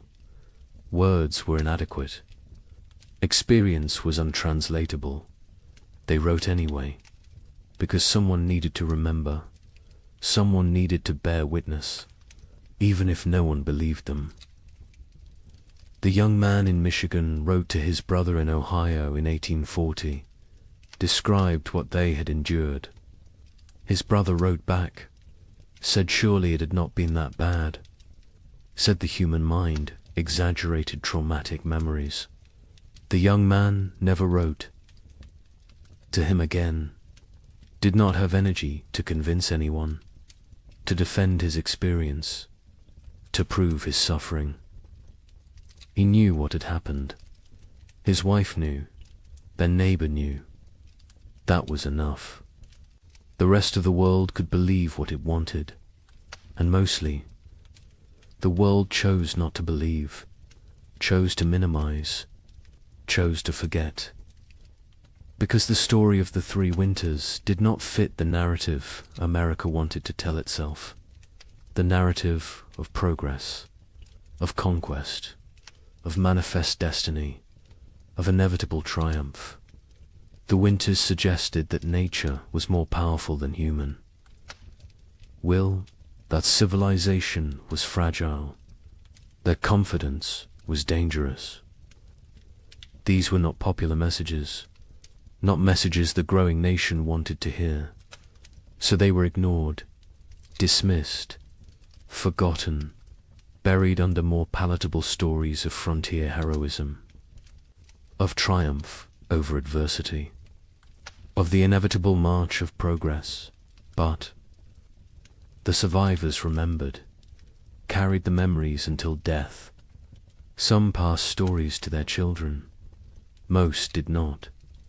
Most wanted to protect the next generation, wanted them unburdened.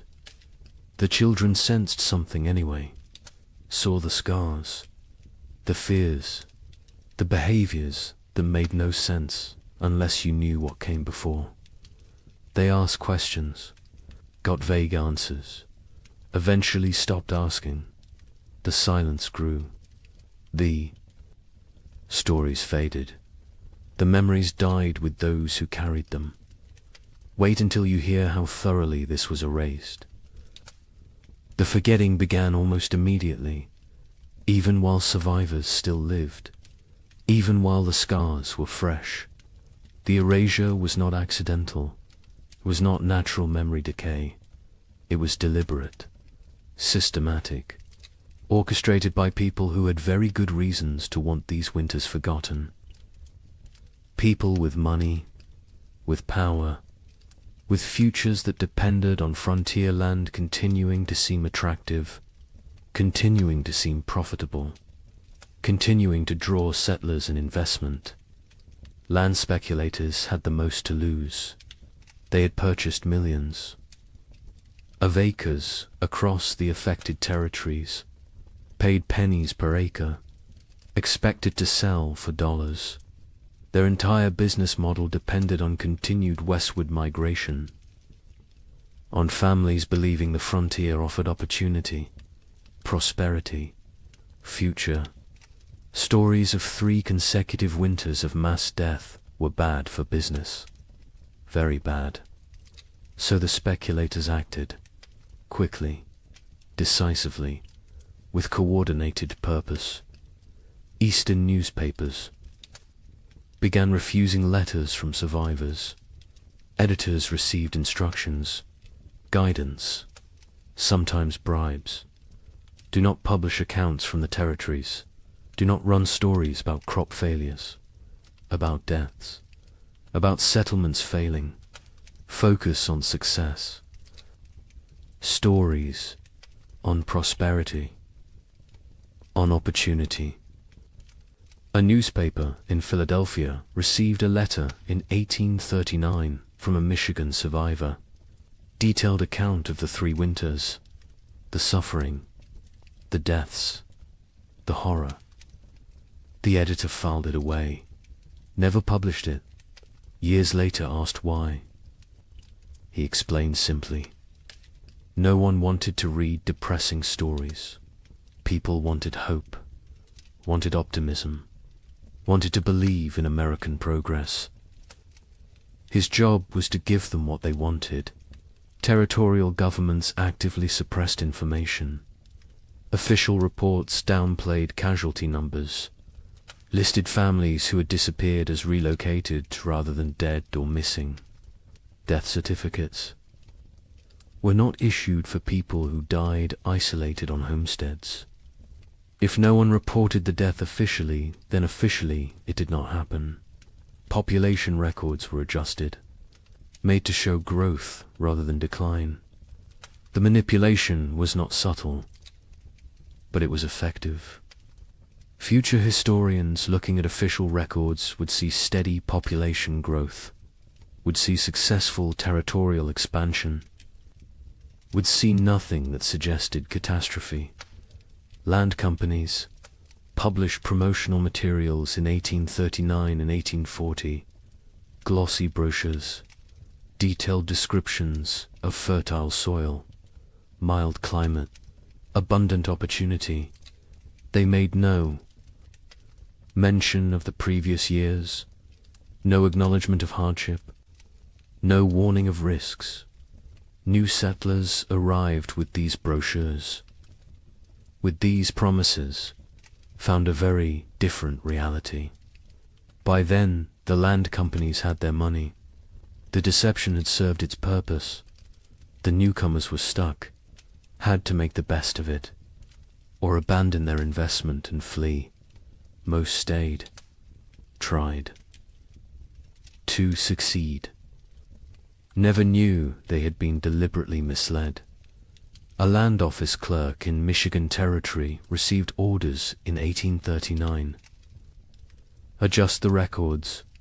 Families who had disappeared needed to be listed as relocated to other territories. Deaths needed to be minimized. The numbers needed to show growth, success, progress. He complied. His job depended on it. His family depended on it. He made the changes, falsified documents, erased people from existence. Years later, guilt-ridden, he confessed to his wife, told her what he had done.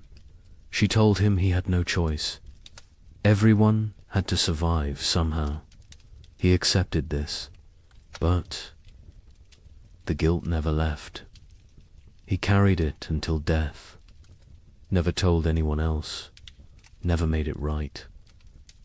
Just carried the weight of erasing thousands of people to protect property values. Railroad companies were equally invested in suppressing the truth. Their business plans required population growth in the territories, required towns, commerce, customers. Empty land was worthless. They needed settlers, needed them desperately. Stories of mass death were obstacles, barriers to profit.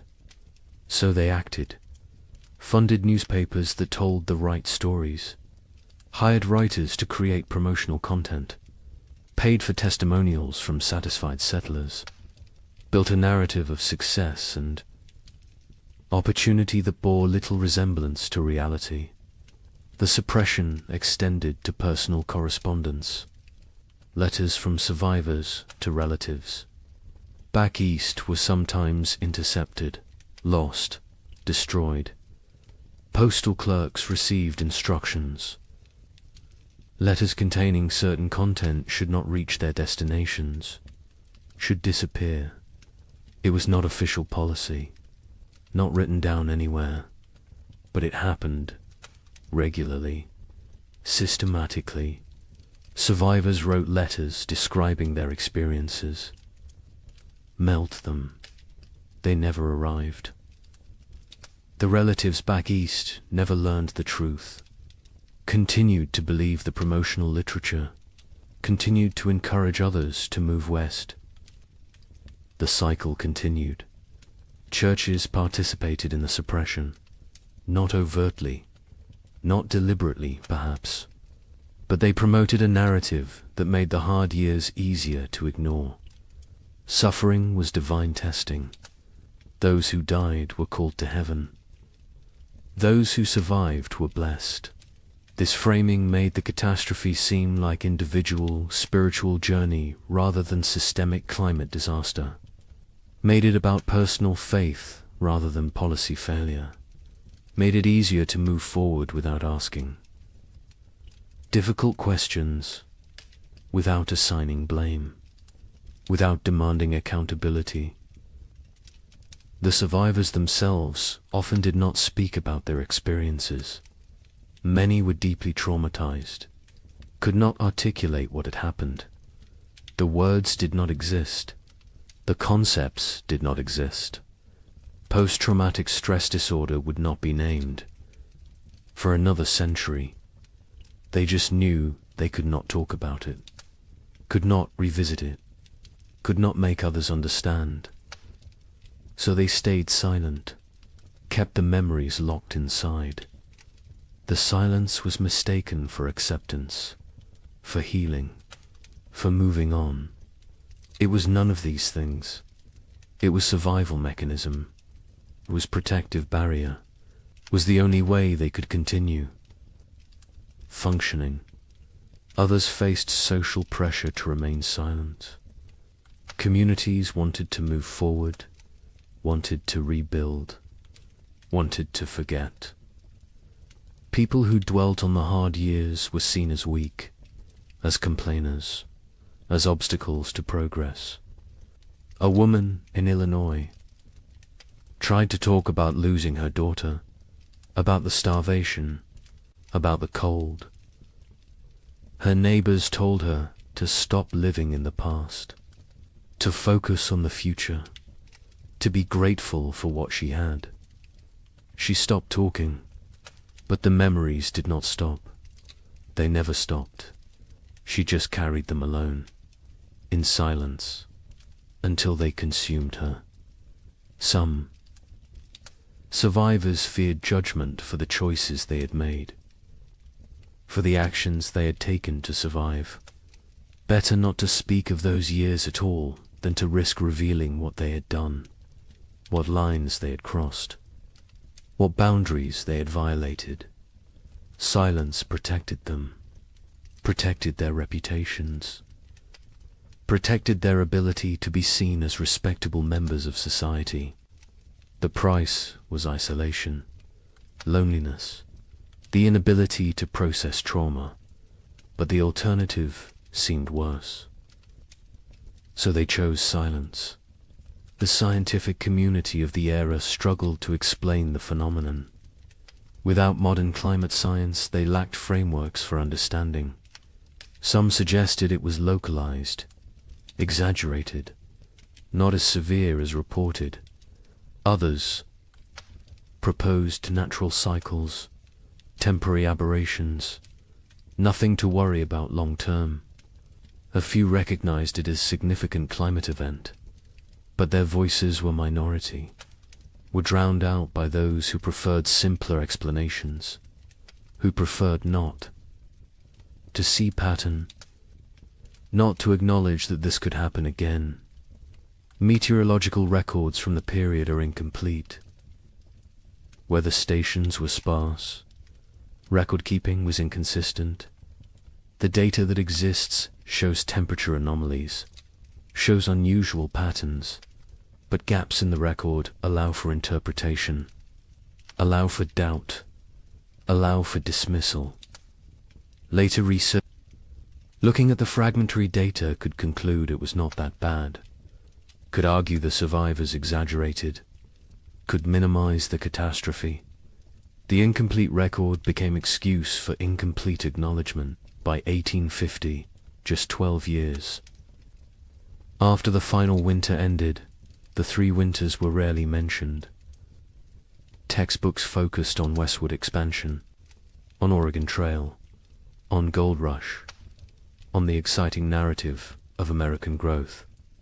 The dark years from 1836 to 1838 were footnote at best. More often, they were completely absent. A generation of children learned American history without knowing thousands had died in the supposedly empty territories, without knowing their parents or grandparents had survived horror. The erasure was nearly complete. The Civil War cemented.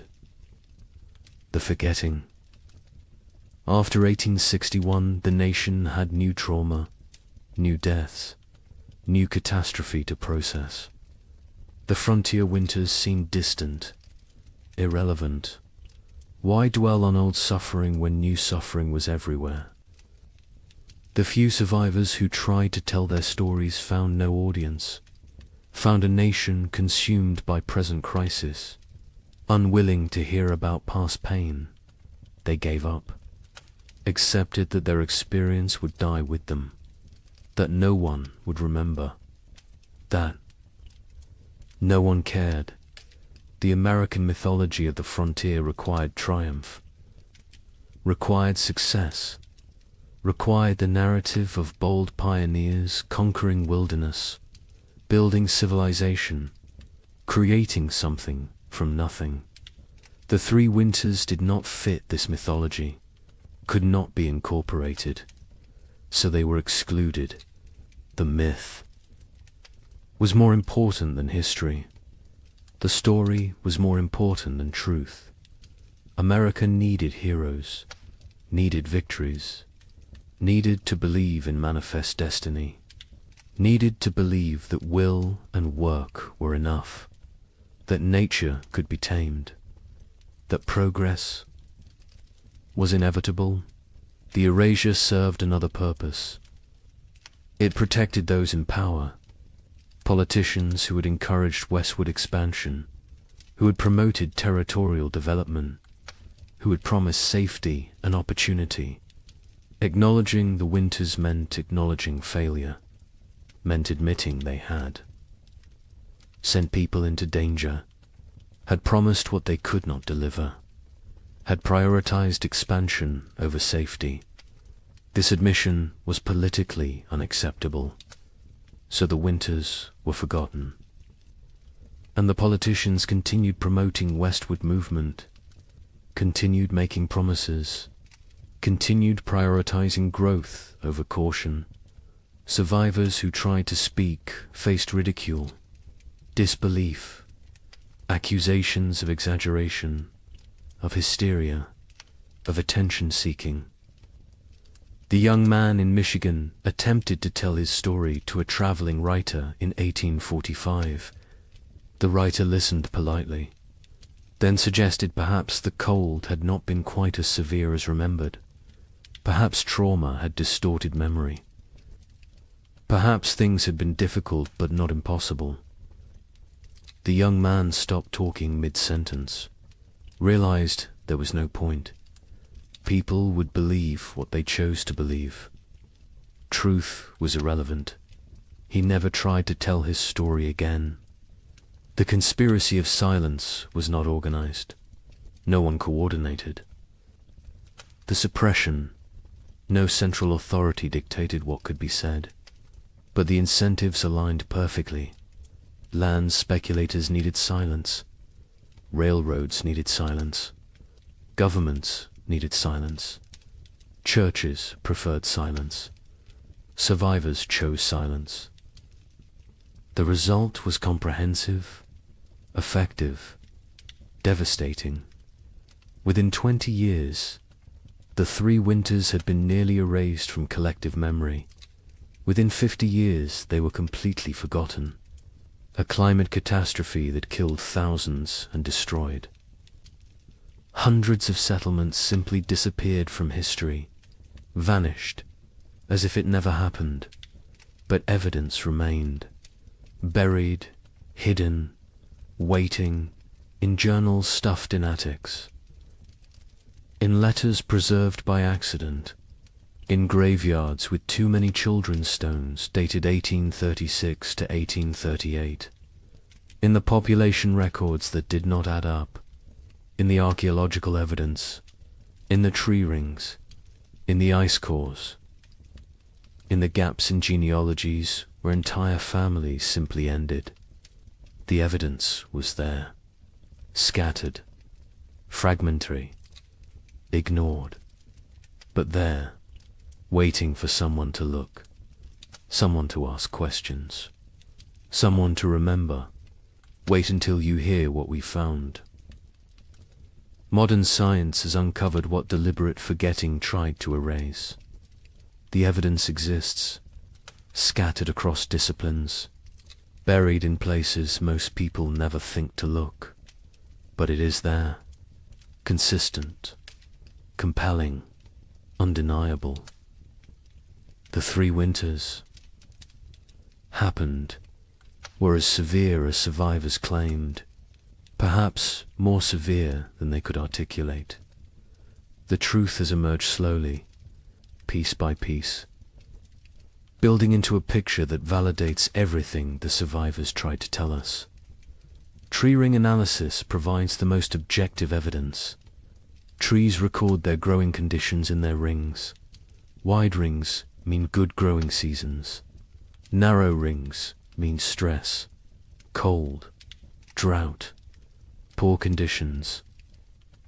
Researchers examining old-growth trees across the Midwest discovered something remarkable. The rings from 1836 to 1838 are extraordinarily narrow, some of the narrowest in the entire record.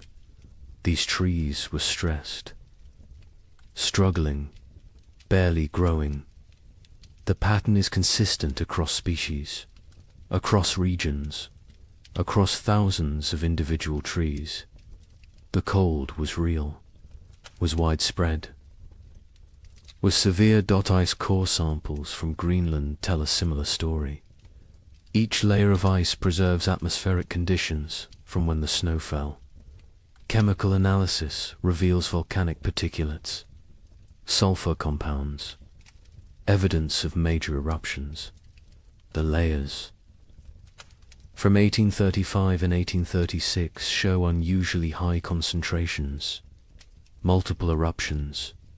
The volcanic material entered the upper atmosphere, circled the globe, blocked sunlight, lowered temperatures, created the conditions for catastrophic cooling. The ice remembers what humans forgot. A volcanic eruption near Japan in late 1835 was particularly significant.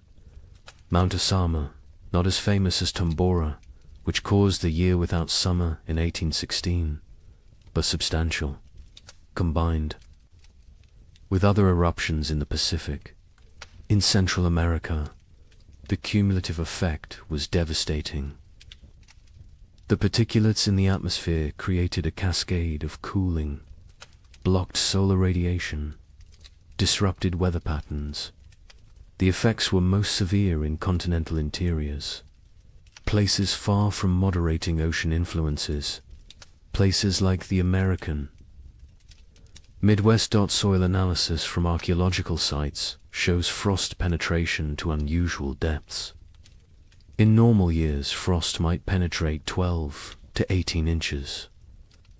In the affected years, it went deeper, 24 inches, 30 inches. In some locations, the ground never fully thawed.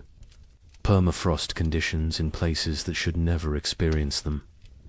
The soil remembers, holds evidence of cold that survivors described but scientists initially dismissed as impossible. Mass grave sites have been discovered during modern construction projects. A housing development in Michigan in 1985 uncovered a burial site.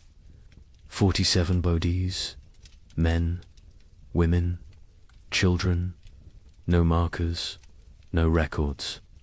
Carbon dating placed them in the late 1830s. The bones showed signs of extreme malnutrition, scurvy, rickets, starvation. Some showed evidence of violent death. Circumstances no one wants to examine too closely. The site was quietly reburied, a small memorial placed. Most people who drive past have no idea what lies beneath. Cabin sites across the frontier show evidence of desperate measures. Archaeological excavations reveal layers that tell stories. Burned furniture, charred cabin walls, butchered animals that would normally never be eaten. Rats, squirrels. In one site in Indiana, researchers found evidence suggesting the inhabitants had eaten leather. Boot leather, harness leather, anything that might contain nutrition. The desperation is written in the debris, in what people consumed, in what they burned, in how they died. Historical Society archives contain survivor accounts, journals that sat ignored for over a century. A diary from a woman in Illinois was donated in 1923, filed away, not examined until 1998. It documented day-by-day survival through all 3 winters. The declining food stores, the deaths of neighbors, the choices she made to keep her family alive, the guilt she carried. The final entry was in March 1838. It said simply that spring had come, that they had survived, that she did not know if survival was blessing or curse. The journal was published in 2005. 90 academics read it. The general public remained unaware. More journals continued to surface, in estate sales, in attics, in old trunks, in historical societies. Each one adds detail, adds confirmation, adds validation to what survivors tried to tell anyone who would. Listen. A journal from Ohio described November 1836. The cold that went beyond anything imaginable. The wind that never stopped. The children asking when they could go outside again. Being told maybe spring, knowing spring might never come. The journal, as a matter of fact, unemotional, which makes it more powerful. The horror is in what is not said, in the gaps, in the things too terrible to write. Census records show the truth when examined carefully. The 1840 census recorded population in the affected territories. Researchers comparing it to 1830 projections found massive discrepancies.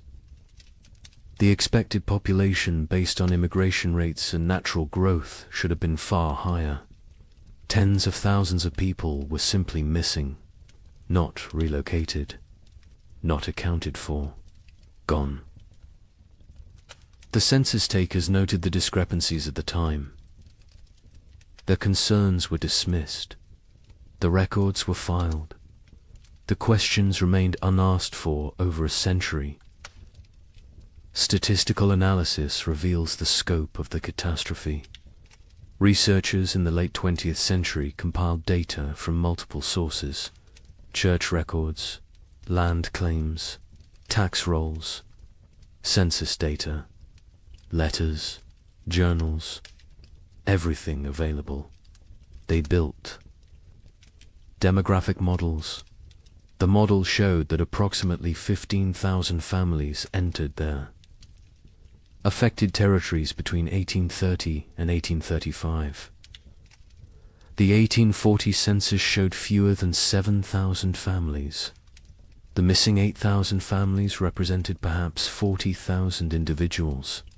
Some fled, but many died. The exact numbers will never be known, but the scale is clear. This was demographic catastrophe. Climate modeling supports the survivor accounts.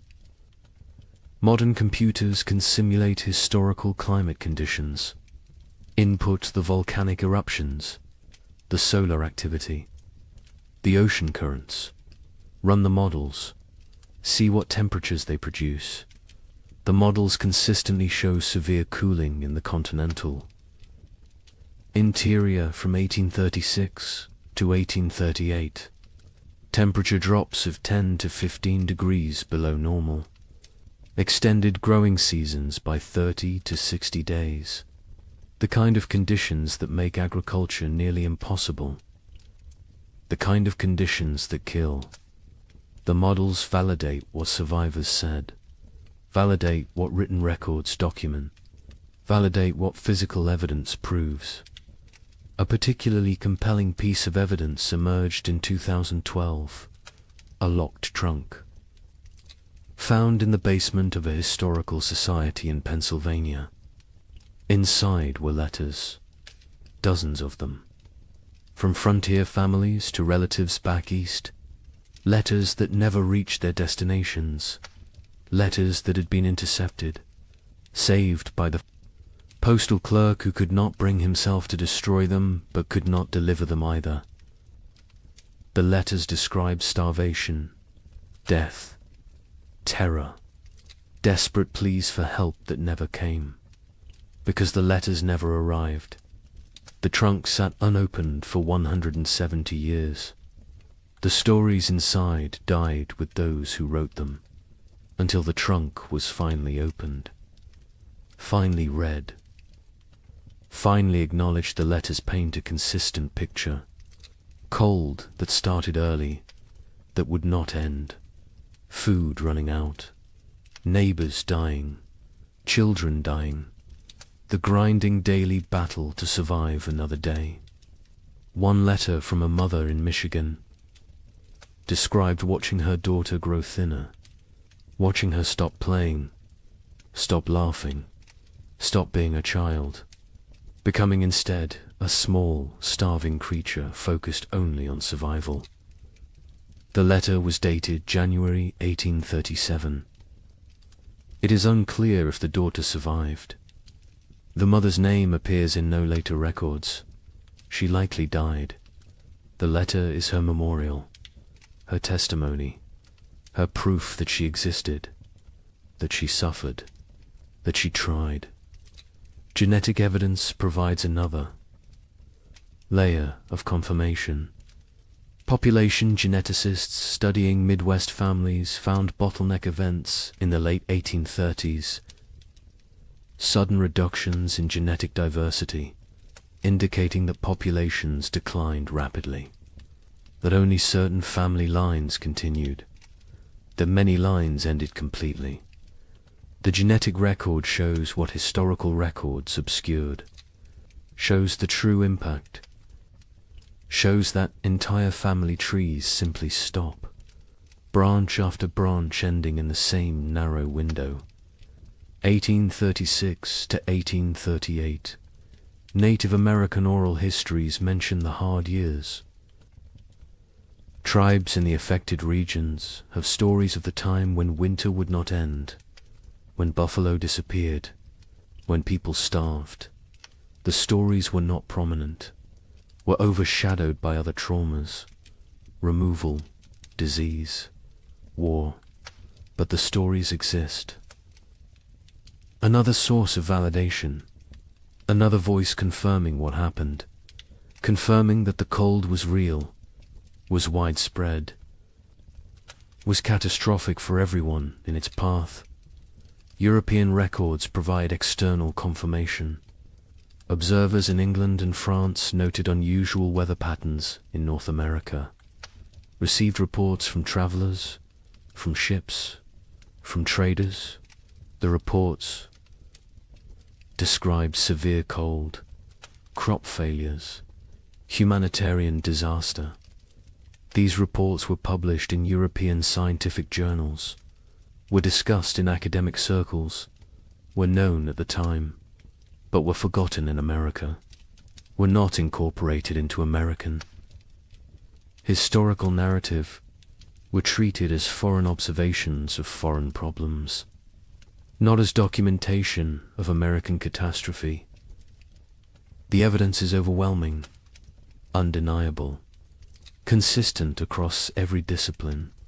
every source, every method of inquiry. The 3 winters happened, were as bad as survivors claimed, killed thousands, destroyed hundreds of settlements, set back westward expansion by years, changed the trajectory of American development, and was systematically erased from memory, deliberately forgotten, buried under more palatable narratives. But the evidence remained, waiting, and now it speaks, loudly, clearly, demanding that we remember, demanding that we acknowledge, demanding that we ask why this was forgotten, and what else we have chosen to forget. Societies choose what to remember, what to forget, what stories to tell about themselves. America chose to remember triumph, chose to remember westward expansion as inevitable, as heroic as the march of civilization across wilderness. The 3 winters did not fit that story, so they were extruded, erased, forgotten, not through conspiracy exactly, but through collective decision that some truths are inconvenient. Some realities undermine necessary myths. Some histories are better left buried, but forgetting comes with costs. Modern Americans facing climate uncertainty have no cultural memory of how quickly weather can turn catastrophic, how fragile our systems truly are, how thin the line between civilization and survival. We believe we are insulated, protected, that technology and infrastructure make us safe. The pioneers believed they were prepared to. They had survived winters before, had skills, had experience, had confidence. They were wrong. Confidence is not armor. Preparation has limits. And nature does not care about human expectations. The pioneers who survived demonstrated extraordinary resilience. But resilience came at prices we can barely fathom. Psychological trauma that lasted lifetimes, physical damage that shortened lives, moral compromises that haunted until death, relationships destroyed, innocence shattered, futures altered. They survived, but survival was not triumph, was not victory, was simply continuing to breathe, to move, to exist. Some days that was enough. Other days it was not. The Illinois family that lost their daughter eventually prospered. Their farm became successful. They appeared to outside observers as model frontier family, hard-working, productive, respectable. But the father never spoke of the hard years, not to his children, not to his neighbors, not to anyone. When he died in 1871, his wife burned his journal. She said it contained nothing anyone needed to know. The children did not question her, did not push. The family maintained silence until the last of them died. The story died with them. As so many stories did, the young couple in Michigan who nearly starved in February 1837 lived into old age. They watched their children grow, saw grandchildren born, built prosperity from the ruins of trauma, but they never truly healed. The wife developed hoarding behaviors, stored food obsessively, could not throw anything away, could not trust that abundance would continue. The fear never left. The husband, startled at sudden noises, had nightmares until he died, woke, screaming about cold, about hunger, about his daughter dying. They lived together for 40 years after the winters ended. But part of them never left those years, never fully returned to the present, always remained trapped in the cold, in the fear, in the desperate fight for survival. We need to remember their stories, need to understand what they endured, not to glorify suffering, not to romanticize hardship, but to recognize truth, to acknowledge that American expansion was built on uncounted graves, unforgotten tragedies, unerased catastrophes. The triumphant narrative is incomplete, is dishonest, is disrespectful to those who suffered, who died, who survived but carried wounds forever. Climate catastrophe can happen faster than we imagine. The pioneers of 1835 had no warning, no time to prepare. Within months, their world transformed from abundance to survival.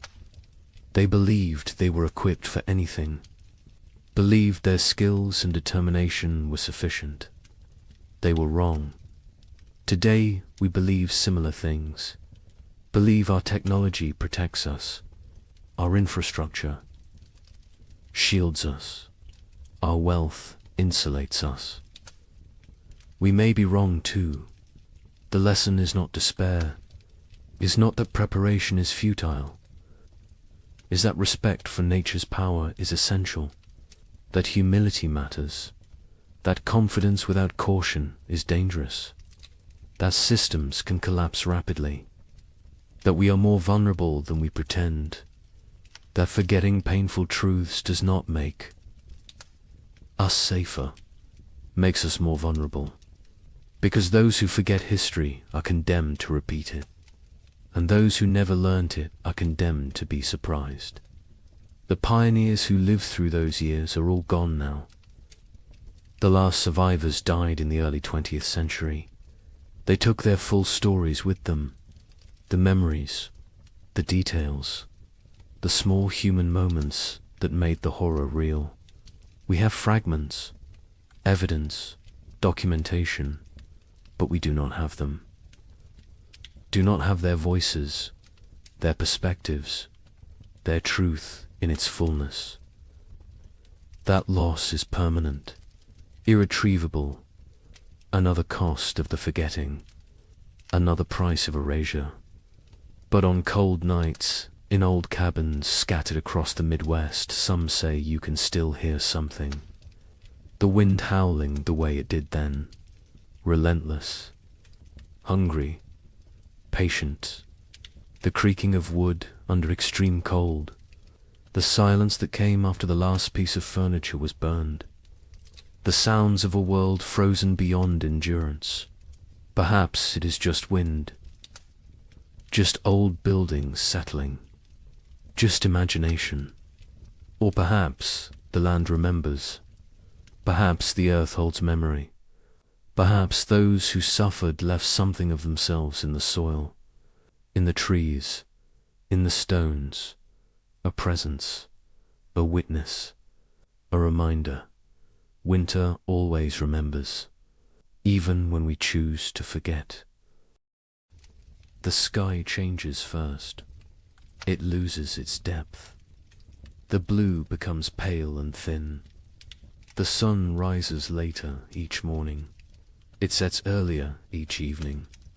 The warmth drains away slowly. Day by day, the world transforms. The tribe notices. They always notice. Their survival depends on reading these signs. An old woman stands at the cave entrance. She watches the horizon. Her skin remembers 50 winters. Her bones ache with the coming cold. She knows what approaches. The birds leave first. Great flocks rise from the marshlands. They circle once, twice, then disappear southward. Their cores fade into silence. The sky empties. Only the crows remain. They perch in dead trees. They watch with black eyes. They know about winter. They know about death. The leaves turn brown. They fall in waves. The forest floor becomes a carpet of decay. The trees stand bare. Their branches reach upwards like skeletal hands. The wind moves through them differently now. It whistles. It moans. It carries the scent of ice from distant mountains. The animals change their behavior. The deer grow thick coats. They move lower into the valleys. The bears eat constantly. They gorge themselves on final berries and roots. They search for caves. They test the depths of hollow trees. Soon they will sleep. Soon they will vanish until spring. The tribe's children play near the cave. They notice the changes too. A young girl finds frost on a stone. She touches it with her finger. The ice melts instantly. She looks up at her mother. Her eyes ask a question. Her mother nods slowly. Yes, it is coming. The hunters return from their scouting. They gather around the central fire. Their news is grim. The herds are moving. The massive beasts that sustained the tribe are leaving. They migrate to warmer lands. The hunters saw their tracks leading south. Hundreds of prints in the soft earth. All heading away, the chief stands. He is a broad man with greying hair. Scars cross his chest and arms. Each one tells a story of survival. He speaks slowly. His voice carries weight. The tribe must prepare. They must gather. They must hunt. Winter shows no mercy to the unprepared. The women begin their work immediately. They repair the leather hides that cover the cave entrance. They check every seam. They patch every hole. Cold air finds the smallest gaps. It sneaks in like a predator. It steals warmth. It steals life. The children are sent to gather firewood. They work in groups. They drag dead branches back to the cave. They pile them high against the rock walls. Never enough. There is never enough wood. The fires must burn for months. The fires are life itself. An elder man sits working stone. He shapes a new blade. His hands move with practiced skill. The flint chips away in precise flakes. This blade will skin animals. It will cut meat. It will help the tribe survive. Tools matter. In winter, everything matters. The temperature drops. Further, morning brings white breath. Puddles freeze overnight. They crack under footsteps. The ground hardens. Digging becomes difficult. The tribe works faster. Urgency replaces the lazy pace of summer. A young hunter climbs the high ridge. He looks north. Dark clouds gather on the horizon. They build like mountains. They promise snow. He returns quickly. He reports what he saw. The tribe has perhaps 10 days, maybe less. The chief calls a meeting. Every adult attends. They discuss strategy. Who will hunt? Who will gather? Who will fortify the shelter? Who will watch the children? Roles are assigned. Arguments are brief. Survival requires cooperation. Personal disputes wait for spring. The women process the last of the autumn harvest. They pound roots into paste. They dry strips of meat over smoky fires. They collect every edible plant within walking distance. Nothing is wasted. A handful of seeds might mean the difference between hunger and starvation. Night falls earlier now. The darkness lasts longer. The tribe sits closer to the fire. They eat their evening meal in silence. They think about the months ahead. They remember previous winters. Some were mild, some were brutal. No one knows what this winter will bring. A baby cries. Its mother holds it close. She wraps it in soft rabbit fur. The infant is barely 2 months old. This will be its first winter. The mother's face shows worry. The other women gather around. They offer reassurance. They share wisdom. They have kept babies alive through cold before. The old woman who watches the sky speaks. She tells of a winter. From her youth, snow fell for 20 days without stopping. The drifts rose higher than a man. 3 members of the tribe died. They ran out of food. They grew weak. The cold took them in their sleep. She tells this story as warning, as motivation. As truth, the fire crackles. Sparks rise into the darkness. They dance like orange stars before fading. The tribe sits in a circle. They feel the bond between them. They are family. They are survival partners. They will face the cold together. They will endure together. Or they will perish together. The wind picks up. It blows from the north. It carries the smell of snow. It carries the promise of winter. The tribe feels it. Every man, woman, and child knows what approaches. The season of death has begun its descent. The time of testing is here. Tomorrow, the real work begins. The hunters wake before dawn. 6 men rise from their sleeping places. They move quietly. They do not wake the others. The air inside the cave is cold. Their breath makes small clouds. They gather their weapons in silence. The chief hunter is called Kra. He has seen 30 winters. His body is lean and strong. Scars mark his arms and legs. Each scar tells a story. Each one represents survival. He checks his spear. The stone point is sharp. The binding is tight. This weapon has killed. Many times before, the other hunters prepare. They wear thick furs.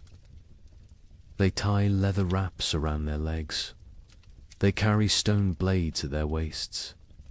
They bring rope made from twisted plant fibers. They will need everything they carry. There are no second chances in winter. The sky begins to lighten. Grey replaces black. The hunters step outside. The cold hits them immediately. It takes their breath. Their eyes water. They blink away the moisture. Their bodies adjust slowly. Frost covers everything. The rocks glisten white. The sparse grass stands frozen and brittle. Each footstep crunches. The sound carries in the still air. They must move carefully. Sound travels far on cold mornings. Kraw leads them north. He knows where the herds gather. He has hunted these lands his entire life. His father taught him. His grandfather taught his father. Knowledge passes through generations. It keeps people alive. They walk for an hour. The sun rises behind them. It provides no warmth. It is a pale circle in the grey sky. The light reveals a changed landscape. Winter is transforming their world. Snow patches appear. Small drifts collect in shadows. The ground is harder now. Frozen. Solid in places. Walking becomes more difficult. Legs tire faster. But they push forward. Kraw stops. He kneels. He examines the ground. Tracks. Large tracks. deep impressions in the half-frozen earth. Bison. A small herd passed through recently, perhaps during the night. The tracks are fresh. The hunters gather. Around they study the signs. Craw counts the tracks. Maybe 8 animals. Maybe 10. The herd is moving slowly. They are grazing as they travel. This is good. This means the hunters can catch them. They follow the trail. The tracks lead northeast, toward the river valley. Bison often shelter near water. The valley provides protection from wind. There is still grass there, brown and dry, but edible. The wind picks up. It blows from the north.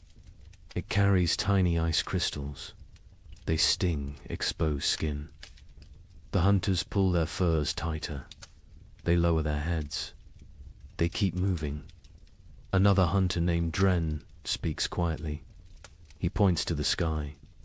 More. Clouds are building, dark and heavy.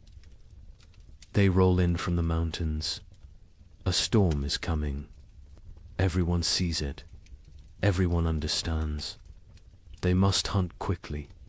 The tracks become fresher. The eddies are sharp. The animals are close now. Very close. Craw signals for silence. Hand gestures only. The hunters spread out. They form a loose line. They move like shadows. They crest a small rise. Below them, the river valley opens up. And there, near the frozen stream, the bison herd grazes. 9 massive animals, brown and shaggy. Their breath rises in great clouds. They paw at the snow. They search for grass beneath the hunters crouch low. They are downwind. The bison cannot smell them. This is crucial. Bison have poor eyesight but excellent noses. Scent betrays hunters more than sound. Craw studies the herd. He looks for weakness. Old animals. Young animals. Injured animals. His eyes settle on a large female. She stands at the edge of the group. She limps slightly. Her left rear leg favors her weight. She is the target. He signals to the others. They understand immediately. Years of hunting together create silent language. They know their roles. They know the plan. 3 hunters will circle left. 3 will stay right. They will drive the herd. They will separate the weak one. The maneuver begins. The hunters move like wolves, patient, calculated. They use every rock for cover, every depression in the ground. They become part of the landscape. The left group reaches position. They wait. Timing matters. Rush too soon and the herd scatters. Wait too long, an opportunity vanishes. Craw watches. He feels the moment. He rises. His shout breaks the silence. The other hunters echo him. The bison startle. Their heads snap up. Panic floods through the herd. They bunch together. They begin to run. The injured female falls behind. She tries to keep pace. Her bad leg betrays her. The gap widens. The hunters close in. Their legs pump. Their lungs burn. The cold air sears their throats. Craw is fastest. He closes the distance. The female sees him. She turns. She tries to change direction. Too slow. Crow throws his spear. Years of practice guide the weapon. The stone point strikes true. It sinks deep into her shoulder. The bison bellows. Pain and rage combine. She spins. Blood sprays across the snow. bright red against pure white. She charges at Craw, massive and furious. Death approaching on 4 legs. Craw dodges, barely. The bison's horn scrapes his side. His fur tears. He rolls away. Another hunter throws his spear, then another. Both strike the animal's flank. She staggers. Dren moves in close, very close, dangerous close.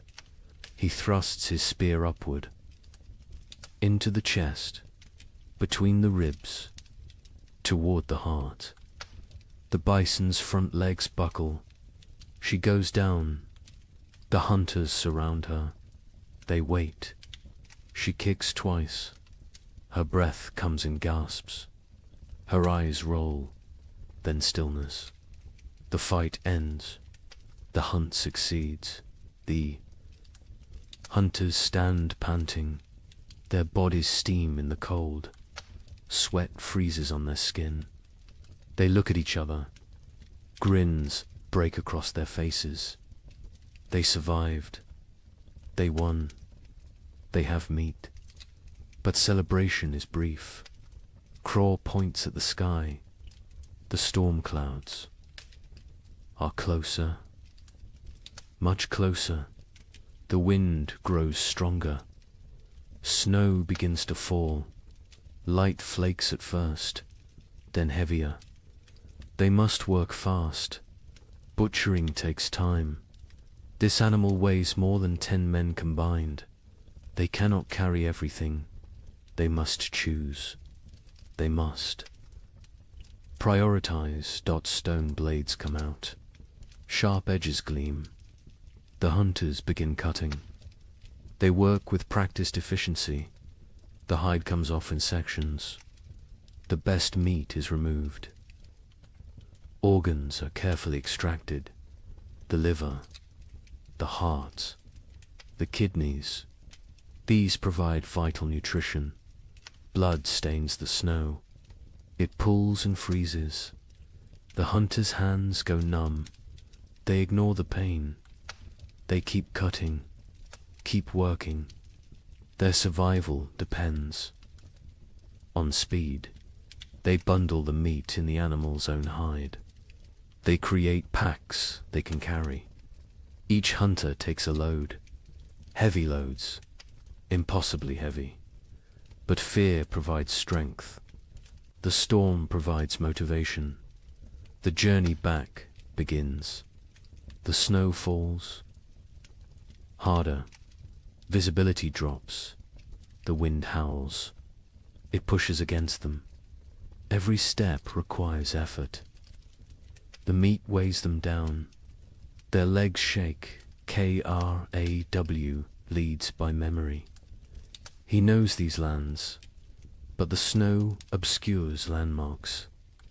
Everything looks the same, white and grey and endless. He trusts his instincts. He walks steadily south.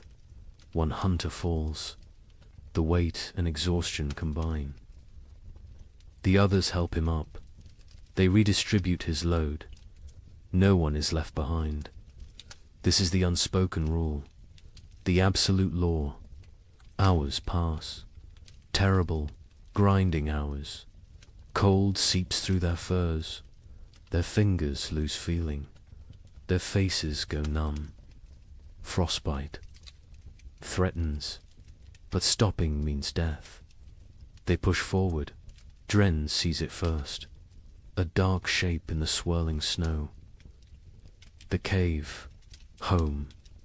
Relief floods through them. They stumble faster. The last 100 paces feel like miles. They enter the cave. Warmth hits them.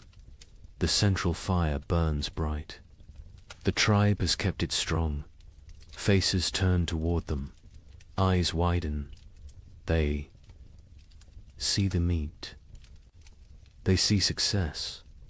The hunters drop their loads. They collapse. Their bodies give out. Women rush forward. Children crowd around. Everyone wants to see. Everyone wants to touch the meat. The chief comes forward. He examines the kill. He nods at Craw. Approval in that single gesture. Pride in that simple nod. The tribe will eat. The tribe will survive another week. Maybe two. The women take over. They hang the meat from the cave ceiling. Away from scavengers, they begin processing it. Some for immediate eating, some for preservation. Every part will be used. Nothing wasted. The hunters sit by the fire.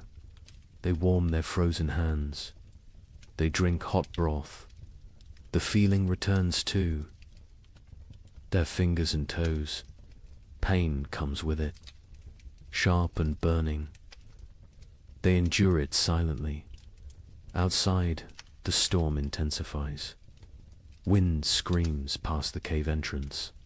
Snow piles against the rocks. The leather hide covering the entrance flaps and strains. But inside, there is warmth. There is food. There is safety. Aye. Child approaches Craw. A small boy. He stares with wide eyes. He touches Craw's torn fur. He sees the scrape from the bison's horn. His mouth forms an O of wonder. Craw smiles. He ruffles the boy's hair. This is why they hunt. This is why they risk death. For the children. For the old ones. For the tribe. Individual survival means nothing. The group is everything. The meat roasts over the fire. Fat drips and sizzles. The smell fills the cave. Mouths water. Stomachs growl. Soon they will feast. Soon they will celebrate. But first they rest. Craw closes his eyes. His body aches. Every muscle protests.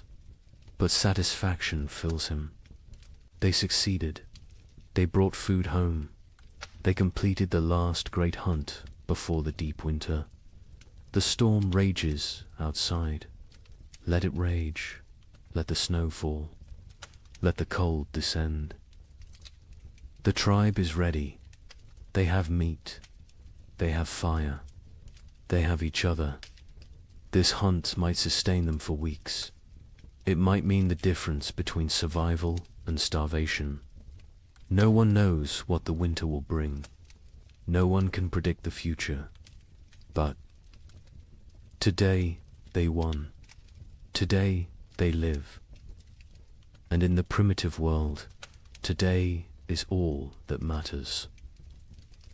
The storm passes after 3 days. The snow stops falling. The wind dies down. The tribe emerges cautiously. They squint against the brightness. Snow covers everything. The world looks different now. Transformed. Dangerous. The work begins immediately. Winter preparation cannot wait. Every day matters. Every hour counts. The tribe divides into groups. Each group has specific tasks. Organization means survival. The women examine the cave entrance. The leather hide covering took damage in the storm. Wind tore several seams. Snow forced its way through gaps. Cold air invaded their shelter. This cannot happen again.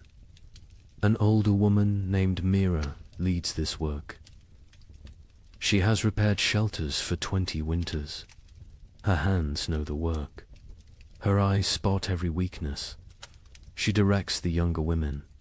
They listen carefully. They learn by doing. They take down the damaged hide. It is stiff with ice. They carry it to the fire. The heat makes the leather pliable again. They can work with it now. They can repair the tears bone needles come out. Thread made from animal sinew, the women sit in a circle. They stitch the tears closed. Their fingers move quickly. They push. Needles through tough leather. They pull thread tight. Each stitch must be perfect. Weak stitching means cold air. Cold air means death. While they work, others gather moss. They find it on the north side of rocks. They peel it away carefully. Moss provides insulation. They stuff it into cracks in the cave walls. Every tiny gap gets filled. The cave must become a sealed chamber. The men focus on firewood. They need mountains of it. What they have is not enough. It is never enough. They venture into the forest. They search for dead trees. Dead wood burns best. Green wood smokes and sputters. A young man named Torg swings a stone axe. He strikes a dead trunk repeatedly. The impacts echo through the forest.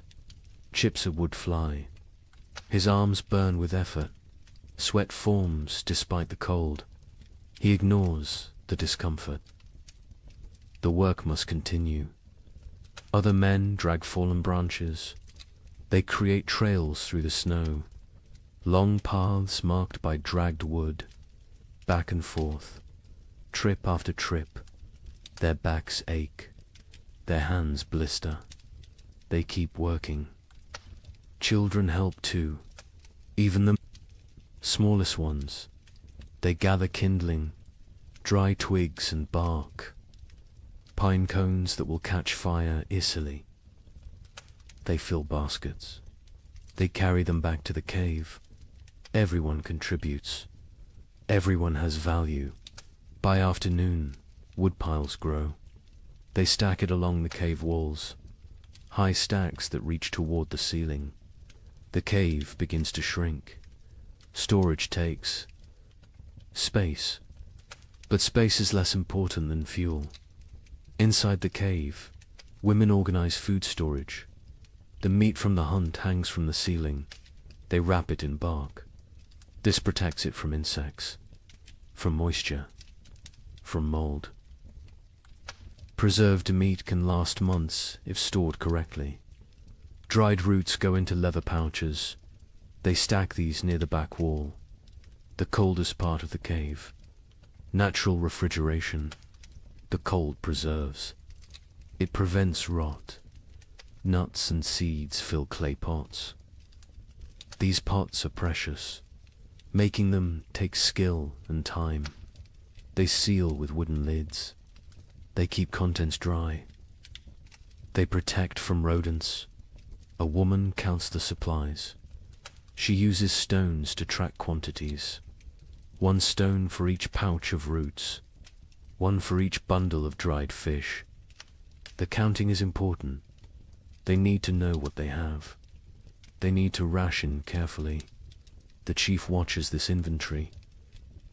His face shows concern. They have food, but is it enough? 6 months of winter stretch ahead, maybe 7. No one knows how harsh this winter will be. He makes a decision.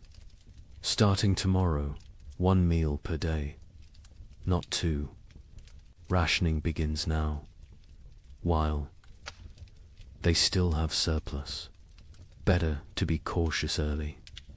Starvation at winter's end kills many tribes.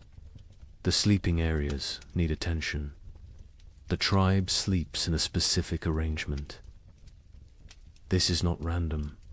This is survival strategy. The weakest sleep closest to the fire. Infants and small children. The very old.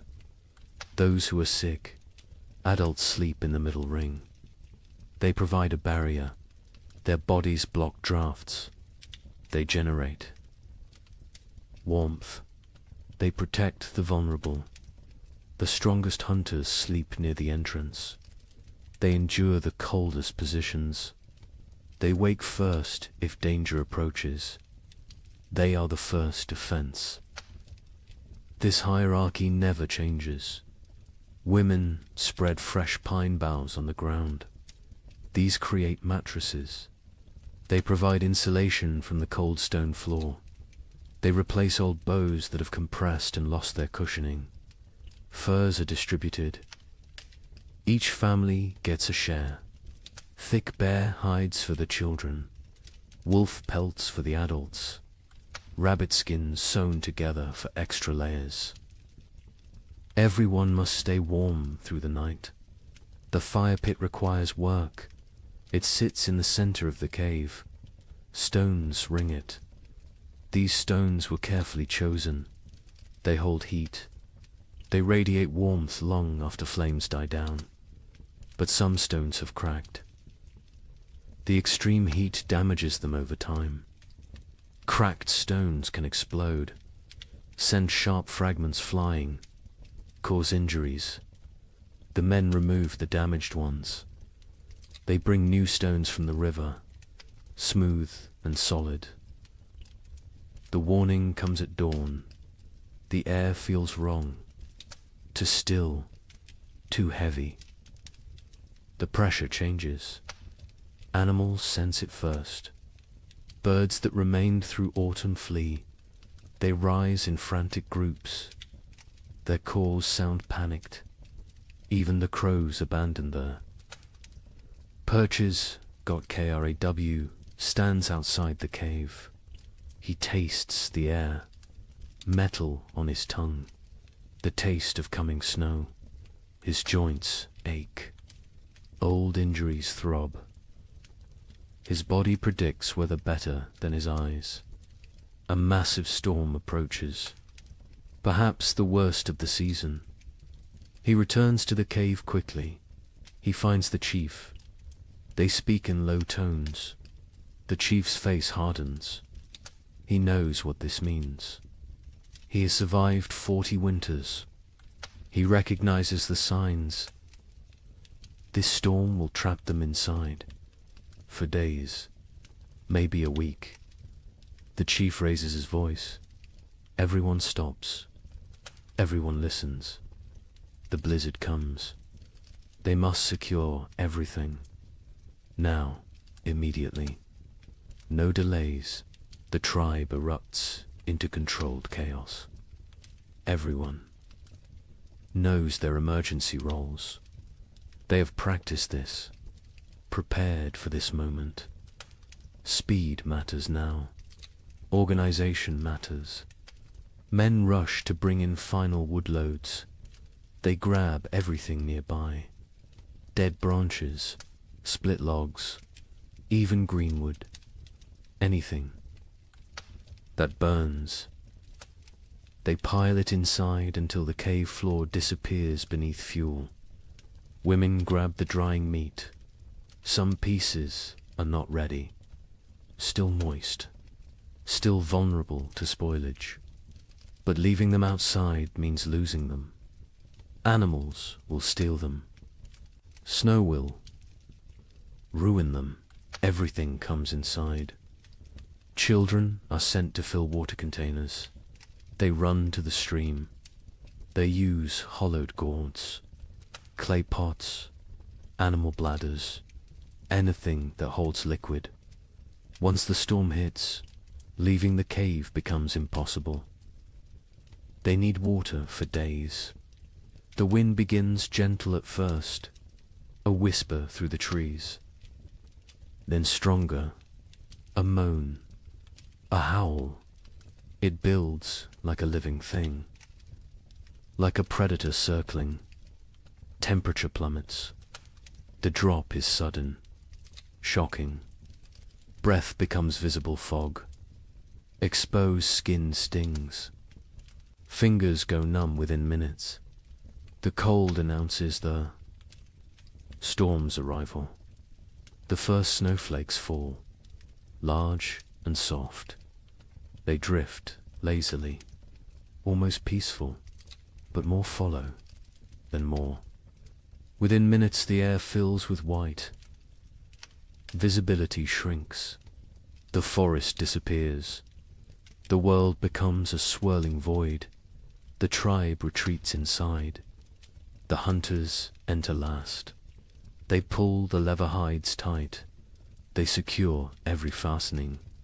They add the extra layer. The interior darkness deepens. Only firelight remains. The storm intensifies. Wind screams past the cave mouth. It sounds almost human.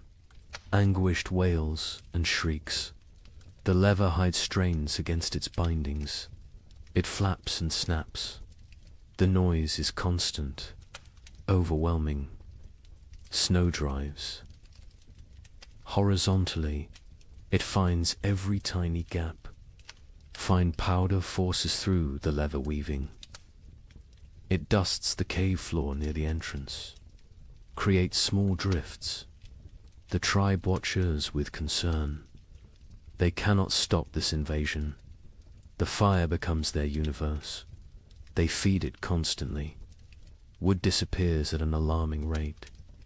The cold outside is so intense it steals heat from the cave.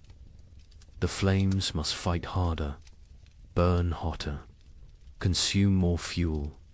Smoke becomes a problem. The usual draw through the ceiling hole weakens. The storm disrupts normal airflow. Smoke gathers in the cave's upper reaches. Eyes water. Throats burn. They cough. But they cannot reduce the fire. Cold is more dangerous than smoke. The first, they pass as slowly.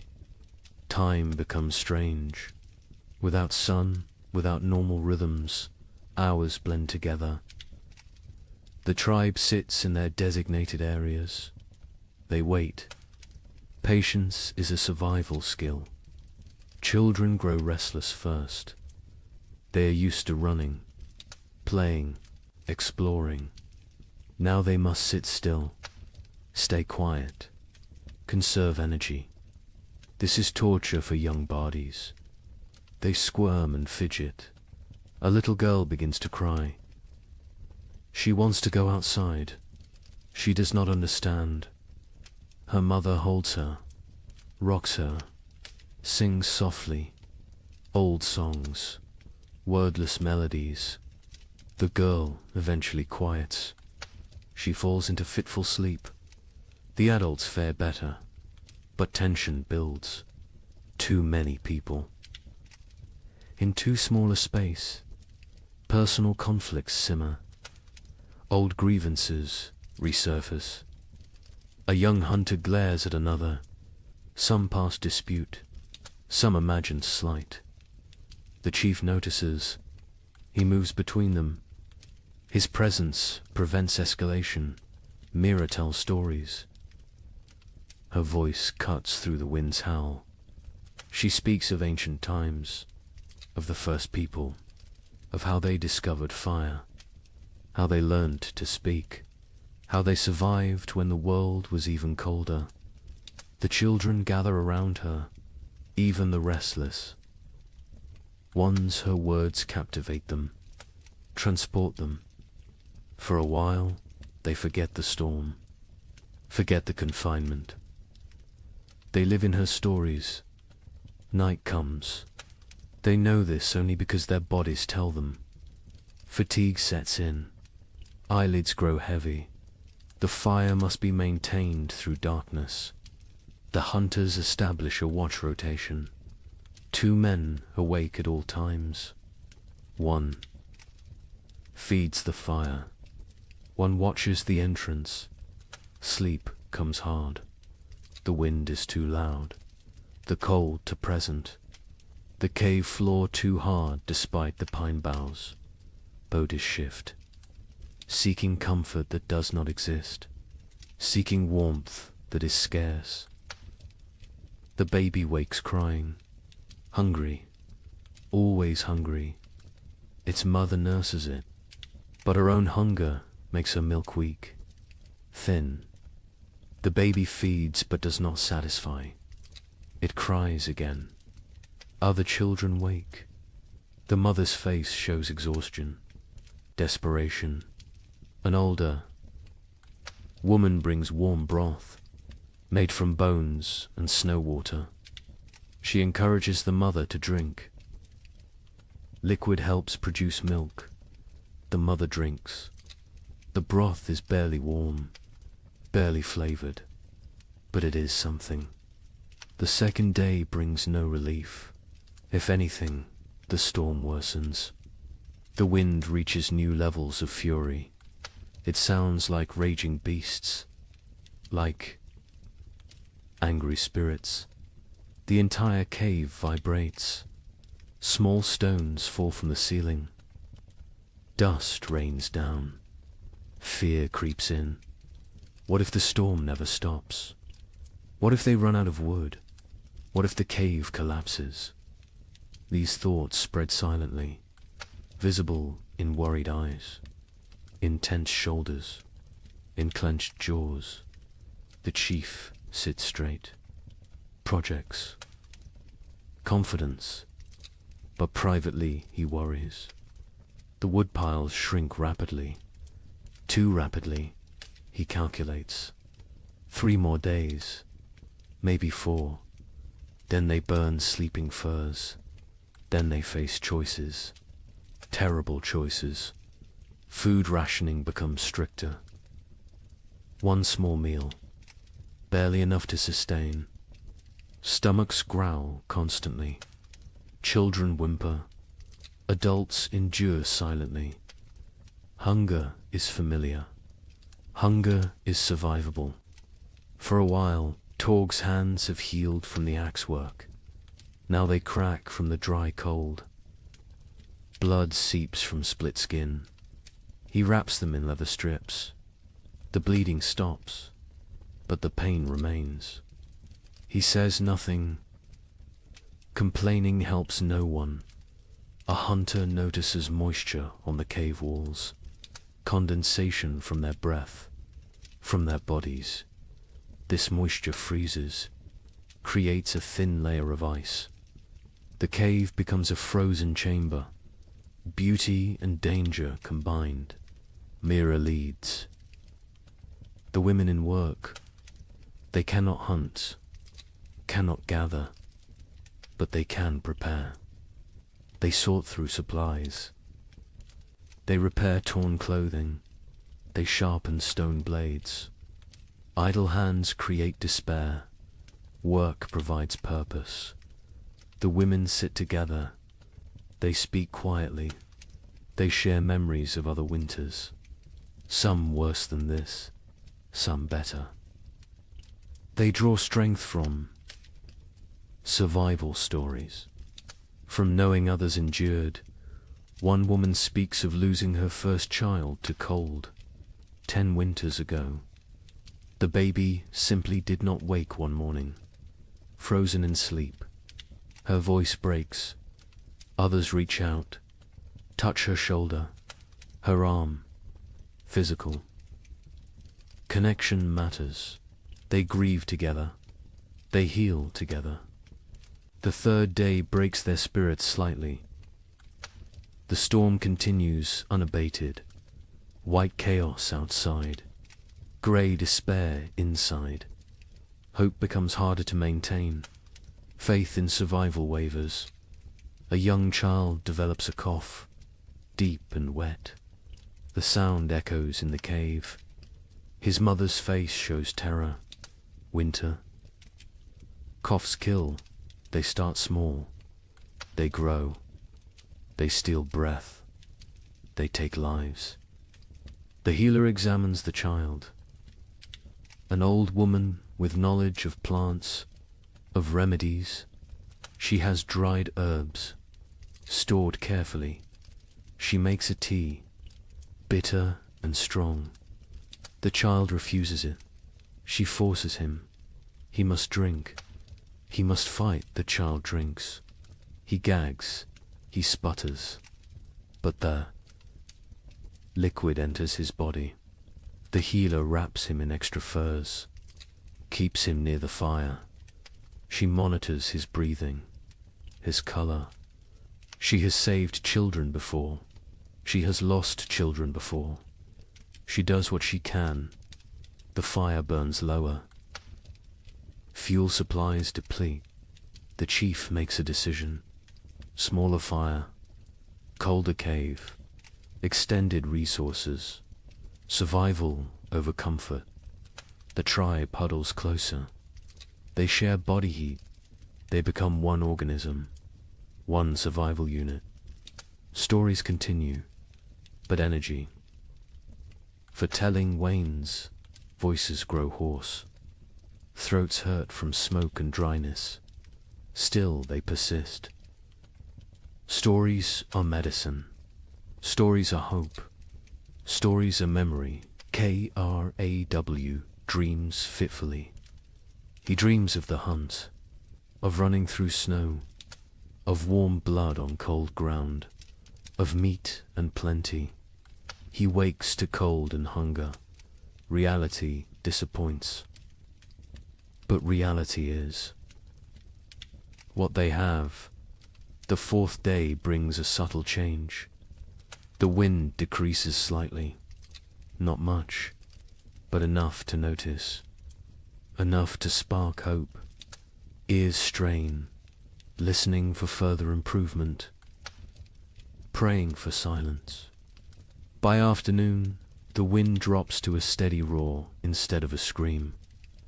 The leather hide stops its violent flapping. Stillness seems possible, seems real. The tribe exchanges glances. Cautious optimism. The chief crawls to the entrance. He carefully lifts the hide edge. A tiny gap. Snow immediately blows in, but he can see outside. Barely. The world is still white, still falling, but less violent, less deadly. He drops the hide. He turns to face the tribe. His expression gives them their answer before he speaks. The storm weakens, not over, but weakening. They will survive. They will see the end. Relief flows through the cave, visible, tangible. Shoulders relax. Faces soften. Tears form in some eyes. The trial continues, but the worst has passed. That evening, the coughing child breathes easier. The healer's tea worked, or luck worked, or sheer will worked. The reason does not matter. The child will live. This small victory lifts everyone. The tribe eats their meager ration with less complaint. The end approaches. They can endure. They can last. The wood will suffice. The food will suffice. They are strong enough. The fifth morning brings silence. Actual silence. The wind has stopped. The storm has ended. The sudden quiet feels strange, wrong. Ears ring in the absence of noise. Kraw approaches the entrance again. This time he fully opens the hide. Daylight floods in, blinding and beautiful. The tribe shields their eyes, adjusts slowly. The world outside has transformed. Snow everywhere. Drifts higher than a man. The landscape is unrecognizable. Every familiar feature buried, erased.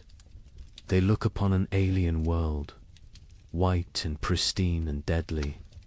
But the sky shows blue, clear blue. The storm has truly passed. The tribe survived. Every member, every child, every elder. They made it through together. They do not celebrate loudly. They have no energy for celebration, but quiet satisfaction fills the cave. They endured. They protected each other. They remained human in inhuman conditions. The first blizzard has ended. Many more will come, but this one is done, and they are alive. Cold, hungry, exhausted, but alive. That is enough. That is everything. The days after the blizzard bring cruel clarity. The tribe emerges to assess their world. Snow covers everything in impossible depths. Walking is exhausting. Each step sinks to the knee, sometimes to the waist. Movement becomes a brutal task. The hunters try to venture out. They search for game, for any sign of life. But the animals have vanished, gone deep into dens, hibernating, or dead, or fled to distant warmer lands. The forest stands empty, silent as a grave. They check their trap. Lines, the snares they set before winter. Snow has buried them all, invisible, useless. Days of work erased by one storm. They dig frantically. They find 3 traps, all empty, all sprung by falling snow. The tribe returns to the cave. Their faces tell the story. No food, no prospects, only what they stored, only what hangs from the ceiling, only what sits in clay pots. They must make it last. They must ration carefully. The chief counts the supplies again. He uses his stones. He moves them slowly. His count confirms his fears. Not enough. Even with strict rationing, even with 1 meal per day, they will run out before spring arrives. Weeks before, he does not share this calculation. Not yet. Fear helps no one. Panic kills faster than hunger. He will wait. He will hope. Perhaps another opportunity will come. Perhaps luck will shift. The moon rises full and bright. It illuminates the frozen landscape. Everything glows silver, beautiful and deadly. This moon marks the deepest part of winter. The coldest nights, the longest darkness. The tribe calls it the moon of hunger. Every winter it appears. Every winter it tests them. Food becomes an obsession. Stomachs growl constantly. Sleep brings dreams of feasting, of plenty, of meat dripping fat. People wake disappointed, wake to cold reality. Wake to emptiness. The single daily meal shrinks. Further, what filled a palm now fits in fingers. Barely enough to taste. Never enough to satisfy. Children cry after eating. Still hungry. Always hungry. Mothers have nothing more to give. The baby suffers most. Its mother's milk dries up. Her body has nothing left to convert. She tries to nurse. The infant sucks desperately, gets nothing. Its cries become weaker, more pitiful, more heartbreaking. The women try to help. They chew dried meat until soft. They feed this paste to the baby, tiny amounts. The baby takes it, swallows. But infant bodies need milk, need fat, need nutrients this paste cannot provide. Mira grows weaker. Her old body has few reserves. Age makes winter harder. She sleeps more, moves less. Her skin seems to hang on her bones. Her eyes sink into her skull. She knows what is happening. She accepts it. This is the way of things, but she still tells stories. Her voice is thin now, barely audible. The children lean close to hear. She speaks of abundance, of spring, of flowers and green grass, of warm sun on skin. She gives them hope. She gives them something beyond hunger. A hunter named Breck volunteers to venture far, to search for game in distant valleys. Perhaps the herd's sheltered somewhere. Perhaps hunting is possible. The chief considers this. The risk is enormous. But starvation is certain. He agrees. Breck leaves at dawn. He carries a spear, a stone blade, nothing else. Weight would slow him. He must move fast, cover distance, return quickly, or not return. At all, the tribe watches him go. A small figure against vast white. He grows smaller, smaller, then disappears over a ridge. They pray to spirits, to ancestors, to anything that might listen. Bring him back with food. Days pass. Breck does not return. Hope fades. The tribe assumes the worst. The cold took him, or hunger, or predators, or simple bad luck. They mourn silently. They cannot waste energy on elaborate grief. The fire burns lower, with supplies critical now. They cannot gather more easily. The snow is too deep, the cold too intense. They burn less. The cave grows colder. Ice forms on interior walls. Breath becomes visible even inside. People huddle together constantly. Sharing warmth is survival. Personal space disappears. Bodies press against bodies, creating human walls against cold, creating collective heat. It helps.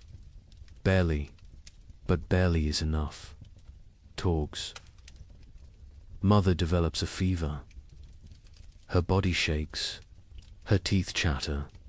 She cannot get warm despite the furs, despite the proximity to fire. The fever burns from within, consumes her remaining strength, consumes her remaining fat. The healer examines her. She recognizes the signs. Starvation, fever, the body eating itself, trying to generate heat, trying to survive. But without food, the body destroys itself. Muscles become fuel. Organs become fuel. Death approaches. The healer makes another tea. Her herbs are nearly gone. Only a few precious leaves remain. She must choose. Who gets treatment? Who goes without? These choices haunt her, but she must make them. She gives the tea to Torg's mother. A chance. A small chance. The woman drinks. The liquid burns her throat. She coughs violently, but she keeps it down. She wraps herself tighter. She closes her eyes. She fights. Her body fights. Time will tell if fighting is enough.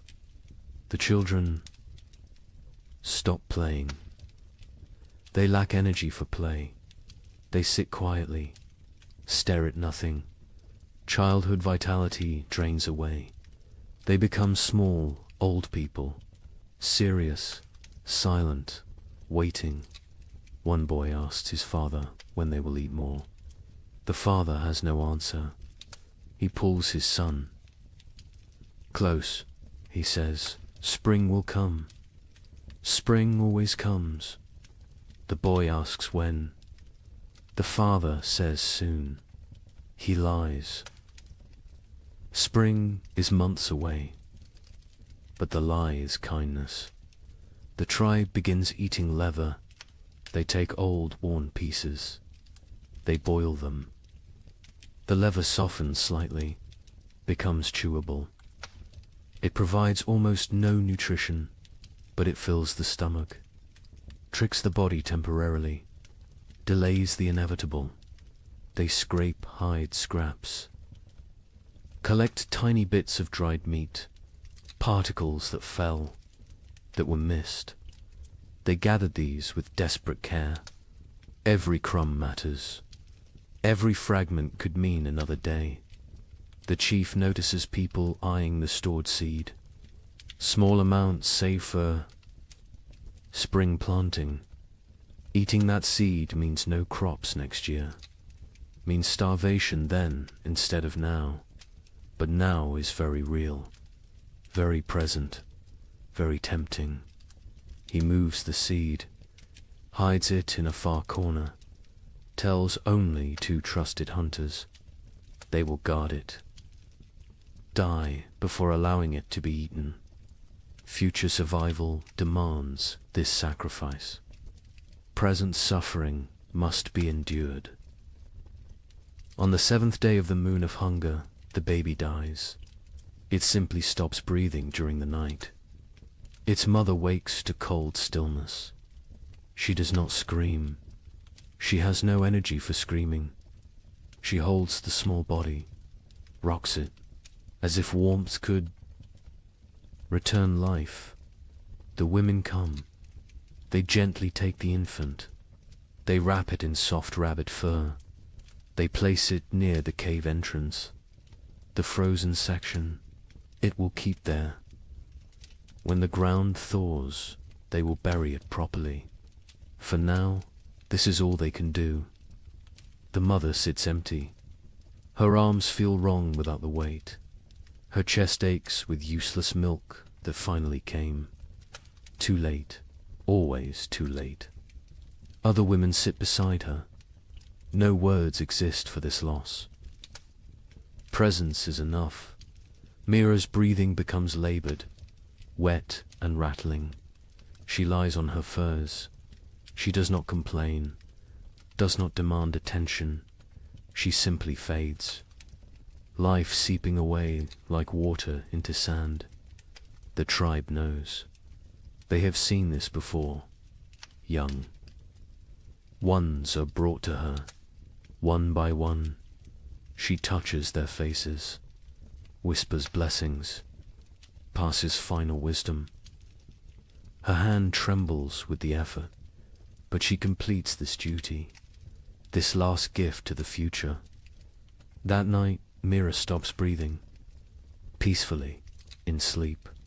Her face relaxes, tension disappears. She looks younger suddenly. The years fall away. She returns to some earlier self. The tribe covers her with respect, with gratitude. She gave them everything, even her final breath. 2 deaths in one day. The tribe feels the weight. They are fewer now, weaker now, more vulnerable now. But they must continue, must endure, must survive for those who did not. The 8th day brings a miracle. A shout from outside. The hunters rush to the entrance. They peer out. A figure approaches, limping, struggling, but alive. Breck has returned. He collapses at the cave entrance. His lips are blue. His face is white. Frostbite blackens his fingers. His toes, but he smiles. He gestures weakly behind him. There, in the snow, a shape. The hunters rush out. They find his kill. A mountain goat, not large, but fresh, real, actual meat. Breck tracked it for days, followed it to high cliffs, killed it with a desperate throw, then dragged it back. Somehow, against all odds, they bring the goat inside. They bring Breck inside. The tribe crowds around. They cannot believe it. Food, real food, hope made flesh. Tears flow freely. Relief, gratitude, joy. The women butcher immediately. They work with trembling hands. Blood flows. Precious blood. They catch it. Blood soup will feed many. Nothing wastes. Nothing spares. They roast small pieces. The smell fills the cave, mouths water, stomachs cramp with anticipation. The wait is agony, but the meat must cook. Raw meat brings sickness. Patience is required. Finally, the meat is ready. The chief distributes it. Tiny portions, barely a bite each. But that bite is everything. Rich, warm, nourishing. People chew slowly, savor every second. Some cry while eating. Breck receives his portion, receives gratitude, receives respect. He risked everything. He saved them, not permanently. This meat will last only days, but days matter. Days a lifetime when death looms close. The healer tends his frostbite. His blackened fingers will probably fall off. His toes are lost. He will be crippled, but he will live. He made the trade willingly, his pain for their survival. No one will forget this sacrifice. Torg's mother survives. The tea worked, or her will worked, or the tiny bit of meat worked. Perhaps all three. She is still weak, still fragile, but alive, improving. The fever breaks. She sleeps naturally. Healing sleep. The tribe settles that night with fuller bellies. Not full, but fuller. The difference is profound. Mood lifts. Energy returns slightly. Conversation resumes. Small jokes are made. Laughter sounds strange, foreign, but welcome. The moon of hunger continues. It will continue for weeks more. They are not saved, but they are not finished. They endure. They adapt. They survive. More storms will come. More hunger will come. More death might come. But tonight, they have meat. They have hope.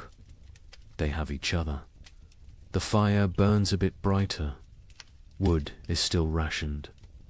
But they allow a slightly larger flame. Warmth spreads. Bodies relax marginally. Sleep will come easier tonight. Outside, the moon hangs cold and distant, indifferent to human suffering, indifferent to human triumph.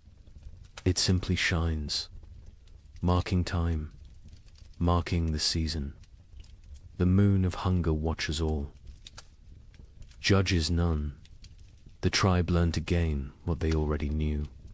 Survival requires sacrifice, requires courage, requires the few to risk for the many. Breck proved this. Mira proved this. The baby's mother proved this. They carried these lessons. They teach these lessons.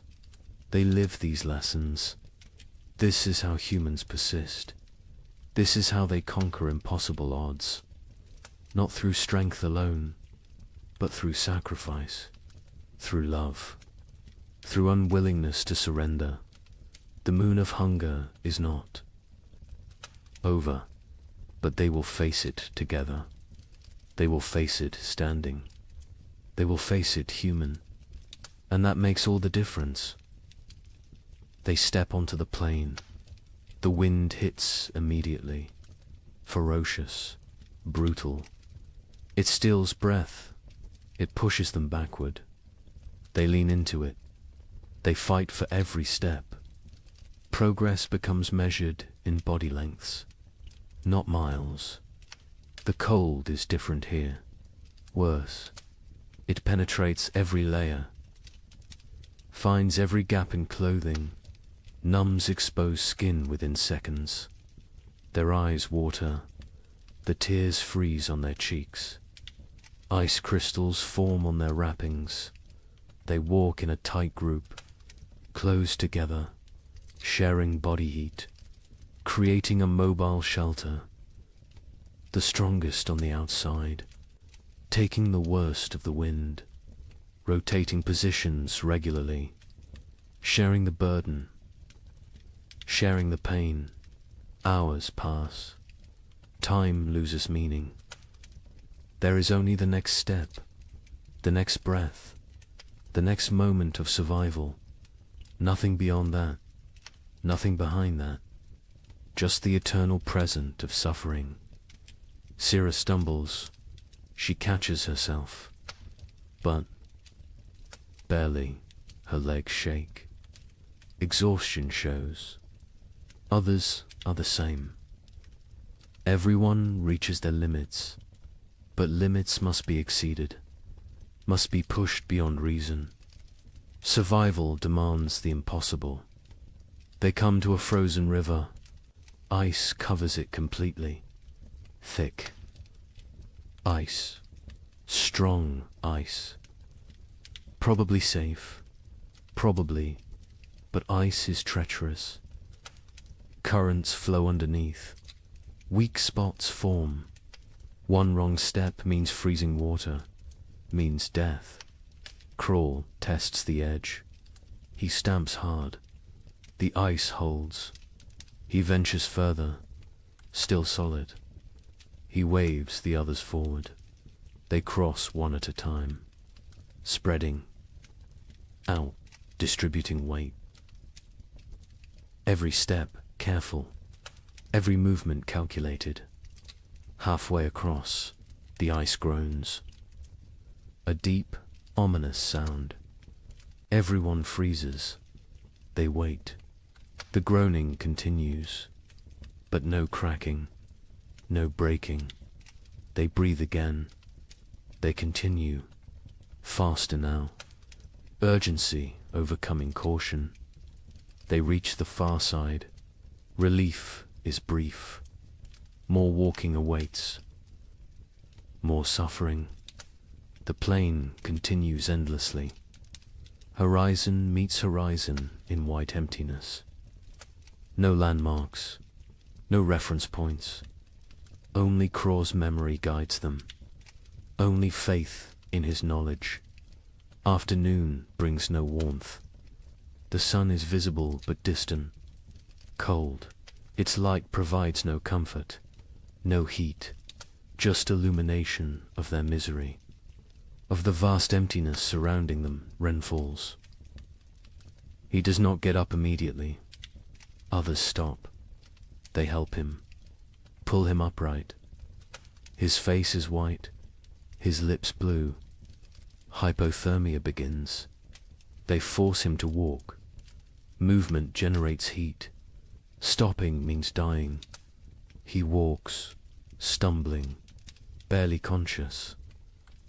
But walking, they find a small depression, a slight dip in the endless plain.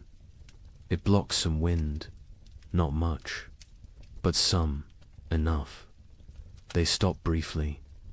They need rest, need water, need to check their bodies. They huddle together.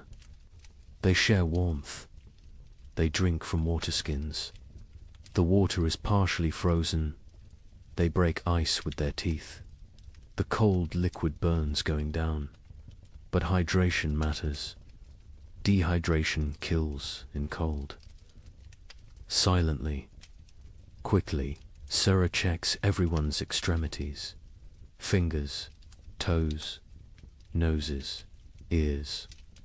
Looking for white patches, for frozen flesh. She finds some on Ren. His fingers are too pale. She rubs them vigorously, trying to restore circulation, trying to save his digits. Pain shoots through Ren's hands as feeling returns. He gasps, bites down. The pain is good. Pain means life, means the tissue still functions. He flexes his fingers. They move, stiff but mobile. He survives this test. They rest for half an hour, no longer. Their bodies cool quickly without movement. Already the cold seeps deeper. They must continue. Must reach the valley before nightfall. Darkness on the plain means death. Certain death. The afternoon trek is harder. Fatigue accumulates. Muscles refuse commands. Minds grow foggy. This is dangerous. Clear thinking preserves life. Confusion kills. They focus on simple goals. Next 100 steps. Then next 100. Then next, they see shapes ahead. Dark forms against white. Rocks. Trees. Hope. Surges, but distance deceives. The shapes are far, so far. What looked like minutes away takes hours to reach. The plain plays tricks, tests sanity. Finally, they arrive. Not trees, just large boulders, but boulders provide shelter. Wind breaks around them, creates calm pockets. They can rest here. They can survive the night here. Relief is overwhelming. They collapse against the rocks. Their bodies give out. They have nothing left. They walked for 14 hours, maybe 15, through impossible conditions. They should be proud, but they are too tired for pride, too exhausted for emotion. They must make fire, must create warmth, but they have no wood. The plain offers nothing, just snow and rock and ice. Craw searches desperately. He finds dried grass, small amounts poking through snow. He gathers every strand, every piece. They pile the grass. They work their firestones, striking, sparking, again and again. Their frozen fingers fumble, drop the stones, retrieve them, try again. Finally, a spark catches. Tiny flame, fragile, growing dot, they feed it carefully. Grass burns fast, too fast. The flame provides momentary warmth, psychological comfort more than physical heat, but it helps. It reminds them they are human. They can create. They can fight nature. The fire dies within minutes. No fuel remains. Darkness settles completely. Cold intensifies. Night on the plain is brutal beyond measure. They huddle together, all 10 bodies pressed close, creating a human ball. Preserving core warmth, sleep comes in fragments, minutes at a time. Someone must stay awake, must watch, must ensure everyone breathes, must prevent the final sleep that never wakes. They rotate this duty, share this burden. The night lasts forever. Time becomes meaningless. There is only cold, only suffering, only the desperate clinging to life. Some pray to spirits, some think of family, some think nothing. Just exist, just breathe, just survive. Dawn arrives, grey and grudging. They survived. All 10, frozen, hurting, but alive. They check each other. Frostbite has spread. Fingers are white. Faces are damaged. But they can walk. They can continue. They eat tiny portions of dried meat. The food is frozen solid. They soften it in their mouths. It provides minimal energy, but enough. Enough for another day. Enough for more walking. The valley must be close. Croft feels it. He cannot explain how, but he knows. A few more hours, maybe half a day, they can make it. They must make it. They walk again, Bodhi's screaming protest. Every joint aches, every muscle tears. They walk anyway. They walk because stopping is death, because the tribe needs them, because they are human and humans endure. The terrain begins to change, subtle at first, a slight slope, a gentle descent, then more pronounced. Hills appear, the valley approaches, energy returns, hope fuels them. They increase pace. By midday, they see it. The valley spreads below, protected, sheltered. Trees grow there, dense forest. The sight is beautiful, salvation made visible. They almost run, almost forget their exhaustion. They enter the valley, wind stops, silence surrounds them. The temperature feels warmer immediately, still cold, still winter, but survivable, bearable. They made it. Against impossible odds, against nature's fury, they made it. Now they must find food, must justify the journey, must save the tribe. The trek was only half the battle. The real test begins now. The valley delivers on its promise. The hunters find game within hours, deer sheltering in thick forest. A small herd, 5 animals, healthy and fat. They have survived winter well, protected by the valley's embrace. The hunt is successful. 2 deer fall, 2 coordinated spears. The hunters work efficiently. They butcher, they preserve, they prepare for the return journey. Success tastes sweet, sweeter than the meat itself. They saved the tribe. They accomplished the impossible. The journey back takes 4 days. They carry heavy loads, meat wrapped in hide, dragging it through snow. The weight slows them, but spirits are high, high enough to overcome exhaustion, high enough to push through pain. The tribe spots them from a distance, 10 figures approaching, all walking, all alive, and carrying something, carrying hope. The cave erupts in celebration, crying, shouting, relief pours out. They feast that night, controlled feasting, rationed celebration, but feast nonetheless. Meat fills bellies, strength returns to limbs, color returns to faces.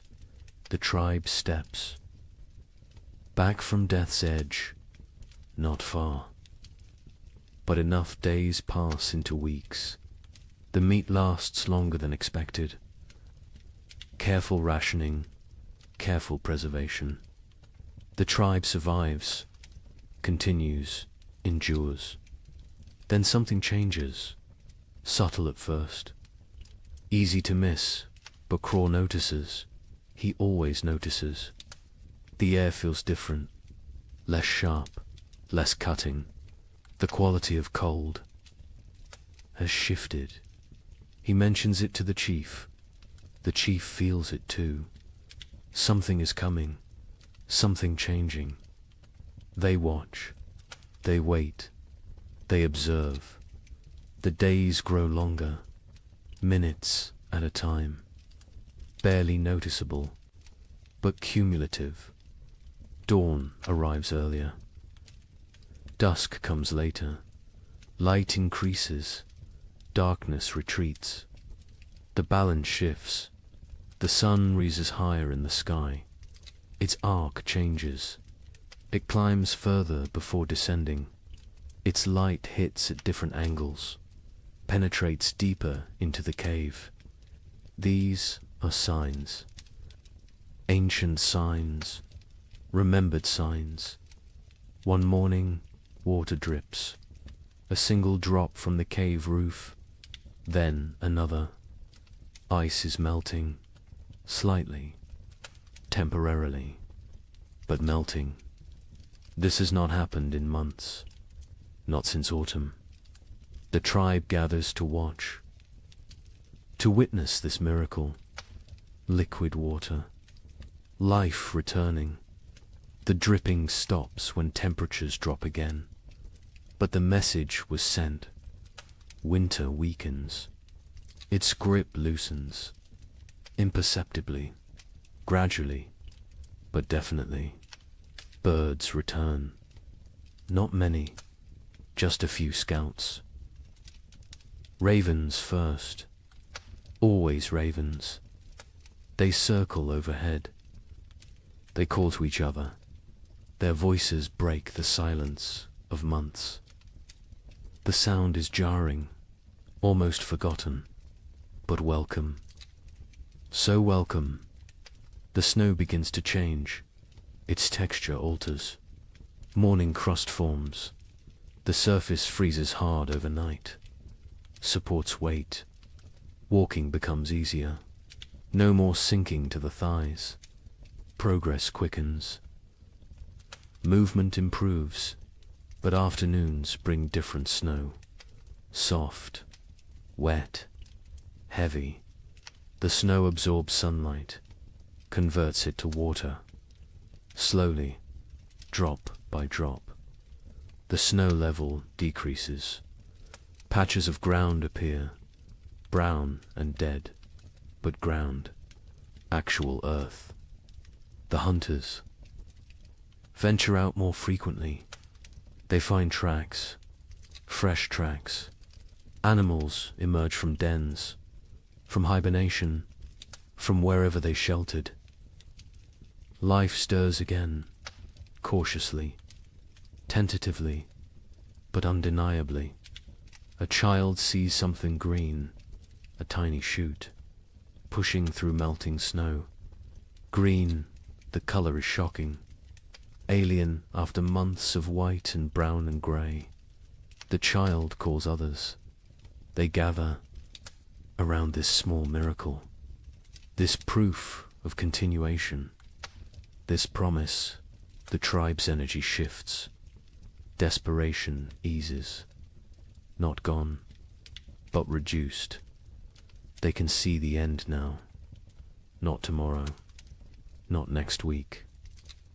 But eventually, spring will come. They will survive. They endured the worst. They can endure the rest. Mira's death is honored properly now. The ground softens enough to dig.